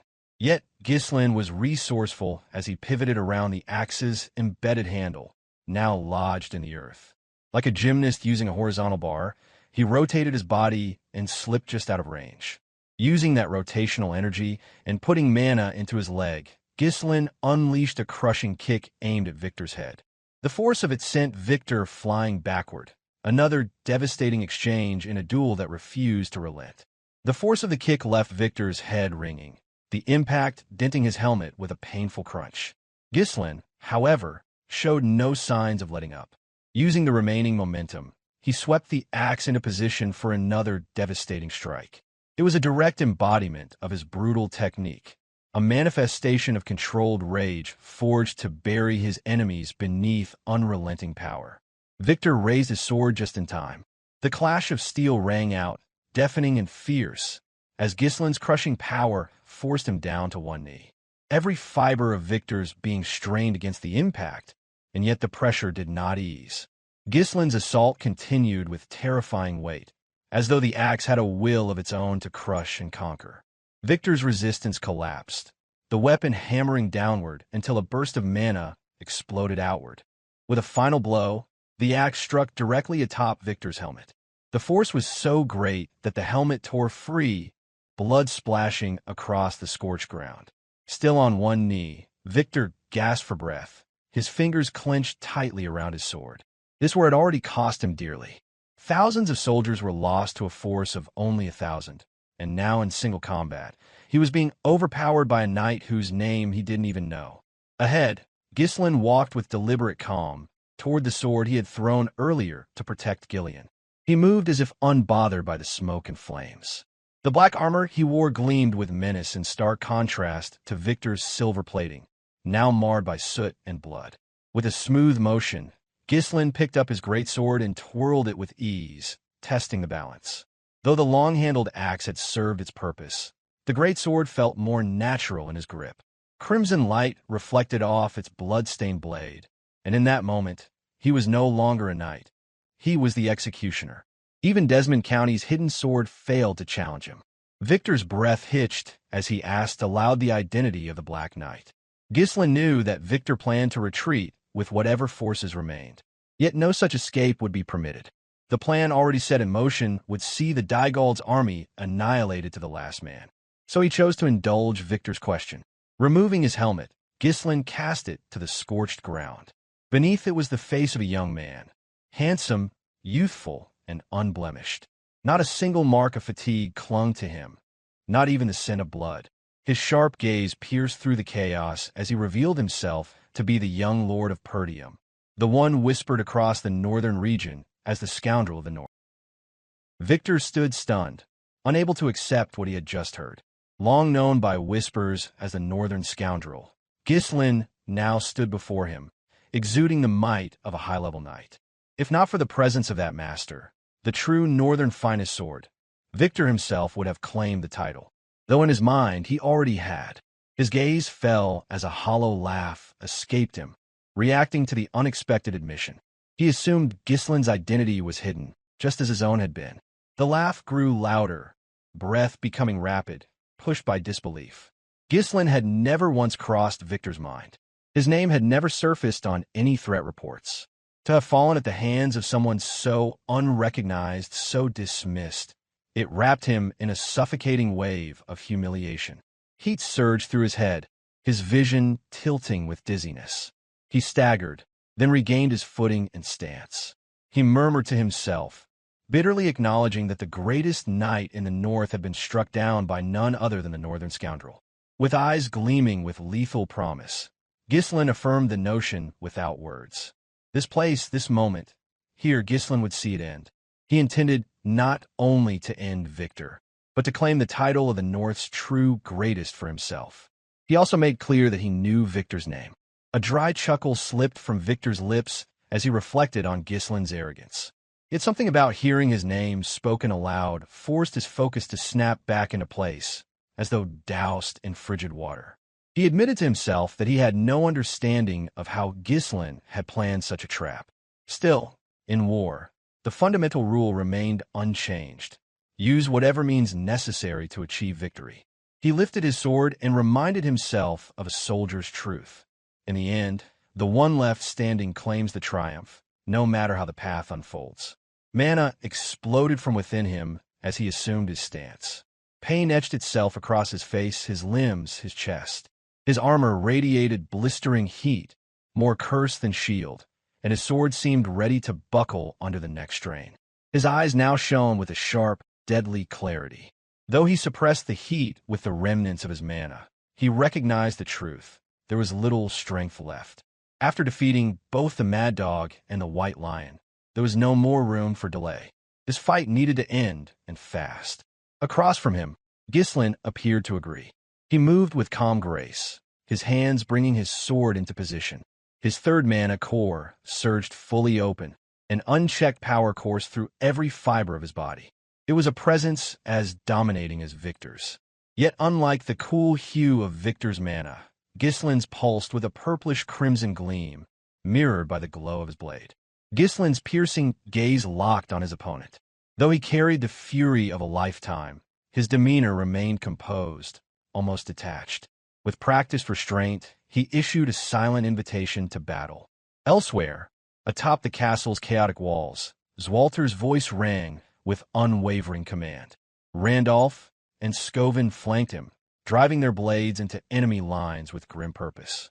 Belinda and Kaor cut paths through the battlefield, dismantling what remained. The Dygald forces, already in disarray, fell before them like discarded remnants. Blood-streaked and faltering, Gillion managed to mount a horse, withdrawing in retreat. Inside the gate, Vanessa had succumbed to unconsciousness after casting a spell that no Fifth Circle mage should have endured. The sheer mental strain had overwhelmed her completely. Now, only Victor remained, a final wall of resistance in this war. After decimating the battlefield and scattering Dygald's ranks, Ghislain had chosen to confront this last stronghold personally. Without warning, both figures blurred into motion, the distance between them vanishing in an instant as the final clash began. Their swords met with a force that sent waves of distortion rippling through the surrounding flames. Against all odds, Victor withstood the torrent of Ghislain's mana, unleashed in full through all three cores. Though scorched and battered by the inferno, his mana reserves remained deep and formidable. Following the initial clash, both warriors moved in seamless arcs, blades sweeping through the air before meeting again in a balanced collision. Ghislain suffered from a disadvantage. His mana reserve was inferior. However, clothed in linen crafted from the Dirus Ent, he had no need to defend against the surrounding fire. Their exchange showed no signs of stopping. Ghislain began to consider that Victor might indeed deserve his title as the North's greatest knight. While Ghislain acknowledged the man's strength, Victor remained perplexed.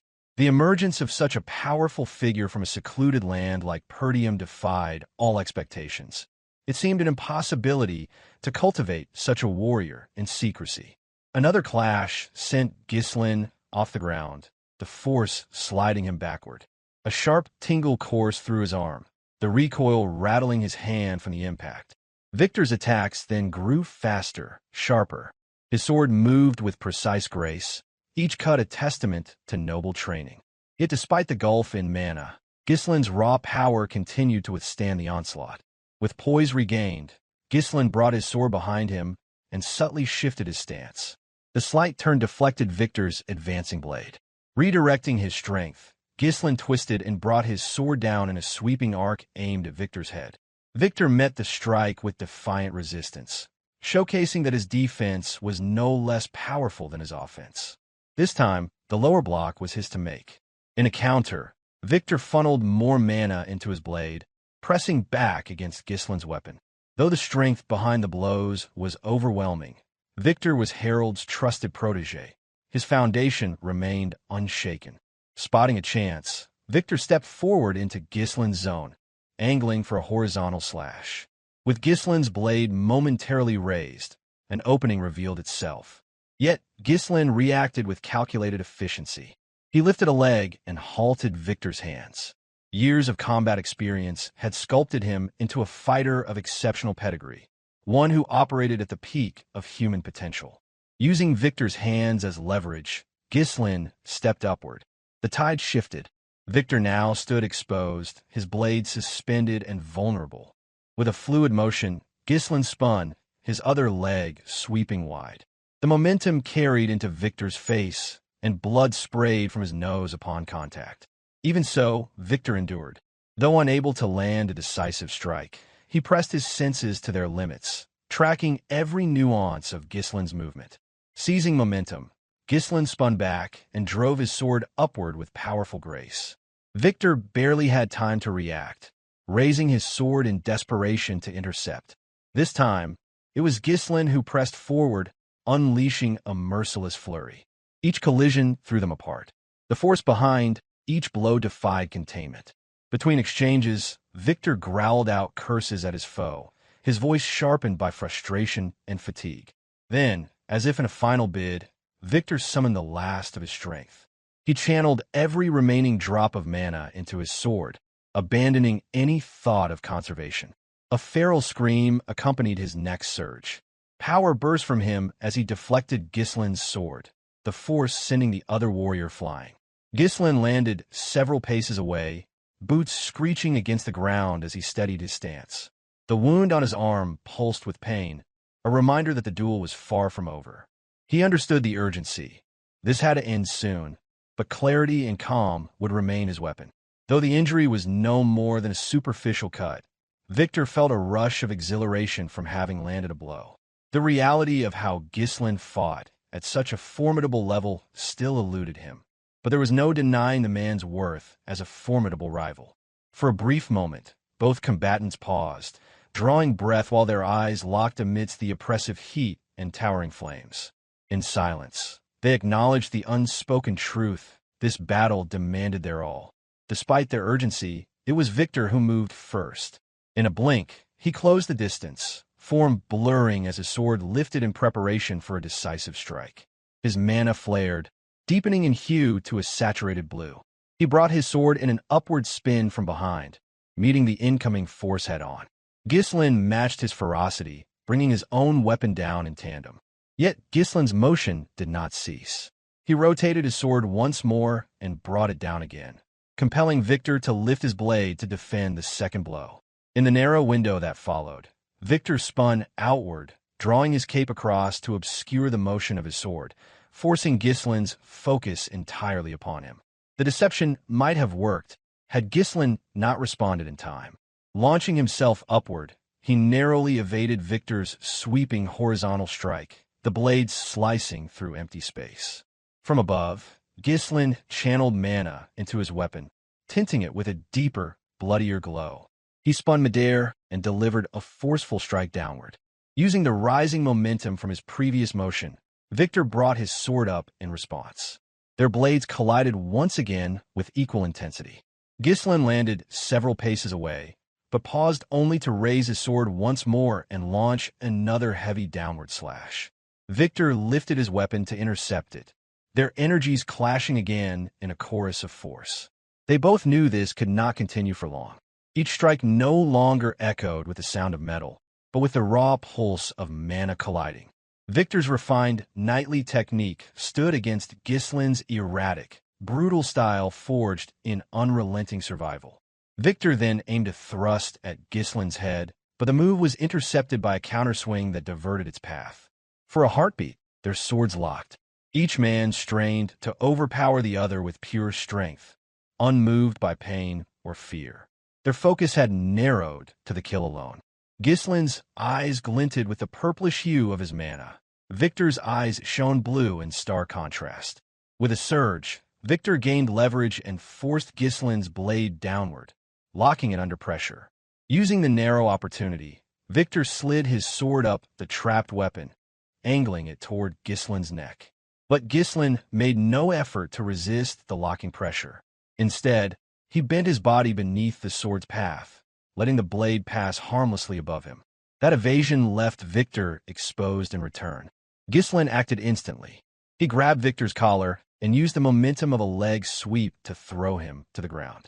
Without pause, Ghislain leapt high into the air, sword held overhead, ready to strike.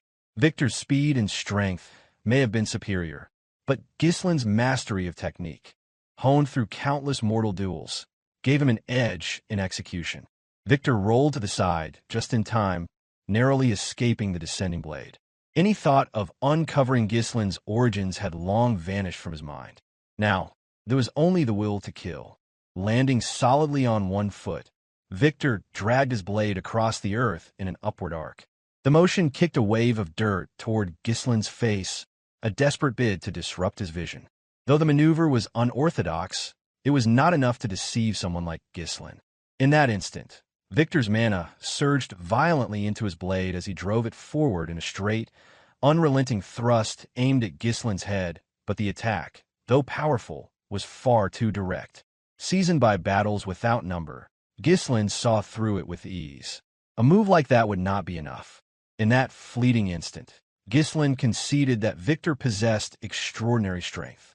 There is little distinction between them now, a parity magnified by the full release of Ghislain's third mana core. An old memory surged forward, back to the beginning of the war, when Ghislain had launched an assault on Desmon County. Even then, Victor had stood in opposition, barring the path. The contrast was stark. Victor had already been celebrated across the region as the Northern finest sword, a title acknowledged by noble and soldier alike. In contrast, Ghislain had been stripped of nobility, forced to earn renown by uniting mercenaries under a single cause. Despite the length and ferocity of that battle, Ghislain had eventually prevailed. He had slain the Northern finest sword. But that victory came only after wrestling with the weight of his personal vendetta to the bitter end. Yet that fight had proven to be only a small chapter. The forces of Desmond County had seemed inexhaustible, just one fraction of the overwhelming foes threatening the north. By the time he had lost everything, his father, his sister, and the ruins of his estate, Ghislain had made a vow. From a moment he had knelt before the remnants of what Perdium had become, he had resolved to destroy anyone who threatened it. Men like Victor, even the mysterious regression, a fate bestowed by powers beyond comprehension, had not dulled the flame of rage. That fire, lit by devastation, continued to blaze within him. Though the strength he wielded now was only a portion of what he once possessed, his resolve had not diminished. Ghislain had sworn that those who aimed to crush Perdium would receive only death in return. Victor drew on his final reserves of power. With a roar that echoed like thunder, he drove his sword forward with unrelenting force. The toll of maintaining all three mana cores began to manifest, but Ghislain made no effort to evade. He steadied himself, preparing to strike. They advanced toward one another in an arc of mutual destruction, their blades slicing the air with singular intent, each aimed at the other's heart. A burst of mana ruptured the space between them. When they collided, only one crimson spray marked the result. Blood burst from Victor's back as Ghislain's sword pierced through his abdomen with ruthless precision. Though Ghislain's muscles tore and his bones groaned beneath the pressure of swirling mana, he twisted just enough to avoid the path of Victor's blade. Victor's eyes widened in disbelief. This was not a misstep. Desmond County's forces, herald strategies, even their spies, none had accounted for this unforeseen variable. A force equal to the North's most legendary knight, Ghislain Perdium. With a faltering breath, Victor whispered the name of his master, Count Desmond. The reason was unclear, but it mattered little. Ghislain had already committed every enemy of Perdium to memory. A moment later, he retracted his blade and flung Victor's body across the scorched battlefield. The fallen knight lay motionless, unable to comprehend how the one before him had unraveled all their carefully laid plans. Amongst the blazing inferno and blistering heat, Ghislain alone remained upright, while Victor collapsed into defeat. A quiet chuckle slipped from his lips as the finality of it settled in. The ambition that once fueled Victor now seemed laughable. He would perish, not as a legendary noble knight, but as a nameless commander among Daigald's ranks. Though his body howled in torment, the ecstasy of triumph overshadowed every wound. This was the threat posed by one granted the curse and gift of regression, the power to kill his enemies not once, but twice. But there was no satisfaction in dwelling on one death. Ghislain's purpose remained. More adversaries awaited. With nothing more to say, he turned and walked away. At that moment, Victor's voice broke the stillness, calling out and prompting Ghislain to turn his head slightly. The small gesture granted the fallen knight one final chance to speak. With breath slipping from his lungs, Victor asked who his opponent truly was. Even now, he could not reconcile the fact that he had been slain by Ghislain. He mumbled faintly, recalling what he once believed, that Ghislain was merely Perdium's disgrace, the northern scoundrel, the reclusive young master thought to have vanished into obscurity. Ghislain offered nothing in return. No words, no affirmation. It was as if he silently allowed his defeated adversary to draw his own conclusions. A faint smile emerged on Victor's lips. With his final breath, he muttered that it no longer mattered. He admitted, almost whimsically, that the fight had been enjoyable. At last, he recognized the man who stood above him, Ghislain Perdium. Beyond the battlefield, the sun rose slowly above the jagged mountain range, signaling the end of Desmon County's failed campaign to conquer Perdium. The flames that had once roared now faded, and on the scorched earth lay the lifeless body of Victor. Ghislain turned, slipping his sword back into the sling across his back. There would be no rest for him. The path ahead held more battles, more monstrous figures like Victor, and his journey was far from over. As the sun climbed over the ravaged horizon, its light exposed the brutal conclusion of the conflict for all to witness. Scattered across the blood-stained field were the lifeless bodies of Daigald's fallen soldiers. The aftermath was a chilling sight. Yet, thanks to strict orders from their commander, the mercenaries of the Black Cavalry unit refrained from desecrating the dead. Moving with measured steps, Ghislain approached the gates of Perdium Castle, supporting the wounded form of Gillion. The old warrior had endured the unforgiving blade of Desmond's secret weapon, Victor, and barely clung to consciousness. The forces of Perdium surged out to receive their returning young lord. Despite the overwhelming odds, the smaller army of Perdium had emerged with barely any losses, their lines unbroken. Each soldier, bearing the mark of loyalty to their homeland, now bore the scars and exhaustion of a harrowing triumph. Ghislain's breath came shallow, and his posture revealed the strain of battle, yet he held his head high. It was the convergence of precise strategy, the unwavering commitment of his allies, and the strength of Perdium's foundation that granted him this first decisive victory in his new life. As his eyes swept the field, they met the gazes of his father, his uncle, and the enduring warriors who had guarded the wall. Their appearances reflected the trials they endured, worn, wounded, but not broken. They too struggled to accept the reality of their survival. The derisive title of Northern Scoundrel had dissolved from their hearts. Ghislain's eyes shifted to the right. Belinda stood uninjured. Though battered, Kaor now stood unaided, defiant against his injuries. Behind them, the mercenaries held their expressions in a blend of disbelief and admiration. Each had been terrified when Ghislain had charged into the enemy lines alone. Now, seeing him standing, alive, victorious, they could finally breathe. He offered a tired smile, relief flooding his expression as he saw their faces unmarred by loss. Many had thought Ghislain mad for hurling himself into battle without restraint. Yet here he was, grinning as though the chaos had been nothing more than an exhilarating pastime. A whisper left his lips, a quiet question to no one in particular, wondering if everyone had truly made it out alive. At once, his silent reverie shattered. Belinda, Kaor, and the rest of the mercenary company rushed toward him, cheering in euphoric unison. Their shouts echoed with praise for the young Lord of Perdium. Each had watched him unleash devastation upon Dygald's forces and now swarmed him with victorious energy, and their spirits were uncontainable. Their voices interwove with disbelief and awe. One among them remarked that never before had he seen such a battle in all his years as a hired blade. Another gasped in amazement, recalling the towering inferno that consumed thousands of Dygald's troops in mere moments, an act that had seared itself into their memories. Seeing the blazing morale of his comrades, Ghislain understood the magnitude of what they had achieved. In response, he offered them heartfelt thanks for standing by his side during a conflict of such magnitude. Their loyalty and valor had played no small part in securing the victory, and he acknowledged their efforts without reservation. Never missing a moment for jest, Kaor teased the grizzled Gillion for letting himself get wounded by Victor. The old man waved off the concern with a smirk, claiming it was nothing worth worrying about. Belinda was flustered, chastised him for brushing off injuries that had bled so profusely. She urged him to stop pretending he was invincible and allow her to tend to his wounds properly. Refocusing, Ghislain inquired about Vanessa and the other mages, especially given the immense toll such magic must have taken.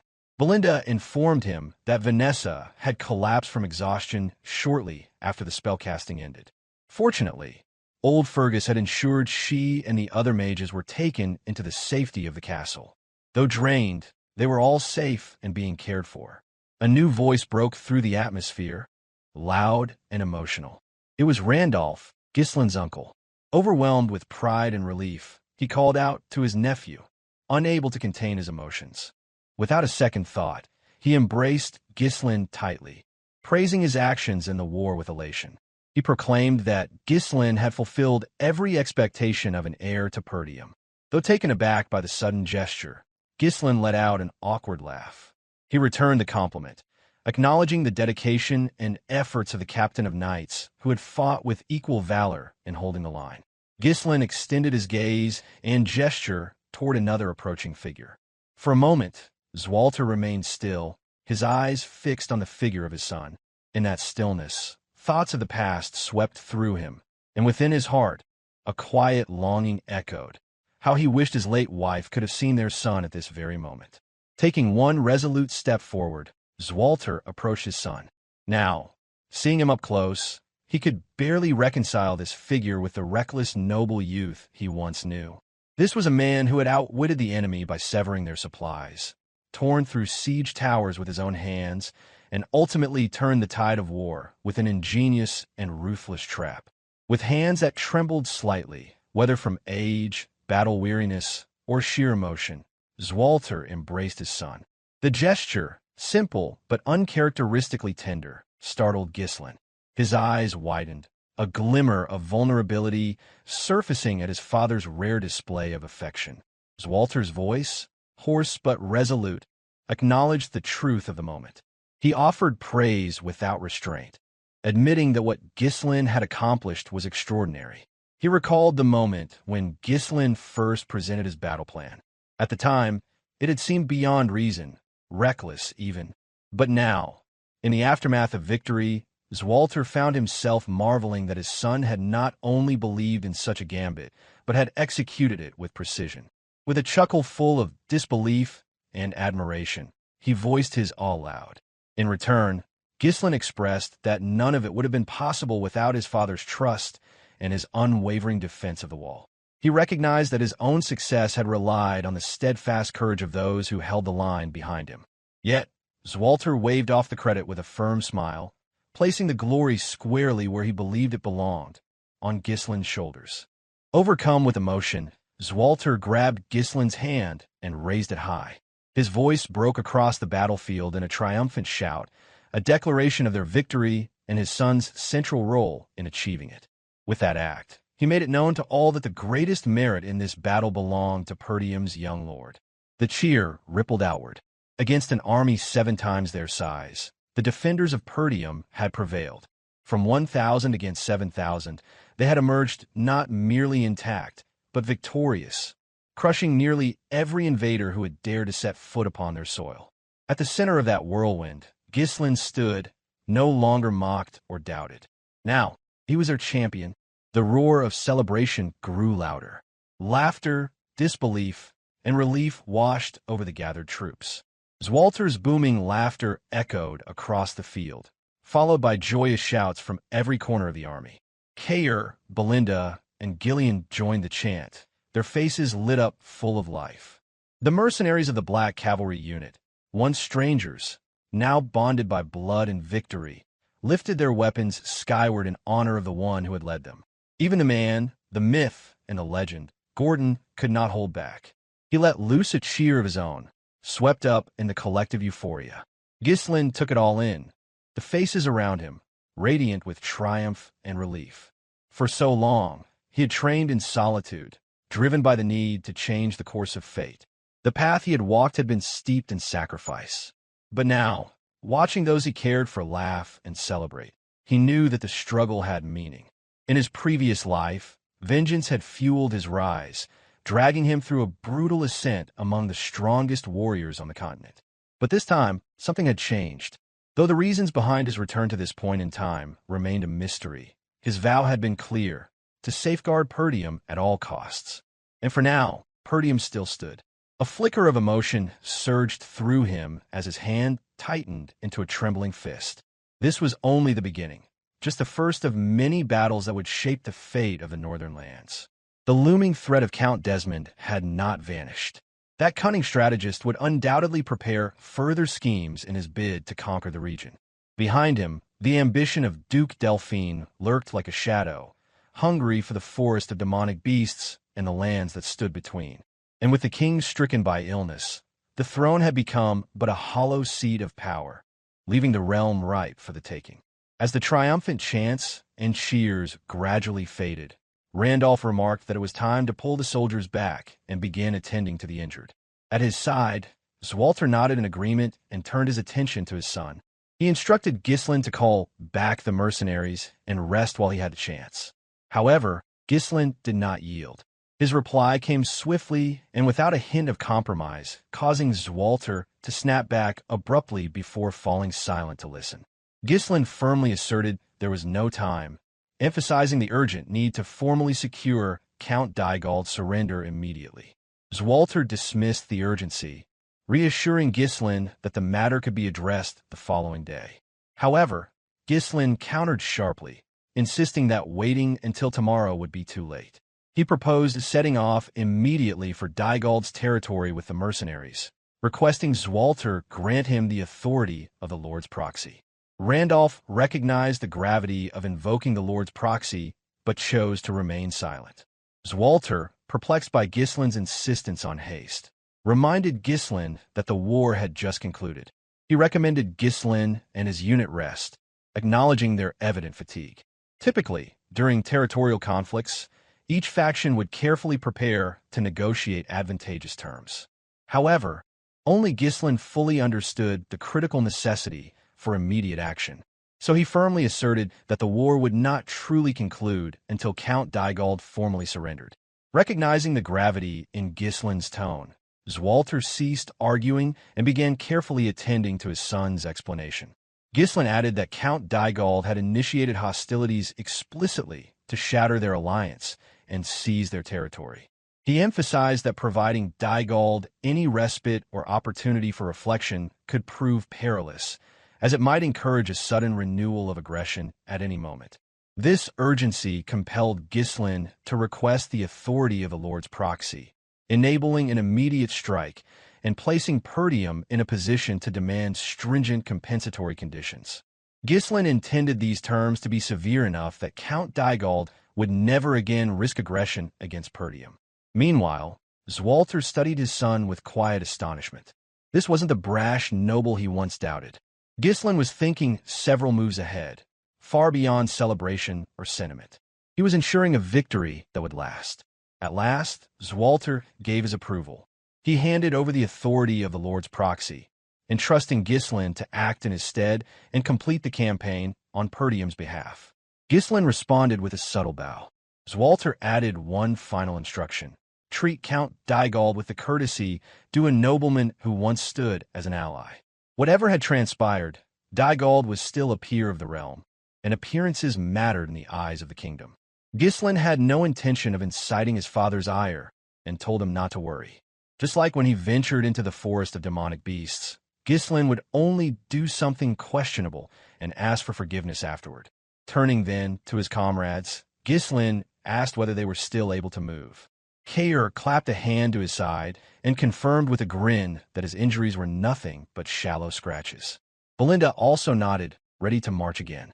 Gillion tried to join the vanguard, but Ghislain cut him off firmly, instructing him to rest and recover instead. With their orders in hand, Ghislain and his mercenaries mounted their steeds. The clatter of hooves on stone and earth rang out as the black cavalry unit formed up behind him. Ghislain gave a single command, and they moved out at full speed toward Dygald's territory. This was not just the end of a skirmish. It was the sealing of a victory, and Ghislain intended to conclude this war properly, leaving no thread unraveled and no enemy doubt left to fester. At Dygald Castle, the atmosphere inside the Lord's chambers was suffocating. Count Thamos had already ordered the raising of the white flag, a visible sign of surrender fluttering over the walls. Yet his fury showed no signs of calming. Rage boiled just beneath the surface of his skin.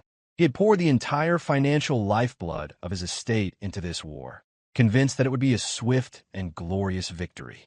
Now, all of it had gone up in smoke, and the shame that clung to him was unbearable. His chest tightened, his vision blurred, as though the entire world had been swallowed by a thick, choking fog. He had once scoffed at Perdium, deriding it as little more than a rustic borderland ruled by a relic of honor and outdated tradition. He could scarcely believe it.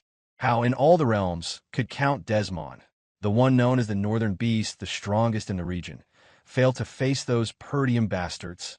One of his most loyal officials, Lowell pleaded with his lord to compose himself, to see reason and preserve what dignity and structure remained. But Thamos, lost to his anger, barked back that nothing about the current situation warranted calm. What good was composure when everything around him was collapsing? His voice boomed again through the chamber as he barked an order for Lowell to stop wasting time and begin preparations for the surrender negotiations. When the confused official hesitated, asking what he meant, Thamos snapped. They would offer reparations. Surely Count Perdium, with his obsession for honor and formalities, would accept terms and retreat. After all, Perdium was not flush with wealth. Thamos assumed that with the right offers on the table, Swalter would take the bait. It was simple. Cast Desmon as the real villain, absolve himself, and salvage what he could of his house. But Lowell's face paled further as he hesitantly revealed that his treasury was empty. Every coin had been poured into the campaign. Even the idea of offering a few neighboring baronies or a percentage of tax revenues over several years might fall short. In a flash, Thamos leapt forward and seized Lowell by the neck. The official, never trained for violence, gasped and choked under the weight of his lord's fury. Thamos raged at him, asking what he had been doing all this time. Wasn't squeezing the commoners for coin always his solution before? Why not now? He spat accusations, insinuating that Lowell's concern for the people stemmed from his own peasant origins. Did the lives of those swine mean more to him than loyalty to his lord? Lowell could barely croak out a plea for mercy, his legs kicking weakly as he struggled in vain. At last, Thamos threw him to the stone floor. Still seething, he ordered Lowell to get moving and do his job. Lowell had long kept the Dygald estate together through sheer force of will, pushing against the strain of reckless command. But now, he could see it clearly, this tyranny would push the people too far. If things continued as they were, rebellion might not just be possible. It might be inevitable. The tension shattered when a soldier burst into the room, out of breath and eyes wide with urgency. He reported that Perdium's forces had already arrived. Outside, the black cavalry unit had arrived, their horses pushed to their limit from the relentless pace. Yet they stood firm. Ghislain had led his force from the battlefield straight to the heart of enemy territory. Soon, the mercenaries entered the grand audience hall, forming into precise ranks along each wall, two straight lines of warriors clad in grit and blood. Not a single soul within the castle dared to lift a hand against them. No steward, no knight, not even a guard. None had the courage to stop them. At the far end of the hall, Count Thamos sat stiffly upon his seat, his posture forced, his pride barely holding together. Despite the surrender, he still clung to his title, to his station, trying to exude the air of a lord unfazed by loss. But beneath that veneer his mind raced. How had Perdium arrived so quickly? How had they crossed the miles in time to beat even his surrender preparations? He began to rationalize, hoping perhaps that it was Swalter who had come personally, bringing the remnants of his elite troops for the negotiations. That would explain the presence of the Black Cavalry. That would at least restore a sense of predictability. But those thoughts shattered the moment he saw who entered the hall. It was not the seasoned count. It was Ghislain, clad entirely in pitch-black armor, and only his helmet was absent, revealing a blood-streaked face that bore no signs of fatigue, only grim determination. Flanked closely by two figures, Kaor on his left, Belinda on his right. The young man moved with confident, unflinching strides. He called out to Count Thamos Dygald, formally asking whether he was prepared to begin surrender negotiations. Though his tone remained within the bounds of diplomatic courtesy, his eyes told another story entirely. Ice-cold disdain radiated from his gaze. He asked why Swalter himself had not come to conduct the negotiations, and why, instead, he had sent his son in his place. Ghislain explained that his father was presently occupied with restoring order and tending to the wounded within Perdium's borders. Therefore, as the appointed proxy of the Lord of Perdium, Ghislain had come to finalize the negotiations in his stead. Ghislain had long been known throughout the north as a troublemaker, enough to rival the late Gilmore, Count Dygald's own son. Now, the very same scoundrel had appeared as Perdium's official envoy, leading the feared Black Cavalry unit. Thamos' disbelief had barely settled when Ghislain ordered his mercenaries to drag Dygald down. Several hours earlier, Ghislain and his mercenaries rode hard toward the Dygald estate, the journey proving uneventful and dull. Not a single obstacle stood in their way, and the lack of resistance quickly sapped the excitement from their advance. Feeling bored, Kaor voiced his disdain over Count Dygald's hasty retreat. He found it disgraceful that a noble would flee so quickly, abandoning his men without resistance. His voice carried contempt as he questioned how someone so cowardly could hold a lord's title at all. Gordon offered an apology for failing to intercept the Count during the pursuit. However, Kaor waved off the blame with a grin, redirecting it toward Gillion. According to Kaor, the rest of the mercenaries had done their part, and Gillion's failure served to stroke his ego. In that moment of banter, even the aches in his body seemed to fade. Watching Kaor revel in Gillion's slip, Ghislain considered silently whether it might be time to include Gillion in the next bet. Kaor soon turned his attention to Ghislain, raising a point of concern. If their approach to the Dygald estate was truly for negotiating surrender terms, that meant Count Dygald would be spared. Kaor found the idea troubling, unable to believe they would simply let that particular lord continue living. Ghislain reflected on the situation. Everyone involved already knew the sort of man Count Dygald was, a scoundrel who had attempted to seize Perdium. On the surface, the Count's campaign appeared to be driven by vengeance over his son's fate. Because of that, pushing too hard in negotiations might backfire. Kaor scowled as Ghislain explained that, in all likelihood, Thamos would settle for haggling over reparations and leave the rest untouched. The way nobles resolved wars felt entirely detached from the grim, blood-stained reality that mercenaries faced. In his mind, they should have just stormed the castle and ended it all. Nearby, Belinda asked whether he truly believed matters between nobles could be resolved so simply. Kaor responded that, in the end, whether noble or mercenary, they were all just people. He questioned whether nobles thought themselves gods, entitled to act however they pleased, especially since they had initiated the war. From ahead, Ghislain urged Kaor not to dwell on it. He noted that this course of action aligned with what his father would have done. With that statement, he brought the discussion to a close. Yet Belinda's eyes lingered on Ghislain with unease. His father might have left Count Dygald alive in the name of diplomacy or noble conduct. But the question that troubled her was not what the Lord would have done. It was what the son might choose instead. A smile touched Ghislain's lips as if in answer to that silent worry. He saw himself as different from his father. Nothing, not even a warning from Swalter himself, would deter him from enacting his will. That was precisely why he had requested the authority of the Lord's proxy, to come to Dygald estate personally, under his father's name, but with his own purpose. Upon arriving at the gates, he resolved that Dygald would be claimed as his own. The task was clear: execute its disgraced lord without causing complications for Perdium. Such was the intent when he entered the estate. Thamos, the count in question, had not expected Ghislain. He anticipated the presence of Swalter and was visibly unsettled to find the son in his place. Ghislain did not arrive with the pomp of a victorious noble. There was no arrogance in his bearing, only a firm, unshakable determination. Contrary to his father's likely approach, Ghislain wasted no time. After exchanging only a few formal words, he issued a clear command. His mercenaries were to bring Count Dygald to his knees. Kaor and another mercenary obeyed immediately. They seized Thamos and dragged him from his ornate chair. Despite the setting being Dygald's own hall, not a single soul dared to object. None of the retainers, guards, or servants moved to protect their lord. Whether from fear or disillusionment, none wished to defy Ghislain. Thamos screamed in outrage, demanding to know what they thought they were doing. He hurled insults, calling the mercenaries filthy commoners who had no right to touch a noble like him.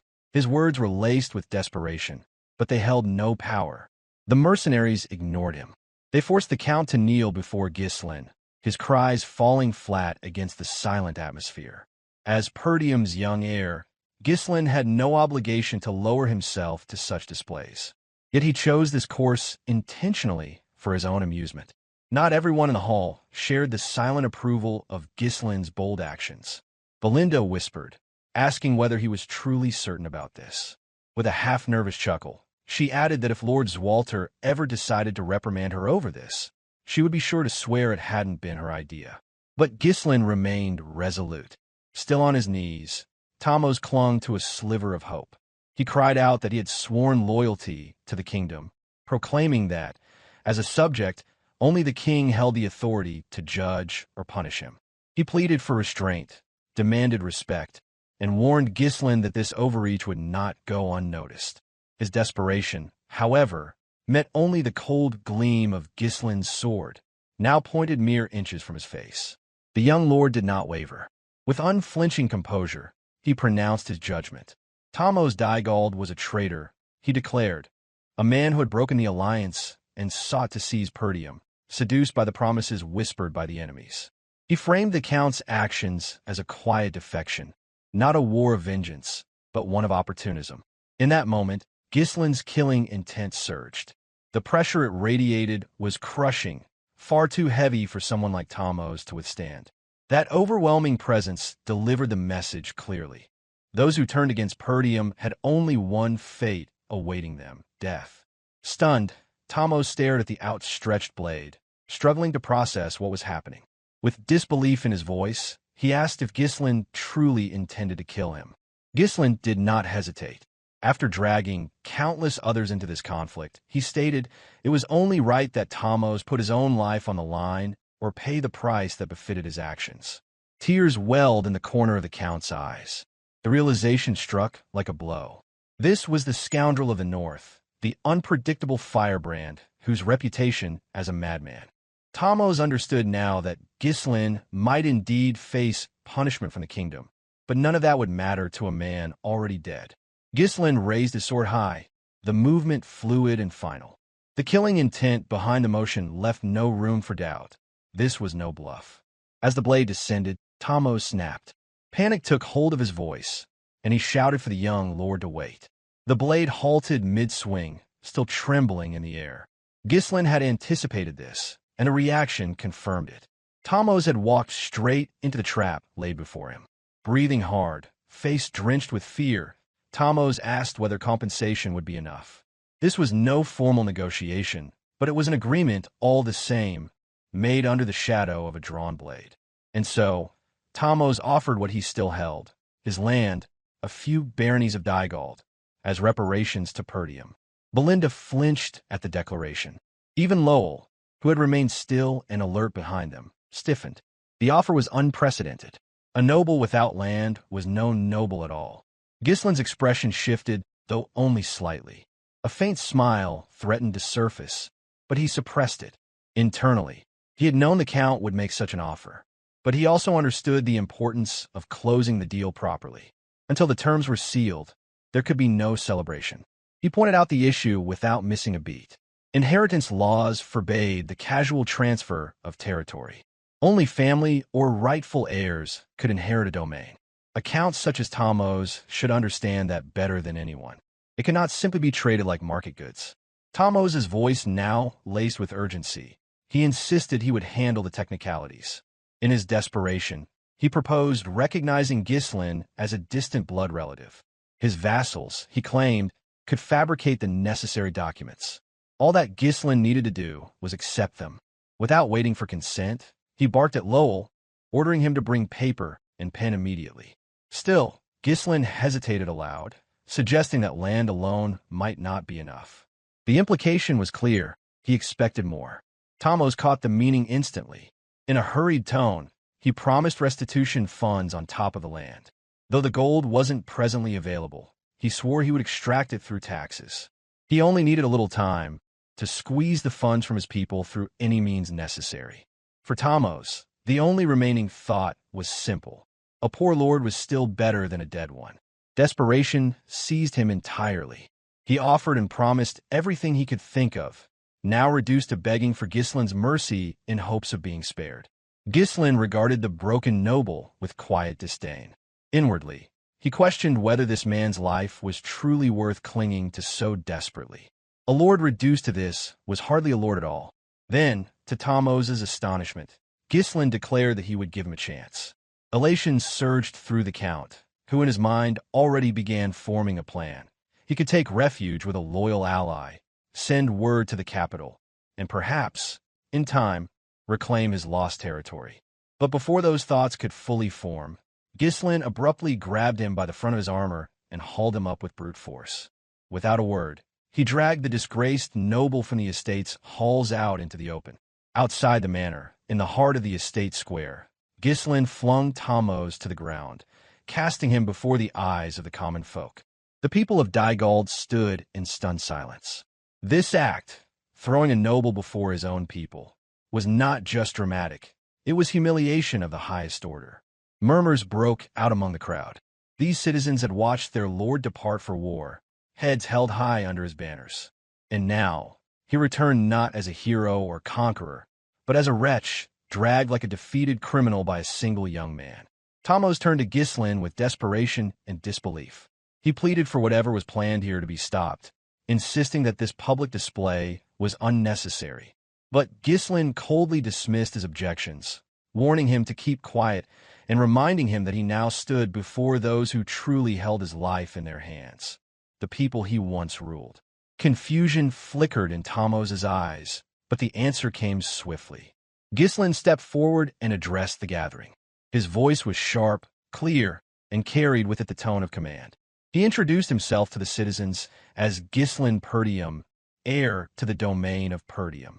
He declared that Count Dygald had launched an unprovoked war for the sake of vengeance, and had lost. As a result of that defeat, Ghislain announced war reparations would now be collected from the people of Dygald. With that, he asked if anyone among them would step forward to volunteer for payment. Instantly, the tension in the air broke. Panic swept through the crowd. Protests rang out. One man shouted that their homes and livelihoods had already been bled dry during the war effort.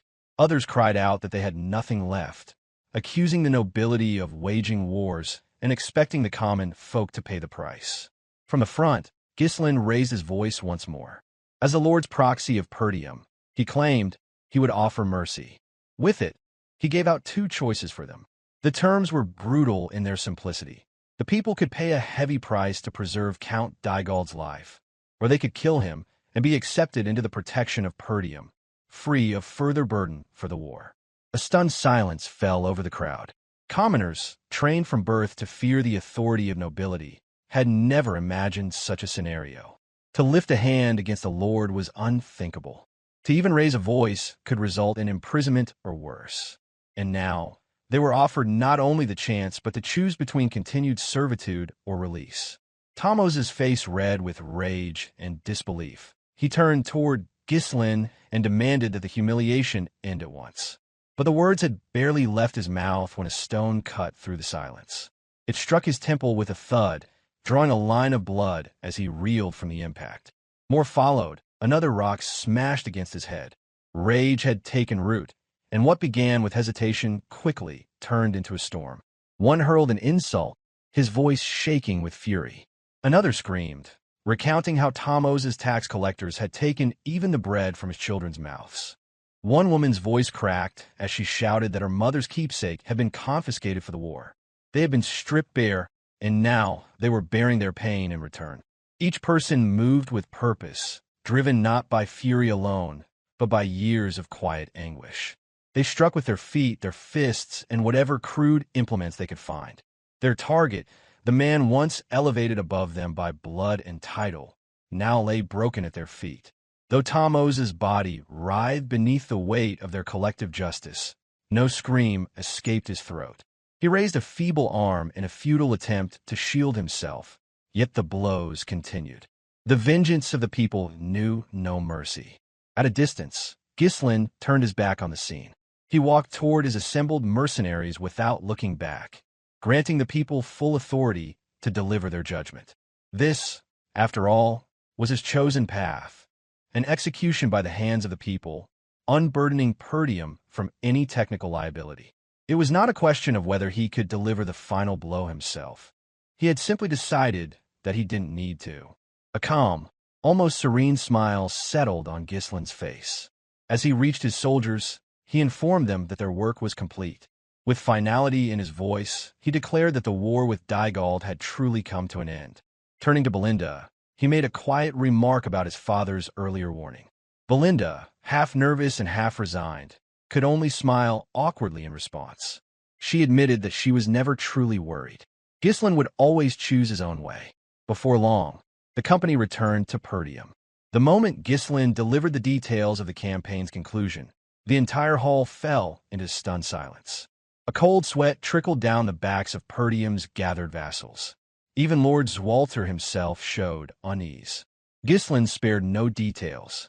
He reported exactly what had occurred, including how brazenly he had mocked the kingdom's laws and how he had driven Count Thomos to his end. There were no omissions, no gentle phrasing. He merely repeated the fact. Count Dygald was dead. Swalter was visibly disturbed, and he reminded his son of the advice he had given earlier, about affording respect to fellow nobles. But before the elder lord could continue, Ghislain interrupted. He assured his father that he had not forgotten that counsel. However, he explained, having seen things for himself, he made a judgment he believed was better. He justified the decision by pointing out that, had Thomos been offered a peaceful surrender, he would have simply bided his time and struck again.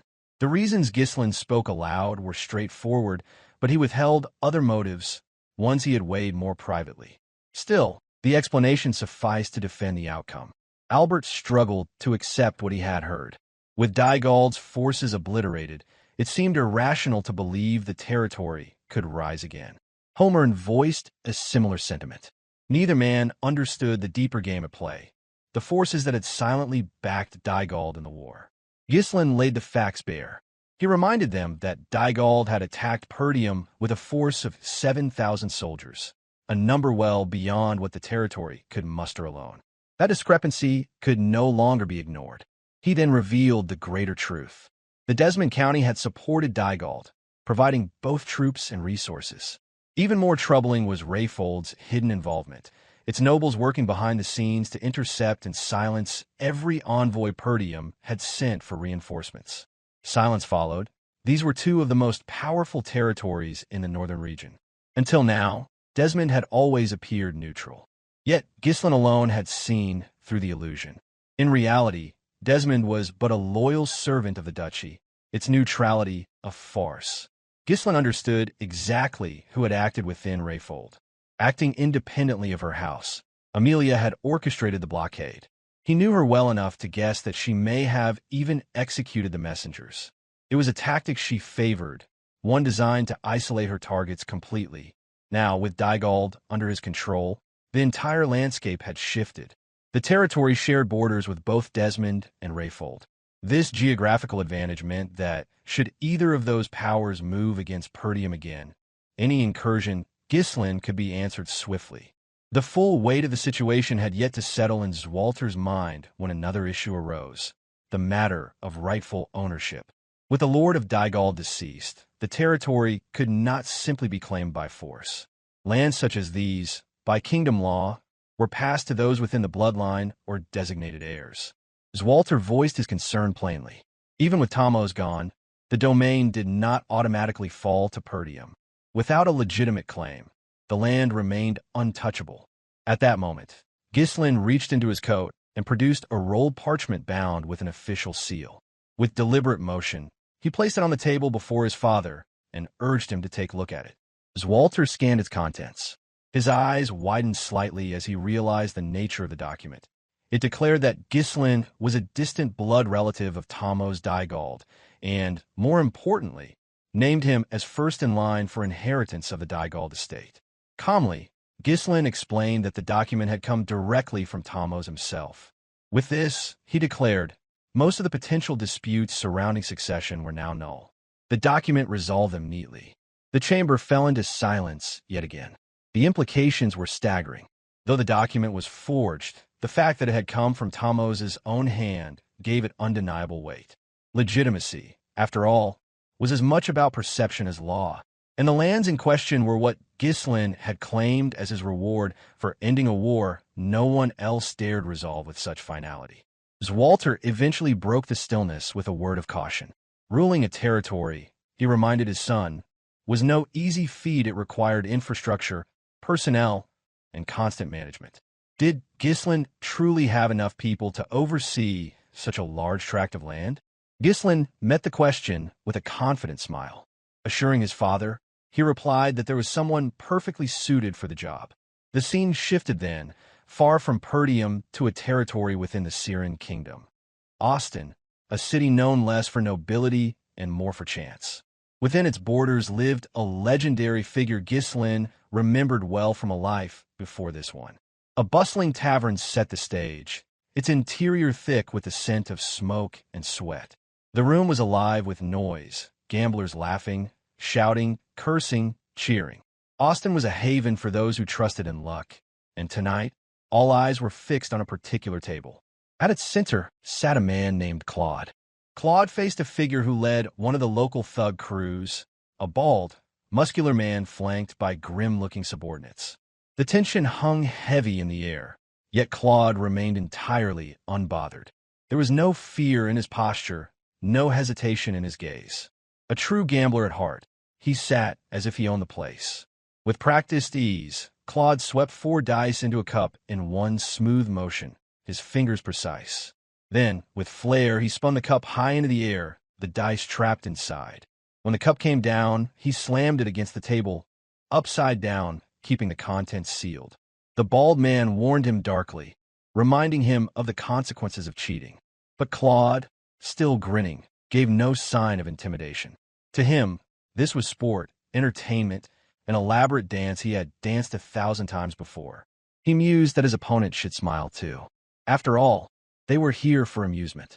With a flick of his wrist, Claude lifted the cup to reveal the dice, stacked perfectly atop one another in a vertical column. Within Auston, he was known as the dumb genius of the gambling Denver. The sworn brother of the Mercenary King, Claude the legendary strategist, Ghislain's #1 slave. At last, the matter reached its conclusion that Ghislain would officially take on the management of a territory. With this, he would rise as the young Lord of Perdium, while also being formally recognized as the Lord of Fenris Barony.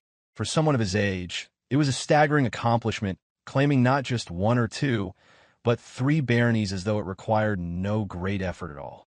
Swalter, his father, struggled to keep pace with the scale of his son's endless ambition. Still, recognizing that Ghislain was ultimately the heir to Perdium, he saw the wisdom in letting him gain first-hand experience managing a territory. So, he granted Ghislain the rank of Baron, establishing him as Baron of Fenris, henceforth to be known officially as Baron Fenris. When the solemn conferral ceremony was finished, a chorus of elated voices broke out among the gathered Perdium vassals and knights who had witnessed the momentous event. From that instant on, the bond between Swalter and Ghislain was no longer just that of father and son. They had transitioned fully into their new roles as lord and vassal. Now that Ghislain held a secure base of power, the time had finally arrived to strengthen his forces in preparation for the calamities that loomed on the horizon. He understood far too clearly that not only the ambitions of the duchy, but something far greater, but a disaster capable of plunging the entire world into chaos was creeping closer with every passing day. In the days before the formal ceremony, Ghislain had convened with Swalter and the vassals of Perdium to lay out his precise plan for claiming Dygald's lands. Ghislain was certain that Emilia would soon gain command of Rayfold, and though the others lacked every specific detail, none dared dismiss his judgment as unreasonable. Ghislain indicated Fenris barony on the map, explaining how Dygald's 5 baronies had been divided and stating his intent to secure Fenris as the primary base. It stood at the center of the entire territory, offering the best strategic vantage. After explaining his reasoning in patient detail, he turned to the room, asking if there were any lingering questions. He knew all too well that to gain the vassals' approval for claiming Fenris as a reward, he needed to be thorough and beyond reproach. Randolph found himself at a loss for words, fully acknowledging that Ghislain had more than earned the right to make such a request. Even Homern, after quiet consideration, conceded that Ghislain's logic was ironclad. Neither of them could find a way to object. At the same time, Albert leaned in close to Swalter, whispering in hushed tones. Though no one could hear the precise words, it was obvious the conversation involved the strained finances of Perdium following the war. Swalter finally spoke, his voice a touch hesitant, explaining that no matter what, someone had to step up to govern Dygald's land properly. In the end, his tone revealed approval of Ghislain's proposal. Acknowledging this, Ghislain bowed respectfully and gave his thanks as the vassal of Perdium. Yet one other issue still hung awkwardly in the air, leaving Swalter clearing his throat in mild embarrassment before broaching it. He admitted with a sigh that Perdium had suffered severe financial losses during the conflict and was now desperately tight on funds. Already familiar with his father's way of dancing around unpleasant truths, Ghislain urged him to get straight to the point. At that, Swalter suggested they might have to sell the runestones immediately to shore up their coffers. Ghislain answered in a flash, calmly announcing that there were no runestones left to sell. The shock visibly rocked Swalter, who repeated the words as if trying to digest them. With a quiet gesture, Ghislain explained that the entire stockpile of runestones, enough to sustain Perdium for a full decade, had been destroyed in the explosive magic during the final battle right before the estate's gates. Every single stone had been obliterated.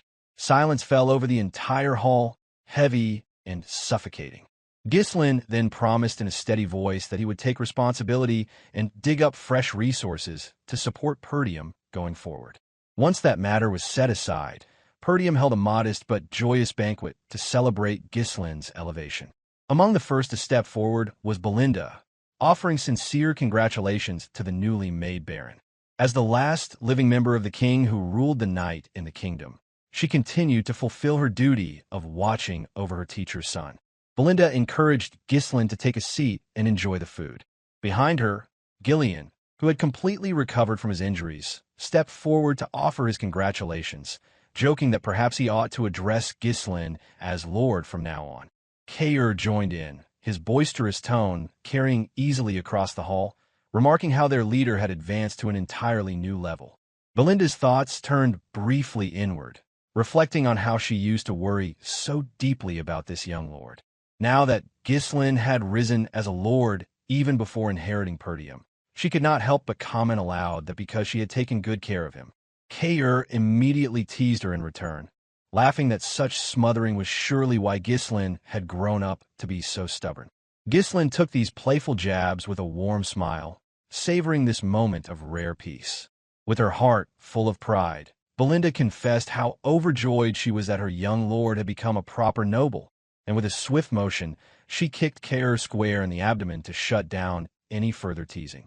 It was then that a new, clear voice rang out across the banquet hall, capturing Ghislain's attention. Elena had arrived, the triumph of Perdium's victory reflected in the renewed brightness of her face. Day by day, her resemblance to their mother grew more vivid.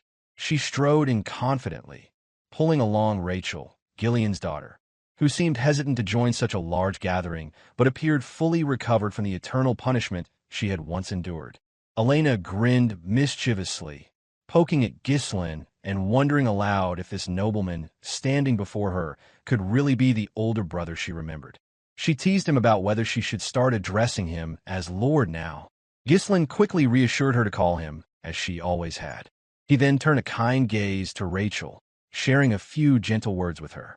Seeing Elena and Rachel together brought a sense of relief to him, since his sister had been so lonely for far too long. Though shy and reserved, Rachel greeted him with flawless etiquette, her voice soft but steady as she thanked the one who had saved her life. Ghislain offered a small chuckle, telling Rachel not to hesitate to complain if Elena ever got too pushy, remarking that his sister tended to use her fists first before any words when she was angry. Rachel was left utterly speechless by the thought, unable to reply, while Elena flushed red and erupted in embarrassment. As if to confirm Ghislain's point, she lunged forward, aiming a playful smack at his chest in protest. Meanwhile, Ghislain looked toward Gillion and expressed that Rachel seemed to be recovering well, which prompted Gillion to bow in gratitude, praising Ghislain for saving his daughter. At that, Ghislain clapped his hands sharply, bringing a halt to the chatter and drawing every pair of eyes in the hall toward him. With a calm but powerful presence, he addressed the gathered mercenaries and vassals. He praised their valiant efforts, acknowledging that none of their victories would have been possible without their courage and loyalty. He then declared that as the newly recognized Lord of Fenris, he would move his command base from Perdium to the heart of the Fenris territory. With that came a greater announcement.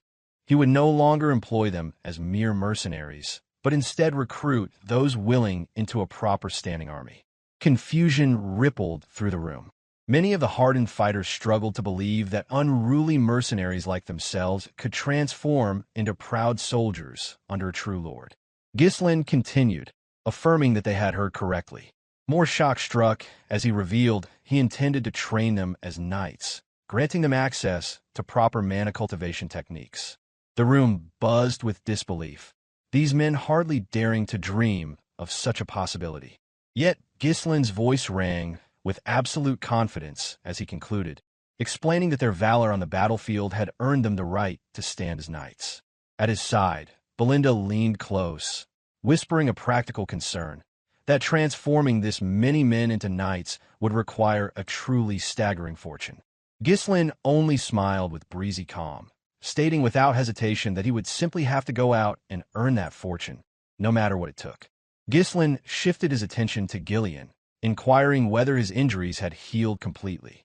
With steadfast confidence, Gillion answered that there was no lingering issue to concern himself with. Hearing this, Ghislain gave a new command, instructing Gillion to lead their people ahead to Fenris. For a moment, Gillion appeared startled by this order, struggling to grasp why Ghislain would not travel there personally. A question hung on his lips, wondering aloud if the young lord intended to be elsewhere. In response, Ghislain revealed that before he could take up his responsibilities in Fenris, there was still one other place he needed to visit. He explained that since the war had ended only recently, Fenris was undoubtedly in chaos and would need a guiding hand until he arrived. He asked Gillion to handle matters there, holding the line and maintaining order until he returned. An uneasy expression crossed Gillion's face. He had lived his entire life as a rough-edged mercenary, one who followed orders rather than issued them, never thinking himself worthy of leading a noble lord's soldiers, let alone stabilizing a barony in its lord's absence. But Ghislain cut through Gillion's hesitation with resolute calm. He declared that he had entrusted this mission to Gillion precisely because he was the man Ghislain trusted above all others. As Ghislain turned to make his departure, he left those final words behind him, carrying their steady weight. Faced with this measure of trust, Gillion, who will be known as the White Lion of Fenris, had no choice but to accept. He lowered his head in a deep bow, pledging to fulfill his lord's will and declare that he would see it done. Ghislain then called over Kaor and Belinda, ordering them to accompany him. When they asked where they would be going, Ghislain revealed that their destination lay within the Syren kingdom, specifically the city of Auston. Belinda's eyes widened at the mention of crossing the kingdom's borders. On the other hand, Kaor recognized the city's name instantly, remarking that Auston was notorious for its gambling halls and dens of chance. Their expressions brightened in amusement, convinced that perhaps their young lord meant to reward them all with a brief vacation after the harrowing days of war. Meanwhile, not every part of the Perdium estate shared in the festive calm. Elsewhere, Vanessa, usually quiet and timid, had cornered Alpoi against the wall with an unexpected boldness. He had nowhere to escape as Vanessa declared in an intense tone that she needed to draw out his strength one more time. With such words from her, the scene would have appeared bizarre to any onlooker. Alpoi tried to protest, exasperated and half-panicked, blurting out that she must have lost her mind if she thought he had anything left for her to drain. But Vanessa insisted with stubborn resolve that if she could absorb even a bit more of his mana, then she could cast every single spell swirling through her thoughts. Baffled, Alpoi demanded to know why it absolutely had to be him. Vanessa countered almost innocently, reminding him that the young lord himself had once remarked that Alpoi's role was to act as her magical power reservoir. That memory drove Alpoi into a frustrated rage, but he dared not raise a hand against her after witnessing the terrifying power she had unleashed, burning thousands of Dygald's troops to ashes on the battlefield. In that moment, the door to the chamber swung open, and Ghislain stepped inside, catching sight of the spectacle. Vanessa leaning over Alpoi with determined eyes, while Alpoi's shoulders pressed against the wall in protest. Ghislain merely commented with a casual note in his voice that they seemed rather lively. Alpoi immediately erupted, shouting for Ghislain to put a stop to Vanessa's unreasonable demands to drain his mana again. However, Ghislain paid no mind to Alpoi's frantic cries, instead turning to ask Vanessa how her recovery was progressing. Vanessa answered earnestly that she was well and ready. Ghislain responded with a small, approving smile, raising a hand to gently pat her head, commending her courage and strength during her first taste of war. The gesture, warm and paternal, prompted Vanessa to bow her head, mumbling a quiet gratitude to her young lord for his unwavering support. Alpoi's voice broken again, dripping with sarcasm, saying he was nothing in the war. Ghislain glanced at him, offering a half-hearted compliment, remarking that Alpoi had endured much himself. He stated plainly that watching Alpoi fulfill his role so diligently made him, in a way, rather proud. Still, Alpoi's temper refused to cool. He snapped back with biting words, vowing he would someday repay all of this torment tenfold once he returned to the magic tower. But then Alpoi fell abruptly silent, a sudden awareness dawning that he had come to Perdium without any formal decree or approval. Ghislain understood that he can't let the mage go back to the magic tower, so he told Alpoi that he would be accompanying him on an outing instead, claiming they were going to the magic tower. The next journey took several days of travel before they reached Auston, a city nestled within the Syren kingdom. Even from afar, the sheer scale of the lighting enchantments illuminating its streets made it clear how many coins poured through this gambling capital every day. Upon arriving, Ghislain wasted no time making his way into a lavish gambling hall known as Kraken Casino. The place overflowed with raucous energy as gamblers chased their fortunes. Dice clattered on polished wooden tables, and merchants shouted wagers over the constant din. Kaor exhaled deeply, inhaling the familiar sense of sweat, openly declaring how much he missed the unique atmosphere of such a place. Meanwhile, Alpoi's expression twisted into confusion, wondering aloud why they were here instead of heading directly for the magic tower. He had been tricked into following Ghislain. In answer, Ghislain casually tossed a heavy sack of gold coins toward Kaor, telling him to take Alpoi to wait somewhere. Kaor's eyes widened in gleeful recognition, already anticipating the joy of spending coin at the tables. Kaor began counting the coins with the delighted grin of a wolf about to pounce on its prey, while Alpoi scowled suspiciously, fully convinced that Kaor planned to gamble with every last coin. Catching the mage's worried look, Kaor sneered with a spark of mischief. He clapped a sturdy hand on Alpoy's shoulder and mused aloud that the sheltered young mage had likely never witnessed the true taste of adult life before. This only deepened Alpoy's confusion as he tried to grasp what Kaor meant. Kaor's grin stretched even wider, promising that this was the kind of unforgettable lesson a grown man should learn at least once. Meanwhile, Belinda remained by Ghislain's side. She assumed from his choice of destination that perhaps the young lord himself intended to try his luck gambling. She noted that with his status, no one would dare to criticize him even if he indulged a bit of recklessness. But Ghislain quickly disabused her of that notion. He explained that he had come here for a reason, to find someone capable of managing his new territory. Apparently, the man he had in mind spent much of his time in the casino, and Ghislain needed to pull him out before he lost his limb. Belinda's brow twitched at the explanation, the idea of searching for a territory administrator in a gambling den making her uneasy. She pressed further, asking why such a crucial role had to be entrusted to someone who could be found in a place like this. Ghislain insisted there was a reason behind it, but declined to offer any more details, promising only that the man was extraordinarily clever and worth the trouble. He revealed the name then, stating simply that he was looking for Claude. Before Belinda could even form another question, someone bellowed Claude's name at the top of their lungs, announcing for everyone to hear that Claude was stirring up trouble once again. A measure of relief flickered across Ghislain's face, realizing he would not have to go hunting for the man after all. In contrast, Belinda's anxiety deepened, hearing the surrounding voices chime in one after another. One gambler scoffed that Claude always won through cheating, nothing more than a slick con man in fine clothes. Another spat out harsh words, claiming Claude loved to boast about how skilled he was, but had never won fairly in his life. Now that someone planned to punish him, the man added cruelly that it served Claude right. One brute pinned Claude down, stretching his arm out across a filthy table, while another thug stood looming over him, wiping a stained blade clean against the inside of his own sleeve. From nearby, another of the men shouted that Claude had been caught red-handed trying to pull tricks and demanded their boss cut off his cheating hand. The gang's leader, a bald-headed ruffian known as Crank, spoke up with a mocking drawl, reminding Claude that he had already warned him not to use his cheap tricks around him. With a heavy sigh, he brandished a set of worn dice in his palm, twisting them between thick fingers. He declared for all to hear that Claude had swapped the dice mid-game, claiming it was painfully obvious. Crank squeezed the dice so hard, crushing it, then spat out that faking dice was a dirty stunt even for a rat like Claude.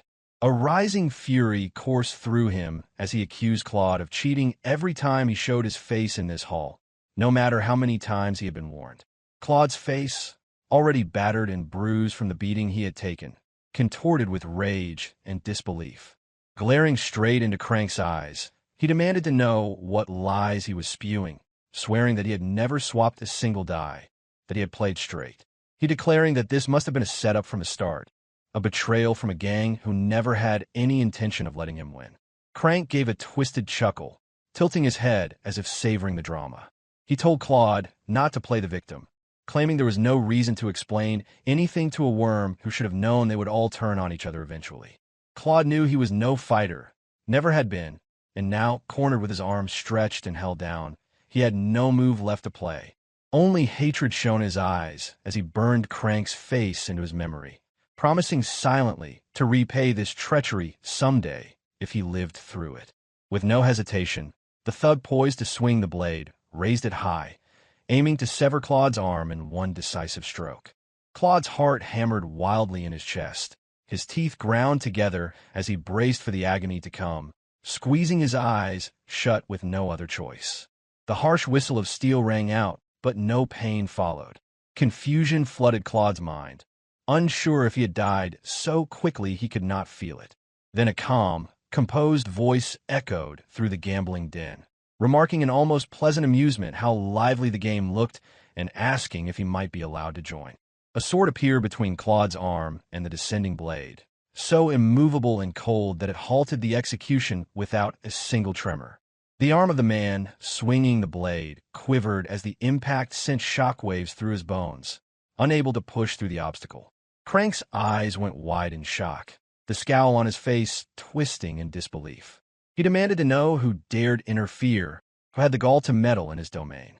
No one would expect a boyish figure, hardly past 20, to stroll into a den of cutthroats and halt an execution with a casual gesture.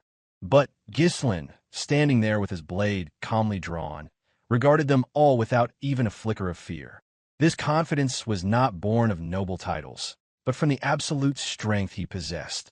At last, he drew himself up, letting the full dignity of his bearing shine through as he introduced himself with absolute composure. In a firm, resolute tone, he declared his name to the scoundrels before him. Ghislain, Baron of Fenris under the proud banner of the Kingdom of Lithuania.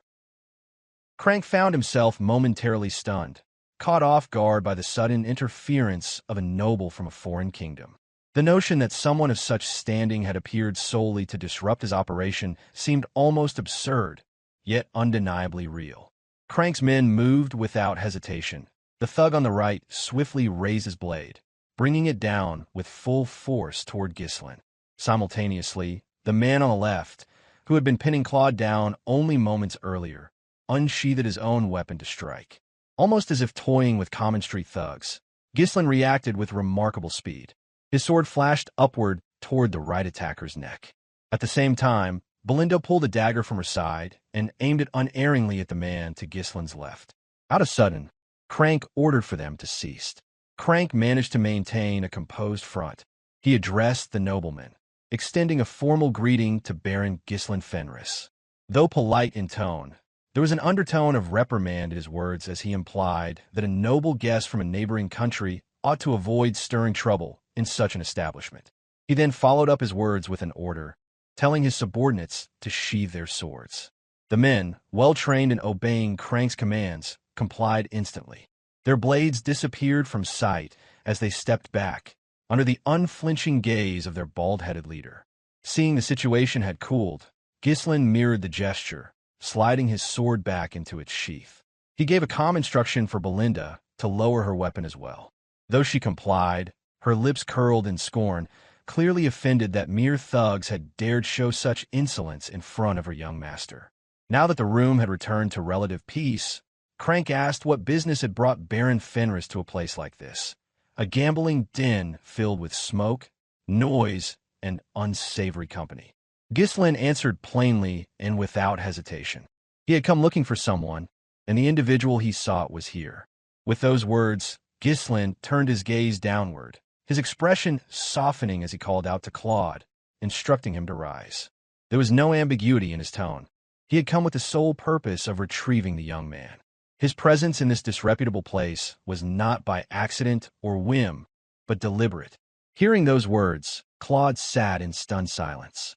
Only moments ago, he had been dangerously close to losing one of his hands.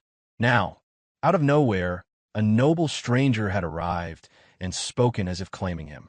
As the confrontation settled in the far corner of the room, the rest of the establishment resumed its business as usual. It was now Alpoy's turn at the dice. The challenge was deceptively simple. Roll 3 dice and aim for the lowest total possible. It was a game of chance wrapped in layers of superstition, bluff, and reading the flow of luck.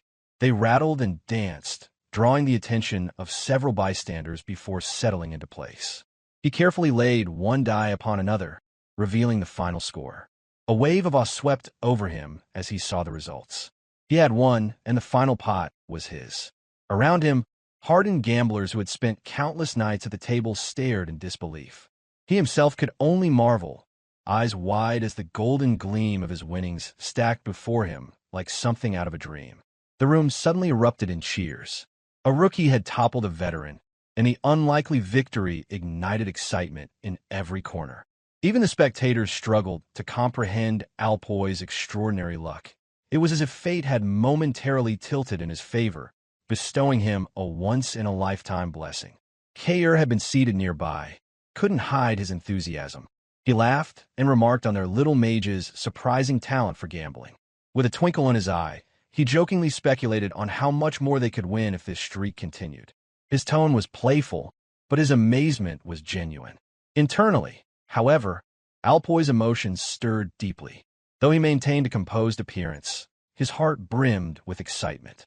A quiet elation bloomed inside him, fueled by an unexpected comparison.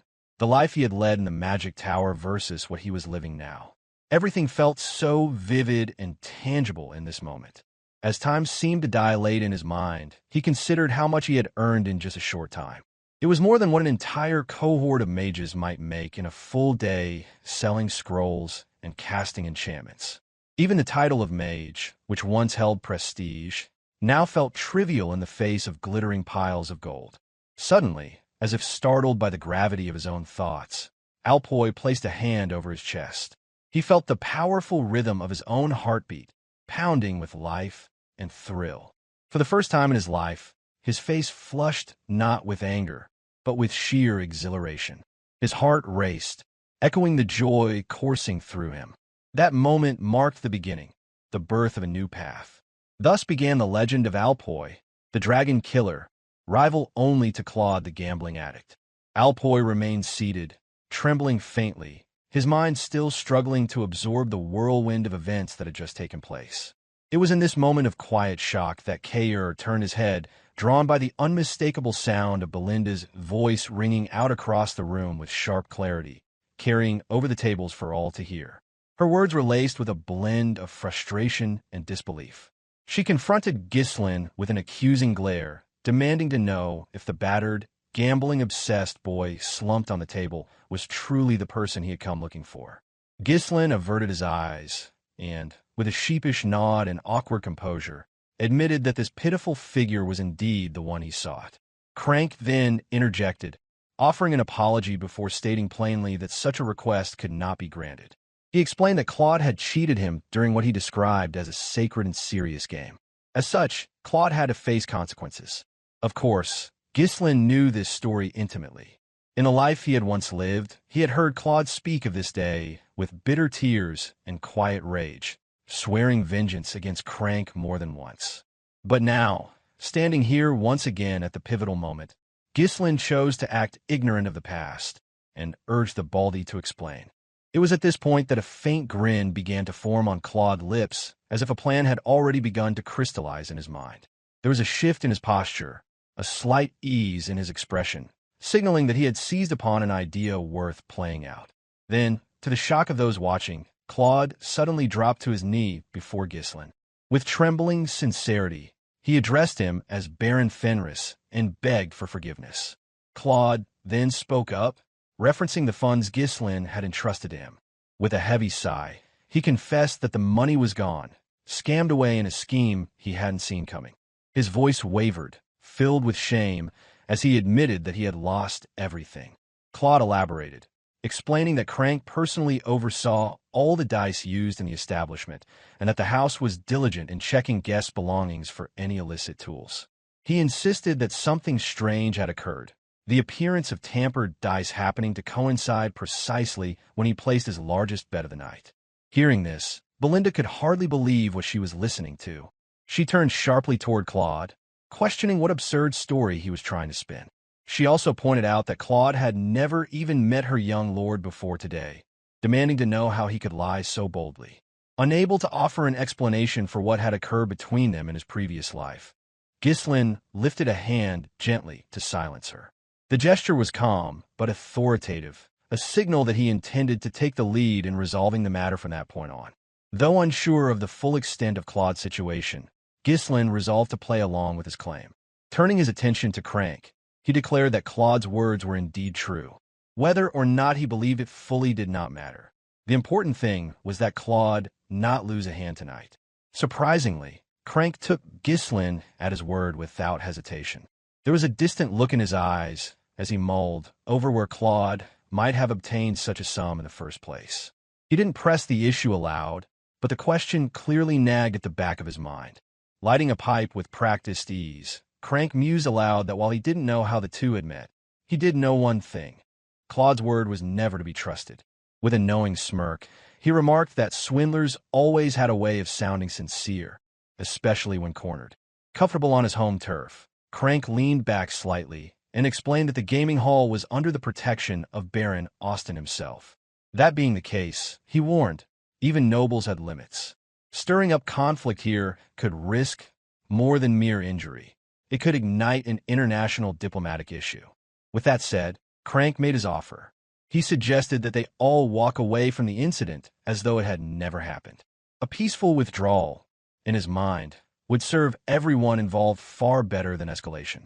He advised Ghislain to back down gracefully while the chance remained. However, Ghislain did not yield. His thought was firm that retreating now would make a mockery of the very journey he had undertaken. He had not crossed borders and braved foreign streets just to abandon the boy. So he replied that it would be no different than allowing himself to be robbed in broad daylight. In response, Crank's lips curled into a smile, not one of amusement, but of calculation. There was something working behind his eyes, as if new possibilities had begun to unfold in his mind. Ghislain moved closer and calmly took a seat beside Claude. He then proposed that they try to find a compromise, pointing out that it seemed both he and Crank were after the same individual. This suggestion piqued Crank's interest immediately, and urging Ghislain to continue with a subtle nod. Ghislain proposed a single wager to decide the matter. One game, he said. If he emerged victorious, he would reclaim both Claude and the money the boy had managed to win. To match the stakes, he placed his own title and the entirety of his wealth on the line. Though seemingly rash, Ghislain was no ordinary noble. Beneath the elegant facade and youthful demeanor, he had once been known as the master of swindlers. To the crowd, however, he appeared nothing more than a pampered young lord throwing his weight around without understanding the dangers of the game he had stepped into. Even Claude, the very con artist who had inadvertently lured Ghislain into this tangled affair, stared in disbelief. He had expected the noble to play along, perhaps with some trickery of his own, but wagering everything? That went far beyond what Claude had anticipated. On the other side, Crank's initial surprise gave way to thinly veiled glee. To him, it felt as though a golden fish had swum straight into his trap, begging to be caught. Yet not everyone shared in the excitement. Belinda's eyes widened with disbelief. She couldn't believe what she was seeing. Once again, Ghislain was throwing himself into danger, behaving as though he were still the infamous northern scoundrel from his past life. Claude's voice wavered as he turned to Ghislain, unable to hide his nervous curiosity. He thanked the young noble for siding with him, but couldn't stop himself from asking, why go so far for a con? After all, Claude still didn't know who Ghislain truly was. Rather than answering with words, Ghislain pulled Claude close in a firm but brotherly manner, the same way one might embrace a trusted comrade. With a voice calm and composed, he confessed that he was someone who needed Claude for something larger yet to come. Something in the way he said it struck Claude deeply, and in that instant, he understood that Ghislain was no ordinary fool, but someone who moved with purpose. Having finished chuckling to himself in the background, Crank finally spoke.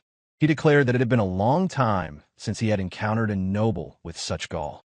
He readily accepted the wager, enthusiasm rising in his tone as he remarked that no visit to a gambling den was complete without at least one proper match. The tension in the room shifted. The earlier altercation, followed by Alpoy's improbable victory, had already stirred the crowd's interest. But this was something else. A nobleman with no known name challenging the boss of the hall. The room buzzed with energy, every gambler turning an eager eye to the unfolding scene. No one will be bored that night, not with stakes this high. Crank tossed a die onto the table. He explained the simple rules. Each participant would roll one die, and the lowest number would win. Should a tie occur, the match would repeat until a clear winner emerged. The simplicity of the game was meant to mock, and Crank's amusement only deepened as he remarked how nobles these days couldn't handle anything more complicated. Ghislain met the jab with a dull, unimpressed look. His expression said it all. He was bored, unimpressed, and eager to get things moving. With a sharp tone, he told Crank to stop wasting time and begin the game already. The smile faded from Crank's lips, replaced by a calculating gleam.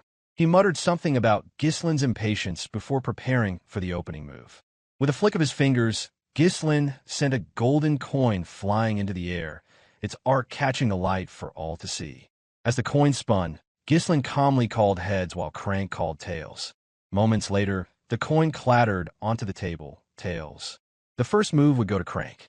With a sense of ceremony, Crank picked up the die and dropped it into a cup. He rolled his shoulders and flexed his wrists, then began to shake the cup with exaggerated flair. The movement wasn't random.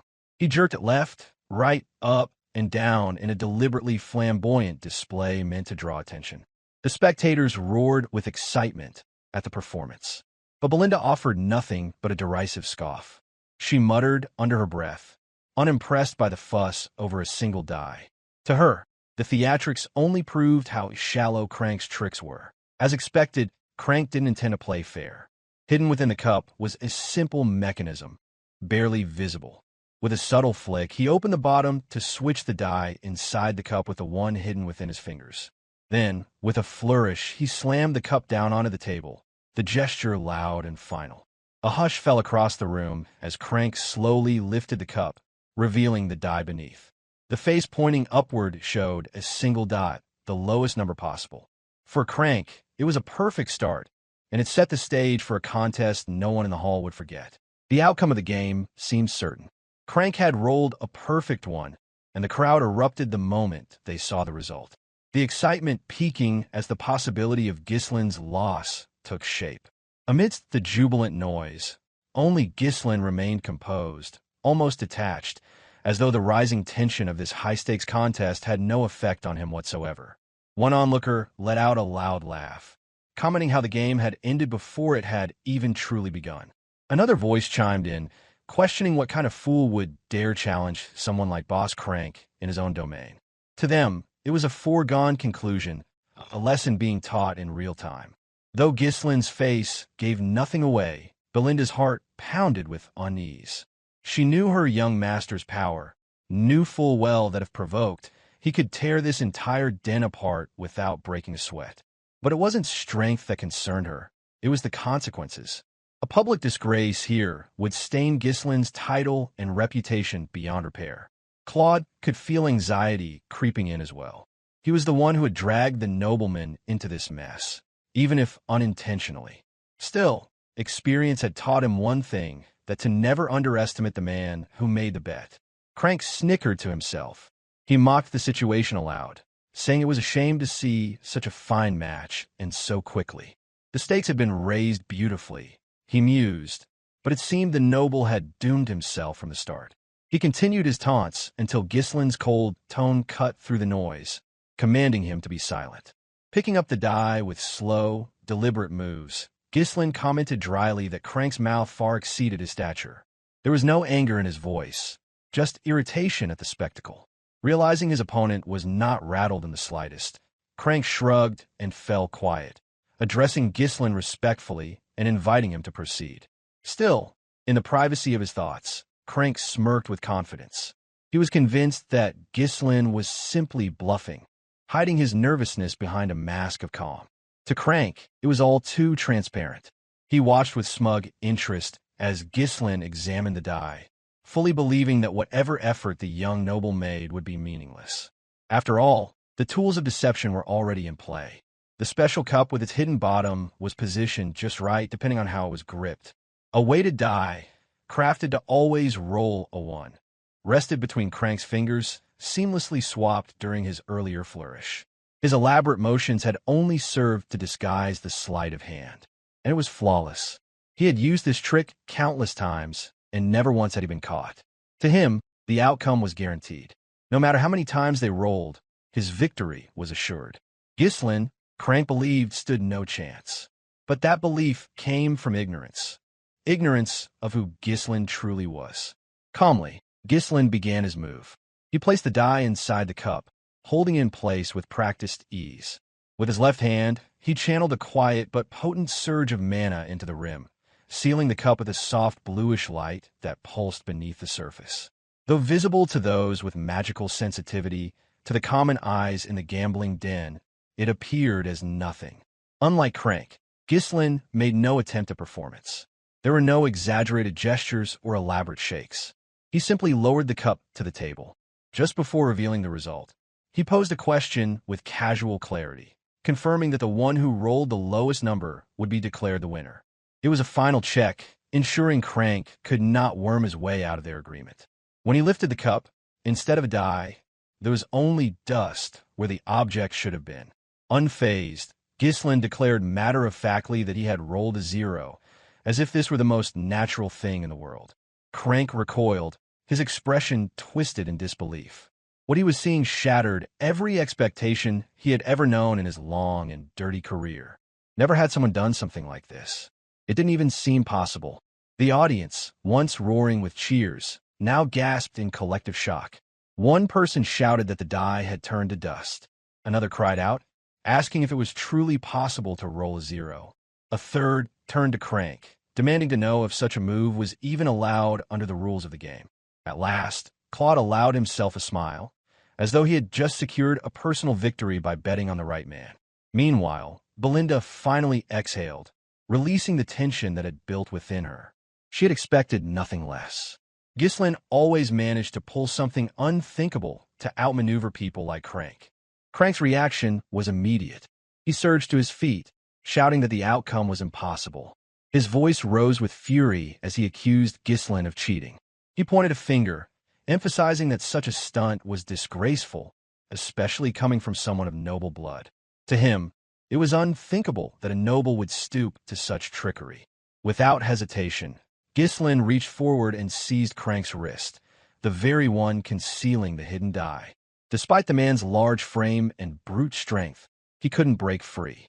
Ghislain's grip, honed through relentless training, held firm and unyielding. With a single twist of his hand, Ghislain forced Crank's fingers open, exposing the weighted die concealed within his palm. The object clattered onto the tabletop with a dull sound, drawing every eye in the room. In that moment, the evidence lay bare for all to see that Crank was the one who had tried to rig the game. Murmurs rippled through the crowd, then erupted into shocked exclamations. The onlookers began to connect the dots. This entire time, every game, every roll, it had all been part of a grand deception. Through it all, Ghislain remained composed. He calmly recited the words Crank himself had spoken earlier about honor and fairness in the Sacred Game Hall. He made it clear that this betrayal came not from an outsider, but from within, from the very man who had claimed to uphold the sanctity of the game. Realization dawned on Crank. Ghislain had known the truth all along. The noble had stepped into the trap with full awareness and unraveled it before everyone's eyes. Humiliated and cornered, Crank reacted the only way he knew how, with violence. In a flash, he reached for his blade, drawing it in a desperate motion. With a feral snarl, he lunged forward, driving the weapon upward toward Ghislain's head. But Ghislain had no intention of being caught off guard. With a calm sidestep, he avoided the attack entirely, as though the strike had been nothing more than a breeze. The sudden escalation sent a jolt through the room. Belinda instinctively reached for her weapon, while Claude stared wide-eyed, barely comprehending that a blade had just swung through the air. To Belinda, scenes like this had long ceased to surprise her. It was simply part of following Ghislain. But for Claude, it felt surreal, even terrifying. Unshaken, Ghislain stared Crank down and remarked that he would have respected him more if the brute had simply shown his true nature from the beginning. There was no point in pretending to be courteous when everything beneath the surface screamed thug and conman. As if on cue, the two men flanking Crank drew their blades. Desperation crept into their movements. If they could eliminate the noble now, perhaps they could rewrite the narrative and escape the fallout. Feigning ignorance, Crank claimed to have no idea what Ghislain meant, but was already too late. Crank saw no way out, so he barked the command to attack. His subordinates responded instantly. What they failed to realize was that they were no longer in control, not even close. They had stirred a force they couldn't comprehend. Ghislain had been merciful, perhaps overly so, but if pushed further, he could turn this entire establishment to rubble without a second thought. Crank did not hesitate. He gave the order to charge, and his men obeyed without question. The two attackers moved forward swiftly, unaware of the caliber of the opponent they now faced. They had no inkling that their target was someone entirely beyond their expectations. However, Ghislain displayed not a trace of fear. He had come prepared for every possibility and had no intention of retreating. The moment the first man lunged forward with his blade, Ghislain shifted aside, evading the strike with effortless precision. The second attacker followed up, leaping in from the side in quick succession. As the descending blade sliced through the air, Ghislain propelled himself upward, cleanly avoiding both strikes. With agile momentum, he used the shoulders of the two attackers as makeshift footholds and launched himself directly toward Crank in a fluid, audacious movement. Crank flinched. The sight of the young noble flying toward him threw his mind into disarray, but he quickly forced himself to react.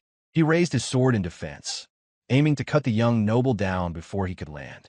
Yet Ghislain's speed surpassed his expectations. The blade swung through nothing but air. In the blink of an eye, Ghislain had landed gracefully behind Crank, his sword already drawn and its tip pressed lightly against the bald head's exposed neck. Every movement had been executed with breathtaking speed and elegance. Crank stood frozen, paralyzed by the realization that he had been completely outmaneuvered. Beads of sweat formed and ran down his face as the full weight of his defeat settled over him. There had been no time to react, no chance to counter. He had been rendered helpless.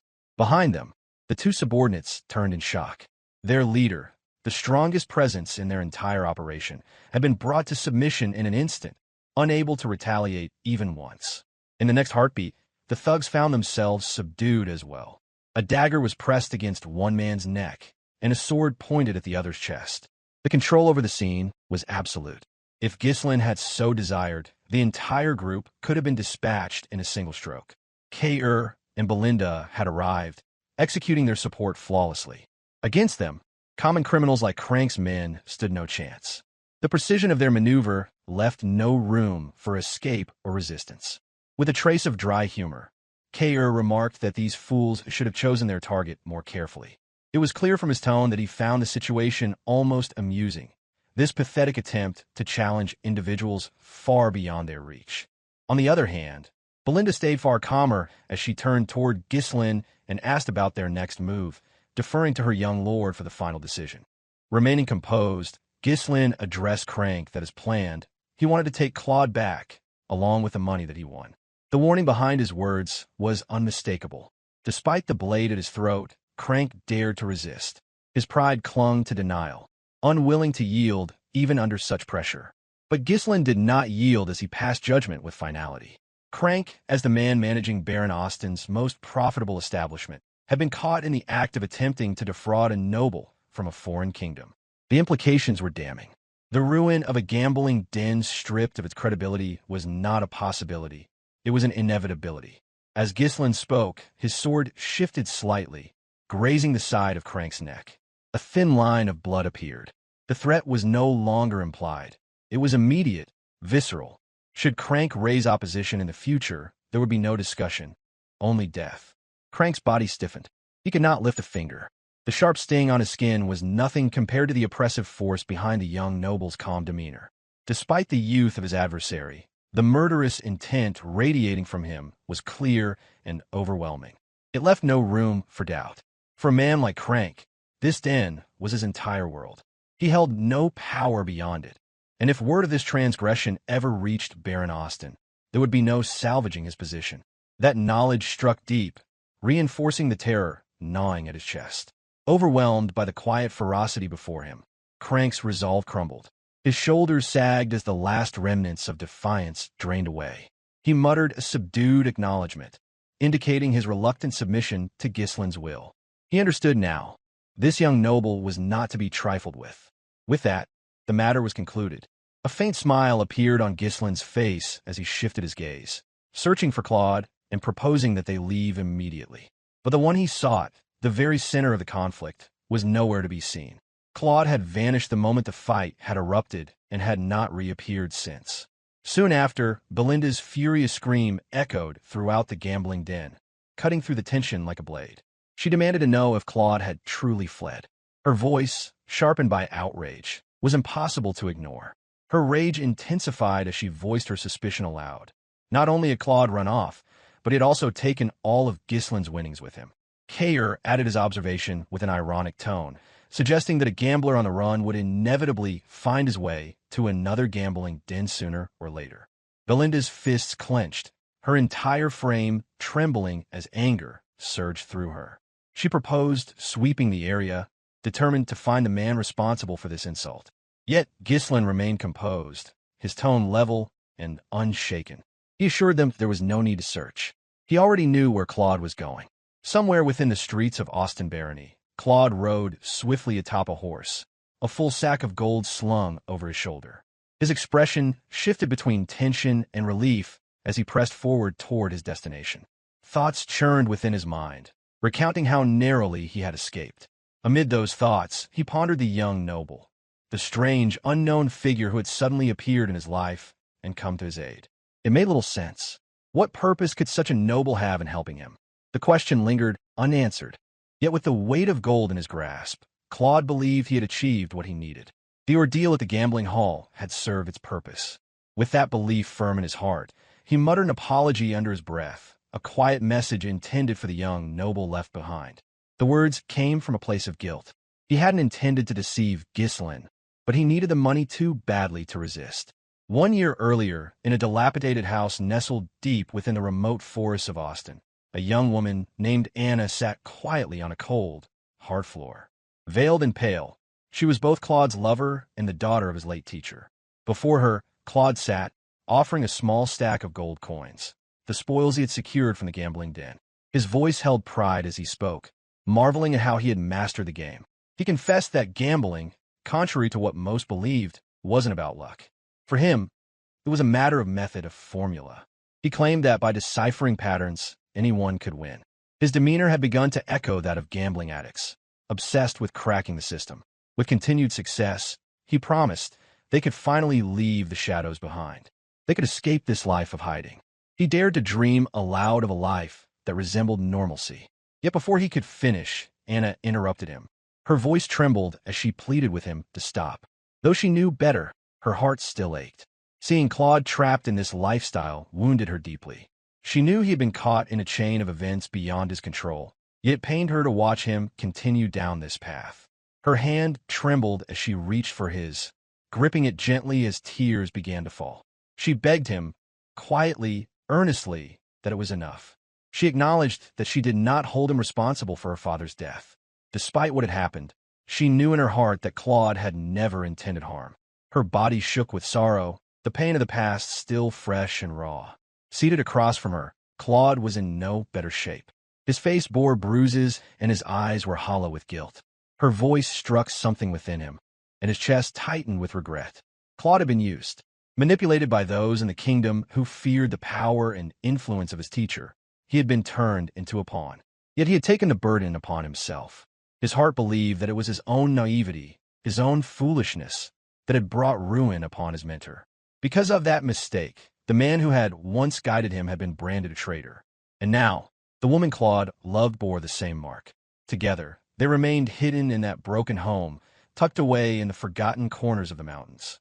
Their lives had been consumed by grief and guilt. Even though Anna never placed the blame fully upon him, Claude could not forgive himself. And despite the weight of it all, he could not abandon her. Knowing what she had lost, knowing the name she now carried, he refused to leave her behind in a world that had turned cruel and cold. The hardship endured by the pair reached a breaking point when Baron Auston learned of Anna's presence. Her lineage as the daughter of a professor from Siren Royal Academy, a figure tied to the Revolutionary Army, caught his attention. That connection alone was enough to draw the ire of the Baron. Acting swiftly, Baron Auston ordered her capture, enlisting the aid of Crank and his men. Together, they managed to seize her, binding her tightly before Claude's eyes. In the moment of helplessness, Claude could do nothing. Though his intellect surpassed that of most within the kingdom, he lacked the strength to fight back. Against the brute force that the Baron had brought along, there was nothing he could do but watch in anguish as Anna was dragged away. The weight of his own failures pressed heavily on him. He already bore the guilt of his teacher's death. Now, powerless to stop the capture of the one person he cherished most, the pain in his heart deepened beyond measure. Baron Auston then turned his cold gaze upon him, inquiring if his name was indeed Claude. With Anna now in his custody, the Baron issued an ultimatum. Within a year, Claude was to gather and deliver 2,000 gold coins. The tone of his voice, though veiled, suggested the possibility of mercy, a potential pardon for the daughter of a traitor, should Claude succeed. Auston clarified that a girl like Anna, under normal circumstances, would be sentenced to death without question. However, should Claude pay the ransom, she would be spared. That declaration sealed Claude's fate. It became the driving force behind his every action from that day forward. Left with no path to honest employment due to his affiliation with a condemned man, Claude had no choice but to turn to gambling. As a branded outcast, no one would hire him, and the world offered no legitimate means of income. Thus, he risked everything on games of chance. Now, with Ghislain's winnings in his possession, a new spark of hope lit in his eyes. For the first time, he believed he might actually meet the Baron's demands. With newfound resolve, he directed his path toward Baron Auston's estate, determined to pay the price and reclaim Anna's freedom. Elsewhere within the sprawling manor of the Auston estate, the Baron remained unaware that his gambling den, one of his most reliable sources of revenue, had been compromised. Instead, his attention was focused on a different concern. Reports had arrived concerning the prison camp where hostages were held, their only purpose being to extract ransom money from their desperate loved ones. With disdain in his voice, Baron Auston complained about the prisoners' uselessness. He remarked that they did nothing but consume food, offering nothing in return. Speaking to his aide without a hint of empathy, he proposed that if no ransom could be obtained, then there was no longer any reason to keep them alive. Without hesitation, he ordered one of his knights to execute any hostage who failed to deliver payment within the next 7 days. The knight affirmed the command without protest, prepared to carry it out exactly as instructed. Then, almost casually, the knight mentioned that it had nearly been a full year since a particular incident. The Baron paused, lifting his gaze. It took only a moment before realization struck him. He muttered aloud, recalling the case involving the traitor's daughter, Anna. He then asked whether there had been any updates regarding Claude, whom he referred to dismissively as mere brat. The knight delivered his report. Rumors indicated that Claude had repeatedly failed to earn enough money at the gambling hall, falling short of the target. Upon hearing this, the Baron concluded that Crank must have done a decent job in handling Claude's efforts to raise funds. Auston entertained the idea, albeit briefly, that Anna might make a suitable maid, but the thought quickly soured. Her status as the daughter of a kingdom traitor made the proposition far too risky. With that in mind, he ordered her execution. Furthermore, he instructed the knight to ensure that no word of this reached Claude. The knight raised a final question. What should be done if Claude did, in fact, arrive with the ransom? Auston responded with a twisted smirk. If the boy came with the money, then they would simply take it and eliminate him in secret. After all, who would care if a gambler vanished? The cruel grin widened on the Baron's gluttonous face as he mulled over the thought. Such an outcome, of course, depended entirely on whether Claude actually managed to return with the money in the first place. At that very moment, the heavy door to the Baron's office creaked open. Another knight stepped inside, bearing fresh news. Naturally, Baron Auston did not receive the news favorably. His displeasure was immediate, prompting the reporting knight to first beg pardon before delivering his message. According to the knight, a man named Claude was currently creating a disturbance at the main gate, loudly proclaiming that he had come to pay the ransom. Within moments, Claude was permitted entry into the estate. Without hesitation, he placed a heavy bag of gold onto the table before the Baron. With steady resolve, he declared that the sum of 2,000 gold coins, the exact amount demanded, had been delivered to fulfill Anna's ransom. Yet, even after enduring an entire year of relentless hardship, Claude had failed to grasp the cruel truth. It was Baron Auston himself who had orchestrated the suffering he endured. The same man who had ordered the ransom was the one who ensured Claude's every attempt to succeed at the gambling den would fail. Despite this, Claude now stood in front of the man responsible, earnestly requesting the release of Anna in return for the gold. Baron Auston remained composed as he took his time examining the contents of the bag. Each coin was checked for authenticity, even though the outcome had already been decided. That Claude had gathered such a fortune, despite Crank's efforts to deceive and obstruct him at every turn, was a testament to something that should have been impossible. The Baron's thoughts churned as he weighed the gold in his hand, with Crank deliberately sabotaging Claude's chances of success. How could this boy have come up with such a sum? Suspicion clouded his expression. He turned to Claude and inquired bluntly, where had this money truly come from? Claude, unaware of the trap tightening around him, responded honestly. He had won it through a bet. His words carried no hint of deceit. But Baron Auston knew better. Claude had only ever been permitted minor victories, enough to keep him hoping. Whenever he dared to make a large wager, Crank ensured the outcome was rigged against him. There had never been a chance for such a significant win. The answer only served to deepen Auston's distrust. Without warning, He issued an order to one of his knights. Claude was to be arrested immediately. The decision was swift and final. Both Claude and Anna would be executed. The ransom had been received, and thus the pair were of no further use. Claude's expression collapsed into stunned confusion. For him, none of it made sense since the gold had been paid in full. The terms had been followed, and his mind raced in desperation. He tried to make sense of why the noble would turn against him, despite of everything. Before he could collect his thoughts, two soldiers stormed forward and seized him by the arms. Claude struggled, but he was no warrior. His life had been spent studying and surviving, not fighting. Overpowered instantly, he was given no opportunity to resist. His voice rose in protest. He called out to the Curse Baron, demanding an answer. He reminded him that the ransom had been met, and every coin accounted for. Why then was he being thrown into a cell? Baron Auston, now watching with thinly veiled contempt, dismissed the accusations. He claimed that the origin of the money was suspicious and needed to be investigated. He stated he would confirm the truth with Crank before any decisions were made. With cold indifference, he told Claude that if he wished to avoid execution, he had best go quietly. There would be no second chances. Claude's heart pounded with fury. Inwardly, he cursed the reality that permitted nobles to abuse their power so thoroughly. No one stood against them. No one protected those beneath them. And now, he was just another pawn being discarded. As he was dragged away, Baron Auston remarked aloud on his disbelief. That Claude, of all people, had managed to amass such wealth, even while being cheated, was something he had never expected.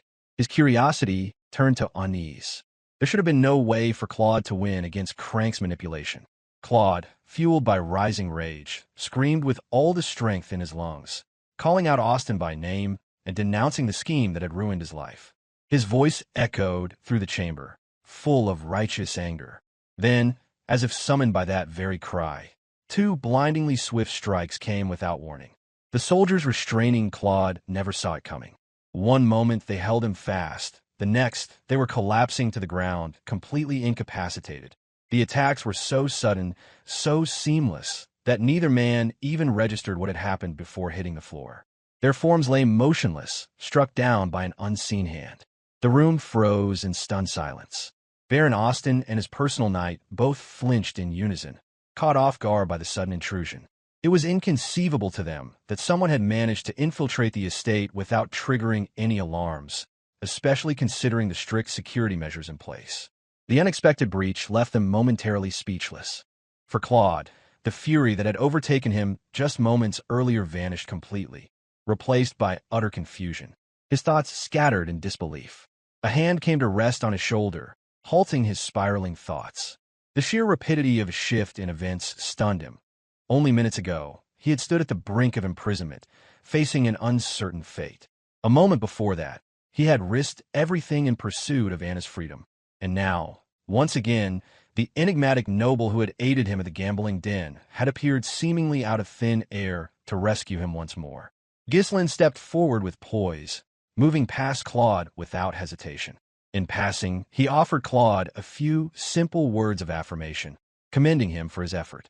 Without breaking stride, Ghislain proceeded directly toward Baron Auston, offering a courteous but unmistakably noble greeting. His tone carried the confident elegance of someone accustomed to authority.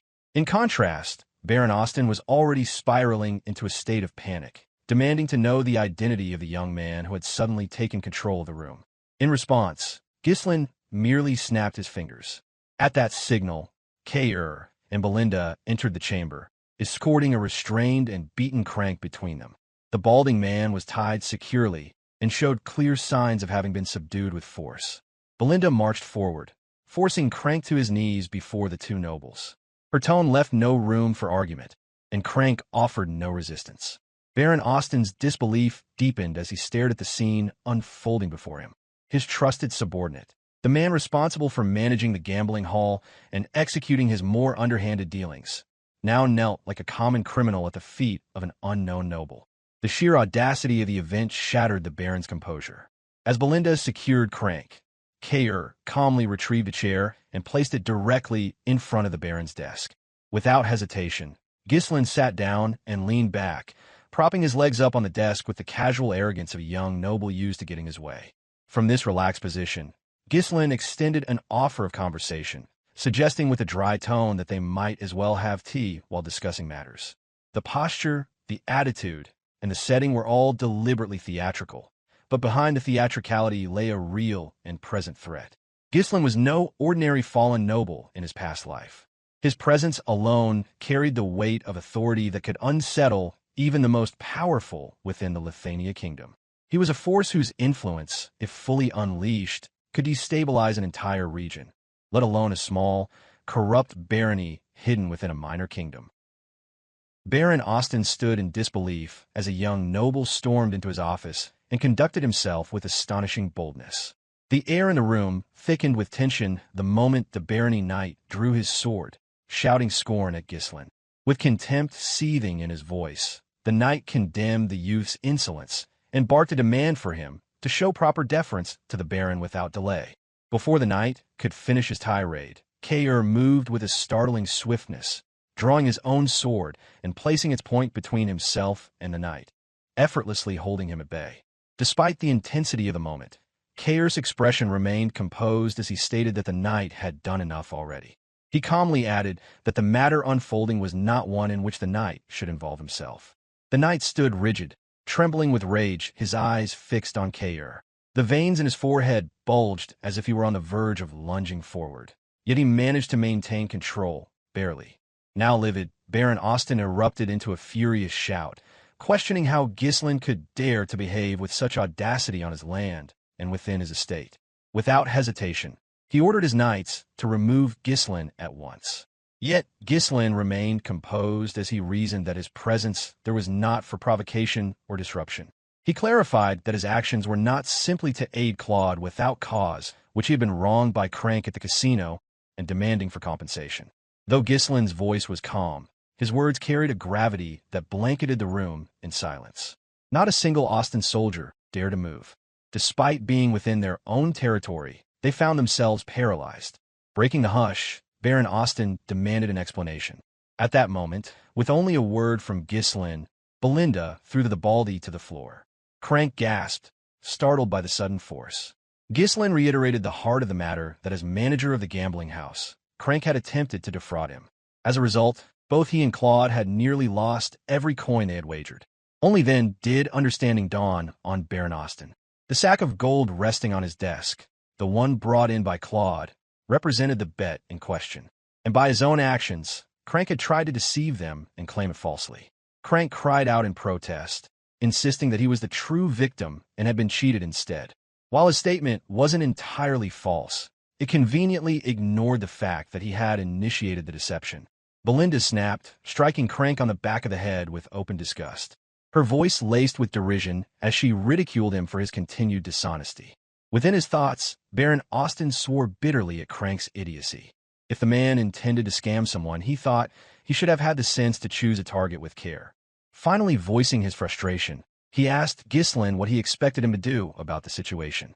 Ghislain replied with thoughtful composure as he stated that cheating in a gambling house, where trust served as the very foundation of its operations, was intolerable.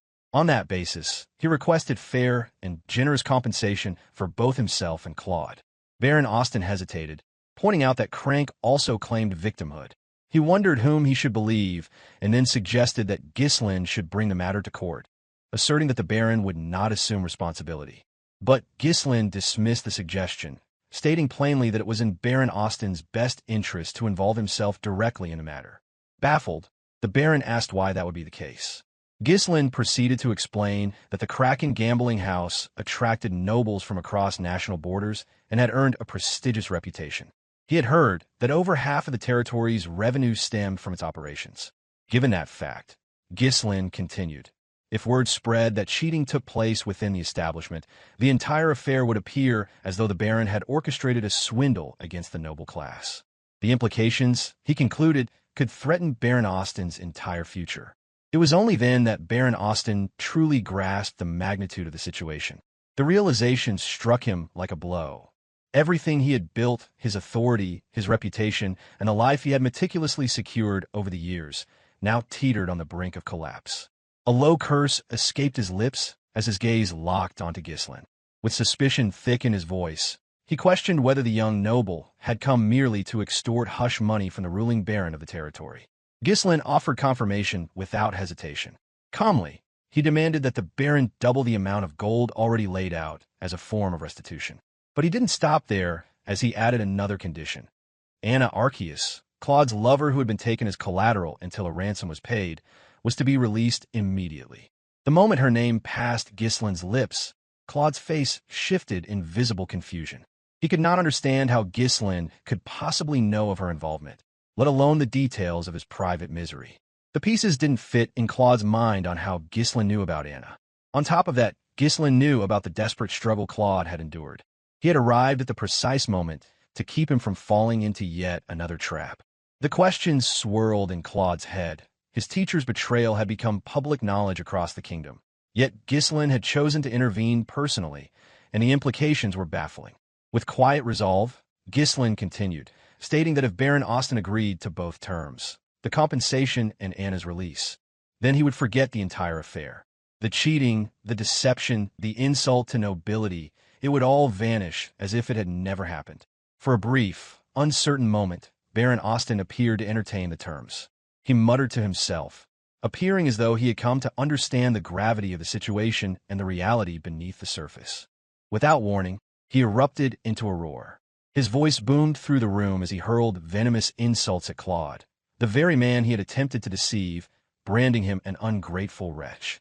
Claude flinched, clueless as to what was unfolding since he was unaware the trap lay before him. He could only feel the overwhelming fog of confusion closing in. The room burst into chaos as soldiers came storming in. Filled with righteous indignation, Baron Auston bellowed that he had once offered Claude a chance to save a woman who, by all rights, should have been executed. He twisted the narrative, painting Claude as a conspirator in a scheme with foreign nobility to rob the barony from within. Kaor immediately turned around, ordering Claude to move out of the way. His posture made it clear that he intended to confront the approaching soldiers directly. Belinda, on the other hand, let out a dry scoff and remarked with dry humor that it seemed they had inadvertently become accomplices in the affair. Meanwhile, Ghislain turned his attention to her and requested the loan of a dagger. Foaming with fury, Baron Auston barked out a final command. He declared that if everyone involved were to die here, then the events of the day would simply vanish, as though none of it had ever happened. With that, he ordered his knights and soldiers to strike without mercy. A knight at the baron's flank lunged without delay, slicing his blade through the air in a deadly arc aimed directly for Ghislain's neck. But Ghislain moved in a manner both relaxed and unpredictable. With a simple sweep of his leg, he sent the heavy bag of gold on the table tumbling forward, hurling it directly at the charging knight. The motion, executed with an unsettling casualness, was enough to distract his opponent and throw off his aim. Taking advantage of the moment, Ghislain stood from his chair and advanced. The baron, stunned, could not follow his motion, let alone mount a defense. The dagger now in Ghislain's hand came down hard, stabbing into the baron's hand and pinning it to the table. Blood sprayed violently before the pain even registered. A split second later, agony erupted through Baron Auston's body, and a guttural scream tore from his throat. Facing the entrance, Kaor and Belinda stood firm, blocking the soldiers who had rushed to their lord's aid. The sheer force of their presence alone froze the attackers in place. Even as the room echoed with the baron's shrieks of pain, no one dared move forward. In the center of the carnage, Ghislain remained as cold and composed as ever. With a voice like frost, he issued his command to Kaor and Belinda that no one was to be killed. While he could easily reduce this entire barony to ruin, he could not afford to ignite a conflict between kingdoms. Kaor let out a scoff, a trace of disappointment tightening in his expression. Though every instinct within him longed for blood, he had no choice but to obey Ghislain's order. Resigned, yet unwilling to back down, he surged forward with raw strength, shoving the soldier before him using the flat of his sword. Meanwhile, Belinda advanced without a sound, gliding with deadly poise as she closed in on another soldier. Her movements were nearly invisible, each step calculated and silent, a predator approaching its prey. The soldier facing Kaor brought his sword down with force meant to kill, but Kaor moved with smooth efficiency. He tilted his blade behind him to block the downward strike while maneuvering to the soldier's side with swift footwork, avoiding the brunt of the assault entirely. As he pulled up, he sent his fist to the soldier face, effectively knocking him out cold. The other soldier, pitted against Belinda, fared no better. As his blade swung, it halted abruptly, caught against unseen threads reinforced by her magic.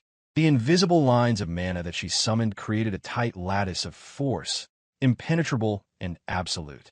His weapon could not pass through no matter how much strength he mustered. Belinda spun on her heel without hesitation. Her legs swept outward in a wide arc and connected with the soldier's neck. The brutal precision of her kick sent him sprawling unconscious to the floor in an instant. At the center of the room, with the dagger still embedded in the desk, Ghislain engaged the wave of attackers that came his way. 2 soldiers and a knight approached, each armed and poised to strike. Ghislain met the first with his sword, blocking the attack smoothly before the second soldier, charged with his own weapon raised high, prepared to bring it down upon him. Unfazed, Ghislain deflected the incoming strike with effortless rhythm. His blade moved with such fluid grace that it seemed less like combat and more like performance. In the same breath, he repositioned himself to greet the knight who approached from the flank, his sword already in motion. For a man who had once cut through armies in the chaos of full-scale war, what now stood before him amounted to little more than child's play.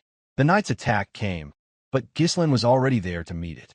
In one smooth recoil of his arm, Ghislain pulled his sword back and drove the hilt forward into the knight's neck. Despite the iron helmet protecting him, the sheer force of the blow dented the metal and sent the man crumpling to the ground, unconscious in a single strike.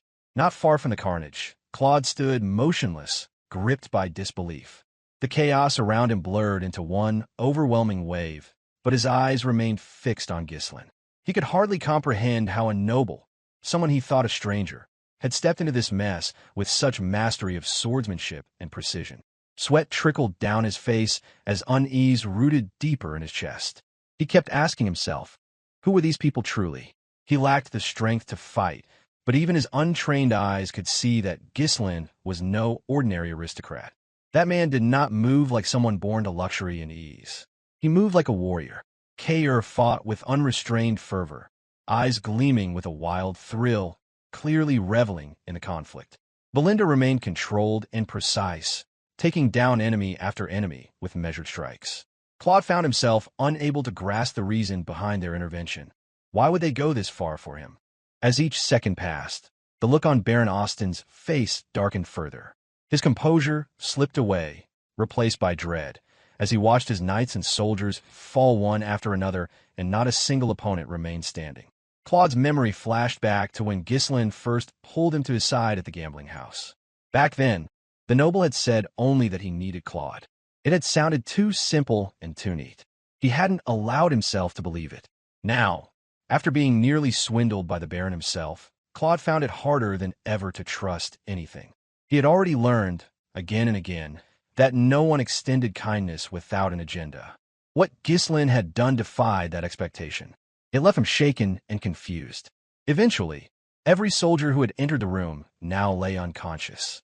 The office of Baron Auston had become a battlefield, with only one figure left seated.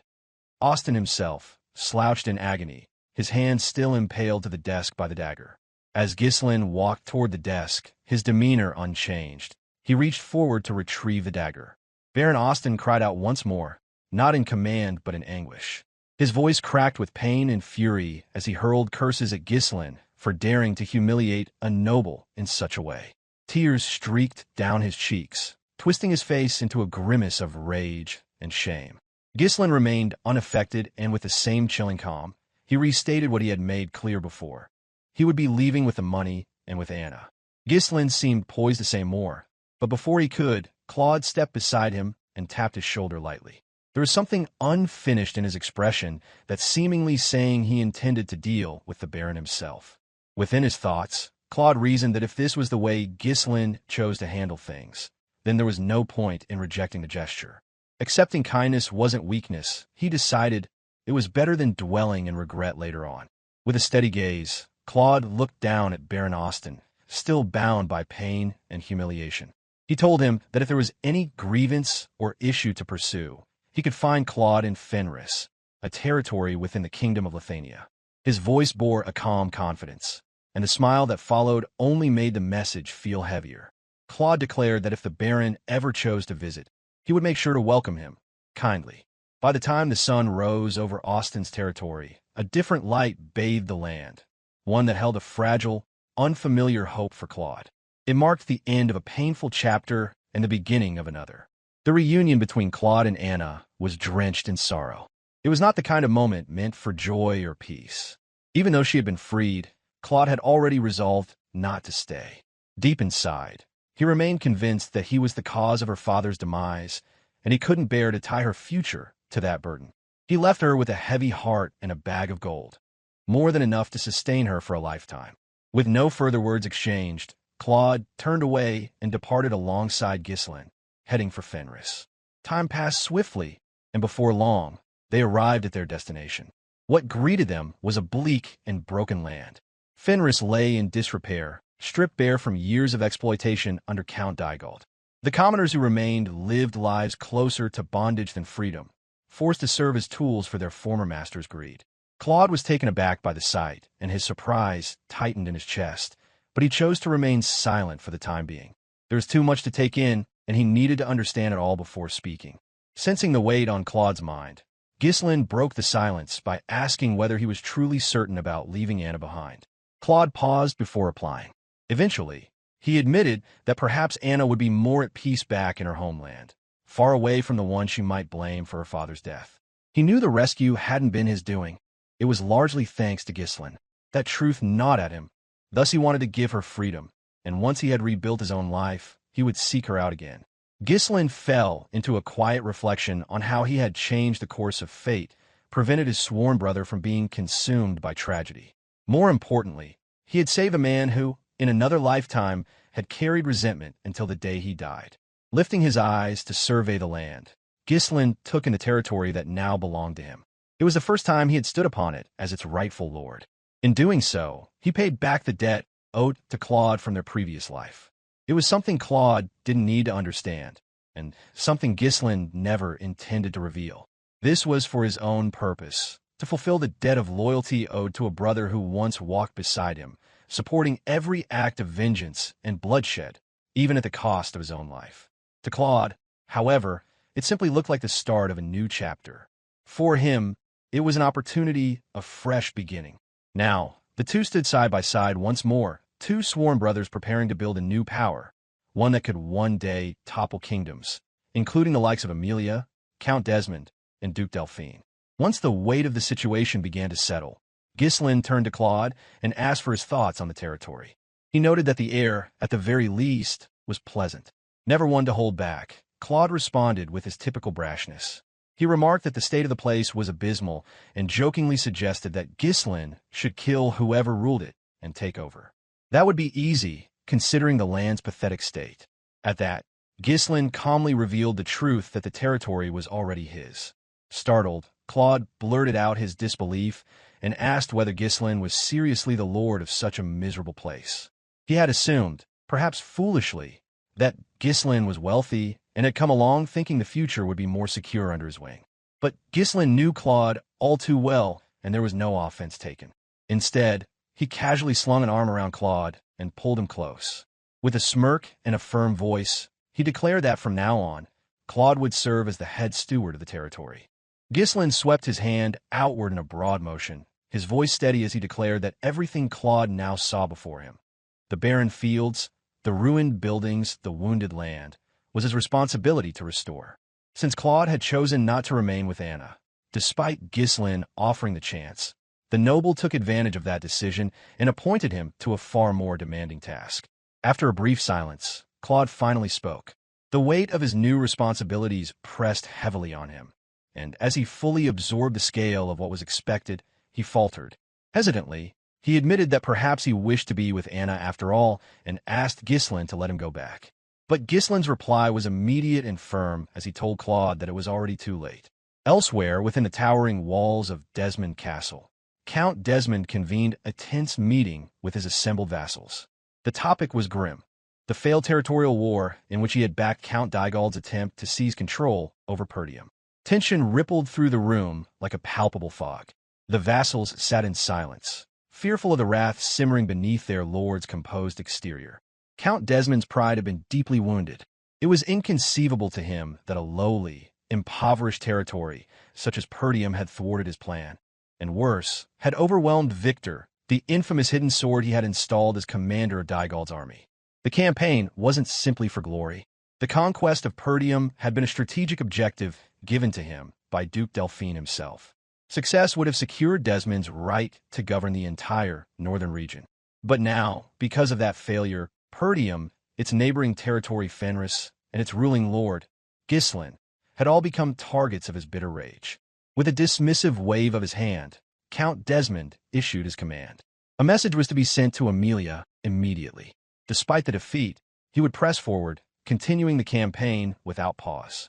Meanwhile, within Fenris Castle, Ghislain officially assumed his seat as the lord of the territory. In a ceremonial gathering, he summoned those closest to him.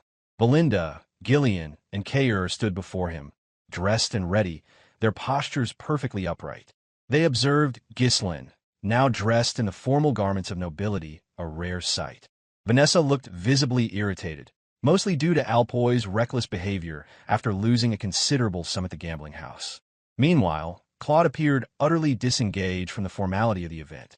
Ghislain addressed the assembly with clarity, as he declared that those who had stood beside him through his campaigns, his aides, his mercenaries, would now be granted official recognition. They would serve as soldiers of Fenris, with opportunities to rise through the ranks and attain knighthood. This was not a reward but a call to duty. He further revealed his intention to use the runestones he had mined from the forest of demonic beasts. With these rare resources, he would rebuild Fenris from its foundations. What none of them knew was that his ambitions reached far beyond restoration. He intended to prepare for a cataclysm, one that would sweep across the world. The land, still bearing the scars of Dygald's tyranny, had reached its lowest point. Ghislain made it clear the time for rebuilding had begun. He issued the command to begin work immediately. Without hesitation, his followers answered in unison, their voices rising in affirmation to their lord's will. Ghislain then turned to Claude and appointed him to a monumental role. He would be responsible for overseeing all administrative functions in Fenris. As they walked through the devastated streets, Ghislain outlined the tasks ahead. The first priority was a complete population census. Every person, no matter how hidden or displaced, was to be accounted for and returned to their village. Once the head count was complete, Claude was instructed to procure at least 6 months' worth of food, scaled to match the total population. Each time an order was issued, Claude responded with a casual affirmative, but his growing unease was visible beneath the surface. Yet Ghislain continued. They would begin agricultural restoration immediately. Farmers were to be given oxen and plows to till the land. In addition, Claude was tasked with identifying sections of nearby forest that could be cleared to expand farmland. Claude voiced his doubt.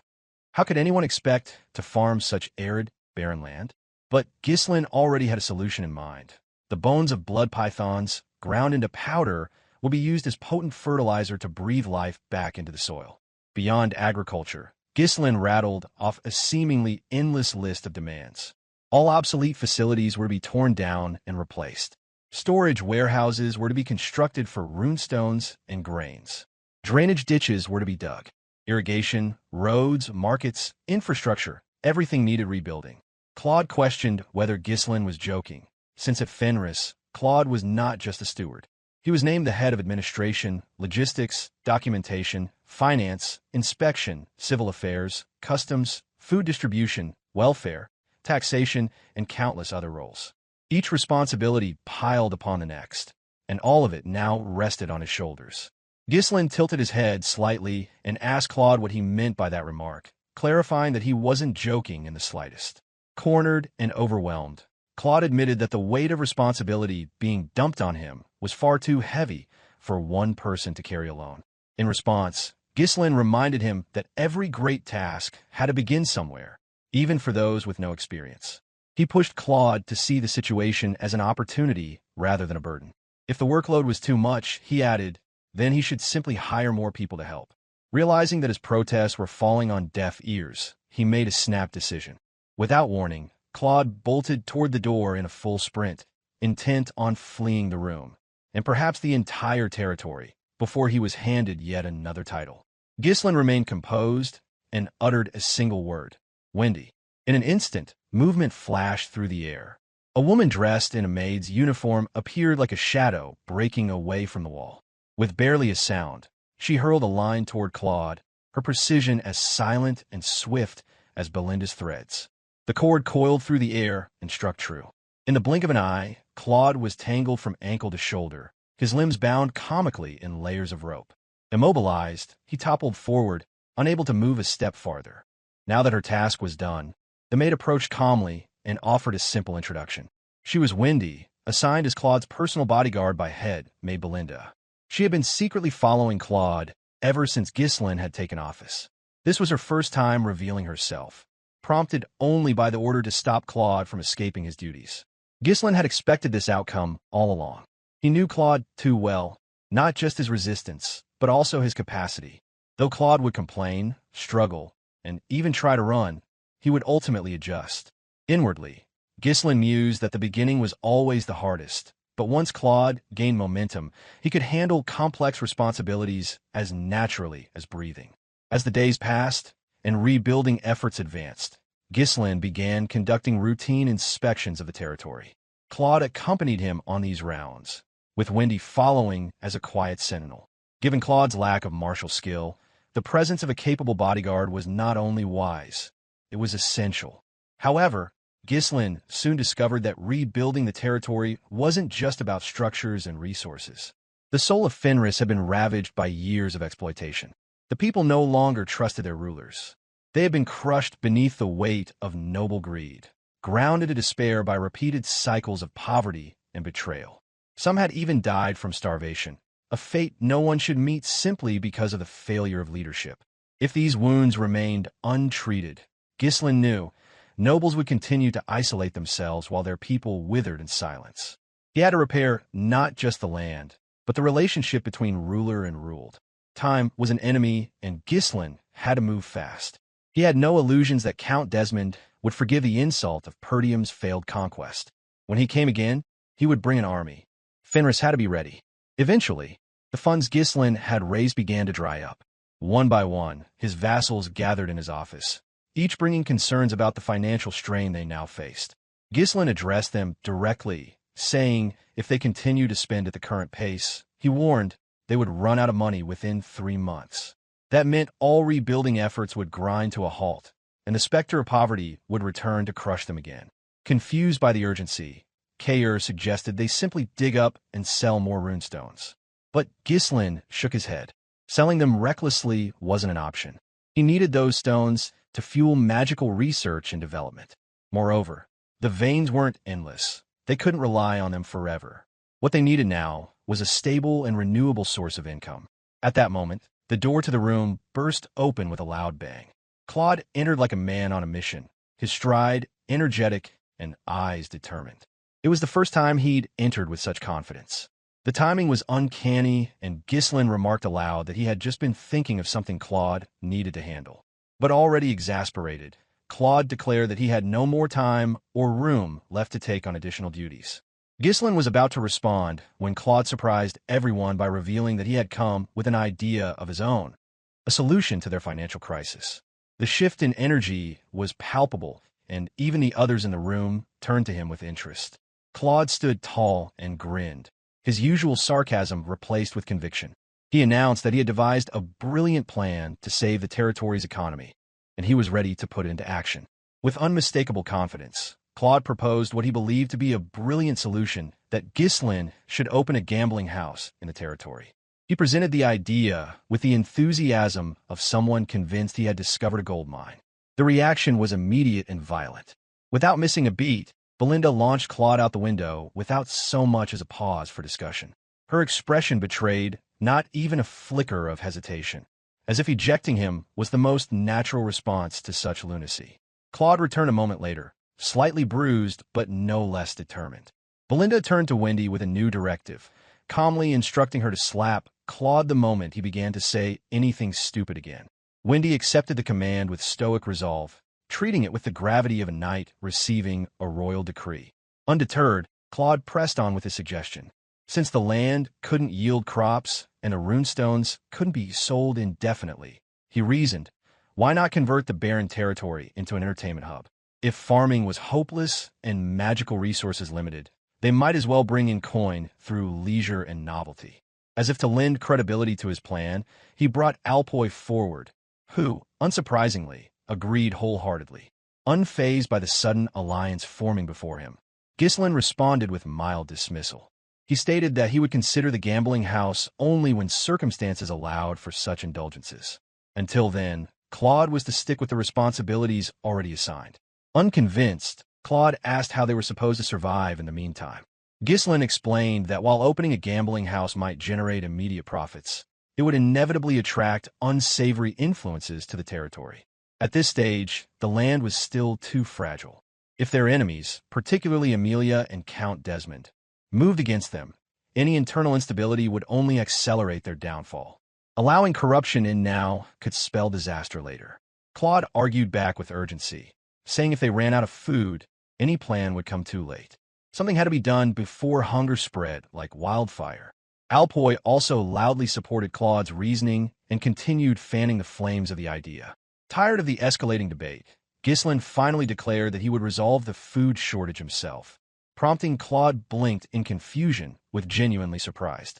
Ghislain elaborated that crops would grow. He would make them grow. He ordered Claude to trust in his words and continue obeying instructions without complaint. Claude scoffed, dismissing the claim outright since the land was dry, cursed, lifeless, and nothing could possibly sprout from it. A grin touched Ghislain's lips as he posed a question, feigning curiosity. Was Claude absolutely certain that crops wouldn't grow? With zero hesitation, Claude affirmed his belief, and he swore that under no circumstance would any harvest succeed on that dead land. Alpoi chimed in as well, aligning himself with Claude's certainty. Both were so convinced of their knowledge that they didn't even stop to question Ghislain's confidence. Then Ghislain asked if they would be willing to place a bet on it. What they didn't know, what only Ghislain possessed, was that his knowledge came from another life.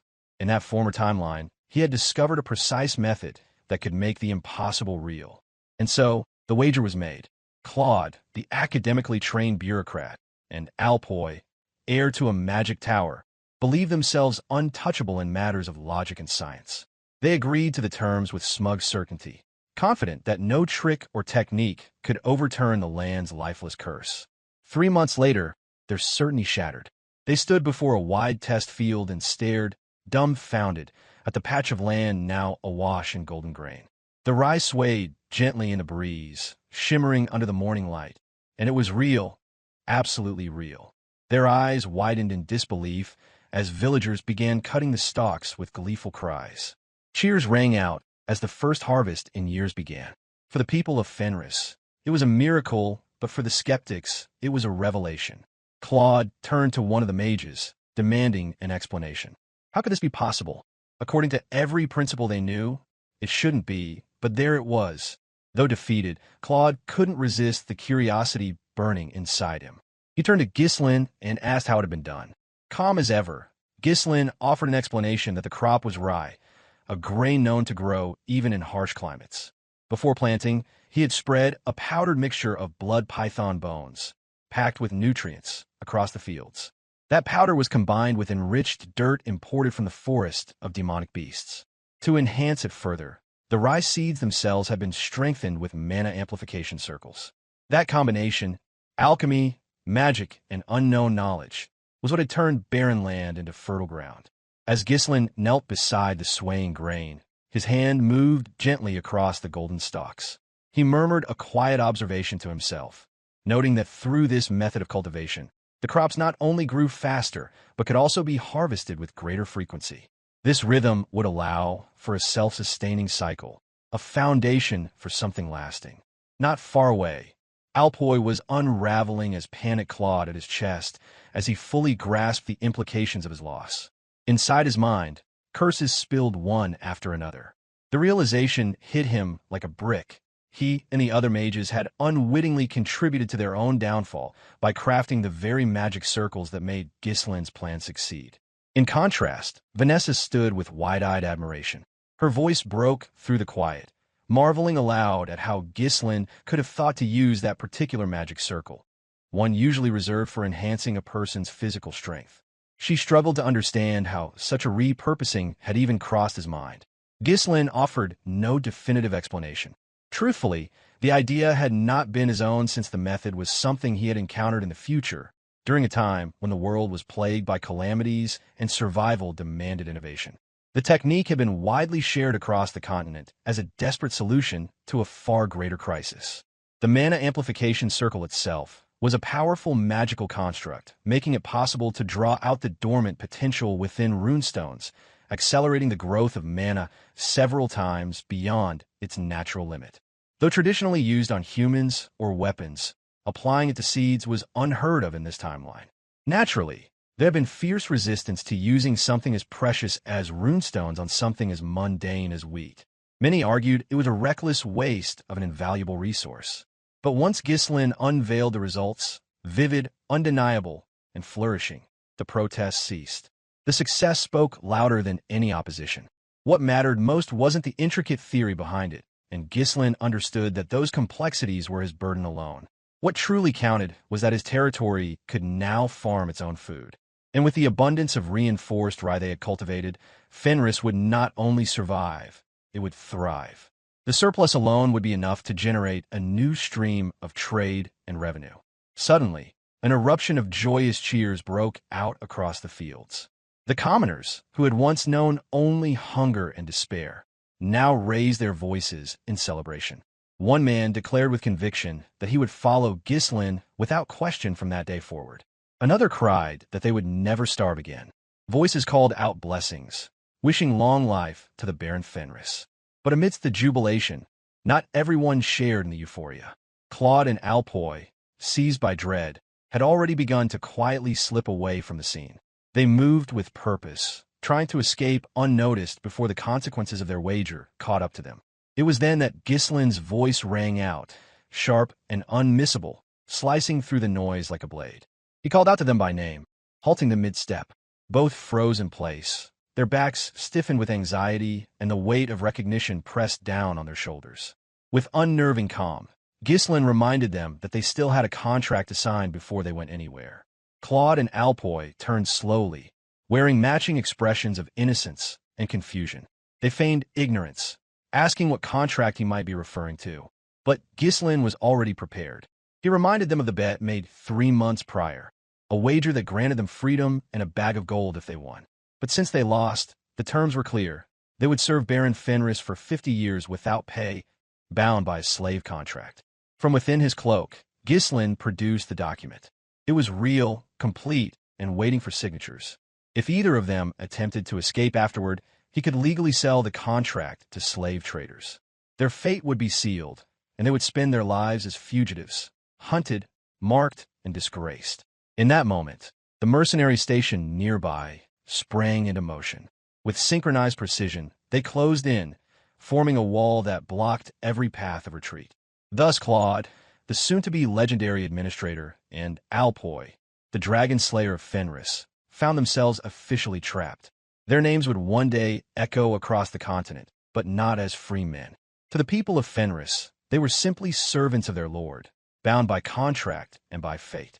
Their fate were now secure in Ghislain's hands. With the first harvest complete, Fenris now possessed something it had lacked for decades, a stable food supply. The territory no longer needed to rely solely on runestones for survival. Those magical stones could now be used for more than mere funding. Seizing the moment, Ghislain turned to another matter. He met with Hubert, the head of the Scarlet Magic Tower, who had recently arrived. Without ceremony, Ghislain requested that a branch tower be built in Fenris. Hubert blinked, caught off guard since he had come merely to offer congratulations on Ghislain's victory in the territorial war and his ascension to lordship, and the request blindsided him. Seeking clarity, Hubert asked Ghislain to elaborate, but the response was as simple as it was firm. Ghislain merely reaffirmed the request, giving no further explanation. Hubert was left baffled. His visit had been expected to be ceremonial. Instead, it marked the first step of something much larger. Hubert stood speechless as Ghislain, ever composed, calmly explained the truth behind his so-called victory over Dygald's one-sided declaration of war. The success, he stated, had only been made possible by detonating the runestones. Runestones that, originally, had been meant for sale to the Magic Tower. Those same runestones had been destroyed intentionally. The revelation landed with the weight of a landslide. Hubert was stunned. He had never heard of such a tactic being used before, at least not in any of the official records from Perdium's victory. Internally, his thoughts raced as he tried to process what had just been said. The idea that such a valuable cache of runestones had been sacrificed on purpose was beyond comprehension. Ghislain continued, stating that if Fenris, still fragile and barely recovering, were to be attacked again, he would have no choice but to blow up the very runestones that had been meant for the Magic Tower. Hubert's expression twitched with disbelief at Ghislain's extreme logic, unable to grasp how the man could speak so casually about using magical resources as explosive weapons. But Ghislain had already pivoted to his next point. With the prior incident as leverage, he pressed Hubert to establish an official branch of the Scarlet Magic Tower within Fenris territory. And not only that, he demanded more mages be dispatched to accompany it. Cornered and frustrated, Hubert conceded. There was no way to argue against a man who had already proven he was willing to blow up sacred resources if needed. He agreed to Ghislain's demands. The mages, once reassigned to Fenris, were quickly drafted into Ghislain's rapidly expanding list of infrastructure projects. Despite their esteemed training, they were now laying foundations, erecting homes, carving canals, and even helping restore churches. Each day left them thinner, wearier, gone with the silk robes and refined halls of the Magic Tower. They now labored under the sun, coated in sweat and grime. Thanks to their efforts, however, construction across Fenris advanced at an unprecedented pace. Roads were paved, fields were irrigated, and most importantly, the Scarlet Flame Tower's Fenris branch rose proudly above the revitalized land. It wasn't long before the mages realized the truth. They weren't there to expand magical knowledge. They had become glorified construction workers. Disillusionment spread quickly. Alpoi seized the opportunity to stir discontent. He conspired to rally the mages into open revolt, a protest against their new life of manual labor. The uprising barely lasted a breath. Ghislain challenged the mages outright and made a wager. If he could defeat all of them barehanded, they would abandon their defiance. One by one, with frightening efficiency, he knocked each mage unconscious. No weapons, no magic, only raw skill. Once the last of them hit the ground, Ghislain turned to Alpoi and instructed him to bring out the prepared contracts. Oddly satisfied, Alpoi seemed pleased to no longer be the only slave of Fenris. Now contractually bound like him, the other mages shared his fate. Despite the chaos, the territory was thriving. Up to 50 low-circle mages were now officially bound to Fenris' service. The land bloomed with golden rye, and the infrastructure projects progressed faster than anyone imagined. Sometime later, during an otherwise uneventful day, Claude burst into Ghislain's office in a frenzy, his face pale and his breath short, bearing an urgent news. A rebellion had erupted in Rayfold. According to Claude's report, Countess Rayfold, Amelia Rayfold, had killed her own father and brothers to seize control of the county. She had declared herself ruler through bloodshed, igniting turmoil across the region. Ghislain received the news with grim understanding, since he had known this would happen eventually. Amelia Rayfold had been the only person to ever evade his grasp during his past life as the Mercenary King. What he hadn't expected was for the rebellion to occur so soon. It made him wonder whether his interference in the timeline had accelerated her actions. In that moment, Ghislain saw it clearly. Amelia and Count Desmond were merely pawns. The true mastermind was Duke Delphine. Dygald had been used as a proxy to seize Perdium, and when that failed, the next phase had already begun. The war with Dygald was nothing more than a skirmish in comparison to what loomed ahead. Ghislain knew that the real enemy, the Northern Overlord, had yet to make a move in earnest. The conflict was far from over, and Ghislain needed to be ready when that war was knocking on his gate. Knowing Amelia's alliance with Count Desmond, Gillion was the first to voice concern. He asked his lord what action they would take in response. Belinda also chimed in, suggesting that they consider reconciliation. Perhaps they could make peace with Amelia, she reasoned, to avoid another war. But Ghislain had no intention of lowering his guard. He was not concerned about Amelia, despite her notoriety. Contrary to the fears voiced by his aides, Ghislain had already made his decision that he would head to the capital. Far to the south, nestled within the heart of the Lithuania kingdom, lay Cardea, the capital city. Rising above the city like a monument to ambition stood a majestic castle, its towers piercing the sky, a symbol of power and dominion. Far to the south, nestled within the heart of the Lithuania kingdom, lay Cardea, the capital city. Rising above the city like a monument to ambition stood a majestic castle, its towers piercing the sky, a symbol of power and dominion. Once, she had been the radiant jewel of Cardea's social elite. Her elegance, intellect, and charm had earned her admiration from nobles across the realm. But that brilliance faded when she began to suffer from a rare and incurable skin condition.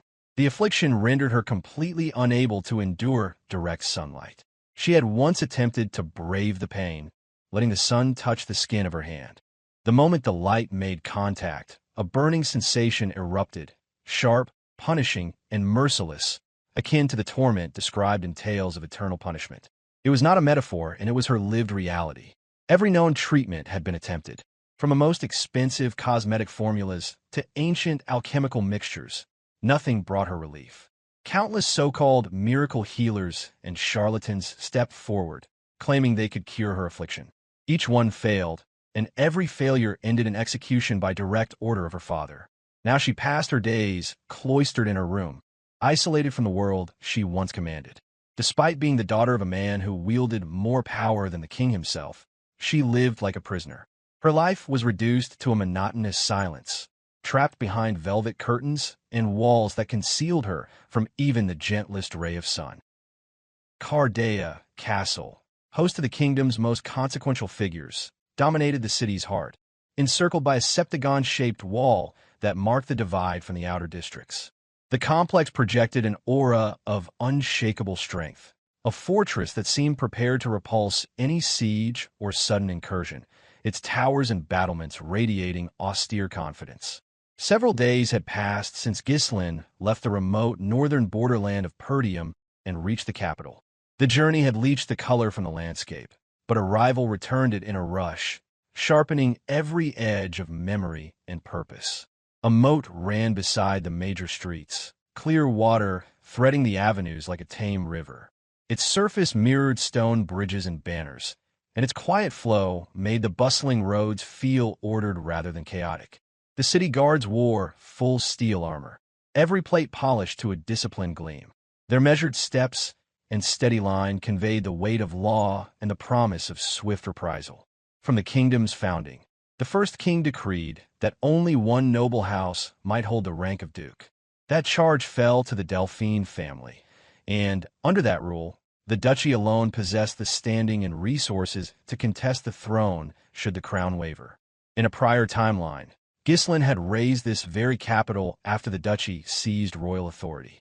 The present return to Cardea followed a different design, one that sought the strength of the royalist faction to counterbalance the duchy's reach and to rework a fate once embraced in fury. Meanwhile, the mercenaries accompanying him drifted through awe, stunned by the capital's scale and finish. Compared with Cardea, Fenris appeared like a child's model. Even Gordon, usually blunt and unbothered, found himself musing that Fenris possessed no true castle at all, a careless observation that prompted Kaor to suggest he keep such thoughts away from their captain's hearing. Within the carriage, Vanessa studied market stalls where merchants displayed materials absent even from the Magic Tower stores. Unimpressed, Alpoy scoffed at her wonder and remarked that nobles had poured more effort into perfecting the capital than the tower ever invested in its own advancement. While companions marveled, a buried memory surfaced, and Ghislain's expression darkened. The spectacle stirred no joy. He admitted, with a bitterness that thinned the air, that the display unsettled him, an admission that left Claude uncertain about the cause and wary of the undercurrent it revealed. A tight, joyless frown hardened his features as he lifted his gaze to the walls and ordered streets. The message of grandeur struck him as calculated, a deliberate show meant to provoke submission, and part of him yearned to reduce it to rubble. He knew the part he once played here, yet the path that led to it could not be explained without sounding unhinged to those around him. Claude leaned toward Wendy and wondered, in a hush, what afflicted their lord. Wendy replied with her usual calm that their lord's word defined the weather of the day, and that acceptance served the company best in uncertain moments. Claude still struggled to grasp Ghislain's peculiar edges, concluding that something in Ghislain did not align with ordinary experience. The impression clung to him like the scent of ozone before a storm. To Claude's eye, Ghislain resembled a man carrying an old and private grievance toward this city in particular, Cardea, the capital that anchored their present venture and shadowed their future choices. Unspoken by Ghislain was the fact that Cardea had never fallen. The capital's reputation as the city blessed by the goddess conferred both sanctity and fear, and its layered defenses had outlasted all prior challenges. Yet when Duke Delphine captured the throne in that other strand of time, disaster multiplied. After losing Perdium and every cherished bond, Ghislain ascended into one of the continent's 7 strongest, returned as a conqueror, and consigned Cardea to flame, turning victory into ash and ash into warning. This same city also served as the stage for the Salvation Church's stratagems. There, he was drawn into schemes that shattered the loyal forces he had built on trust, and, stripped of allies and hope, he died with the lesson unlearned and the debt unpaid. Recalling that season of ruin, he had hurled himself at the capital for revenge, intent on ending Duke Delphine's brief dominion, only to find the target absent and the reckoning miscast. The blow fell upon walls and streets, not upon the hand that signed the decrees. Consumed by vengeance, he made enemies of nearly all, and nothing meaningful could be achieved alone, not even with every mercenary banded beneath his command. With the royalist faction still capable of checking the Duke's advance in the present, Ghislain resolved to stand against the Delphine line by aligning with those who could balance the scales and keep the blaze from devouring the realm again. Few grasped the shape of Ghislain's design. Days before the departure was announced, he traveled to Perdium for a hunting excursion with his father, using the quiet rhythm of bow and brush to speak in measured terms about leaving and about the purpose that tugged him south. Swalter reacted with startled concern upon learning that the destination was the capital. A direct question followed, seeking clarity on motive and necessity, and weighing risk against the bare advantages of a personal appearance in Cardea. Ghislain affirmed that the journey mattered to his broader aims. That assurance prompted Swalter to press for details about the welfare of Fenris, whose borders and granaries demanded vigilant oversight even in tranquil state. To settle that fear, Ghislain pledged a full year of supplies earmarked for Perdium. In return, he requested that Homern and Randolph be posted in Fenris to maintain order and continuous governance throughout his absence, a bargain designed to steady both territories at once. Homern and Randolph responded with unguarded delight at the prospect of receiving such provisions for Perdium. Their manner made refusal unlikely. Eagerness overtook restraint, and duty aligned neatly with the promise of relief. However, Swalter judged the exchange insufficient and voiced the deeper issue. He recalled prior warnings that Rayfold's gaze had turned north. With rebellion already loose in the realm, he argued that releasing Ghislain from his seat would expose both Perdium and Fenris to compounded peril. With an arrow knocked and a raven wheeling above the tree line, Ghislain offered a stark calculation. If absence coincided with an alliance between Desmond and Rayfold, the united press of their forces would overwhelm local defenses long before reinforcements could be marshaled. He let the thought trail into silence. Though the threat of annihilation loomed over Count Desmond and Amelia alike, a counterstroke already existed in outline. Breath even, he drew and loosed with unhurried precision born from practice rather than bravado. The shaft struck true at the center. Beyond his unorthodox swordcraft, he had disciplined himself in the plain fundamentals of archery, proof that adaptability, not ornament, kept soldiers alive in lean years. Moments later, he laid out the timing. Amelia had only just seized Rayfold's administration, which granted a narrow window before she could consolidate power. The plans sought to exploit that interval by strengthening friendly positions and gathering allies committed to the balance of the realm. Swalter listened and struggled against the arithmetic of scarcity. Perdium's poverty was no secret. Merely holding ground tax coffers and men to the edge, and the thought of building strength while defending every mile rang like a contradiction shaped into duty. At that point, Ghislain clarified the intended lever. The kingdom's own weight would be turned to their advantage, particularly the royalist faction. With that backing, the designs of Duke Delphine could be met with a counterweight sufficient to halt momentum and bend outcomes. Upon reaching the capital, Ghislain moved with practiced economy. An agent was engaged to locate a property suitable for a base of operations.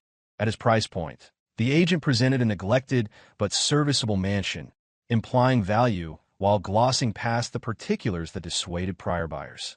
The estate itself spread wide, a large house with an ample garden, remarkably affordable for its size. What the explanation omitted was the atmosphere. Corridors dimmed by age, grounds shaded to gloom, and a hush that clung like dust along thresholds. Cost settled the matter more than comfort. Ghislain accepted the austerity but sought Belinda's view out of habit. Though misgivings bled through her expression, she voiced only a cool observation about the generosity of the floor plan and the convenience of its courtyards. Objections surfaced instead from Claude and Alpoy, who pressed the agent on the property's condition. The answer sketched a familiar story. Months on the market without upkeep, neglected hedges and shuttered rooms, and a slow surrender to weather and rumor in equal measure. Even Gordon, whose reputation as tireless brawler often strode ahead of him, betrayed unease. When a flock of ravens burst from the tangled yard beneath the heavy canopy, he flinched despite himself, conceding by reflex what pride would not admit. The place disturbed even stout hearts. One mercenary eyed Gordon and wondered aloud how a man so large and apparently clumsy could have survived the forest of demonic beasts. Gordon ignored the barbs, more occupied with the shiver that rattled through him, while Vanessa, unbothered by the mansion's chill, privately concluded that additional layers would serve him better than pride.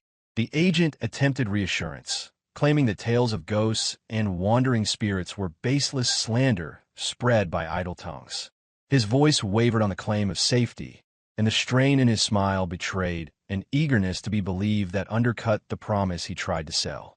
Without pausing, Ghislain accepted the property and asked for the price, a move that jolted Claude into a near shout as he urged the young lord to halt the purchase before regret hardened into deed and seal.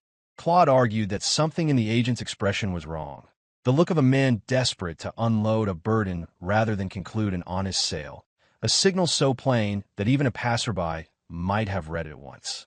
Ghislain responded by asking what there was to fear in old walls and dusty halls, insisting that such fears were harmless. He reasoned that specters could not truly harm the living and added, with a mordant confidence, that any disturbance could simply be confronted and broken like any other foe. The agent pounced on the opening, clamping Ghislain's hand in both of his as if the gesture alone might bind the bargain. He praised the buyer's good judgment and announced that, land included, the mansion could command more than 1,000 gold coins under normal circumstances, yet he was willing to part with it for 500 to conclude a swift, amicable sale. Rather than accept, Ghislain countered at once with an offer of 200, a figure that stunned the agent and reset the rhythm of the negotiation with one blunt stroke. The astonishment deepened when Ghislain detailed the hidden costs.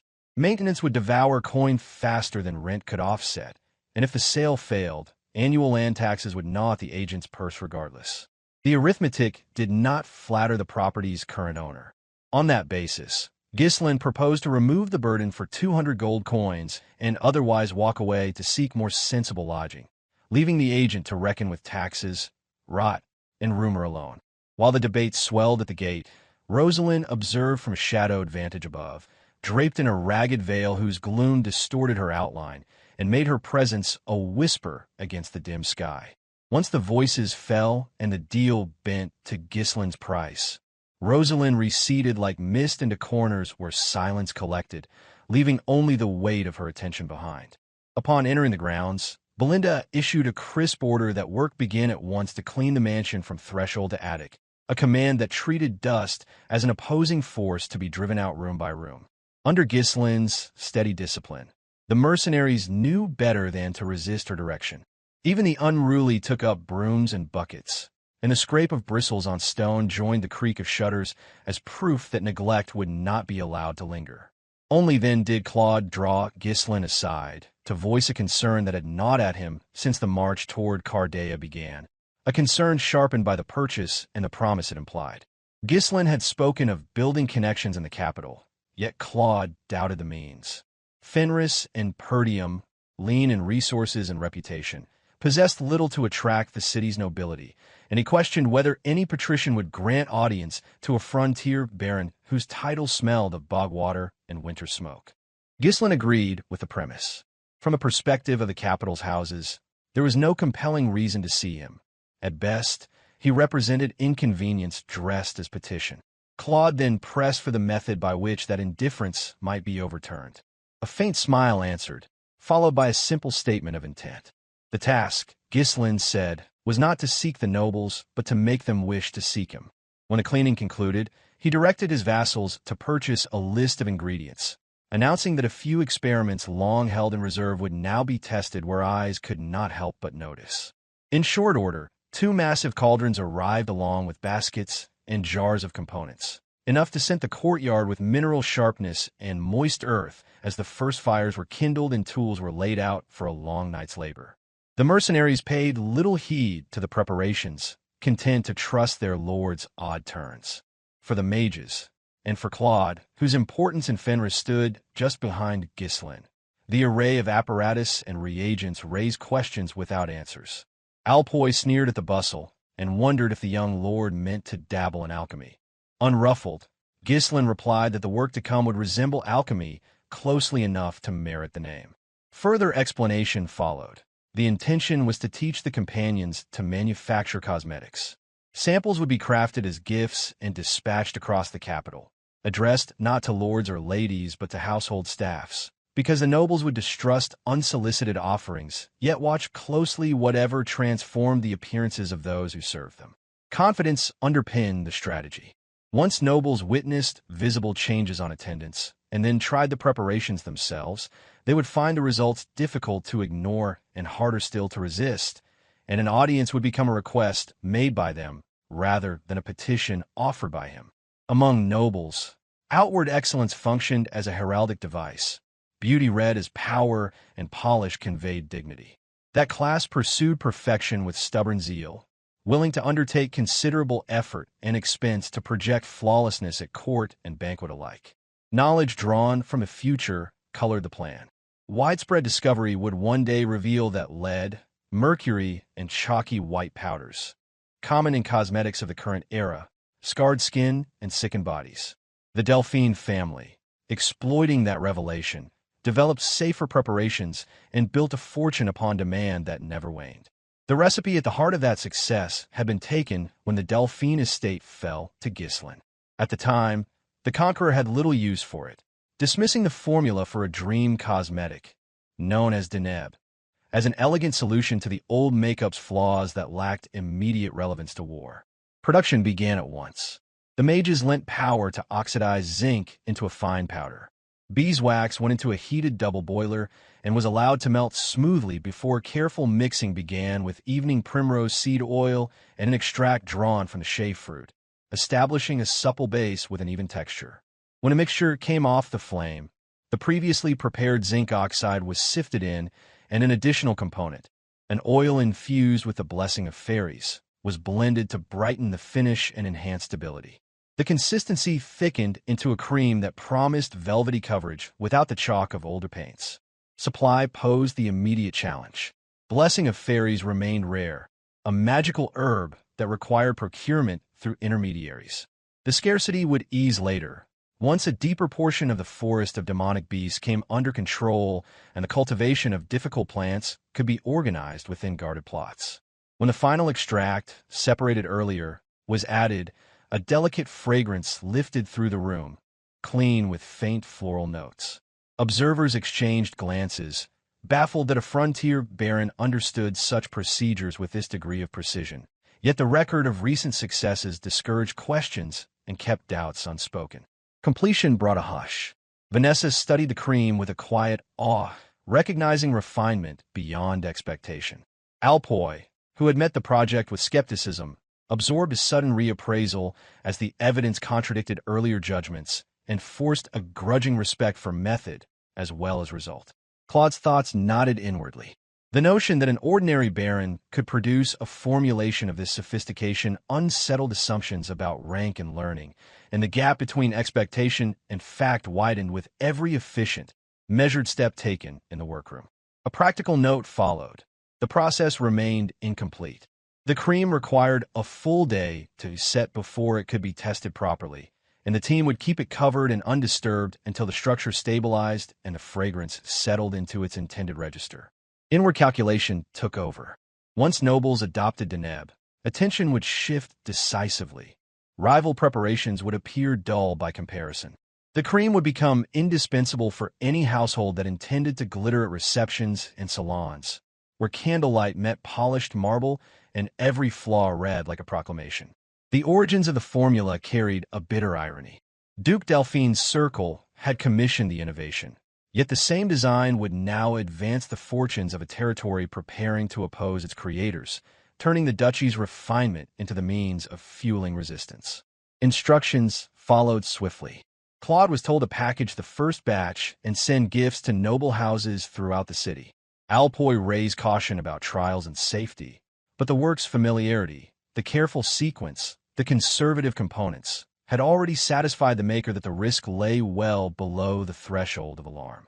While preparations continued, a concealed listener lingered beyond a window frame, drawn by the cadence of confident claims and the promise contained in a single word: perfection. The sound of measured footsteps and quiet clinks of glass filtered outward into the chill. Rosalind was the watcher. Despite the absence of formal trials or recorded results, curiosity overcame restraint, and an impulse took root. She intended to test the cream upon her own skin at the earliest opportunity, trusting observation over rumor and her judgment over any second-hand caution. Night deepened, yet the mansion's gloomy, spine-chilling air refused to lift. Heavy rain and thunder that rolled without pause only thickened the dread and stretched the shadows along every corridor. Lightning stitched brief veins of light across tall windows, and the old beams answered with slow groans that seemed to travel the length of the roof. Even so, the household slept. Mercenaries and mages alike drifted into steady breathing, and even Gordon, the man, the myth, the unruly legend, lay sprawled and snoring, apparently insulated from omen and storm. Belinda, for her part, missed the rumored apparition entirely and rested in untroubled peace, as if the talk of ghosts belonged to an older house and a different night. With the company slumbering, the mansion held only the chorus of men's snores, the tattoo of rain on tile and sill, and the far-off crack of thunder answering itself across the hills. Now and then a shudder rattled like loose bones, then settled, and the house resumed its heavy, listening quiet. For Rosalind, this hush marked an opening. Curiosity and need drew her to the room where the cosmetic prepared by Ghislain had been set to rest. Conveniently, the very place she often chose as a hiding perch, and she weighed whether it might soften a condition long endured. Necessity drove the choice as much as vanity. If remedy existed anywhere in Cardea, it might begin here in secrecy rather than in a public apothecary. An iron helm concealed her ruined features. Beneath its rim, only her eyes remained uncovered, sharp and watchful as she searched the halls for any wakeful guard or wandering light.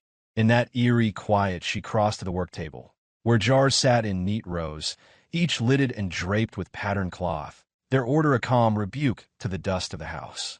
She selected one jar, intent on discovering the substance that had provoked such self-assured claims earlier in the day and such murmurs among those who listened. When the lid lifted, her eyes widened, pupils tightened to knife points as the fragrance rose, clean and inviting, and she fixed on the cream with sudden, startled hope that bordered on disbelief. She pinched a trace of the lotion and pressed it between leathered fingertips, testing glide and weight. The surprise on her face said plainly this was the first preparation she had found that promised more than wish or rumor. The texture promised coverage without grit, and warmth from the skin coaxed a subtle sheen that suggested healing rather than concealment alone.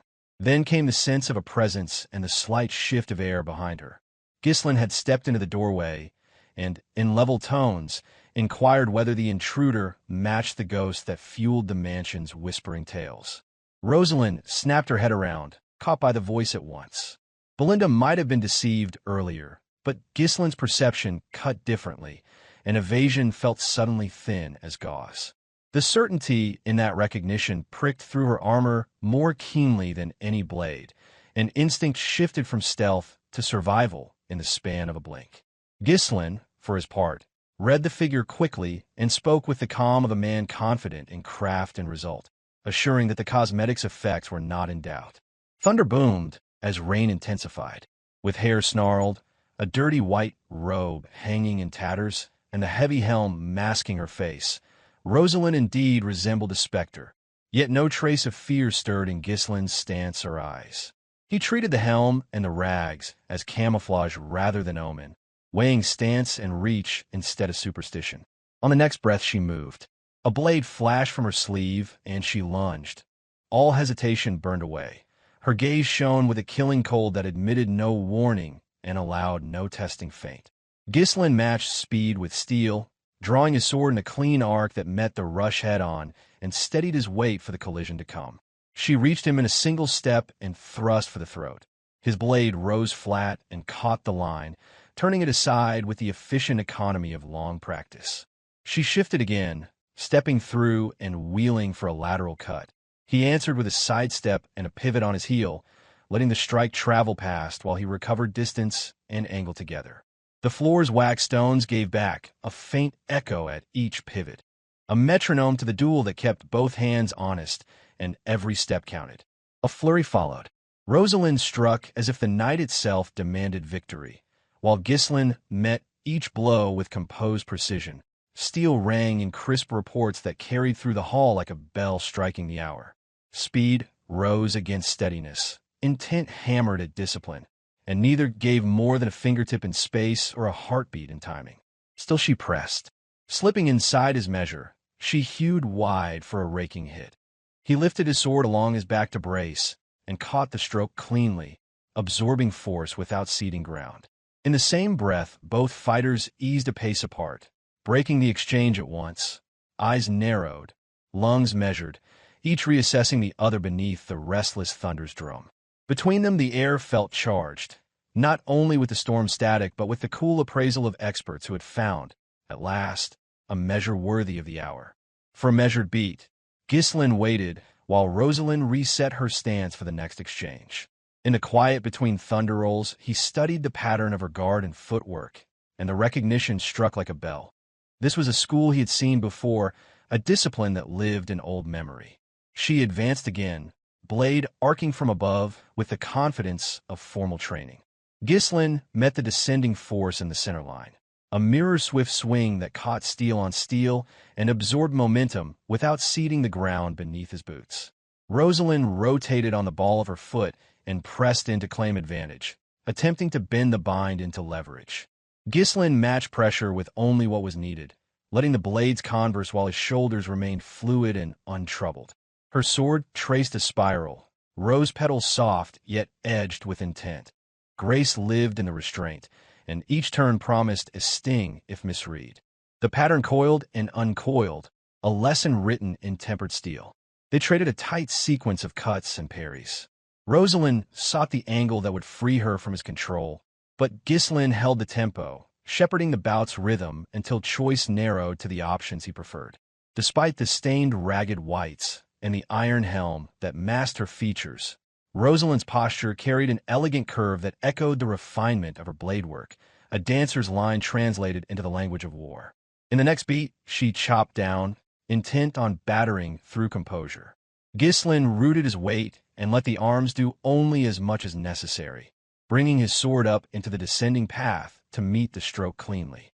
In that split instant, he slipped his offhand forward under the crossguard and seized her right wrist. The grip arrested motion without cruelty, a craftsman's answer to force, precise and final. Equally measured, he drew her close with a controlled pull and slid his edge along the line of her neck.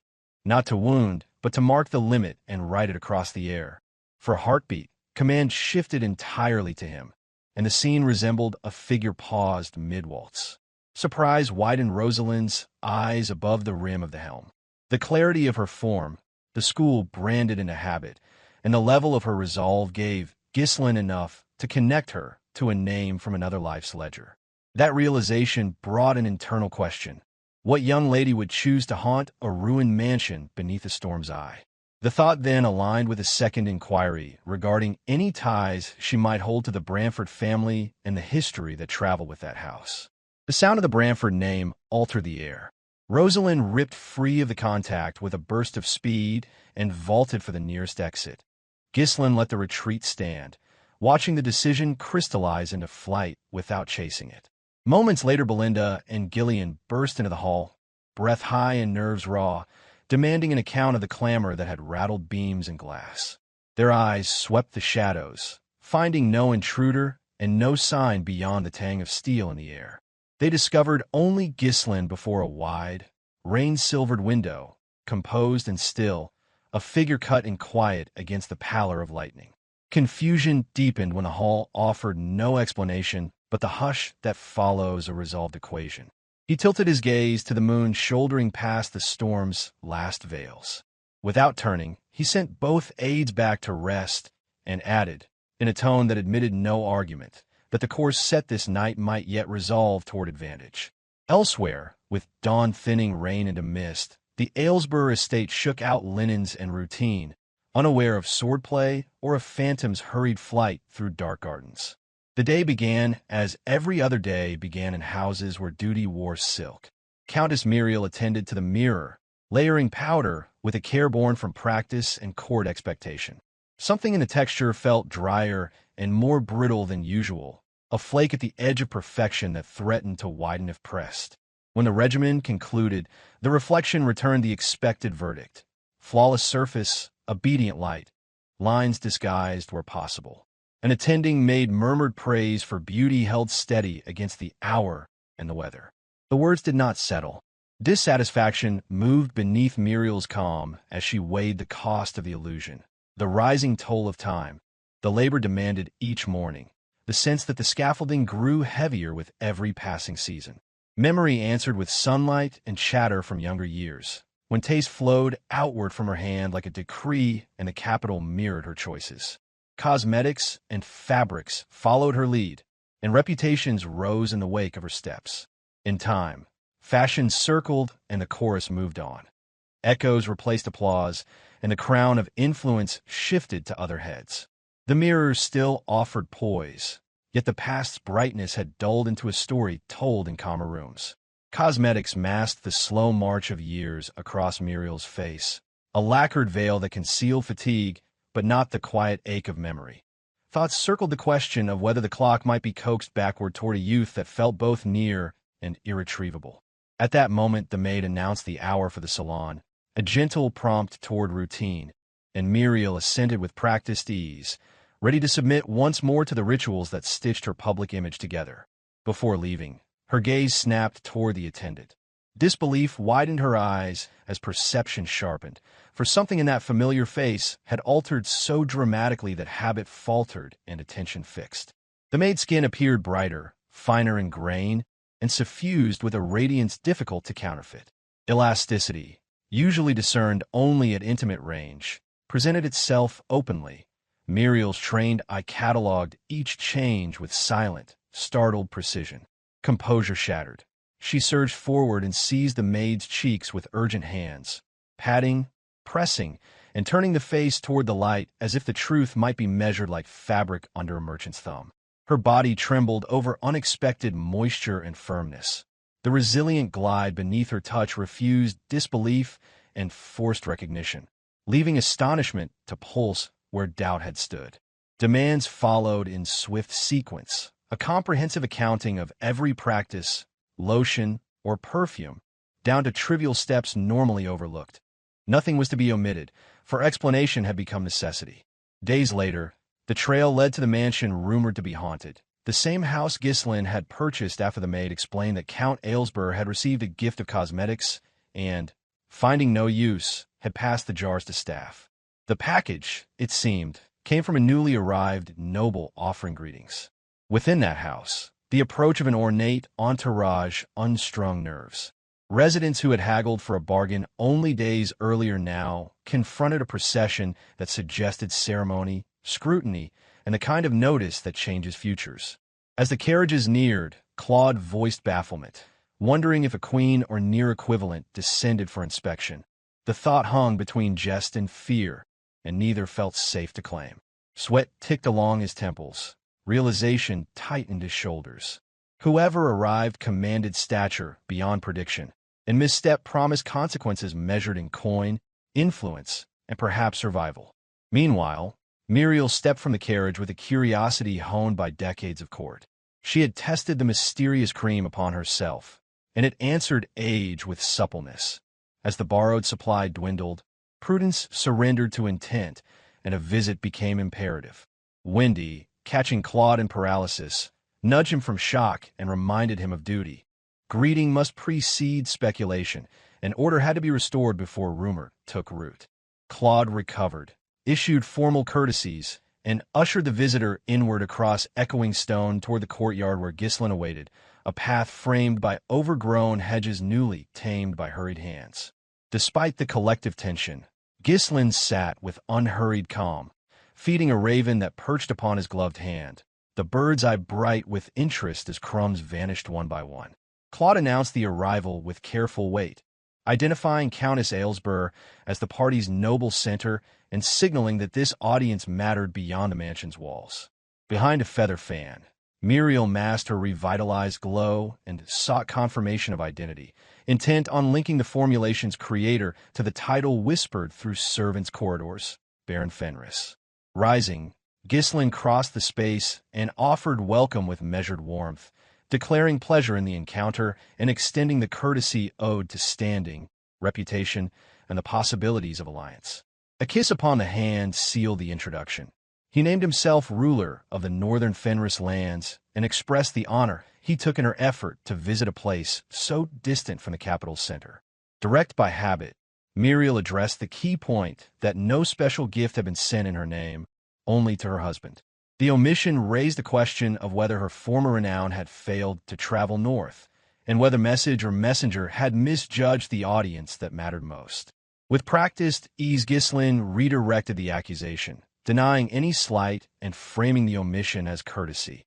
An unfinished or lesser offering would not suit the lady who set the capital's standards and choreographed its seasons of taste. His tone made the deference sound like discernment rather than apology, a statement that quality must precede gesture, especially when addressed to the very compass by which taste in Cardea set its course. Muriel grasped the implication immediately. Recognition lay beneath the politeness that the newcomer knew her standing. She also understood that a recently arrived noble's unsolicited token, however fine, would be refused on principle rather than accepted out of habit. Formalities yielded to purpose as both took their seats, chairs angled for negotiation rather than ceremony. Business waited like a third participant between them, and Muriel moved first, demanding that the maker relinquish the cosmetic into her control. Composure did not desert him. Ghislain inquired whether trials had been made, and Muriel affirmed the excellence without hedging, noting that the cream had rendered her previous regimen unnecessary and shortened the hours demanded by powder and paint. The observation carried no flattery. It read like a ledger entry, precise and economical, and the steadiness of his voice made clear he trusted results more than rhetoric. Authority edged her tone as she declared her intent to secure exclusive rights and directed him to devote himself to development and supply.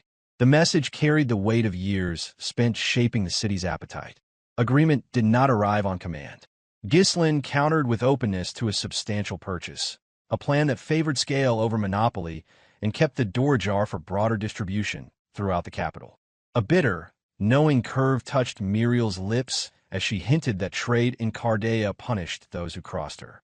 The lesson ran simple that set oneself against the Queen Maker, and corridors of introductions would close like shutters before a storm. The suggestion came lightly, but the threat was architectural, hinting at invitations that vanish, musicians who fail to appear, and suppliers who suddenly discover prior obligations. Practical counsel followed. However fine the product, The inner lattice of influence rarely admitted new threads. Established houses guarded their circles, and desire alone could not conjure invitations. Ghislain met the warning with an untroubled smile. Observations about his lodging, the weathered mansion that signaled precarious finances to sharp eyes, slid off him like rain off slate and found no purchase on pride. Belinda burned at the slight, forced to swallow outrage. Claude mumbled half-excuses about the address, as if stubborn thrift rather than strategy explained their presence among ivy and rumor. Harshness flowed past Ghislain like water around piling. He merely observed that the supply price would not be gentle and asked whether such terms suited. Muriel dismissed the concern, boosting that the Aylesbury coffers could accommodate cost where value demanded it. The number that followed landed like a gauntlet, 100 gold per jar. The figure stunned. For many commoners, such a sum bought a lifetime of modest comfort, and the arithmetic felt deliberately impossible. A single jar at that price could purchase a cottage's roof, a craftsman's tools, or a widow's security. The sheer comparison pressed on breath and temper alike. Silence stretched taut before Muriel asked, without mirth, whether jest flavored the proposal. Ghislain left no opening. The rate stood firm, anchored in scarcity and in the attention already drawn to the formula. His justification cut to social fact. When the capital's foremost hostess knocked upon a maker's door, price rose by right of demand and by the prestige her patronage conferred, desired by the arbiter of taste. A thing ceased to be mere commodity and became a standard. Color rose along Muriel's cheek, a blush sparked by praise and by the recognition of leverage. The compliment masked a gambit she understood well and could neither ignore nor easily refuse. Inward words turned sharp. Jewelry or furniture might command such sums. Cosmetics, even miraculous ones, rarely did. To profit, retail would need to crest above supply, turning exclusivity into vanity and forcing the monopoly to collapse under its own weight. Her hands trembled on the armrests. The counterargument would not form. Opposite, Ghislain sat unruffled, as if the shape of her silence had been measured in advance and weighed against several outcomes. He punctured the quiet with an offer, and interest lifted her gaze. Curiosity reasserted itself where frustration had threatened to rule the hour, and even the air seemed to incline toward resolution. Even the raven in the courtyard seemed to cock a curious eye, as if the very house understood that the hinge of the conversation had shifted. The terms arrived plainly. Exclusive rights would be withheld, but honor granted in full. Muriel's name would crown the unveiling, and society would hear the story from her lips. At his gesture, Belinda stepped forward, bearing a wooden chest, promise made tangible. Within lay the first finished batch and documentation enough to satisfy scrutiny. Measures of yield, notes on setting time, and a short account of sources that protected secrets while proving provenance. Intrigue overtook irritation. Muriel asked for clearer contours. Wealth alone no longer stirred her. The true center of power lay in attention, in salons where reputations were minted and retired, and that was the currency she intended to command again. Belinda set the chest upon the table, lifted the lid, and revealed 15 jars of Deneb nestled in neat rows, each sealed and ready for presentation to Muriel. At the first sight of them, Muriel's eyes widened in disbelief. The realization struck that Ghislain had already prepared precisely the thing an aging social arbiter required most, and the sensation of being anticipated rattled pride as much as expectation. Ghislain explained that the cosmetics were handcrafted by his own methods and bore the name Deneb, a formulation intended as a gift to commemorate their new alignment and to signal the seriousness of his regard. He took up a single jar and observed that many nobles still had no understanding of the preparation's effectiveness. His assessment framed the cream as a product capable of shifting the market's axis rather than merely joining the shelves. The offer followed with deliberate care that the honor would be Muriel's to alter that market, to stand at the forefront of its introduction, and to demonstrate publicly that the promise matched the proof. Understanding came swiftly. If she became the fountainhead of praise, the city would credit her for the unveiling, and her influence would be renewed not as memory, but as momentum.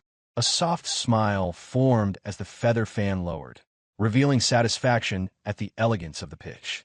She then mused that the Baron of Fenris knew how to select words with flattering precision and how to braid courtesy with leverage.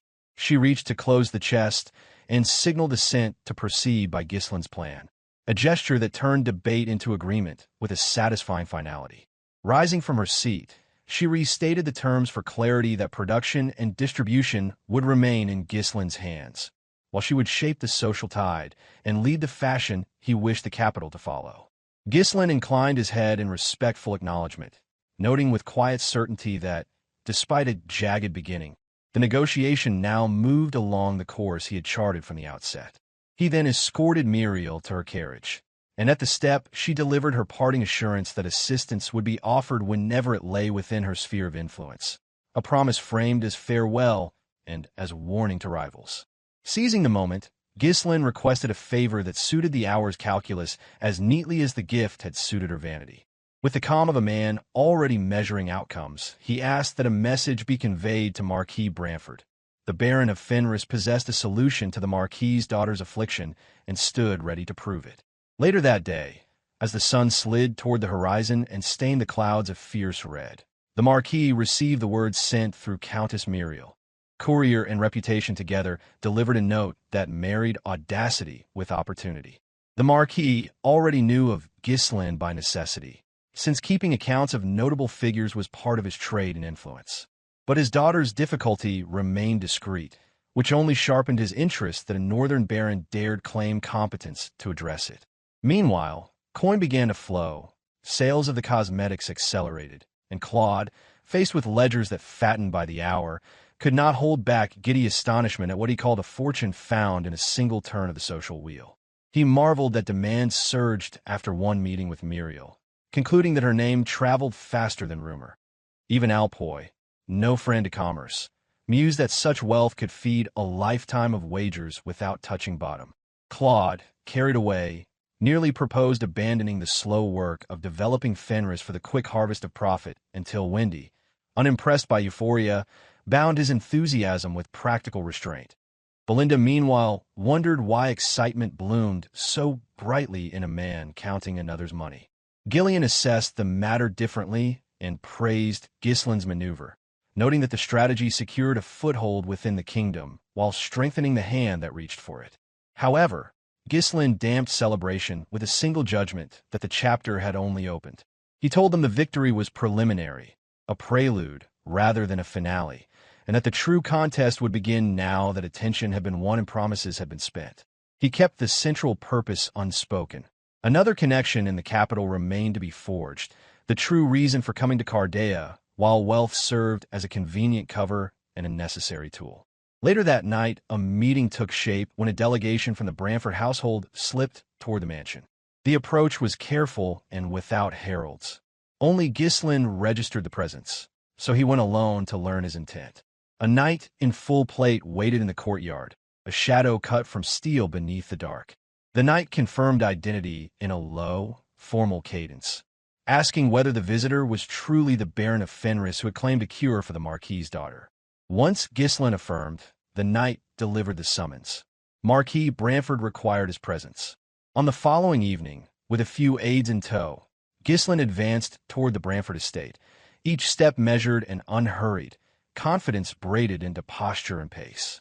Golden light poured through high windows, yet the corridor felt austere. The hush came not from neglect, but from discipline on which the household guard maintained an order so strict that sound itself seemed to defer. Despite the severity, unease did not find purchase. Conduct remained precise but not hostile, and permission arrived at once, sparing the visitor any idle wait at the threshold. Within, the Marquis kept a quiet room. A vassal stood at his back, and a single guard attended the side, protection kept minimal to signal strength rather than to conceal fear. Ghislain entered with his expression composed, Belinda and Claude flanking him. The two aides carried their nerves plainly, for the man before them shaped policy across the realm and could tilt fortunes with casual pressure. Marquis Branford, royal minister, leader of the pro-royalist faction, stood among the kingdom's most consequential figures and often opposed the Delphine line. Rumor credited him with a hand in almost every royal decision. Even as the visitors crossed the threshold, the Marquis did not immediately look up. His attention remained on papers and seals. For Ghislain, this man represented the strongest ally available in any contest against Duke Delphine. The three bowed, and Ghislain delivered greetings with formal respect, describing the audience as an honor and giving his name and title with the economy of a soldier's report. The Marquis's face did not shift. Stern eyes stayed on the work even as the introduction concluded, the silence forcing the room to measure itself to his rhythm. Then, without flourish, the Marquis raised his gaze and stated he knew the Baron of Fenris as the son of Margrave Swalter Perdium, heir to the Northern March.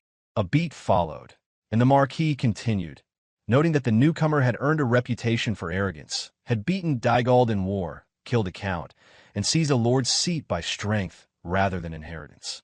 Ghislain did not answer. Control held from breath to brow.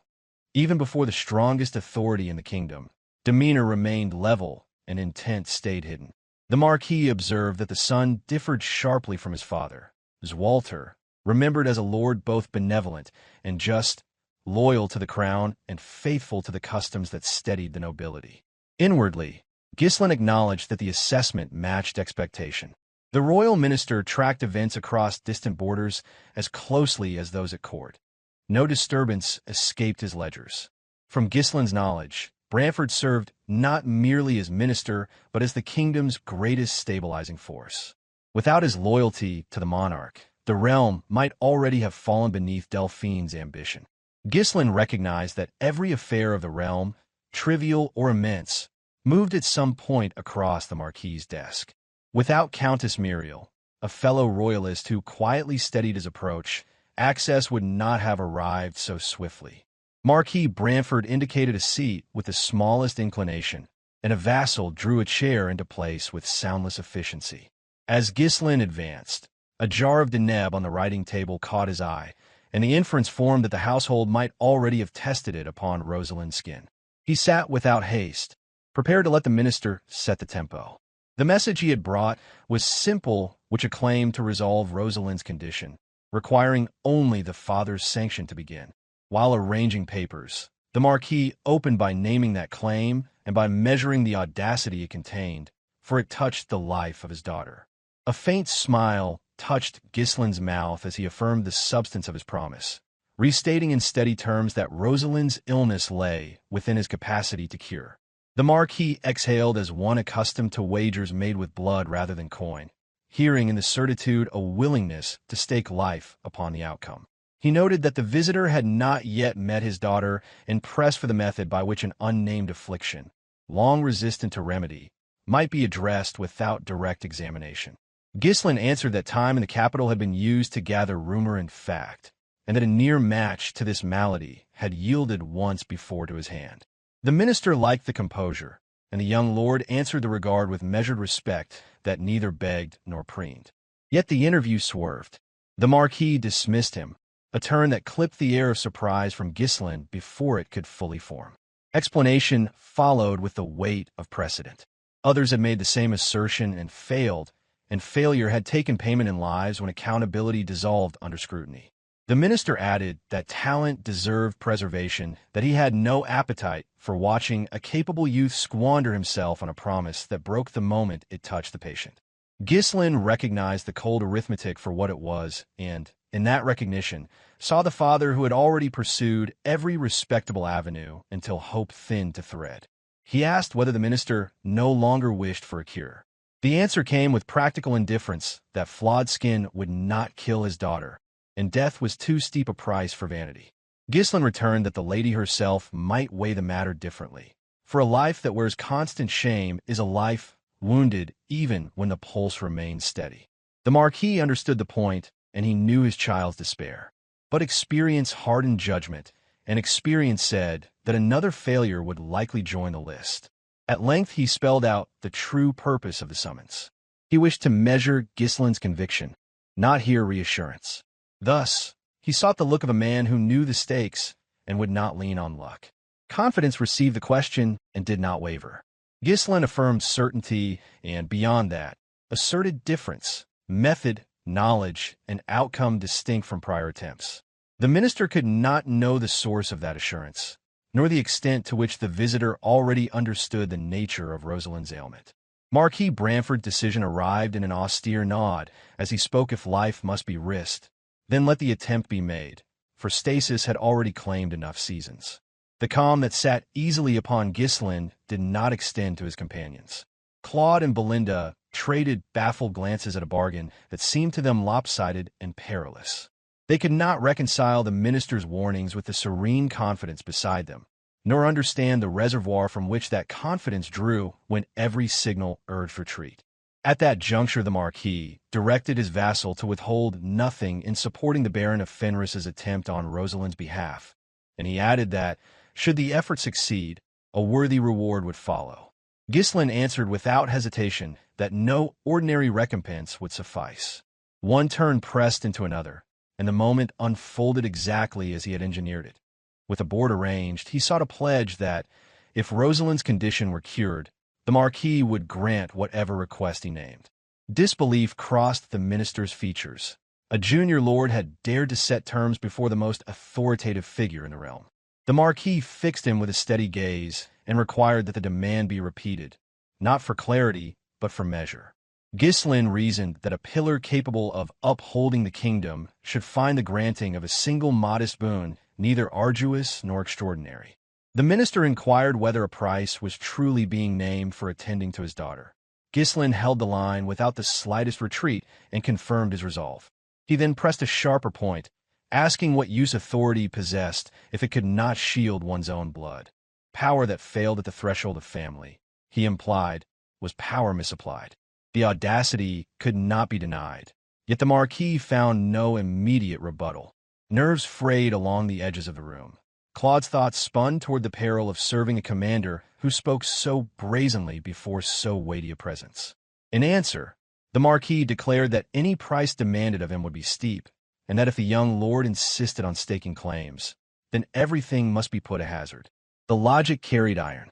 Much of what Ghislain might ask lay within Branford's reach, but the girl herself could not be reduced to a token on a gaming table. Thus the counterwager arrived with crushing force. Not only must the Baron stake reputation and life, he must also place Fenris upon the scale, and with it every soul who served him, from Elena and Swalter downward. The extremity of the terms revealed the depth of the Marquis's intolerance for bargaining over his child. The question of whether Ghislain could accept such risk carried anger within it like a drawn blade. Nor would the cascade end at Fenris. Losses would wash across Perdium as well, pushing consequence far beyond anything a single man might rightly bear. Yet, Ghislain's bearing suggested a man who either discounted the gravity or had already accounted for it to the last consequence. With a firm motion he clasped the Marquis's hand, sealing intention with touch rather than with further words. Surprise flickered in Branford's eyes. Arrogance had been expected, but the source of such unwavering confidence remained elusive. What could not be doubted was the resolve before him. The minister no longer saw the northern scoundrel of rumor, but a young lord whose conviction rang like tempered steel.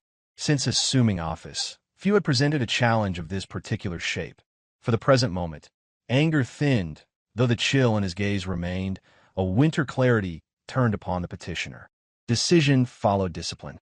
Orders were issued to notify the royal treasurer to cut all support to Perdium and to instruct the commander of the guard to encircle the Baron of Fenris's mansion within the capital, forbidding entry and exit for his retainers. As Branford departed, he set the measure of time. 1 week, within which Rosalind must be brought before him in perfect health, not a single blemish permitted to remain. Ghislain inclined his head with a quiet smile and set a promise into the room to see the task done, binding intention to action with the kind of calm that makes witnesses doubt their own fear. Belinda's nerves frayed despite the tally of impossible feats already credited to his name, while Claude cursed inwardly, convinced that just as money stopped being a problem, their captain found a way to summon fresh trouble from every direction. Belinda read the stakes clearly. If Marquis Branford moved in earnest, time would grind down to ash, and both Perdium and Fenris could be dragged toward the fire, their stores emptied and their roads cut. She struggled to grasp why Ghislain chose to provoke such peril, knowing full well that the Marquis tolerated no challenge to his authority, and that at the heart of the matter lay the illness of his daughter, Rosalind, a wound pride could not cauterize and politics could not bury beneath ceremony. Because the most powerful man in the kingdom could not resolve it. Resignation had settled like frost. Precisely for that reason, success now sat on the edge of necessity rather than ambition, and any remedy would be measured not only by medicine, but by the courage to claim responsibility for its cost. In another wing of the mansion that same day, Rosalind lay steeped in pain and unaware that a sharper ordeal waited the moment Ghislain's treatment began, unaware that a clock had been wound and a deadline written against her name in an exacting hand. Memory drifted and returned to a question once asked of her father, whether life must be risked to offer real help to others when need pressed sharpest, whether mercy without power was anything more than a ribbon tied around helplessness. The Marquis had given an iron lesson. Aid from the powerless curdled into hypocrisy. So anyone who wished to lift others must first claim the strength worthy of the task and bear its weight without complaint, even when that strength demanded sacrifices that could not be reclaimed.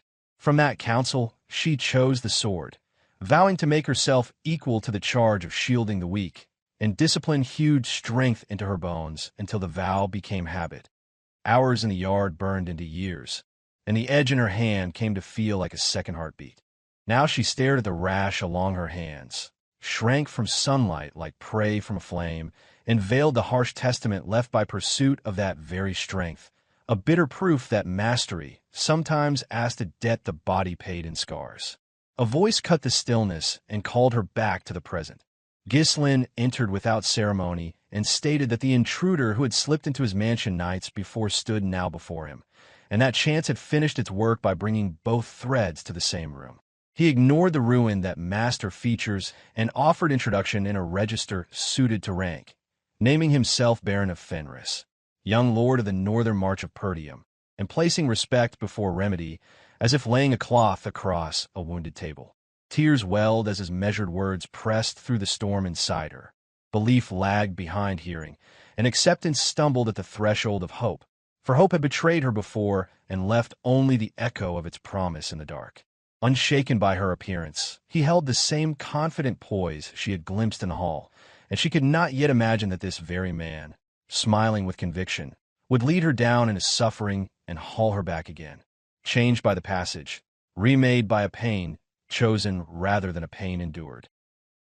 Ghislain's outrageous string of antics had, inevitably, brought him back into her presence. She stood still, her voice cold and clipped as she demanded to know why he had entered her room without permission. With an unfaltering calm and the soft cadence of sincerity, Ghislain responded. He conveyed that he had come with the purpose of curing her, a bold claim delivered with conviction. Since she had already tested the cosmetic he had crafted, he asked if it had produced any noticeable improvement on her afflicted skin. Rosalind offered no answer.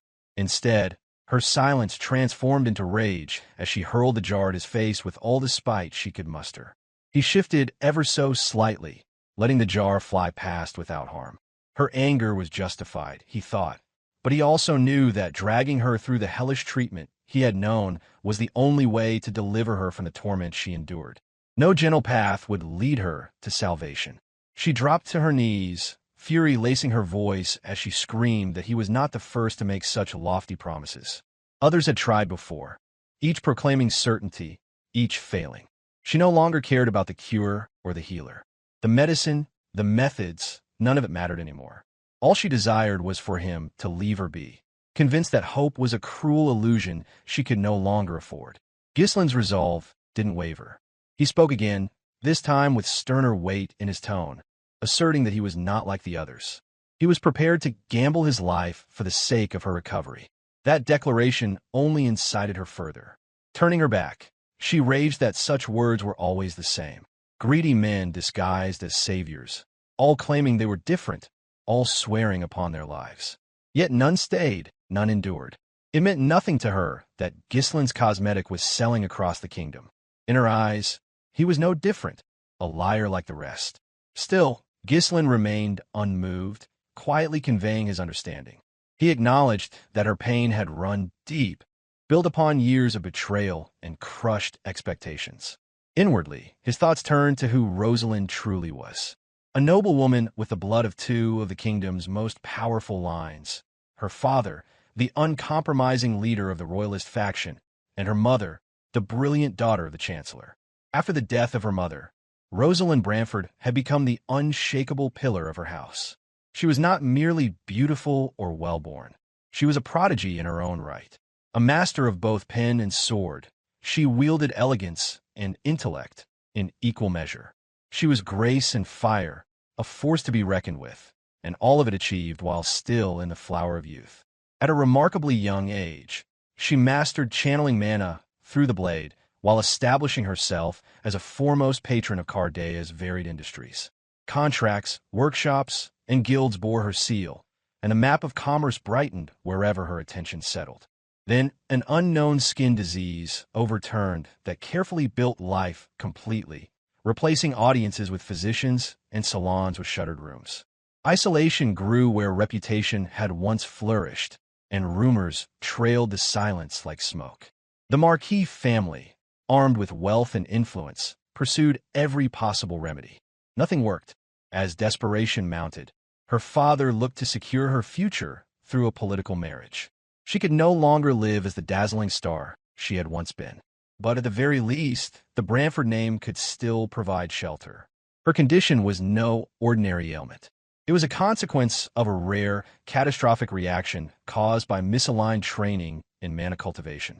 The balance between positive and negative mana, known as the polarities, had collapsed, disrupting her mana road entirely. The eruption that followed left scars beyond the surface.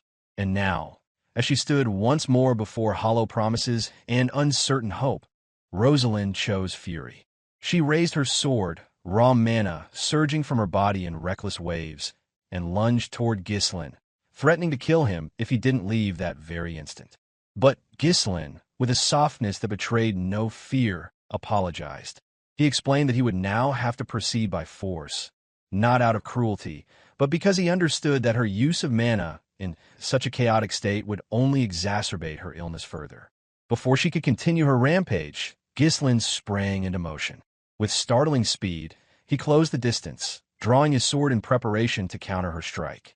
Rosalind's eyes widened in disbelief at his agility. Even so, she brought her blade down, intending to cleave him in two. But Ghislain's sword was already there, its hilt intercepting hers with practiced precision. In that instant, he pushed forward, overpowering her, disarming her momentum, and seizing her arm with unyielding grip. In one seamless motion, he spun and slammed her to the floor, subduing her flailing form. He wasted no time calling for Belinda and Wendy to come aid in restraining her. Within seconds, the two attendants stormed into the room, bringing a mattress as instructed, following their lord's command without hesitation. Working with practiced efficiency, Belinda and Wendy bound Rosalind to the bed before further thrashing could worsen the delicate condition. Rage continued to pour through her, and she demanded release at once, while Claude entered to support Ghislain in the attempt to effect a cure. Before any procedure could begin, Ghislain indicated that the helmet would have to be removed. As the coat came off his shoulders, he added that he needed to inspect Rosalind's condition personally. As Belinda reached to remove Rosalind's helmet, the restrained noblewoman fought back with whatever strength remained, shouting that she didn't need help, that she refused to accept any treatment from him. Claude paused, unsettled by the sight revealed beneath steel and leather, while Belinda and Wendy drew tight breaths at the ruin shown to their eyes. Ghislain alone reacted without surprise, as if the horrid transformation matched what he had already been assumed. He moved immediately, directing Claude to assist while he retrieved a vial of the medicine he had prepared. He informed Rosalind that the coming week would be agony, but if she could endure the pain, then recovery was possible. Rosalind's response came through gritted teeth. She cursed him, hissed that he must have a death wish. She still didn't believe in him, not even slightly. To her, it was all another sick illusion. But Ghislain was unfazed and her doubt did not bother him. Without pausing, he carefully tilted her head back and forced the first dose of the medicine into her mouth, resolute in his mission to save her, whether she believed in it or not. As Ghislain moved to begin the treatment, desperation laced his voice. He pleaded with a trembling urgency, insisting that if he did not proceed, not only would she die, so would he. The weight of the truth lay bare in his eyes, unshielded and raw, already hollowed by despair. Rosalind felt the helplessness take its final toll. This treatment was being forced upon her. There was no longer any space for resistance, no room for pride. As she listened to Ghislain's voice crack with sincerity, a tear escaped her eye, unbidden, betraying the emotion she had tried so hard to suppress. Ghislain inhaled deeply, steadying himself. With solemn resolve, he summoned his mana. A clear, cerulean ember burst to life around his left hand, glowing like a flame frozen in time. In his heart, he whispered a silent reassurance to her not to be afraid. He would make this work. He had to. He knew all too well the irony of what he was about to do. The method he would use, the one he had staked his life on, had not been created by him. It was a technique invented by none other than Rosalind herself. Compared to the woman he had heard his past life, this Rosalind, though brilliant, lacked the same fierce resilience, the same unyielding willpower. He wasn't certain whether she could withstand what was to come. But certainty had never been a prerequisite for his conviction. So, Ghislain pressed forward.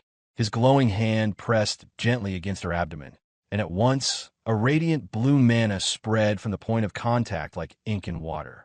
The warmth of the mana mingled with a subtle heat as it coursed through her body, seeking out the channels shaped by her cultivation and trailing the medicine already within her bloodstream. Rosalind's body jerked. It was as though something inside her had cracked. No, shattered. Then came the pain. It wasn't ordinary. It wasn't even the type of pain that one could steel themselves against. It was excruciating in a way that transcended comprehension, primal, consuming. Every time Ghislain's mana broke through the frozen walls within her mana road, it was as if invisible blades pierced her from the inside. She screamed, violently, uncontrollably, and no forcible could restrain it. Through pain that refused to ebb, Rosalind questioned why the burden had chosen her, why among so many it fastened claws into her life and demanded a week of endurance that seemed designed to break her spirit as well as her body. The thought alone made her heart quake with fury and despair. In the glare of that thought, Ghislain's implacable warning returned to her awareness. The reminder that neglecting treatment would claim his life along with hers, a paired fate that made hesitation feel like complicity. Her shrieks halted, if only for a moment. She gritted her teeth hard enough to draw blood. And in that silent instant, she fixed her gaze on him, red eyes burning through the blur of tears and pain. If death was inevitable, then so be it. But if they were to walk this road together, then he had no right to hold back. She demanded that he give it everything, every breath, every drop of effort, until the very end. Her glare carried the full weight of her soul. Her voice, hoarse yet thunderous, tore through the room as she warned him. If he dared to mess this up, if he faltered even once, she would kill him with her own two hands. Her declaration rang in Ghislain's ears with deafening clarity. The screaming resumed immediately after, rawer than before. She cursed him, insulted him, hurled profanity after profanity between each cry of pain. The storm outside roared in tandem, thunder cracking through the sky as if answering her fury. Elsewhere, within the grim stone walls of the eerie castle now, encircled by the kingdom's soldiers, the mercenaries remained oblivious to the trial unfolding behind closed doors. Alpoy paced furiously, heat radiating from his clenched jaw. He was convinced that his foolish master, the so-called northern scoundrel, must have landed them in another impossible mess. Gordon suggested they should go find their captain rather than waiting in anxious silence. Before they could act, footsteps echoed down the staircase. Gillion and Kaor descended into the main hall, lugging barrels of drink with them. As they reached the ground, Gillion casually dismissed the idea of searching for Ghislain. Their indifference puzzled the rest of the group. But Kaor simply smirked, encouraging them to relax and drink to their heart's content. Ghislain, he insisted, was not one to act without a plan. And so, the castle settled into uneasy stillness. Dawn of the seventh day broke on Cardea, sunlight parting the thinning cloud and laying bright panes of warmth across slate roofs and wet streets, a gentler counterpoint to nights filled with storm and shouting. Impatience had already won as Marquis Branford mounted the stairs without pause, intent on learning immediately whether the week of ordeal had yielded anything more than exhaustion. The door to Rosalind's room burst open. The Marquis entered, flanked by knights, his expression unreadable. The scent hit first, a suffocating mix of sweat, blood, and stale air. The floor had been soaked red. Rosalind's blood had painted the room like the remnants of a battle. Her bindings had long since been removed. She now lay motionless upon the bed, a white cloth draped over her face. At first glance, one might have thought her lifeless. She had endured it all. The entire week of torment, of fire and agony. The exhaustion clung to her like a second skin. The very thought of Ghislain's voice made her want to tear him apart, but she lacked even the strength to issue a command. Ghislain stood beside her, equally worn down. He had spent 7 days directing his mana with utmost precision, methodically thawing the frozen pathways inside her. Blood stained his form. Her suffering had been internal, brutal, just like his own. Turning his head, he met the Marquis's gaze. The man had entered silently, already standing behind him. One brief look from Marquis Branford conveyed the expectation plainly. A sovereign request for proof that intention had become result, and that this attempt differed from the long chain of failures. Ghislain answered without words as his hand reached for the linen veil resting over Rosalind's face. The motion slow, deliberate, and exact, as if speed itself might bruise what fragile balance had just been reclaimed. The instant Marquis Branford set eyes on his daughter's face, disbelief widened his gaze. After staking life, loyalty, and estate alike, the northern scoundrel known for a single turbulent week had achieved the impossible. Marquis Branford stood still, gazing at Rosalind with a storm of emotion roiling behind his stern expression. After a long, waited moment, he commanded everyone to leave. His daughter needed time. Time to rest, to breathe, and to come to terms with all that had happened. Outside the estate, whispers were already swirling through the streets. The miraculous tale of the Branford family's heir being cured spread like wildfire. Few believed it because too many had tried and failed. Too many had died chasing the same hope. And yet, the news that the Marquis would soon be hosting a grand banquet lent weight to the rumors. Perhaps the impossible had truly occurred. Later that day, after having finally cleaned himself and gathered his thoughts, Ghislain entered the Marquis's office with his aides. It was time to speak of what would come next. The hall quieted as the guests respectfully lowered their heads in a formal bow, acknowledging the success that had unfolded before them. Marquis Branford let out a scoffing breath, his tone layered with reluctant admiration. He remarked that, contrary to his initial judgment, Ghislain had proven himself to be more than mere talk. Though the Marquis had lost the wager, he bore no regret. Witnessing the miraculous recovery of his daughter, after years of failed attempts and endless pain, was a victory far more valuable than any bet. It was, in truth, a profound consolation that transcended pride. With respectful composure, Ghislain responded, stating humbly that it was only possible because the Marquis had dared to take the risk and grant him a chance to act. Wasting no time with pleasantries, Marquis Branford turned the conversation toward the matter at its heart. A promise, he declared, must be honored. With firm resolve, he asked Ghislain to name the reward he desired in return. Attention gathered around Ghislain. Curiosity set faces alight as the hall drew taut with suspense over what demand might rise before a figure as powerful as Branford.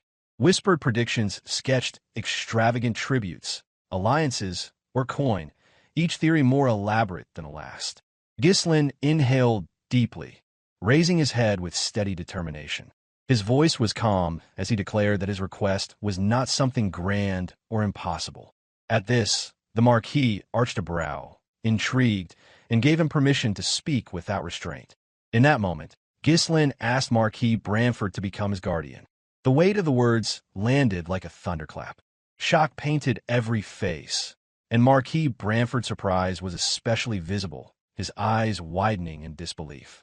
The air in the room seemed as still as everyone processed what had just been said. Standing nearby, Belinda responded with spontaneous enthusiasm. Her hands shot up in joy as her entire face lit with excitement. Internally, she beamed with pride, thinking to herself that this was exactly like her young lord, to leap boldly into the unknown, unafraid to make outrageous requests that others would never dare voice aloud. Claude, by contrast, shook his head in private calculation, fully recognizing that a guardian would shoulder responsibility for Ghislain's actions regardless of outcome. Power required shelter as well as vision, and a guardian's mantle could grant both while legitimizing ambition. Marquis Branford, recovering from his surprise, gave a measured response. He remarked that Ghislain had initially called this a small favor, but it was now perfectly clear that the young baron had approached him with intention from the very beginning. Ghislain acknowledged the weight of his request as well. He understood fully that what he sought was not simple patronage. To ask for guardianship was to bind Marquis Branford to every consequence of his actions. It was an alliance formed not just in name, but in accountability and risk. Despite the tension, the Marquis gave a slow shake of his head. He stated that he had already placed his hopes on another lord in the north, and therefore could not grant Ghislain's request. His tone was regretful, but resolute. Unshaken, Ghislain asked without hesitation whether the man Branford referred to was Count Brivant. That question struck a nerve. Marquis Branford narrowed his eyes. That name had never been discussed beyond the innermost circle of the royalist faction. For Ghislain to pinpoint it so directly was deeply unsettling. Pressing further, the Marquis listed other notable northern lords, Rayfold and Desmond among them, and asked Ghislain what made him believe that Brivant, specifically, was the intended candidate. Ghislain responded without pause. He revealed his understanding that Desmond merely maintained a facade of neutrality. In truth, no one truly understood where Desmond's allegiance lay. Meanwhile, House Rayfold was embroiled in an internal struggle, leaving their future uncertain and fractured.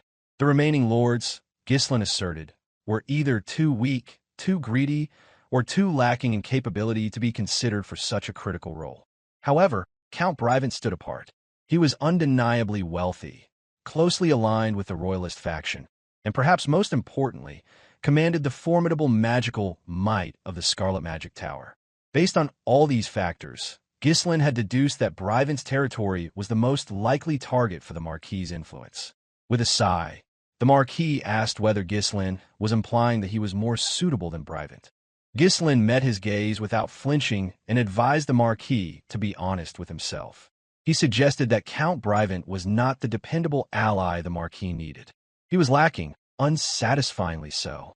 For a moment, Marquis Branford said nothing. He studied Ghislain intently, his mind reeling at the sheer precision of the young man's insight. Every step Ghislain had taken since arriving in the capital, every calculated risk, every conversation, had been leading to this. Then, unexpectedly, Marquis Branford let out a hearty laugh. He admitted aloud that Ghislain's assumptions were correct. Count Brivant was indeed a kind man, and capable in many respects, but he was also lazy, easily manipulated, and slow to act. Such qualities were fatal flaws in the current political climate. Building upon this, Ghislain remarked that those very flaws had left Brivant vulnerable to influence from the Delphine family, longtime enemies of the royalist faction.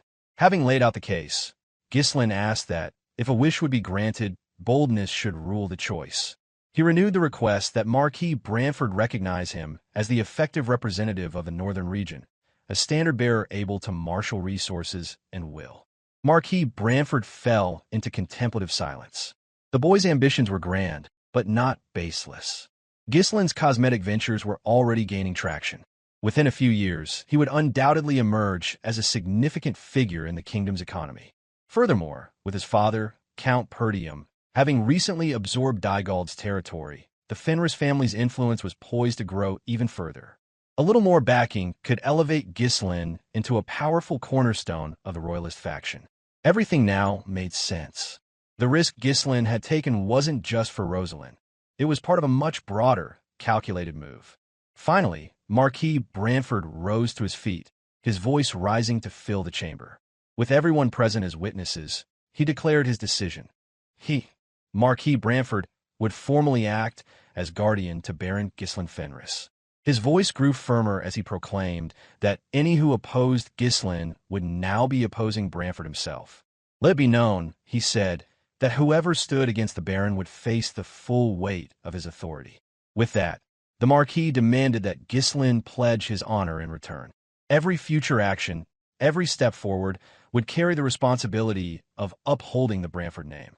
Without hesitation, Ghislain unsheathed his sword, dropped to one knee, and accepted the condition without ornament or delay. It was a solemn vow, an oath to uphold the dignity of his guardian. The moment was still fresh when Rosalind entered the office, her steps quiet but composed. She offered her congratulations to Ghislain, remarking that, amidst the chaos of recent days, she hadn't yet had the chance to properly greet him. Behind a delicate fan painted in deep blue hues, a mischievous smile lingered on Rosalind's lips as she addressed him. Though her father had already granted him a reward, she claimed with an air of grace that the one who truly owed him a debt of gratitude was none other than herself. With a subtle snap of her wrist, the fan unfurled. Her face, once marred by angry red blotches and chronic affliction, now shone with a flawless, radiant glow. There was no longer any sign of illness. Her features were cold yet dignified, her lips drawn in a firm, composed line. In every detail of her bearing, she now resembled the unshakable authority of her father. Time flowed swiftly, and before long, the grand banquet arrived. The corridors and chambers of the estate buzzed with whispers. Guests murmured, exchanging curious glances as they discussed the astonishing rumor that the once sickly Branford heiress had been cured. Whispered accounts insisted that an obscure noble had accomplished the cure with cosmetics, a tale that wandered from salon to carriage until minds stitched the story to Deneb, the line championed by Countess Muriel, and named it the miracle responsible for Rosalind's recovery. Some, however, argued that no mere cosmetic could mend what physicians and magi together had failed to touch, while others countered that Marquis Branford would never host a banquet without cause. The ledger of his actions traditionally balanced reason with grandeur. As if to add weight to the circulating stories, more speculation followed. The Marquis, it was said, had named a new guardian in the northern region. And just then, as if summoned by the current of rumor itself, Ghislain arrived. Every head turned in unison. Conversations halted mid-sentence as all eyes fixed on Baron Fenris. His presence commanded attention, though he himself looked thoroughly uninterested. By his side walked Belinda, dressed well beyond the expectations for a maid. Traditionally, someone of her station would never be permitted to attend such a prestigious gathering, but Ghislain, indifferent to formalities, had brought her as his companion. Noticing Ghislain's casual demeanor, Belinda leaned in with quiet insistence, scolding him for keeping his hand in his pocket and reminding him to offer a smile. Her voice was firm, as if scolding a wayward child, and though annoyed by the interruption, Ghislain obeyed without protest. Amused, he cast a glance her way and commented on how well she had dressed for the evening. With mild sarcasm, he noted that she might even be overdressed. Belinda smiled, proud but restrained, and admitted that this was likely the only opportunity she would ever have to attend a banquet of such scale. This was no ordinary celebration. It was being held by the kingdom's most influential man on behalf of Ghislain himself. She would not allow herself to be underestimated or looked down upon. Ghislain turned his gaze toward the grand hall, musing inwardly that, truthfully, this event wasn't exactly being held for him, at least not entirely. The soft sound of the announcer's voice echoed through the chamber, heralding the arrival of the evening's host. All movement ceased. A hush fell across the noble gathering as Marquis Branford entered the hall with regal authority. But he did not arrive alone. Walking beside him, poised and dignified, was Rosalind. Her face remained half covered by the fan in her hand, revealing only glimpses of her now restored complexion. This was the first time she had stepped out into the eyes of high society since her long confinement. With every step down the grand staircase, Rosalind radiated composure. Her descent into the hall was met with complete silence. The sound of her shoes against polished marble echoed through the space, underscoring the weight of her presence. Once she reached the center of the gathering, she gracefully unfurled her fan, revealing her full face to the assembly of nobles. The transformation was breathtaking. Rosalind Branford, daughter of Marquis Branford, stood tall and smiled, greeting the assembled guests with polite warmth.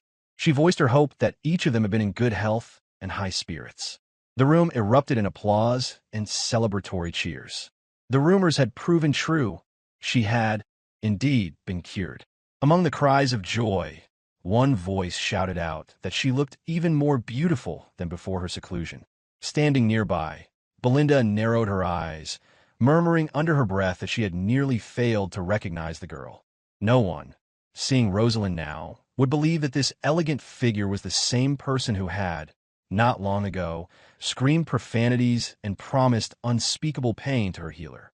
Rosalind had endured every moment of torment without once begging for mercy. She had accused Ghislain of being a fraud, called him a quack, and had even promised to kill him should she survive the pain. Her fury had been unmatched. Now, amidst the hundreds gathered in celebration, Rosalind's gaze sought only one person. Among the noble crowd, it was Ghislain who captured her attention. Her smile, while poised, held an unnerving quality, a subtle, enigmatic curve that unsettled Ghislain more than any curse. Her calm demeanor masked something deeper, and he knew it. Even without the power of her father, Rosalind wielded formidable influence. If resentment lingered in her heart, the consequences could be far-reaching. Ghislain was well aware that he had provoked her harder than most would dare. At last, Marquis Branford raised his voice, addressing the room with commanding clarity. He thanked the assembled nobles for attending, offering his sincere gratitude for their presence. He explained that the purpose of the evening was twofold. First, to celebrate the miraculous recovery of his beloved daughter, Rosalind. Then came the second announcement, one that silenced the room. The Marquis declared that he had officially chosen his ward, a decision that had sparked rumors in the capital and now stood confirmed. He stated, to the astonishment of many, that a single man had made it all possible. It was thanks to this individual, this unassuming young noble, that Rosalind had finally been freed from the chains of her affliction. Some in the room already knew his name. Others did not, but all listened closely. Marquis Branford announced his guardianship over Baron Ghislain Fenris, a young lord who had arrived from the distant and impoverished Blackwater territory in the far north, alone, unknown, and with nothing, and who now stood under the protection of one of the most powerful men in the kingdom. With unwavering authority, the Marquis vowed to fulfill his duty as guardian to the fullest extent.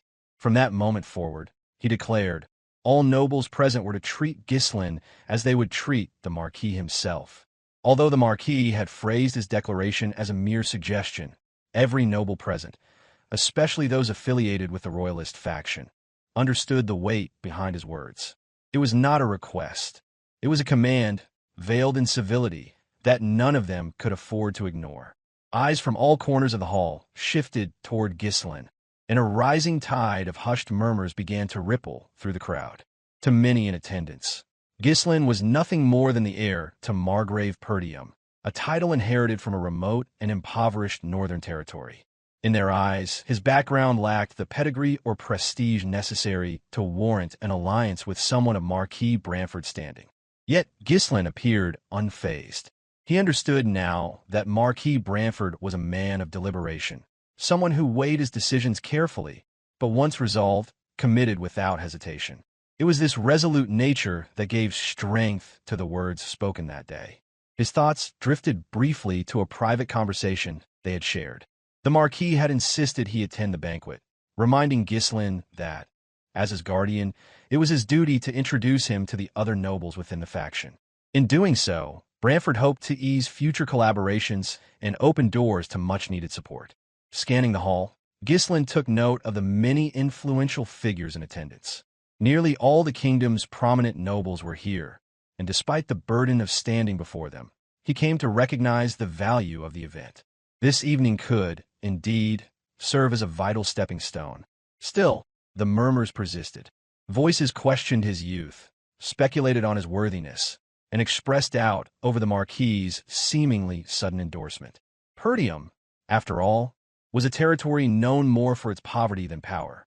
Belinda, standing nearby, clenched her fists inwardly. She could feel her anger stir at the arrogance of these nobles, their ignorance grating like sandpaper. But before she could act or speak, Rosalind took a step forward. Ever perceptive, Rosalind had already formulated a response. She descended the steps and approached Ghislain, each movement measured with poise. In front of the entire hall, she curtsied before him with flawless form, her gaze never leaving his. With that single gesture, she made a statement more powerful than any speech. Her father may have declared himself Ghislain's guardian, But Rosalind's public gratitude was a personal acknowledgement, one that resonated deeply among the watching nobles. It was clear that the Branford family, as a whole, stood united in their support. In the privacy of their brief exchange, Rosalind subtly advised Ghislain to ignore the background noise. Petty rumors, she noted, were inevitable for anyone who drew attention. The louder the voices, the more relevant the subject. She reminded him that today was significant, not just because it marked her return to public life, but also because her father's allegiance had been made known. The nobles would be restless now, uncertain how to react to the unexpected alignment. Their curiosity would soon give way to action. Extending her hand, she invited Ghislain to accompany her in greeting the key figures of the royalist circle. It was both a courtesy and a challenge, and every pair of eyes followed the motion. Some in the crowd remained skeptical, clinging to old prejudices against the northern lord. Others, however, found themselves captivated by Rosalind's beauty and poise, now elevated by the mystery surrounding her recovery. As for Ghislain, he recognized Rosalind as a complex force, difficult to predict, but essential to understand. To Rosalind, he appeared equally intriguing, someone whose boldness might serve him well if tempered wisely. Ghislain glanced back, seeking Belinda's approval. She simply smiled and waved him on, a quiet affirmation that she would remain in the background, allowing him to face the highborn elite on his own. Taking Rosalind's hand, Ghislain allowed himself to be led through the crowd. She explained, with cool precision, the internal structure of the royalist faction. The faction, she said, could broadly be divided into three dominant groups. The first was led by Countess Muriel, matriarch of the affluent house of Aylesbury. Her family held sway over the capital's economy and culture, commanding immense influence within the city's markets and salons. The second group was overseen by the Chief Justice of the realm, Sir Bylor Norton, Rosalind's own uncle and the eldest son of the Royal Chancellor. He controlled the kingdom's legal and administrative affairs with a meticulous hand. The third and final pillar of power was Marquis Maurice Macquarie, the commander-in-chief of the kingdom's military forces. His domain included most of the army's senior officers, and his voice carried authority across all matters concerning national defense. Together, these three figures represented the administrative, economic, and military backbone of the Lithania kingdom. Rosalind warned that, as the newly declared representative of the northern region, Ghislain's choice of whom to greet first would carry symbolic weight.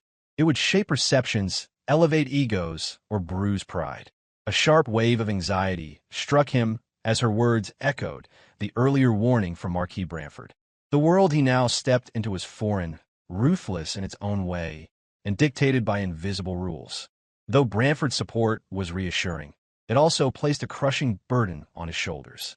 A single misstep tonight could sow discord with powerful allies. Ghislain let out a long, resigned sigh. No matter whom he approached first, offense would surely be taken by the others. His thoughts returned to Count Aylesbury and his wife. He had already become somewhat familiar with them, and he knew that their faction's influence over commerce aligned well with his own ventures.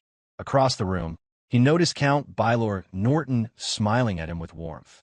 The man had a reputation for adoring his niece, and Ghislain suspected that curing Rosalind had earned him no small measure of favor. Yet it was Marquis Macquarie who posed the greatest challenge. Known for his pride and temper, he was not someone to take lightly. Wanting to rip the bandage off quickly, Ghislain made his decision. He stepped forward and approached Count Aylesbury, offering a formal greeting and introducing himself with proper decorum. From across the room, Marquis Macquarie stiffened. The gesture had not gone unnoticed. His pride took a hit, evident in the flicker of annoyance in his expression. To be overlooked so openly would surely sting. But Count Aylesbury welcomed Ghislain with a kind smile, clearly pleased. While often viewed as the least threatening among the faction leaders, receiving the first greeting from Branford's ward had elevated his status in the eyes of many. Countess Mary fanned herself and let out a melodious chuckle. With theatrical flair, she affectionately called Ghislain her little brother, praising his loyalty with exaggerated admiration. Ghislain responded with a gentle reminder that formal occasions called for more appropriate conduct, but she waved him off, insisting such rules need not apply when the bonds were so warm. She even thanked him openly, acknowledging that this public gesture had helped salvage her standing among the nobility. Marquis Macquarie cleared his throat with deliberate volume to ensure Ghislain heard, staking a claim to attention befitting the man who controlled the kingdom's military and resented any hint of slight. An aide amplified the signal by declaring that a Margrave's son ought naturally to pay respects to the commander first, while another aide, less cautious, implied that Marquis Branford's judgment had dulled with age to mistake the order of precedence. Ghislain, of course, recognized the game being played. The criticism was thinly veiled, and Macquarie's expectation of deference was clear. The military lord was not a man who tolerated disrespect. As Ghislain began moving in the direction of the nobles, all present assumed that he would do the expected, that he would approach Macquarie next and pay the appropriate homage. After all, even arrogance had its limits. But those expectations were swiftly shattered. Without breaking stride, Ghislain walked directly past the Marquis, offering no bow, no nod, not even a glance. The Marquis's face darkened in fury, his jaw tightening as Ghislain headed straight toward Count Bylor Norton. There, Ghislain greeted the Chief Justice with composed civility. He thanked him for his kind words and acknowledged the burden that had been lifted from the man's heart with Rosalind's recovery. Count Norton, warm and affable, was not offended to be greeted second. In fact, he seemed relieved. He even went so far as to extend an offer of practical support, assistance in acquiring skilled dwarven and elven slaves to help develop Ghislain's territory. Only after finishing his exchange with Count Norton did Ghislain, finally, turn to approach Marquis Macquarie. But by then, the slight had been fully delivered, and the damage was done. Marquis Macquarie's rage boiled visibly beneath the surface. His tone was scathing as he warned Ghislain not to become conceited simply because Marquis Branford had taken him under his wing. He reminded the young baron that distant lords, no matter how favored, could be cut off with a single command. In response, Ghislain remained composed. With grace, he acknowledged his own shortcomings and humbly requested the Marquis's continued guidance in the future. Across the room, Marquis Branford watched with a private curl of amusement as Macquarie's temper flared, mentally reducing the quarrel to the rough abrasions of a countryside brat, and then smoothing the moment with invented reasons why the greeting might have come last. Once the formalities with the kingdom's power players had ended, Rosalind approached Ghislain again. She asked whether the order in which he had greeted them had been intentional. Ghislain, feeling a flicker of nervousness, simply replied that he had allowed his heart to guide him in the moment. The exchange ended as nobles, encouraged by the evening's thaw, converged upon the pair. One after another approached Ghislain with polished compliments and, in some cases, carefully chosen gifts meant to signal early allegiance. Meanwhile, Count Aylesbury, his wife, and Count Norton observed the spectacle from a quiet corner of the hall. Despite the outward smiles and compliments directed toward Ghislain, the trio knew better.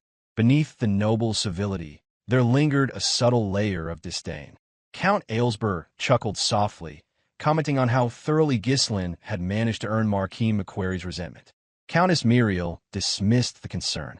Macquarie, she said, was a simple man. Count Norton, more pragmatic, observed that despite the general's displeasure, Macquarie could not afford to act against Ghislain. It was at that moment that Marquis Branford joined their conversation. He stated with calm confidence that of course Macquarie couldn't move against Ghislain.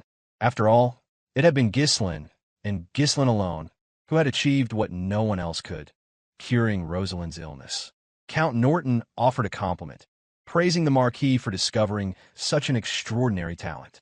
But Branford deflected the praise. He admitted that, while many had failed to recognize Ghislain's worth, he had merely chosen to believe. The success, he insisted, belonged entirely to Ghislain himself. It was Ghislain's own tenacity and strength that had raised him from obscurity to stand in the presence of the kingdom's elite. The Marquis went on, elaborating that Ghislain possessed the rare ability to transform a losing battle into victory. He had a mind not only for warfare, but for strategy, able to observe the flow of events and predict what lay beyond the horizon. In Branford's estimation, Ghislain was worthy of the North and deserving of his backing. Still, he added, such a sudden rise came with risk. The brighter the light, the deeper the shadow it cast. And with so much attention now focused on Ghislain, those shadows would only grow. It was then that the hall fell eerily silent. At the entrance, the voice of an attendant rang out, trembling with uncertainty as it announced a name: Viscount Joseph. The name echoed like a cold wind through the hall. Conversations halted mid-word, and glasses were lowered without a sound. Ghislain's entire expression changed in an instant, hardening into a mask of composure. Guests forced smiles onto their faces as they turned toward the grand doors. Every noble knew the name: Viscount Raoul Joseph, often called the Crippled Devil. Known for his ruthless intellect and merciless tactics, he was one of the most feared men in the political sphere. The man now entered the hall with a deliberate gait, leaning on a cane due to his badly deformed leg. Yet there was nothing feeble about him. His aura was like iron, unyielding, forceful, commanding. Every step he took seemed to sap the warmth from the room. Ghislain's fists clenched at his sides. His jaw tightened as he forced down the murderous intent rising within him. This was the enemy, the one who had once stood in the way of everything.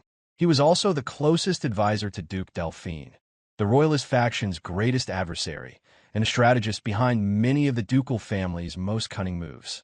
His unexpected presence at a royalist banquet sent a shiver through the room. To Ghislain, this was more than just a surprise. Though this marked their first encounter in this timeline, he knew the man all too well from his previous life. Viscount Joseph had played a critical role in undermining his plans during the failed campaign to burn the Delphine estate to the ground. He had been the one to outmaneuver Ghislain's mercenaries and deliver a crushing blow to his ambitions. And following behind him was another figure, a tall, well-built man whose chest bore the distinct emblem of a silver star. His face remained entirely concealed beneath a mask, and his figure shrouded in an oversized robe that obscured every detail of his physique, and even his hair. Standing silently behind Viscount Raoul Joseph, the man presented himself as nothing more than a dutiful escort. However, those who knew the truth would have recognized him as none other than Count Balzac, the kingdom's finest sword, a sword master hiding in plain sight under the guise of personal guard. The moment Raoul arrived, a murmur spread like ripples through the banquet hall. Whispers filled the space as apprehension crept into the atmosphere. The arrival of someone from the ducal house was rarely seen as anything but ominous. One guest quietly expressed regret at attending, convinced that nothing good could come from entanglement with the Delphine faction. Without hesitation, Viscount Joseph strode directly toward Marquis Branford. Upon reaching him, Raoul offered a courteous yet measured greeting, acknowledging that considerable time had passed since their last meeting. The Marquis, as host, returned the pleasantry, though the stiffness in his posture betrayed his displeasure. He noted aloud that Raoul had never before shown any interest in such events, making his attendance all the more curious. Raoul offered a faint nod and explained his presence. He had come, he said, to lay eyes upon a young lion that the Marquis had chosen to support. There had been much talk about this Baron Fenris, a man who had not only developed a cosmetic product that swept the capital, but had also captured the attention of powerful factions. Marquis Branford's brow furrowed, and he clicked his tongue as if to brush away a foul taste. His response came sharp and deliberate, declaring that he hoped Raoul's interest would go no further than mere curiosity. As his eyes shifted behind Raoul, he voiced his irritation more openly, demanding to know the identity of the masked individual accompanying him, an unusual sight in such a formal setting. Raoul remained composed, stating that the masked man was merely his escort knight, and hardly someone worth the Marquis's concern. At that moment, Knight Commander Tolio stepped forward. His tone was stern and uncompromising as he insisted the masked man should remove his concealment and reveal his identity, especially in the presence of so many high-ranking nobles. But the figure in question remained still, like a statue unmoved by the demand. No flinch, no voice, no acknowledgement. Tolio, perceiving the silence as insolence, instinctively reached for the hilt of his sword. His command grew sharper, insisting once more that the masked man obey. The tension in the hall thickened as all eyes watched the standoff unfold. Before the matter could escalate further, Marquis Branford intervened, raising a hand to halt Tolio's movement. His voice was firm yet measured, reminding everyone present that Raoul would not have brought someone with malicious intent to the banquet, no matter their affiliation. The statement was a clear line drawn in the sand, Raoul was permitted to remain, but he was not welcome. Raoul offered a cool expression of thanks in response, as if unaffected by the subtle rebuke. Once the formalities ended, the Marquis turned inward with concern. There had been no reports, no indication from his intelligence network that Raoul had even entered the capital. The realization settled heavily. Duke Delphine's influence had reached deeper into the city than previously thought. Meanwhile, Raoul began walking toward Ghislain. The act was casual, but the tension that followed was not. Ghislain had to summon every shred of discipline to restrain the murderous intent stirring within him, especially under the gaze of Count Balzac, a man whose skill could detect even the slightest ripple of aggression. The young ladies who had surrounded Ghislain only moments before had vanished, their presence scattered like birds sensing danger in the air. Raoul approached without rush, his demeanor smooth and condescending, as though addressing a child at play rather than the man of the hour. As their eyes met, Ghislain reached a grim certainty. The Duke's web had indeed spread this far. For Raoul to stand there, unannounced, amidst a banquet hosted by the royalist faction, proved just how little resistance Delphine's spies encountered. Raoul studied Ghislain's expression with mild amusement, and wondered aloud if perhaps the young baron had heard of him before. Ghislain responded with an indifferent nod, noting that tales of the Viscount's exploits were hard to avoid in the capital. The remark seemed to amuse Raoul, who then added that he too had heard about Ghislain, the infamous Baron Fenris, known for stirring up activity in the north. There is a smug undertone in Raoul's voice as he alluded to Ghislain's actions, as if reminding him that every move he made had been observed. Ghislain, aware of the charade, saw through Raoul's feigned innocence. Every underhanded scheme that had weakened Perdium, every attempt to isolate it, destabilize the Scarlet Flame Magic Tower, and support Amelia's rebellion, bore Raoul's touch. Yet Raoul had the audacity to pretend ignorance, acting as if this meeting were one between curious strangers. Despite the fury boiling inside him, Ghislain knew he could not act. Not here, not now. Still, he could not help but imagine the many ways Raoul might die at his hands. Raoul then suggested they find somewhere more private to continue the conversation, claiming he had something important to discuss. Ghislain did not respond with words, but his silent agreement moved them both to a quiet, prepared chamber within the estate. A tea table had already been set, as if the meeting had been expected all along. Raoul leaned back comfortably as the door shut behind them. He remembered past strategies, the ones meant to isolate Perdium, undermine Dygald, and push the rebellion forward. All of it had seemed to work until Ghislain returned and upended those plans. Not only had Perdium survived, but Ghislain had released a cosmetic product that swept the market, throwing Raoul's own development efforts into disarray. The Viscount wasted no time. He admitted his interest in Ghislain's product, the one rumored to have restored Rosalind's skin and changed the tide of public opinion. Ghislain shut down the proposition with cold efficiency. He made it clear that no cooperation, no discussion, and no courtesy would be extended. Raoul took the rejection in stride, brushing it off as though it had been expected. With a dismissive gesture, he shifted topics, claiming that such mundane matters did not interest him after all. Instead, he leaned forward, eyes gleaming with manipulation, and spoke of wasted potential. A man with Ghislain's talents, he said, should not waste away in some forgotten corner of the north, toiling for nothing.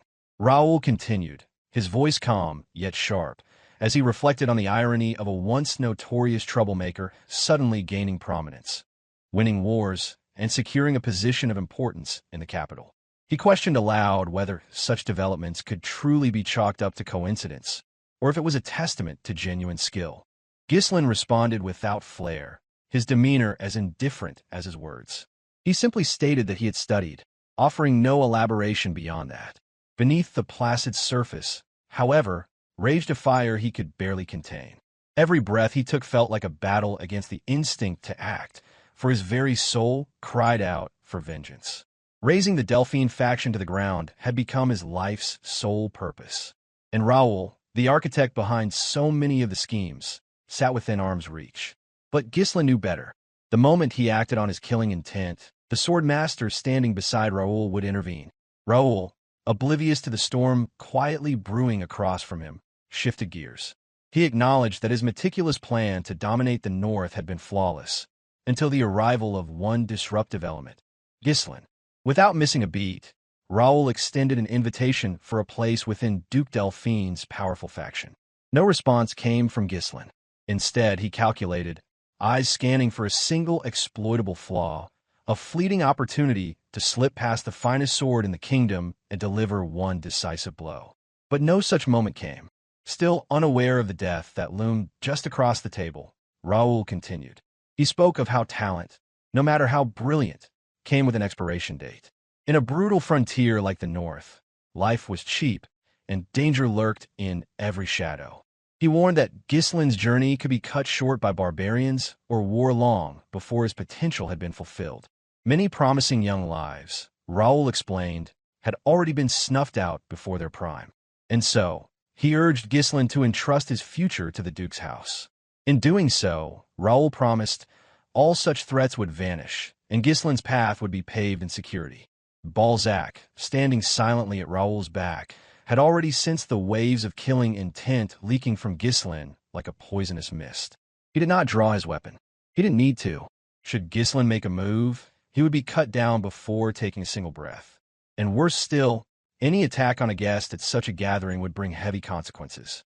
It was then that Ghislain finally responded, his tone respectful yet firm. He stated that he had already pledged his allegiance to the royalist faction. Raoul countered that a shallow pledge did not equate to true loyalty. Dipping one's toes in water did not mean they had plunged in. To sweeten his offer, Raoul mentioned a luxurious estate in the south, ready and waiting for Ghislain and his father, Swalter. He pressed on, stating how Count Perdium, Ghislain's father, struggled constantly to defend the north from barbarian incursions. Raoul questioned how long they could keep fighting and suggested that perhaps it was time Ghislain considered living in comfort rather than in conflict. It was a familiar tactic, temptation disguised as generosity. Ghislain recognized it immediately. This was how the Delphine faction operated, offering sanctuary and resources while quietly binding others to their will. They believed they could purchase his allegiance and tame his unpredictability. Ghislain, unfazed by the flattery and underlying manipulation, voiced his disagreement. He noted aloud that the North was far from the desolate wasteland Raoul had painted it to be. Raoul offered a knowing smile. He admitted he hadn't expected an immediate answer. He simply wanted Ghislain to consider the offer carefully during his extended stay in the capital. That smile faltered, however, when Ghislain leaned forward and presented a counterproposal. In an almost mocking tone laced with false innocence, Ghislain suggested that perhaps Raoul should consider joining the royalist faction instead. The audacity of the suggestion stunned Raoul. For a moment, his composed expression cracked as he wondered whether this young lord was dangerously naive or simply fearless to a fault. Eventually, he concluded that Ghislain was simply foolish for refusing a path that could have saved his life. With no further words exchanged, Raoul prepared to return south, his offer rejected. Internally, he scoffed at what he perceived to be a wasted talent. Ghislain, in his eyes, was a gifted individual who had chosen the wrong path. Raoul had seen it countless times, those with great potential extinguishing their own light through poor choices. He believed that, in the end, people like that had no one to blame but themselves. Later, once they were alone, Balzac finally broke his silence. He asked Raoul for his evaluation after seeing Ghislain in person. Raoul, crippled and devoid of martial prowess, nonetheless had a keen strategist's mind.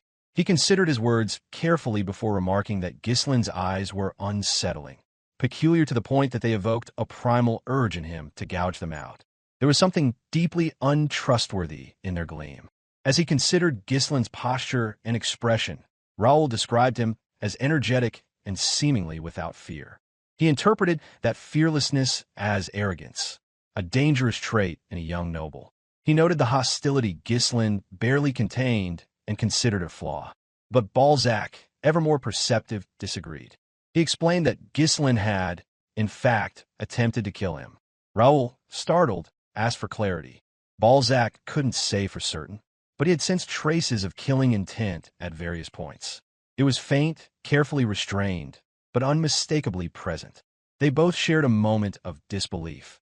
Could Ghislain truly have intended to murder a viscount at a public banquet, surrounded by the eyes and ears of the capital? It seemed implausible, and yet the sensation had been real. Balzac elaborated, explaining that throughout their encounter, Ghislain had subtly continued to evaluate him. Every movement, every shift in stance had the precision of someone calculating odds.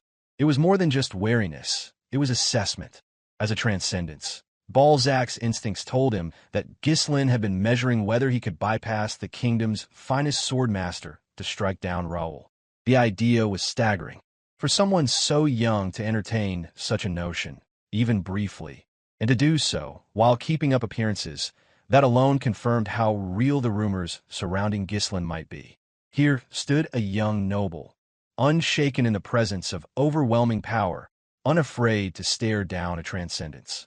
In that moment, their gazes locked.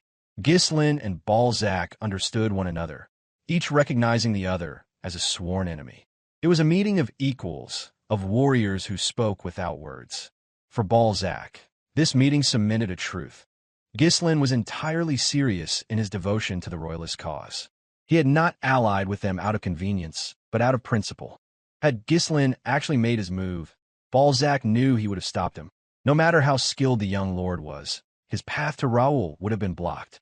For a brief instant, the air between them shimmered with tension. It was as if both had silently crossed blades.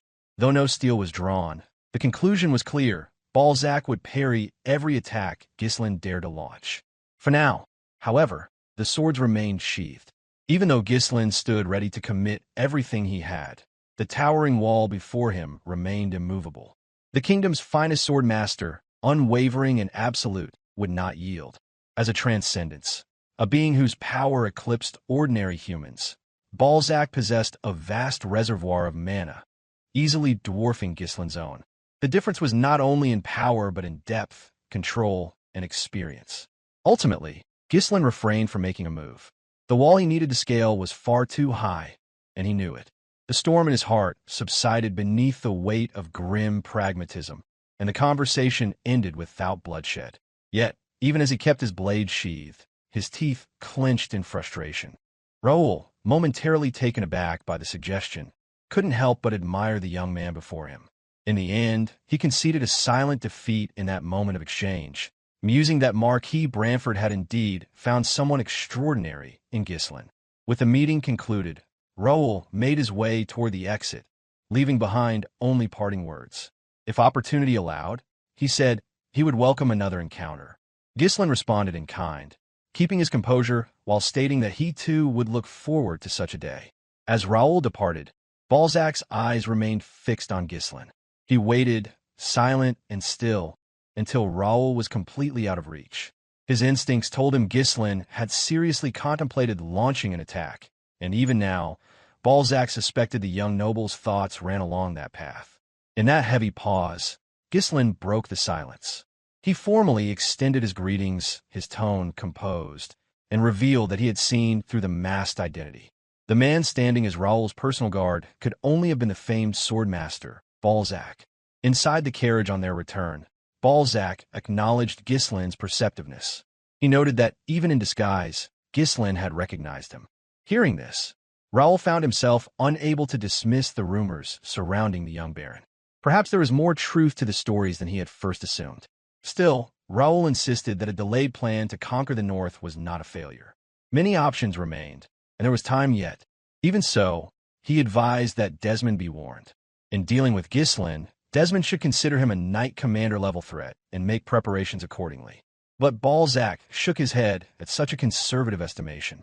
In his view, Ghislain was not just a knightly threat. He might well be the strongest swordsman in the north. Raoul lacked the martial instinct to make such a judgment, but Balzac had seen what others missed. Ghislain's every motion, every breath, carried purpose. He had even left subtle openings in his stance, ones that Balzac noticed, but they felt intentional, as if designed to test an opponent's reactions. That realization solidified Balzac's belief. Ghislain was more than formidable. He was terrifying, a warrior born for greatness. Ghislain's castle retained its air of gloom, a quiet shadow over the bustling trade that pulsed through its gates. Despite the surge in wealth, It wasn't enough for what he had in mind, and he couldn't afford to sell more runestones since he had used for them. Within the walls, Kaor and Claude were immersed in their duties, meticulously documenting each trade transaction, every crate of goods coming in and out. The influx of wealth had become overwhelming, chests overflowing with glittering gold coins. Beyond the castle grounds, Gillion supervised the logistics of distributing essential supplies to Perdium and Fenris. These provisions were courtesy of Marquis Branford, who had formally assumed the role of Ghislain's guardian. As Ghislain's return drew near, Rosalind found herself dreading the moment. Though she said little, her expression betrayed disappointment when he casually spoke of his upcoming departure. They had worked closely, side by side, building Deneb's foundation through its supply chain and growing sales network. That partnership, brief as it was, had become something she genuinely valued. While Rosalind seemed quietly hopeful for more time together, Ghislain remained emotionally distant. His demeanor made it clear he sought no companionship from the enigmatic young woman. Without acknowledging her subtle signals, Ghislain shifted the conversation toward their financial agreement. He reminded her of their contract, the promise she made to pay 300,000 gold for Deneb's capital, and his role in managing that distribution. As he outlined the arrangement, Rosalind's enthusiasm drained from her features. The joy and liveliness in her expression vanished the moment he steered the discussion back to gold and business. For someone so cunning, Ghislain remained utterly oblivious to emotional cues. Feeling brushed aside, Rosalind responded with quiet frustration. She questioned whether there was truly nothing else he ever wished to talk about with her, nothing beyond financial terms and responsibilities. Ghislain deflected, insisted their relationship was one of guardian and beneficiary, nothing more, and certainly nothing that demanded deeper conversation. She exhaled, her breath heavy with resignation, and gently countered. In order to fulfill her role properly, she argued, she needed to understand him more fully. She pressed further, asking about his true goals, what truly drove him to dedicate himself so obsessively to his work. Her request was valid, but his mind remained fixed on returning home as quickly as possible. He had vowed to reshape his mercenaries into knights, capable of wielding mana. He had begun preparations for war against Desmond. Plans had been laid for the settlement of freed slaves within Fenris. And looming over it all was the specter of a kingdom-wide catastrophe that only he anticipated. With a composed smile, he offered her a false answer. He claimed that he simply wanted to live well and eat well. Of the future he foresaw, he said nothing. That truth, those burdens, were his alone to carry. Even if she believed his response, that belief changed nothing about the weight he bore. Yet Rosalind's intuition told her otherwise, and his words rang hollow. If comfort and peace were truly his goals, she reasoned, then aligning with Duke Delphine's faction, as Count Joseph had suggested, would have been the wiser course. Instead, he had committed himself to the royalist faction, an action that contradicted the story he told. The moment she mentioned Raoul's name, his entire expression shifted. The warmth vanished from his features, replaced by an unreadable coldness. Only Ghislain truly understood the depth of Raoul's capabilities, and it left a bitter taste in his mouth that he had failed to strike him down during their last encounter. In Ghislain's original offer to the Branford family, he proposed 10% of Deneb's profits in return for an investment of 300,000 gold, with the added task of handling product distribution. Marquis Branford had dismissed the proposal outright, until Rosalind offered to lead the operation herself. To most, it seemed like a one-sided deal. Only Rosalind had the conviction to see potential in it. Ghislain, though unable to explain what he anticipated for the future, made one thing clear. As the heir of Perdium and the Lord of Fenris, he had committed himself to a singular, unwavering goal, one only he could see clearly in the shifting fog of what lay ahead. He explained that her strength would be essential to his plans, though he wished not to weigh her down with the burden. A war against Duke Delphine was inevitable, and if she remained focused solely on the business side of operations, then at the very least, she would be spared the dangers of conflict and remain safe. Yet Rosalind did not accept such a rationale without protest. She insisted that they were meant to share their burdens equally, especially since Ghislain operated under the protection and patronage of her family. To her, partnership required more than division. It required mutual trust. It was in that moment of heated discussion that Ghislain's hand suddenly reached for hers.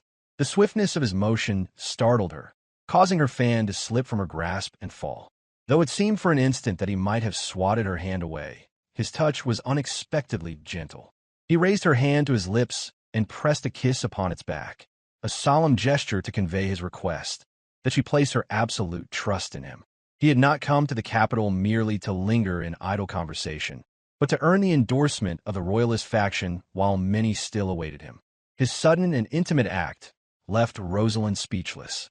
Her cheeks grew warm as the blood rushed to her face, caught off guard by the intensity of what he had done. Ghislain had charged into her world without warning, disrupting everything, yet planting a lasting presence in her heart that she could not easily cast aside. The moment that passed between them was tinged with quiet sorrow.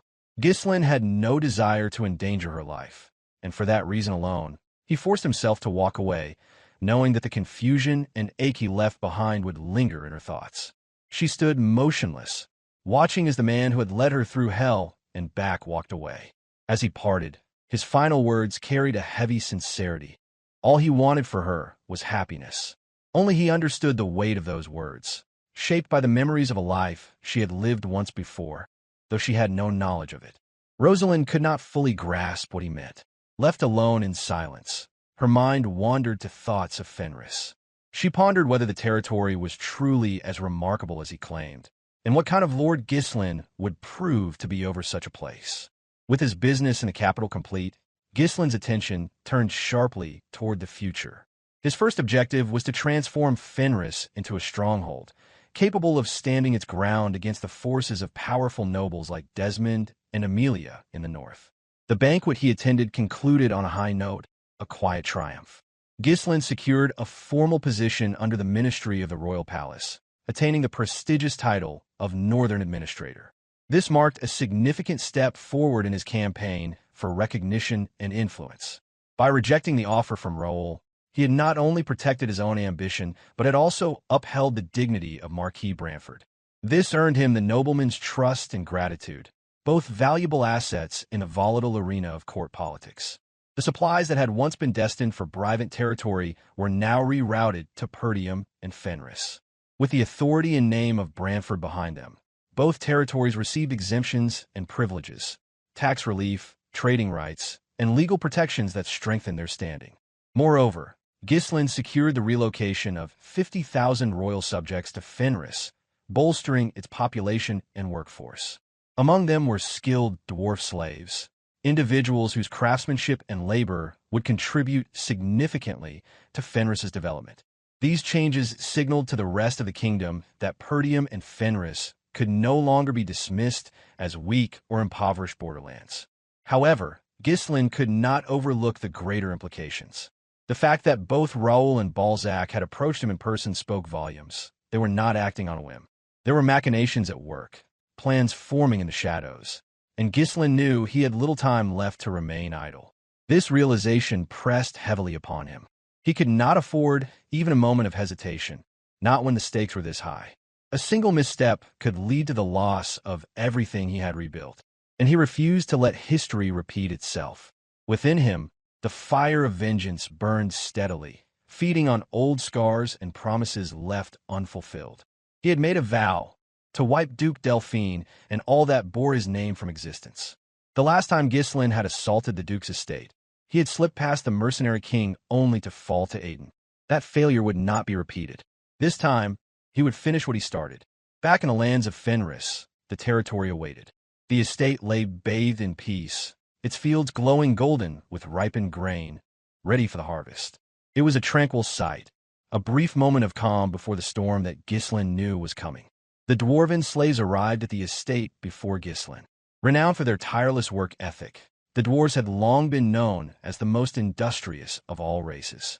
However, their years in bondage had stripped them of dignity and purpose, relegating them to crafting trinkets and baubles for vain nobles.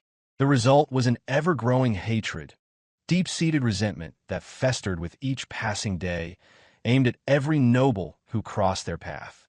Among those recently purchased by Ghislain was a figure of considerable skill and reputation. Galberic, the most accomplished blacksmith of their kind. Ghislain had specifically arranged for his acquisition, fully aware that in time, Galberic would stand among legends and join the ranks of those who would battle humanity's most formidable enemy. As the newly arrived dwarves were gathered for registration and processing, one of their number called out to Galberic with nonchalance, informing him that the lord of the estate had returned to the territory. Word of Ghislain's arrival spread with the speed of wildfire. The people of Fenris poured into the streets in great numbers, their voices raised in exuberant cheers. Their excitement was palpable, a celebration not just of his safe return, but of the bounty he had once again brought with him. Wealth and resources that would be invested into the very land they all toiled to nurture.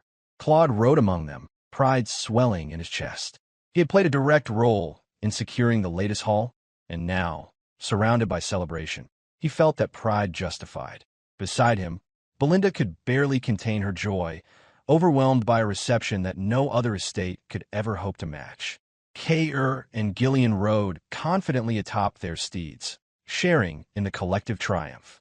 Unlike the fearful displays common in other lands, the people of Perdium and Fenris did not grovel before their lord. They met him with open admiration, not fear, for he had earned their loyalty not through tyranny, but trust. These were people who had spent sleepless nights worrying about their lord's fate, imagining the worst: his failure, his capture, the return of cruel oppressors. His safe return banished those fears and brought an emotional release that echoed through the air. The dwarves, however, observed all of this with skepticism. Never before had they witnessed a territory that welcomed a noble with such honest joy. Rumors they had heard on the road claimed this lord built homes for his people, ensured that no one went hungry, and treated his citizens with fairness. It all sounded too good to be true. Galberic, for one, was not swayed. Watching the celebration unfold, he sighed heavily, dismissing the entire scene as an elaborate facade. He turned to the others, reminding them not to let their guard down. A noble, in his eyes, would always remain a noble, self-serving, manipulative, and ultimately driven by greed. Bitterness clung to his voice. The years had not softened his opinion. In his mind, nobles were irredeemable parasites who cloaked their ambitions in empty generosity. Another dwarf called Galberic's name in frustration, exasperated by his inability to let go of hatred.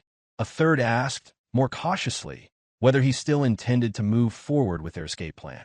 Galberic's expression hardened.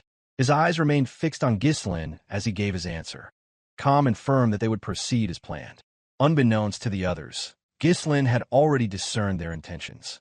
His gaze settled briefly on Galberic, recognizing in him an old companion from a different time, one not yet reacquainted in this life.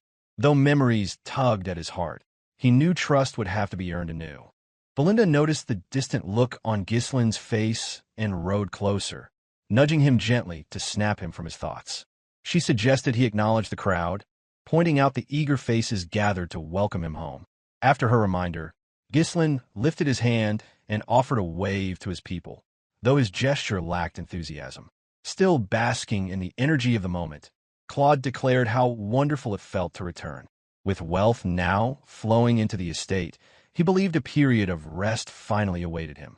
His hopes were dashed almost immediately, because without missing a beat, Ghislain instructed him to organize the research materials Lowell had prepared and deliver them to the office. Claude groaned, protesting that they had just returned and deserved time to recover. But Ghislain remained unwavering. There was no rest for an official still bound by a slave contract. He told Claude to treat his time in the capital as a vacation, because the real work resumed now. Without further delay, Ghislain summoned all of his aides. The time for reunion had passed. The meeting would begin at once. Ghislain initiated the meeting with a question directed at Lowell, inquiring whether there had been any issues involving Chief Homern during his absence in the capital. Since the death of the previous lord, Lowell had proven himself a trustworthy retainer under Ghislain's leadership, and he reported without hesitation that no disturbances had taken place. In response, Ghislain instructed him to notify Chief Homern of an impending visit to Perdium. He also requested a detailed briefing on the current state of affairs during the time he had been away. Lowell explained that everything had proceeded exactly as Ghislain had ordered prior to his departure. The territory had been maintained effectively, and operations continued smoothly in accordance with the original plans. As the report continued, Alpoi made a passing comment, noting that he had observed completed roadworks and newly constructed waterways on the journey back to the estate. He seemed almost impressed, remarking casually on the progress made during his and Vanessa's absence. Vanessa quickly interjected, lightly reprimanding Alpoi to show proper respect to the Lord when speaking. Lowell resumed his report, elaborating further. In addition to the roads and waterways, several vital facilities, such as the workshops and grain storage warehouses, were nearing completion. With the recent influx of skilled dwarven laborers brought from the capital, Lowell estimated that the remaining construction would finish quickly. Of particular note was the agricultural output, which had been so abundant that purchasing grain from outside merchants would no longer be necessary. The unexpected news sparked Belinda's curiosity, prompting her to ask for exact figures regarding the harvest. She leaned forward with interest, unable to hide her surprise. Claude answered with brimming pride, stating that the harvest yield was on par with that of Rayfold, one of the kingdom's most fertile lands. In fact, he claimed that Fenris now boasted the highest production per unit area across the realm.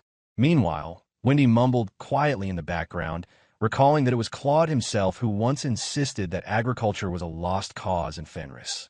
Buoyed by the discussion, Belinda broke into cheerful excitement. She declared that with support from the royalist faction, Ghislain could truly rise as a great lord. Gillion nodded in agreement, commenting that Ghislain's long-standing goal of revitalizing the territory was finally becoming a tangible reality. Yet amidst the chorus of congratulations, Ghislain alone remained untouched by the good news. While others found joy in their collective accomplishments, his expression darkened, signaling the weight of a different concern.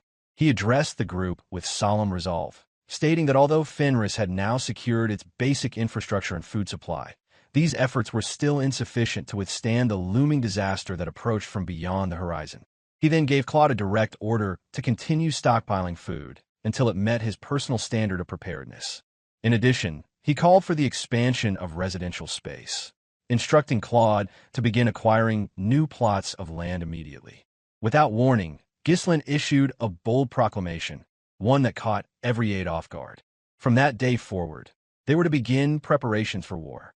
To some, it sounded like yet another one of Ghislain's infamous schemes, behavior that had earned him the nickname Northern Scoundrel. But this time, he was utterly serious. The announcement caused a ripple of confusion throughout the chamber. Fenris had only just begun to stabilize while talk of war seemed premature and unfounded. Claude voiced what everyone else was thinking.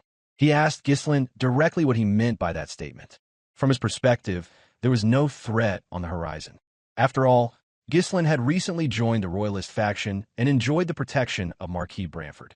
No one would dare move against them now, he added, with unwavering calm. Ghislain explained that Desmond or Rayfold were possible aggressors.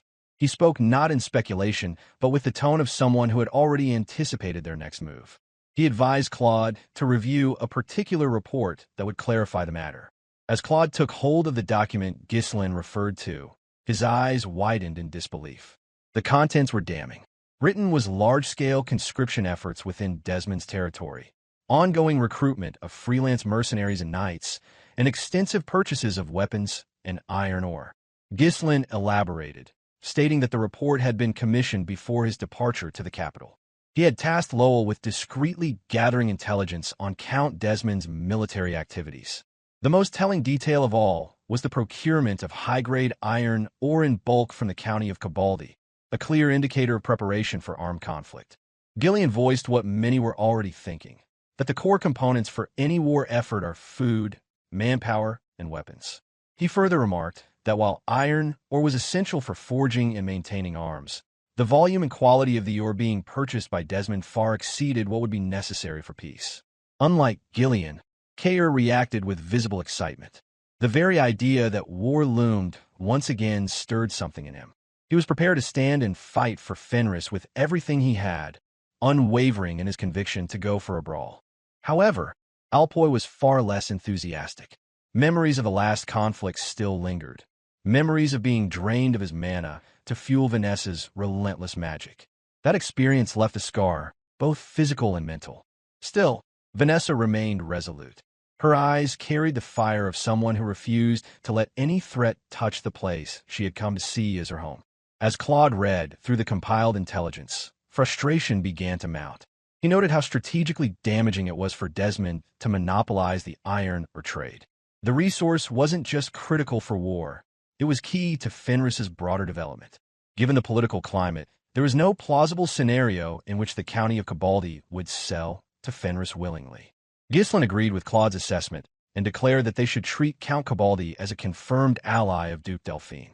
He reminded them all that while they hesitated and debated logistics, Desmond might already be steps ahead, fully armed and ready to strike. With the fact being laid out bare, Ghislain posed a pointed question to the room whether they could, at ease, knowing the full situation. The room fell into thoughtful silence. The reality began to settle. From this point forward, every member of Ghislain's inner circle understood the path they were being led down. This had not been a sudden decision, but something Ghislain had likely been planning all along. Claude, who had yet to experience war firsthand, began to feel the weight of uncertainty in his chest.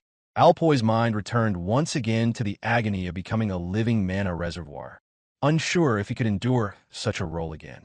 Vanessa's expression, however, remained firm and composed. Gillion stood prepared, awaiting his lord's command without question. Kaor looked restless, his body itching for the thrill of battle. Belinda, meanwhile, stood in silence, her nerves returning in full force. She remembered all too vividly the image of Ghislain walking alone across a battlefield drenched in blood, and the thought made her heart ache. In truth, the aides who now stood at Ghislain's side were misfits by any measure. Some had once died early. Others lived chaotic and painful lives that ordinary people would not have survived. And yet, they were here, not because of ambition or duty, but because of loyalty, for the sake of Fenris, the home they had come to cherish. Knowing the risks, Ghislain had no intention of leaning too heavily on the royalist faction support. As if it were the most natural decision in the world, he made his next move clear. With steady resolve, he announced that their first strike would be against the territory of Count Cabaldi, before they eventually faced off with Desmond, the feared Great Lord of the North. Ghislain continued his efforts by elevating every mercenary who chose to remain by his side, granting them the title of full-fledged knight. In parallel, he pushed himself harder through rigorous training, determined to master the immense surge of mana his cultivation had begun to generate. Meanwhile, Count Cabaldi remained immersed in his own arrogance, blind to the fact that an attack from Fenris loomed ever closer. Reclining without a care, he idly popped grapes into his mouth, unmoved even as a trusted ally delivered a direct and earnest warning. His disregard bordered on contempt. Herald Desmond arrived in person, bearing urgent news regarding Ghislain Fenris. However, Cabaldi's pride dismissed the warning without a second thought. He found it inconceivable that the newly appointed Baron could be recognized as the finest sword of the North. His confidence lay in the long-standing history of his fortress, a bastion that had never once fallen into enemy hands, and he believed it would not begin now. It wasn't until Desmond clarified that the assessment came directly from the Duke that Cabaldi paused, though only briefly. Desmond, though capable of bearing a martial title himself, had long maintained a stance of neutrality within the kingdom, concealing both his considerable prowess and his allegiance. Yet even he had come forward, carrying the Duke's judgment as a matter of grave concern. Desmond relayed the Duke's instruction to treat Ghislain Fenris, Lord of Fenris territory, as the true finest sword of the North when facing him. Desmond placed full trust in the Duke's intelligence network, which he believed surpassed even his own. He cautioned Cabaldi further, describing Ghislain as an unpredictable force, one that could not be underestimated. Preparations, he insisted, should begin immediately.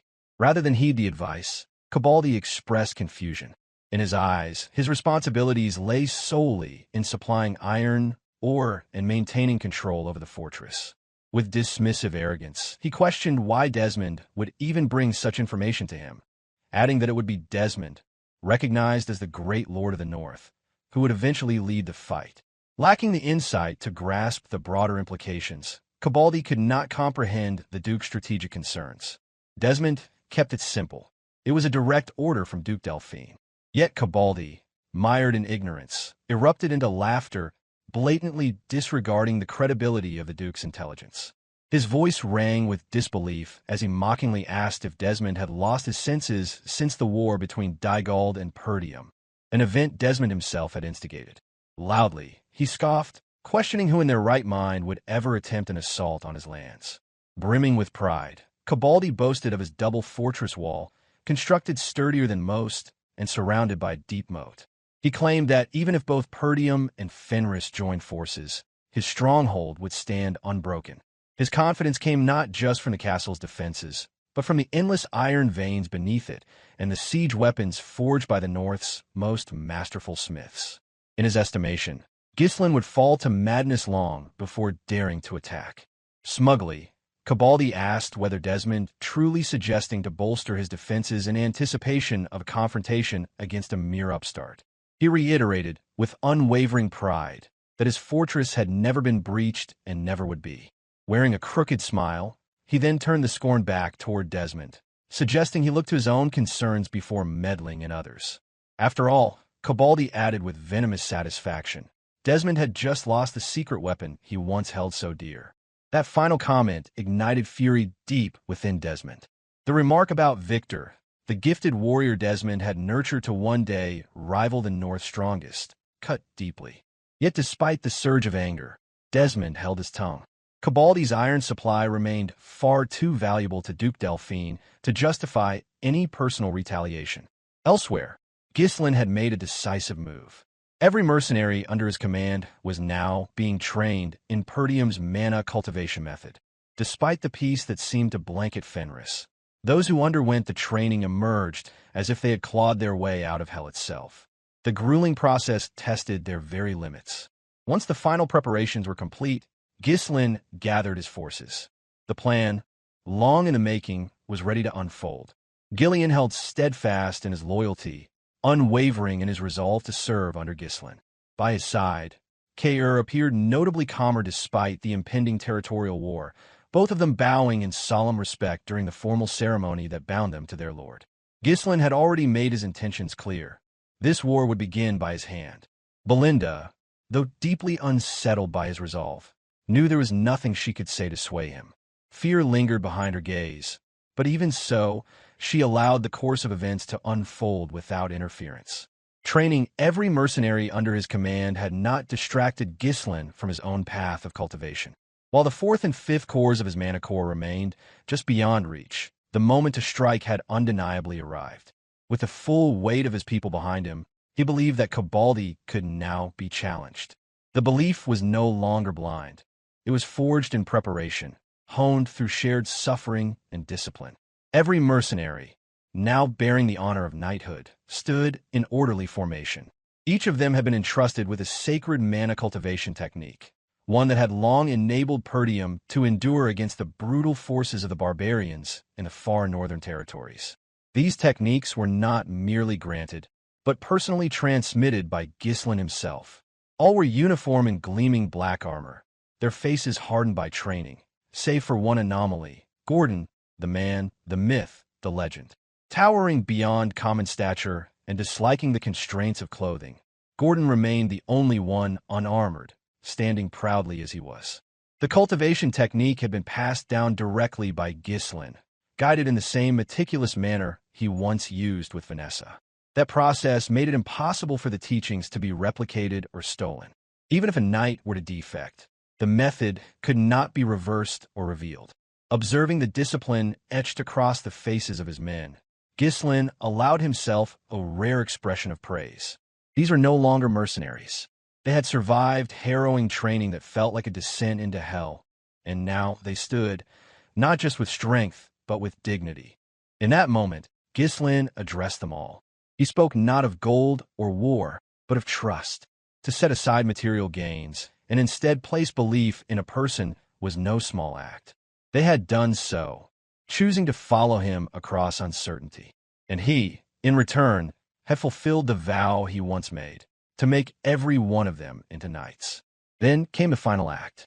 Ghislain drew his blade, its black steel catching the light, and with solemn finality, he drove it into the wooden stage before him. This marked the conclusion of the ceremony and the beginning of what he named the Fenris Knights Order. The declaration echoed across the gathering, and at once, 200 voices erupted into jubilation. Many of them had never dreamed of bearing the title of knight, let alone within a noble territory. Yet Ghislain had made it real. To command an army of 200 knights, all capable of wielding mana, was a feat typically reserved only for a great lord. What had begun as a reckless and ambitious plan now stood on the edge of reality. Spirits soared, but not all hearts shared the same fire. Claude sat nearby in a tent, watching the celebration, feeling stressed. Despite the complete loss of his 350 years of his life and his servitude contract for Fenris in various bet with Ghislain, his mind remained in torment. Logic and foresight warred with instinct, and he still could not fully embrace the path his lord had chosen. No matter how many times he reviewed the strategy, the idea of striking Cavalry first refused to settle into certainty. When he turned to Wendy, hoping for some affirmation or doubt, she met him with silence.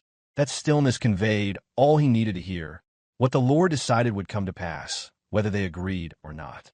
Months earlier, when Ghislain first unveiled the plan to launch a preemptive assault on Cavalry, it had sparked a wave of reaction among the inner circle. If they were to wait, the Duke's faction might act first, and by then, it would be too late. A first strike gave them initiative. Many of the aides were left bewildered, unsure how such an extreme course of action had been deemed appropriate so suddenly. Claude's doubts resurfaced again in protest. His voice carried once more, demanding to know how events had escalated to this point with such velocity. Ghislain laid out the strategy with clarity, explaining that both Count Desmond and Count Cavalry, though posturing as neutral lords, were in truth lending covert support to the ducal house. In essence, they acted as mobile chess pieces, granted freedom of movement while still aligned with the will of the ducal faction.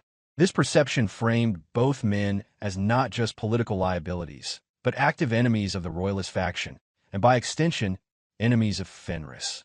With this framing, Ghislain clarified the broader implications of victory. Should they succeed in this faction war, Cavalry's vast reserves of iron would fall into their possession. The acquisition would not only cripple the ducal faction's access to arms, but also provide Fenris with a rare opportunity to accelerate its own development while delaying that of their rivals. Belinda, who had long abandoned the effort to sway Ghislain from this path, watched in silence. Claude, though still attempting to protest, found his arguments dissolving under the weight of Ghislain's logic. Around them, the others listened without objection, a silent consensus settling over the group. Claude, cornered by the reality of his repeated losses in wagers and debates against Ghislain, finally relented. Rather than continue the argument, he asked what the plan entailed and how they intended to make it work. It was Gillion who spoke next, bringing attention to a harsh truth. Cavalry's soldiers were among the best equipped in the north, outfitted with weapons forged from superior techniques and iron of unmatched quality. Kaor agreed, noting that Fenris remained inferior in both numbers and refinement. This prompted Ghislain to revisit the promise he had once made to the mercenaries who stayed with him. The vow to transform all 200 of them into knights capable of wielding mana. That vision now stood on the brink of fulfillment. It was a well-understood truth across the continent that a single trained knight could equal the strength of 100-foot soldiers. With an order of 200 such warriors, Fenris would possess the power of 20,000 men. On paper, a staggering advantage. Still, Belinda hesitated as her confusion remained visible. Mastery of mana, especially for common soldiers, required years of training and dedication. She asked whether he could make them learn that fast. Ghislain gave no verbal answer. Instead, he simply signaled toward Vanessa, who stepped forward with compliance joy. At his request, she had prepared what he needed, and she now returned with 3 large barrels, each containing tightly packed scrolls inscribed with complex magical diagrams. These were mana compression sigils, intricate magical arrays that required enormous quantities of runestones to create. Up until now, they had only been employed to enhance agricultural yields in Fenris, particularly for seed production. But their true potential was far greater, and Ghislain had decided it was finally time to unleash that dormant power on their military force. Claude's eyes widened in disbelief as he asked whether Ghislain had truly spent the entire stockpile of runestones mined from the forest of demonic beasts to produce these sigils. The answer came in the form of silence. Confirmation enough. This, then, was the reason Fenris had not sold any runestones to external buyers. He elaborated further, explaining that the sigils allowed for rapid mastery of mana, even among those who would otherwise require years to awaken its flow. Though the technique deviated slightly from the standard model, Ghislain had already adapted Perdium's mana cultivation method to ease the learning curve. With the sigils acting as an aid, he estimated the mercenaries could become competent mana users within a month. Alarmed, Belindo warned Ghislain that tampering with Perdium's traditional technique without his father's consent would surely incur his wrath. However, Ghislain remained unconcerned. He had already decided that Perdium's own soldiers would be taught the same modified version.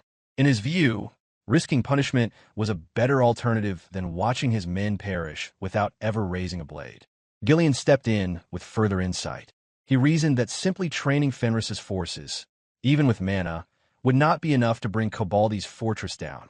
Drawing from personal experience during his employment at the castle, Gillion possessed detailed knowledge of the stronghold's defenses. His words carried the weight of memory. He described the double-layered fortress walls, reinforced far beyond ordinary stonework, protected by a deep, well-maintained moat. Defensive weapons were strategically positioned across the battlements.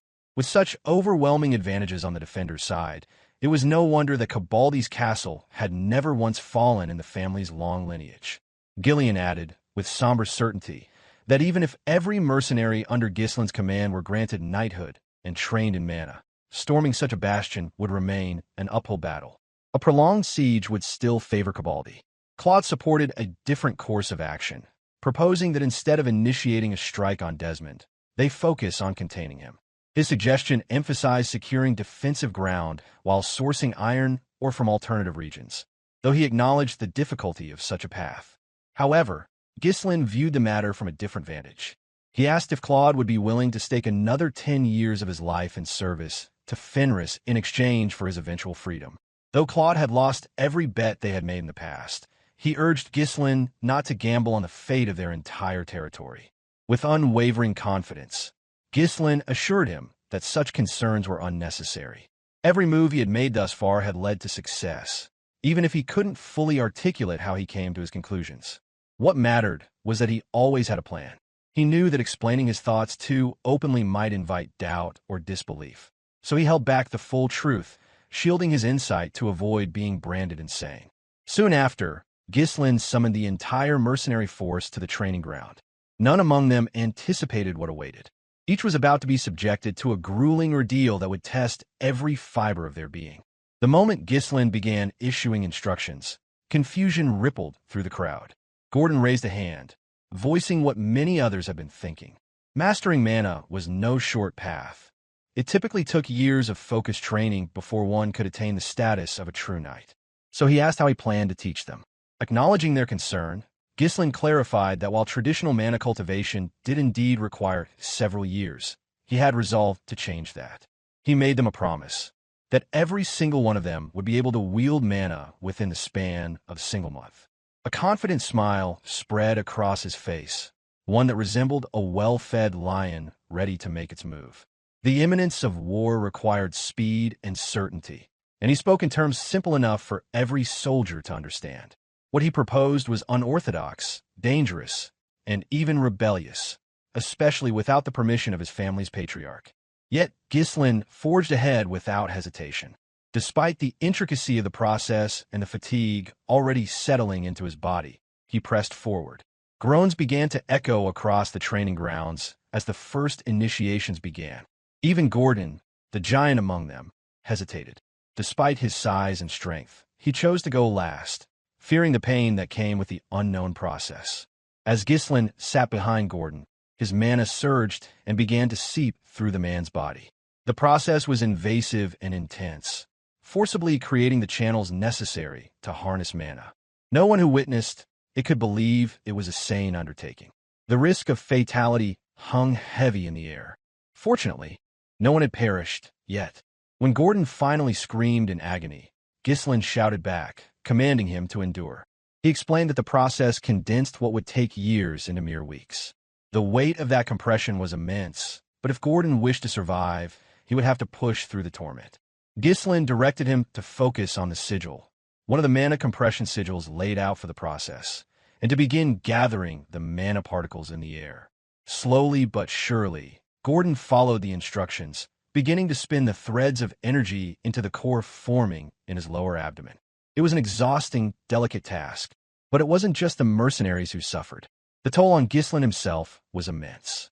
Even with the experience of a past life, his mana reserves were far more limited in this one. Managing such a demanding technique across so many individuals required both mental focus and physical strength, and the effort was slowly draining him. Outside the training ground, Belinda and Lowell waited anxiously. Their concern for the young lord's well-being was visible. When he emerged, Ghislain immediately instructed Belinda to escort the mercenaries back to their lodgings so they could recover. He asked her to monitor their conditions carefully in case complications arose. Though exhausted, Ghislain refused to rest. Instead, he shifted focus to the next phase of preparation. He told Lowell to begin crafting the armor intended for the newly formed Night Order. As he issued the order, he also inquired about the condition of the dwarven slaves who were assigned to assist. Lowell reported back with a brief update. The elves had yet to arrive, but the dwarves were already settled within the lodgings provided in Fenris territory, awaiting instructions. The news piqued Ghislain's interest, for he already understood the silent machinations the dwarves plotted in the shadows. There was no mystery in their behavior, only confirmation of what he had long anticipated. Lifting his gaze toward the night sky, he noted the absence of the moon. Darkness pressed down across the estate, thick and complete. The black void above seemed almost fitting, marking the end of one chapter and the beginning of another. Having completed the intense process of guiding the 200 mercenaries through their transformation, it was now time to turn his attention to the dwarves who had only recently arrived in Fenris. Beyond the estate's borders, cloaked within the thick forest at the rear of the territory, movement stirred beneath the soil. The dense woods were removed from the guards' usual patrols, and veiled by natural cover. Something began to emerge from underground. A sudden eruption of earth was followed by a rough, calloused hand breaking the surface. It belonged to Galberic, the leader of the group of enslaved dwarves who had been transported to Fenris. Since their arrival, their shackles had been removed, and they had been ordered to serve in the territory. But Galberic had other plans. Seeing no one in the immediate vicinity, he waved for the others to follow, certain that they had a chance to escape. For the first time in years, he believed they were on the verge of freedom. The others, however, hesitated. One of them asked if Galberic was truly sure, questioning whether freedom lay beyond the woods or if this was simply another illusion. Another dwarf mentioned the rumors of a hidden district in a neighboring kingdom, a sanctuary where former slaves of various races lived autonomously and without chains. Galberic dismissed their doubts, urging them to move quickly. He declared that the border lay just ahead, and with it, the freedom they had long yearned for. But what he saw in return was not eagerness. None of them moved. Instead, every dwarf stood frozen, paralyzed not by chains, but by something deeper. Their bodies trembled as if chilled by a force they could not name. Frustrated, Galberic pressed them again, asking why they faltered. He mocked the notion that they might be emotionally attached to the life of slavery. If they longed so desperately to remain in servitude, he said, then they might as well return and spend their lives crafting useless ornaments for the nobility. It was then that one of the dwarves answered. He said it wasn't fear that kept them rooted, but something else. Then he told Galberic to turn around. There stood Ghislain, his posture composed, his presence quiet but absolute. Despite having recently endured a grueling process with the mercenaries, he appeared refreshed, his body already cleansed of fatigue. His gaze was unwavering, fixed entirely on Galberic. Although the thought of enslaving a former friend weighed on him, Ghislain could not afford to make exceptions. In this regard, Galberic would have to be treated as Claude had been, as someone bound by fate for humanity. Calmly, he stated that running was pointless. Shock spread across the group. They could not comprehend how Ghislain had discovered their escape plan or how he had managed to catch up to them so swiftly. The realization crept into Galberic's mind only as he surveyed the forest and looked past Ghislain's silhouette. There were no guards, no soldiers, just one man standing alone. He asked whether Ghislain had truly come without any backup, and without hesitation, Ghislain affirmed it. There was no need for further explanation. The group responded in the same manner the rogue mages had not long ago. Huddled close, they whispered among themselves, quickly crafting a plan. Ghislain watched as familiar expressions of rebellion and defiance took shape. When their conversation ended, their eyes rose with new intensity. Determination sharpened their gazes. Galberic stepped forward, claiming that with no other interceptor present, they could still seize their freedom by force. A small, knowing smile crept across Ghislain's face. The gesture was not born of arrogance, but of recognition. Galberic hadn't changed. He was exactly as Ghislain remembered. Accepting what would inevitably follow, Ghislain extended the unspoken challenge. He welcomed the test, prepared to subdue them himself. It would be no easy feat. Facing dwarves honed by labor and muscle was a different ordeal from his previous battle against a division of mages dispatched by the magic tower. But Ghislain felt no hesitation to teach them a lesson. In his previous life, Ghislain had endured agony with nothing but the fire of vengeance to keep him alive. In the life he now lived, that hollow thirst for revenge had changed.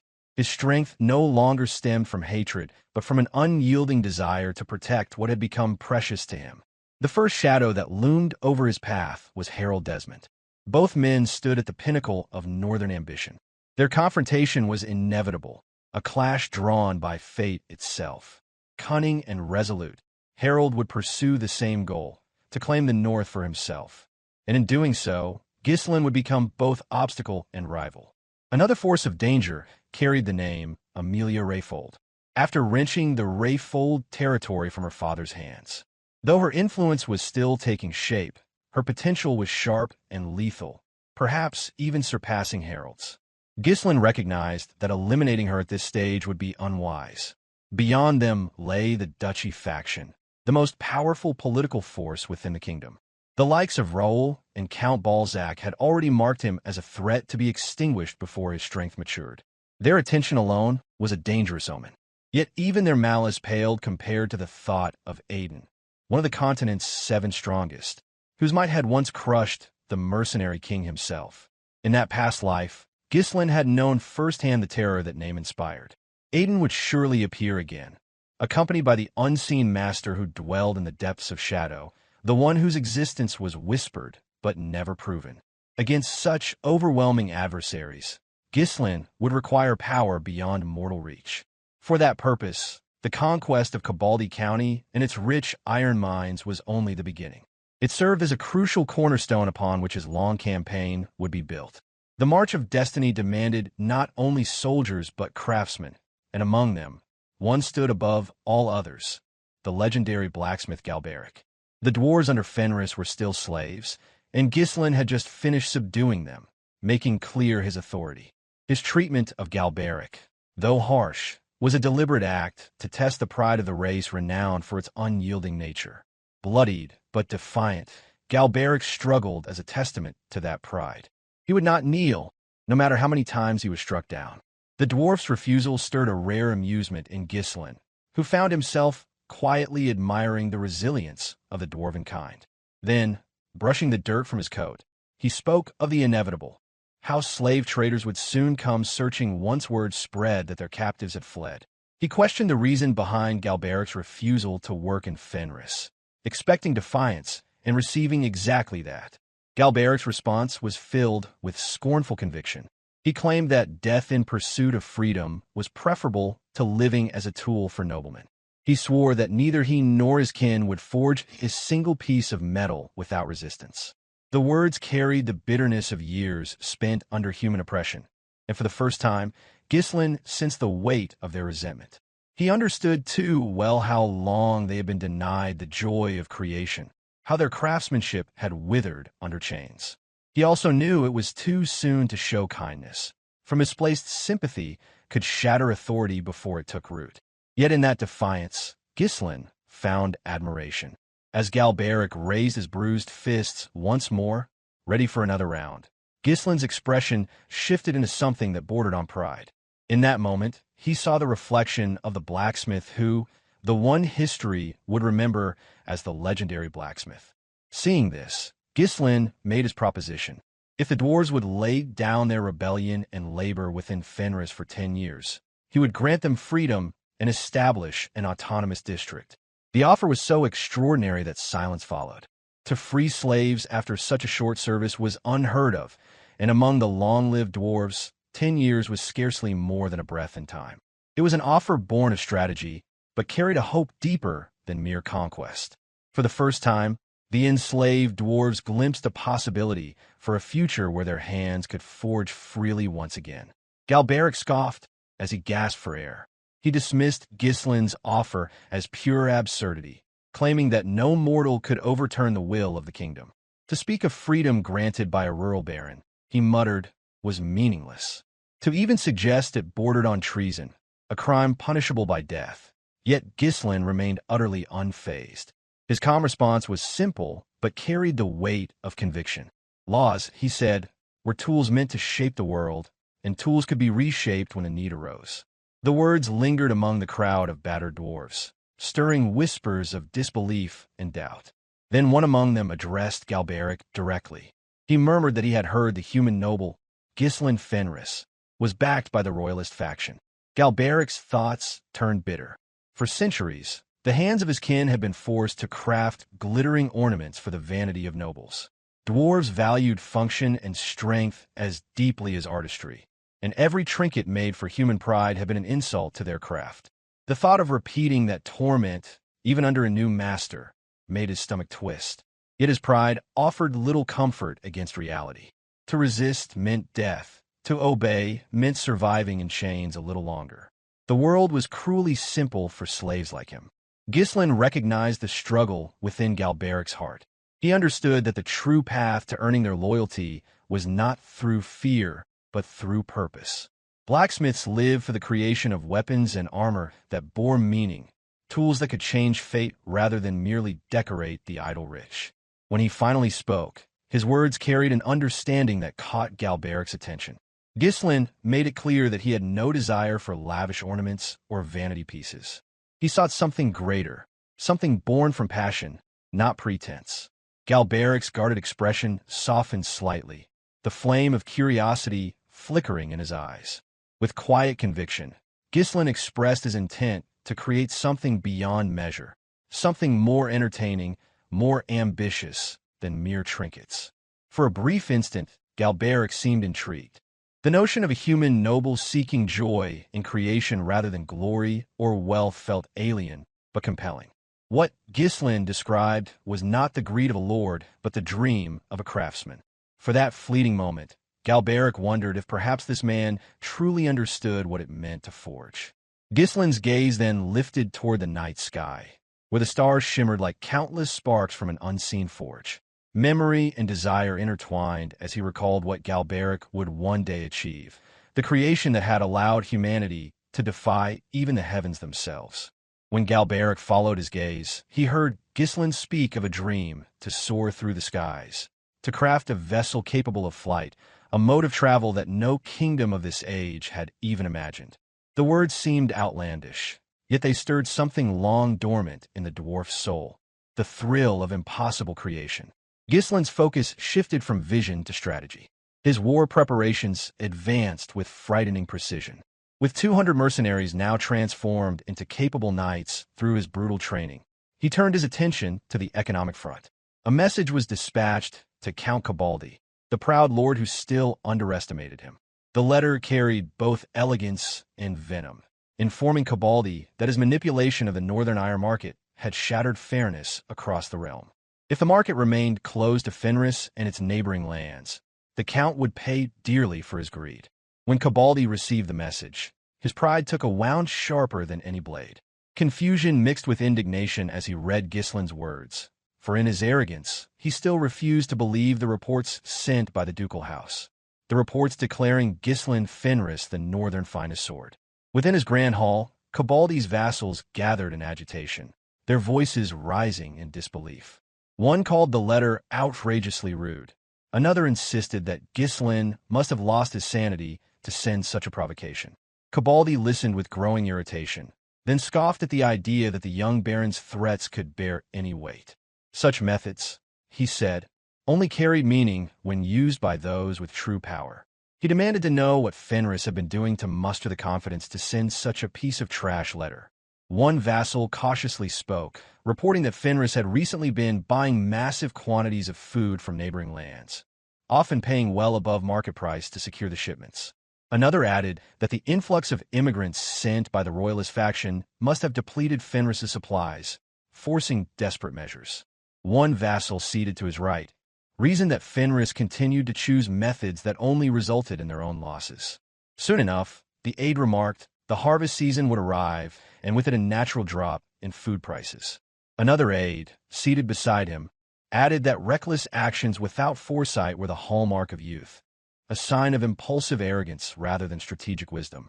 Cabaldi lifted Ghislain's letter toward the flame of a nearby candelabrum.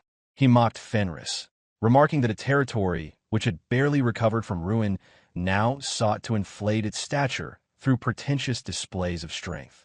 Inevitably, he concluded, such desperate attempts would lead to their downfall.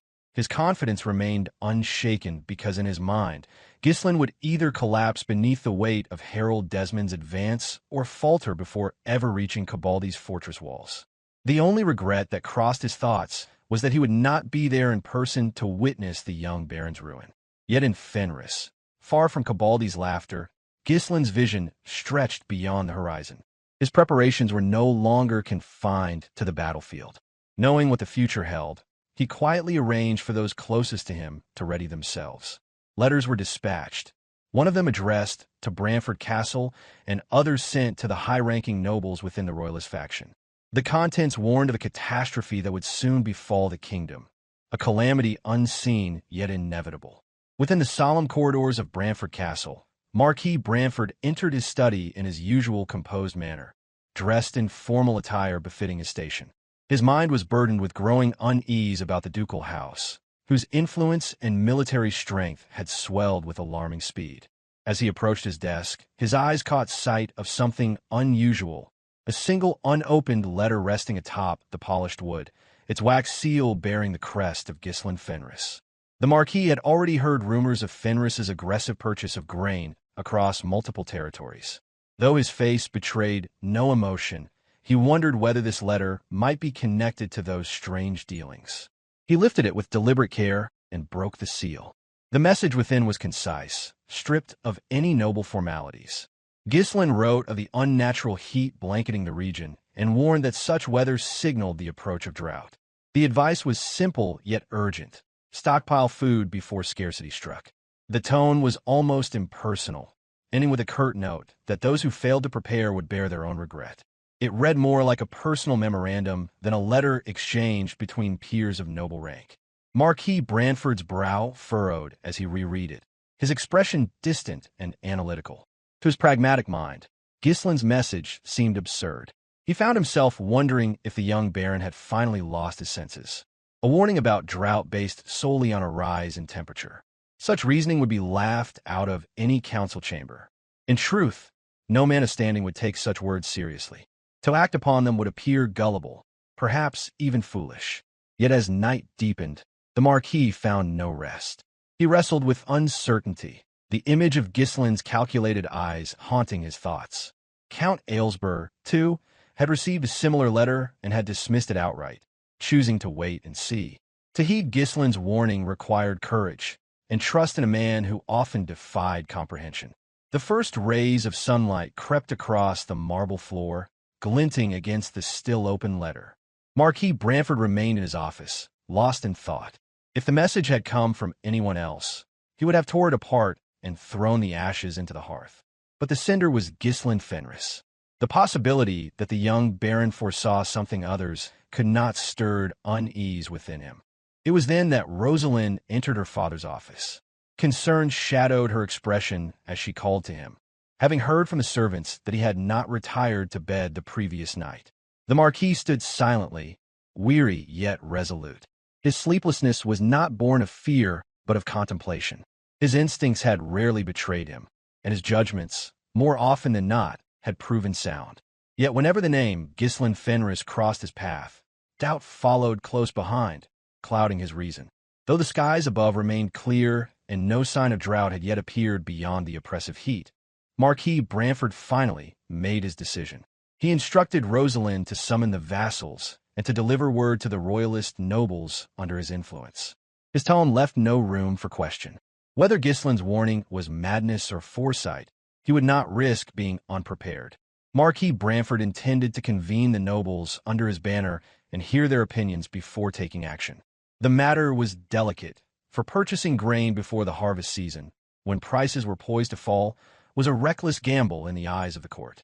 If Ghislain's warning proved false, not only would Branford suffer heavy financial losses, but he would also become the subject of ridicule among his peers. Yet, despite the uncertainty, something in Ghislain's words lingered like an echo of inevitability. The days following the dispatch of Ghislain's letter marked the beginning of what history would later call the Great Famine. Without fanfare or omen, the catastrophe crept upon the land, spreading quietly at first before tightening its grasp across the kingdom. At first, the reports reaching the capital were mild, mere whispers of declining yields and erratic weather patterns. In Fenris, the magical wheat continued to thrive, nourished by enchanted soil that resisted the withering touch of the sun. The people there noticed little change, and daily life continued as usual. But beyond the northern borders, the signs of decay began to appear. Fields cracked under the relentless heat, rivers shrank into dusty scars, and the once fertile farmlands of neighboring territories turned to desolation. As the weeks passed, the arid wind carried with it the stench of decay. Streams dried up entirely, and livestock perished under the merciless sun. Where once stood green fields now lay endless stretches of barren earth. Fenris, however, stood apart. Its granaries overflowed to such an extent that additional warehouses had to be constructed. In stark contrast, famine spread across other lands, turning hunger into a weapon sharper than any blade. The horror of starvation unfolded swiftly. Emaciated refugees wandered from one border to another, searching for food where none could be found. The harvest season, which should have brought celebration, instead brought ruin. Crops across the kingdom failed almost entirely, and panic consumed both peasants and nobles alike. The catastrophe was said to be the worst in 1,000 years, a calamity that shattered the fragile balance of power. Fights over food erupted across villages, cities, and noble estates. Fenris's prosperity, however, grew ever greater.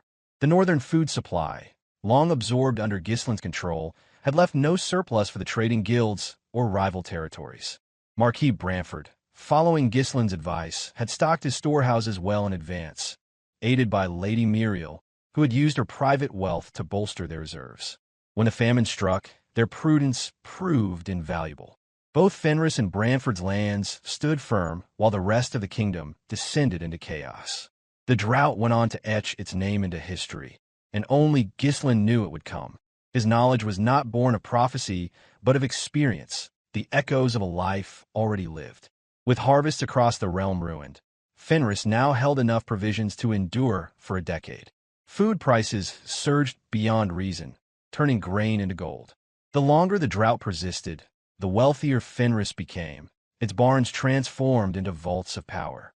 All across the continent, hunger stones began to appear, grim markers etched into riverbeds that spoke of suffering. Among those struck hardest was Harold Desmond. Before the drought, he had sold his remaining food reserves to Fenris at inflated prices, believing it a profitable move. Now his stronghold starved, and he had missed his chance to strike at Ghislain entirely. Elena Rayfold, by contrast, fared better than most within the ducal house. Though she had once been humiliated by Ghislain's cunning, her sharp instincts had urged her to follow his lead. She began buying food in secret, mirroring Fenris's actions. When the drought hit, her lands weathered the storm far more comfortably than those of her peers. Count Cabaldi, however, suffered grievously. The drought ravaged his holdings, and the support promised by the ducal house arrived too late. His fury burned hotter than the sun that scorched his lands. He raged on his vassals, demanding to know which vassal had delayed Desmond's advance on Fenris. In his eyes, they should have already conquered Fenris's territories and seized its abundant food supply. The vassals, pale and hesitant, exchanged uneasy glances. One explained that Lord Desmond had ordered them to wait for better timing before making a move. Another suggested that Desmond himself had faltered, missing the critical moment due to the unexpected drought. Cabaldi's composure crumbled. Panic spread through him as he asked in desperation whether Desmond would at least send food to sustain his forces. The fortress walls could endure any siege, but soldiers could not fight on empty stomachs. Then, one vassal cautiously proposed a daring idea. They could sell their iron or to Fenris in exchange for food. Another vassal argued that such a move would be dangerous, as Fenris was aligned with the royalist faction. The ducal house would not forgive dealings with their political enemies. A third voiced agreement, insisting that patience was wiser, for Desmond and the ducal house had both promised that relief would soon arrive. Cabaldi's situation deteriorated rapidly. The requisitioning of food from his citizens had reached its limit, and the people's patience was thinning like the dust that blew across the famine-stricken land. The once proud lord now relied on military force to quell growing unrest within his domain. One of his vassals spoke during the tense council, his voice trembling as he reasoned that if their supply of military grain ran dry and the soldiers succumbed to hunger, then even the famed Cabaldi Iron Fortress, which had stood unbroken through generations, would fall to an uprising from within. For the first time, Cabaldi was forced to acknowledge the impossible. To preserve his power, he would need to lower himself before Ghislain Fenris, the young upstart he had once dismissed as an arrogant child playing lord. It was a bitter pill to swallow for one who had never bowed to anyone, yet the hunger clawing at his borders left no room for pride. Grinding his teeth, Cabaldi came to a painful conclusion. Waiting for Desmond's promised support from the north, or for aid from the ducal house, was no longer a luxury he could afford. In a final act of reluctant pragmatism, he ordered preparations to begin. They would trade iron for food, no matter the consequences.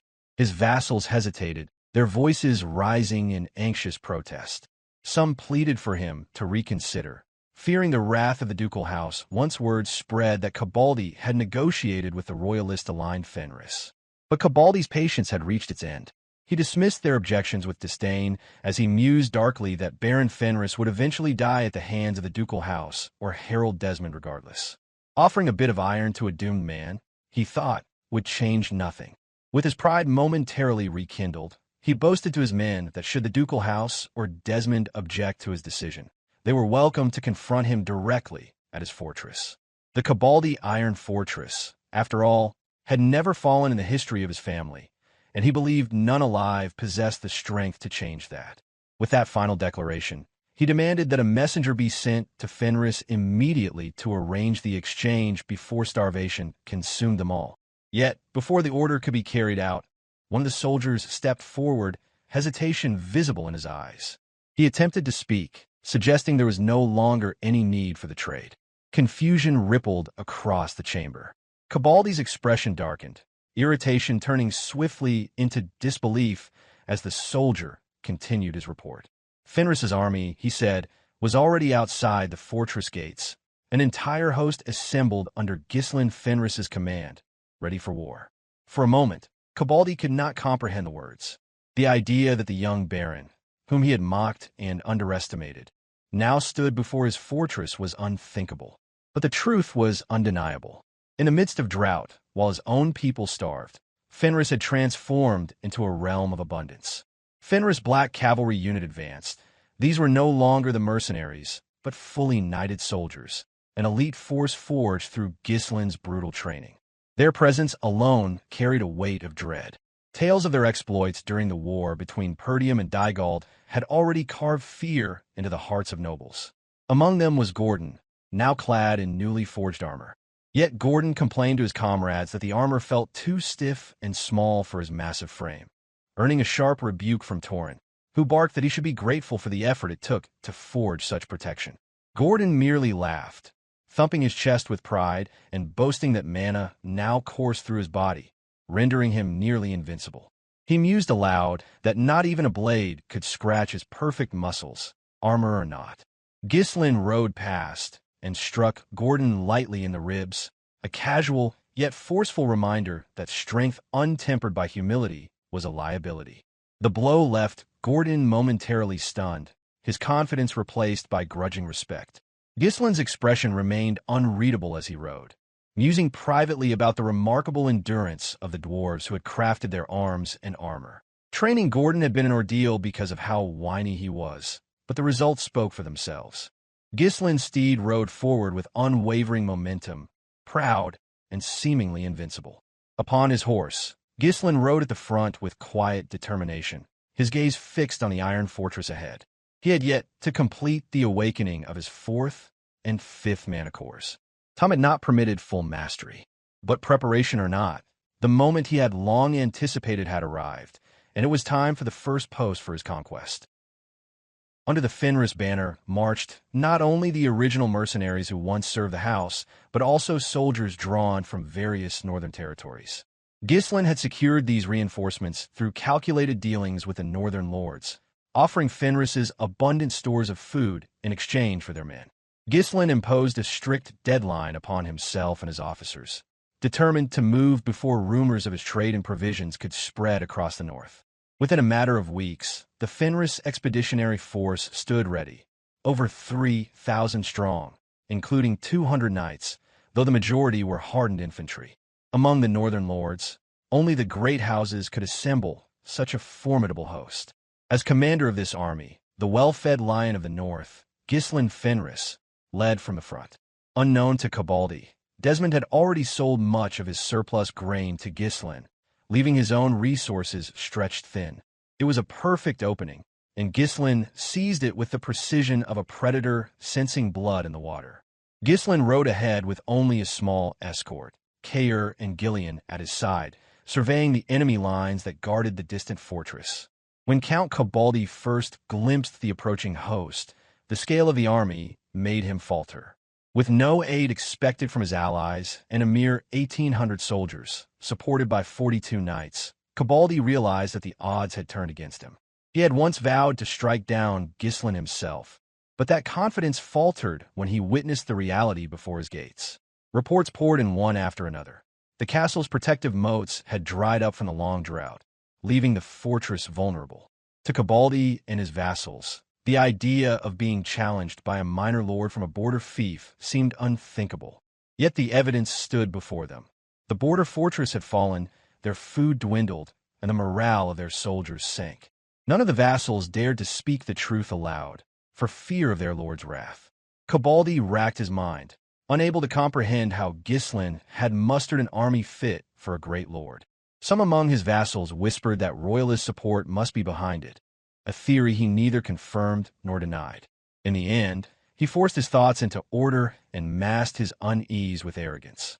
He declared to his men that Ghislain would never breach the walls of his castle. The fortress, he insisted, had weapons powerful enough to annihilate any who dared approach. Even as fear lingered in the air, Cavalry displayed unwavering faith in his defenses, convincing himself that the walls of Iron Fortress would hold as they always had. At that moment, Ghislain prepared to commence the war in full. He summoned his mana and projected his voice so that every soldier upon the battlements could hear his challenge. He branded Cavalry a mere servant to Desmond, knowing the insult would strike deep. Ghislain's tone, sharpened with disdain, carried a deliberate sting. He was well aware that Cavalry and Desmond held equal rank, but he also understood the wound pride could inflict. Desmond's past treatment of Cavalry as a subordinate was a humiliation Ghislain now sought to exploit. From atop the castle wall, Cavalry demanded to know the reason for Ghislain's intrusion, insisting on the pretense of noble formality. He claimed that any military act must be justified through proper cause and urged that such matters be discussed with decorum. Unbothered, Ghislain reminded him that the request to open the iron or market had already carried his intent clearly, and that the refusal had brought this inevitable consequence. Cavalry's vassals shouted in protest, insisting that such reasoning was insufficient grounds for war, that a true noble could not wage battle over mere trade disputes. But their objections were merely a tactic to buy time. Cavalry hoped to prolong the confrontation long enough for the ducal house to intervene and send reinforcements. Should that happen, the castle might be preserved with minimal loss.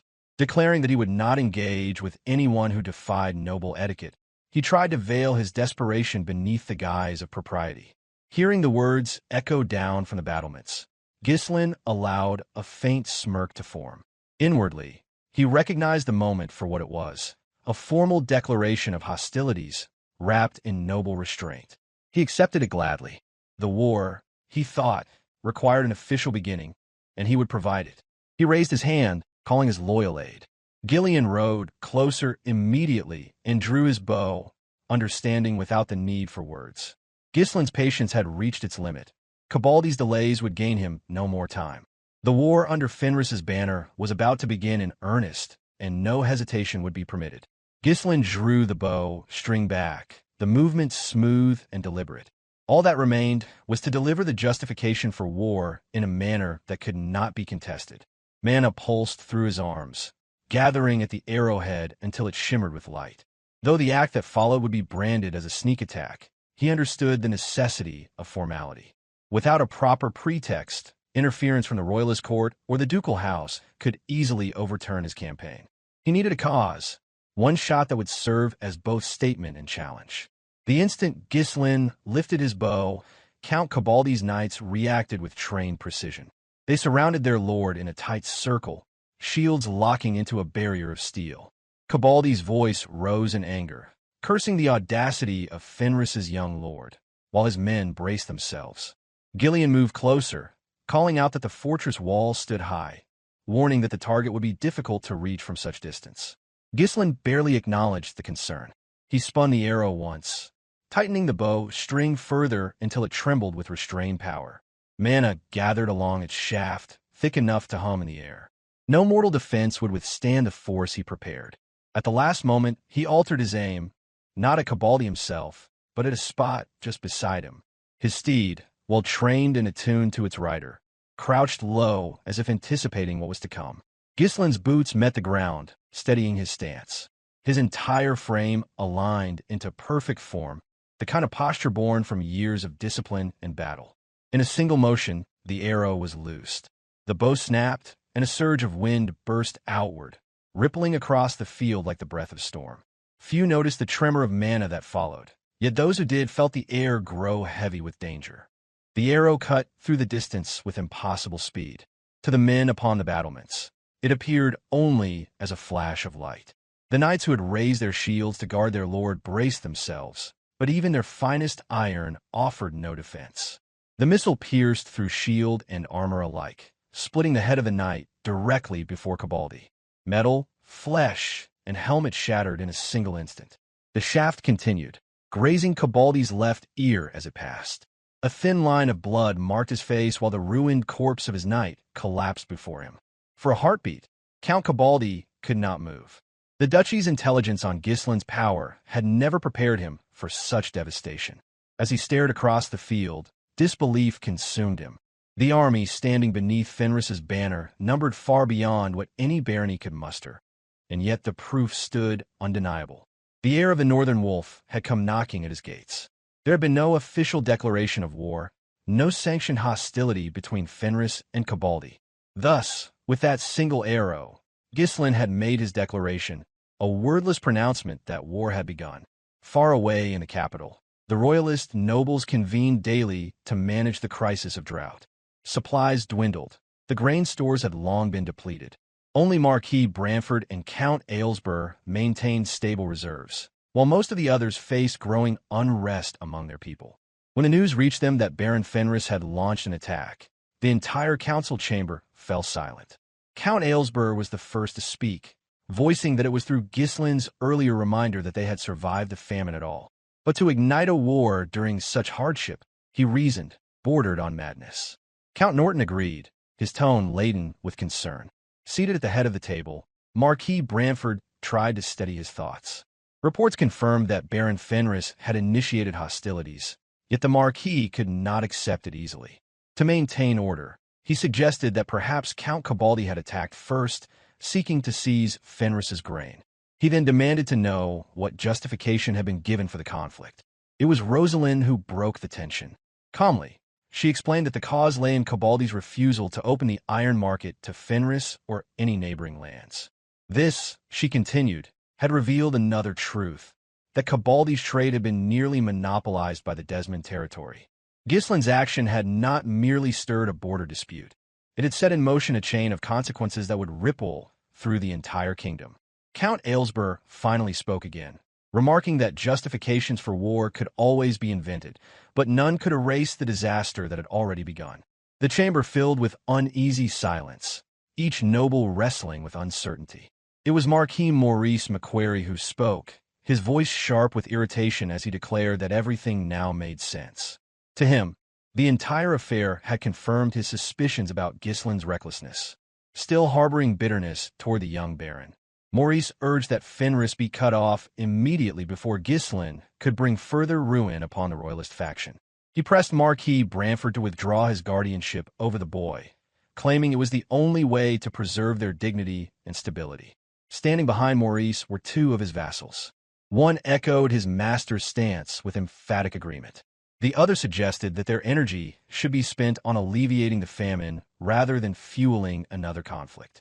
Count Norton interjected, remarking that Maurice's proposal stemmed less from strategy and more from personal hatred toward Ghislain. The accusation ignited Maurice's temper. The Marquis rose abruptly, demanding that the Count repeat the insult to his face. The meeting descended toward chaos as voices clashed. The uproar ended when Rosalind snapped her fan shut, the sharp sound cutting through the noise. Calmly, she urged everyone to compose themselves. She reminded them that arguing over blame served no purpose now that war had already begun. What mattered was crafting a practical solution to the situation before it spiraled beyond control. Her composure steadied the room, and even Maurice, simmering with fury, sat down again, though his expression remained defiant. Maurice scoffed, claiming his calm remained intact despite his outrage. He then insisted that Ghislain's impulsive war had placed the royalist faction in a vulnerable position, making them an easy target for the ducal house. His words carried venom, but also a trace of fear. As the discussion resumed, the door opened and another figure entered, Count Forwood. His presence alone changed the atmosphere. Known as one of the Duke's principal envoys, Forwood often carried the weight of delicate negotiations. If Raoul was considered the Duke's mind, Forwood was his articulate voice. Marquis Branford felt his chest tighten upon recognizing the man, for such a figure would not have been dispatched lightly. Inwardly, Branford understood the trap forming around him. He could neither cut ties with Ghislain, whose ventures had drawn the eyes and investments of the nobility, nor could he openly support Fenris's war without risking civil strife. His every word now would decide whether the royalist and ducal factions remained at peace or tore each other apart. Count Forwood wasted no time on formalities. He stepped forward and announced that Baron Fenris had declared war against Count Cabaldi, a neutral noble untouched by factional politics. He feigned disbelief at the recklessness of such an act, lamenting that anyone could start a war while the kingdom still reeled from the natural disaster.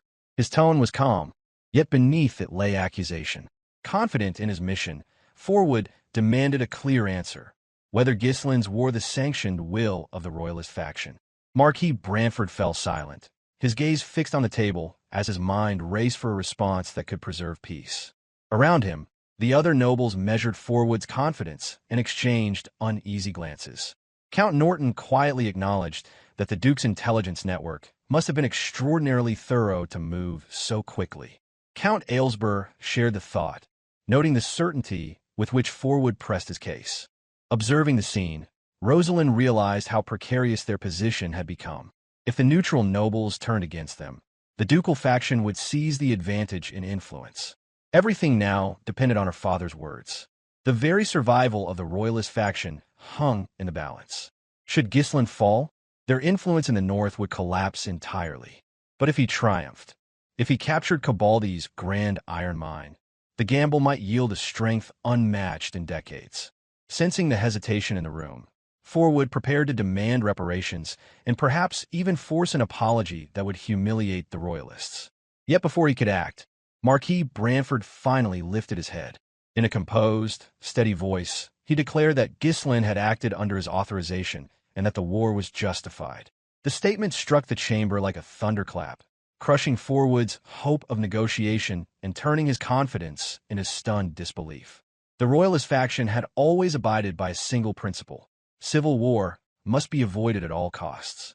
That unspoken law had ensured that no noble feud would fracture the kingdom's stability. Hearing Marquis Branford's calm declaration, Forwood felt his certainty waver as he asked the Marquis to clarify his meaning. Marquis Branford responded with deliberate ease, explaining that the current conflict was not a matter of factions but of individuals.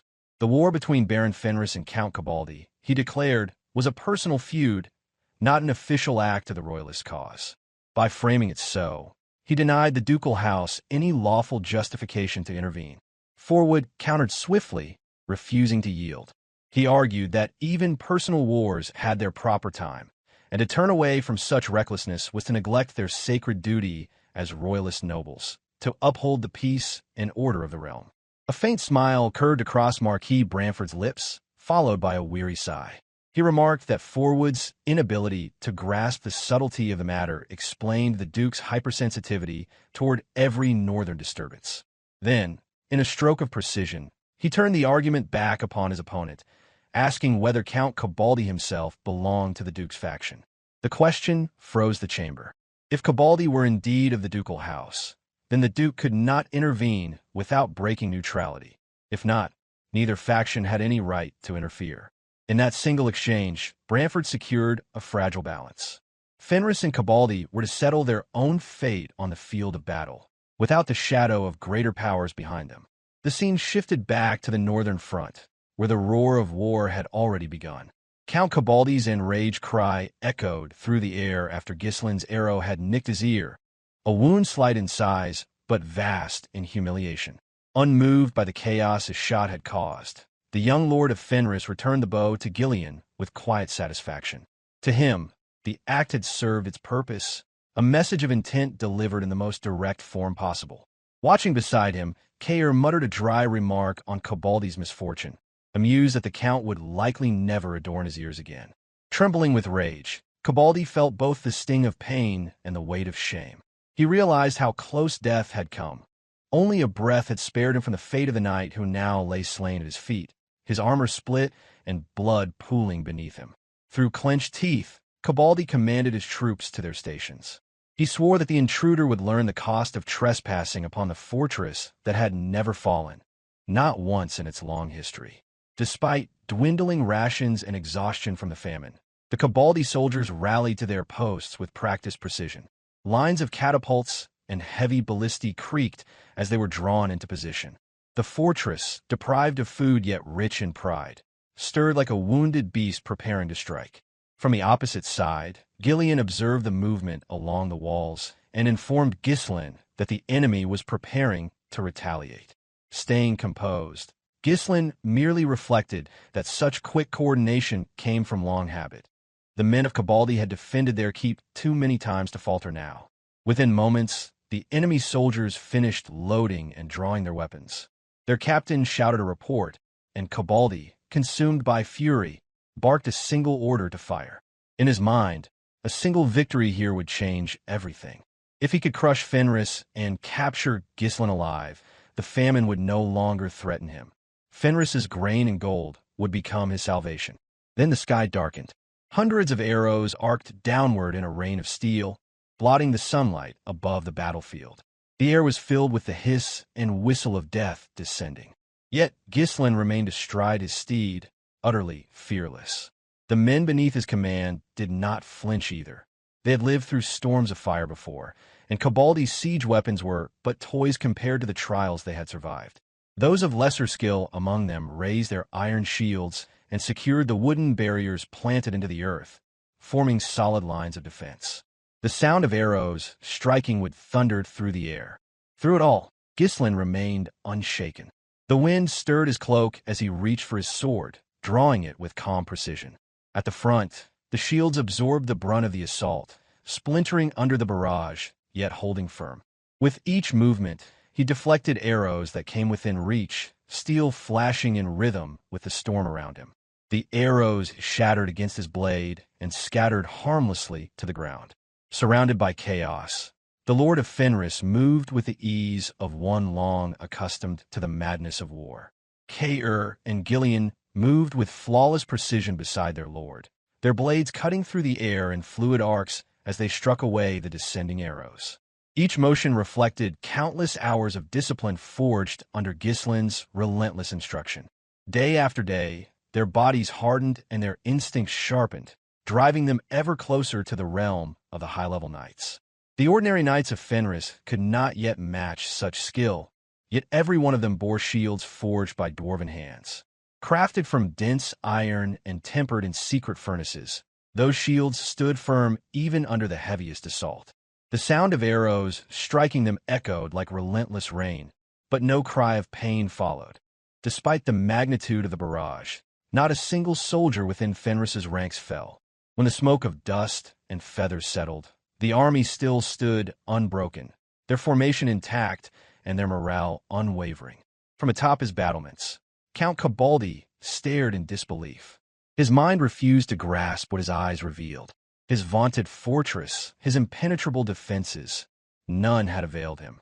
He could not risk open battle on the field, for Ghislain's army outmatched him. Yet remaining besieged would mean a slow death from starvation. Observing the confusion on the enemy walls, Ghislain allowed himself a faint, wry thought. The great fortress that had never fallen had offered only this meager resistance. Turning his steed, he ordered his men to withdraw and regroup at the camp, his voice carrying quiet authority. The time for direct assault had not yet come. He understood well that storming the walls without proper preparation would be suicide. A siege demanded overwhelming power, machines, supplies, and time, and it brought none of those deliberately. Victory, to Ghislain, was not achieved through reckless valor, but through precision and patience. Each battle would serve to strengthen Fenris's forces, and every loss avoided would bring him one step closer to dominance.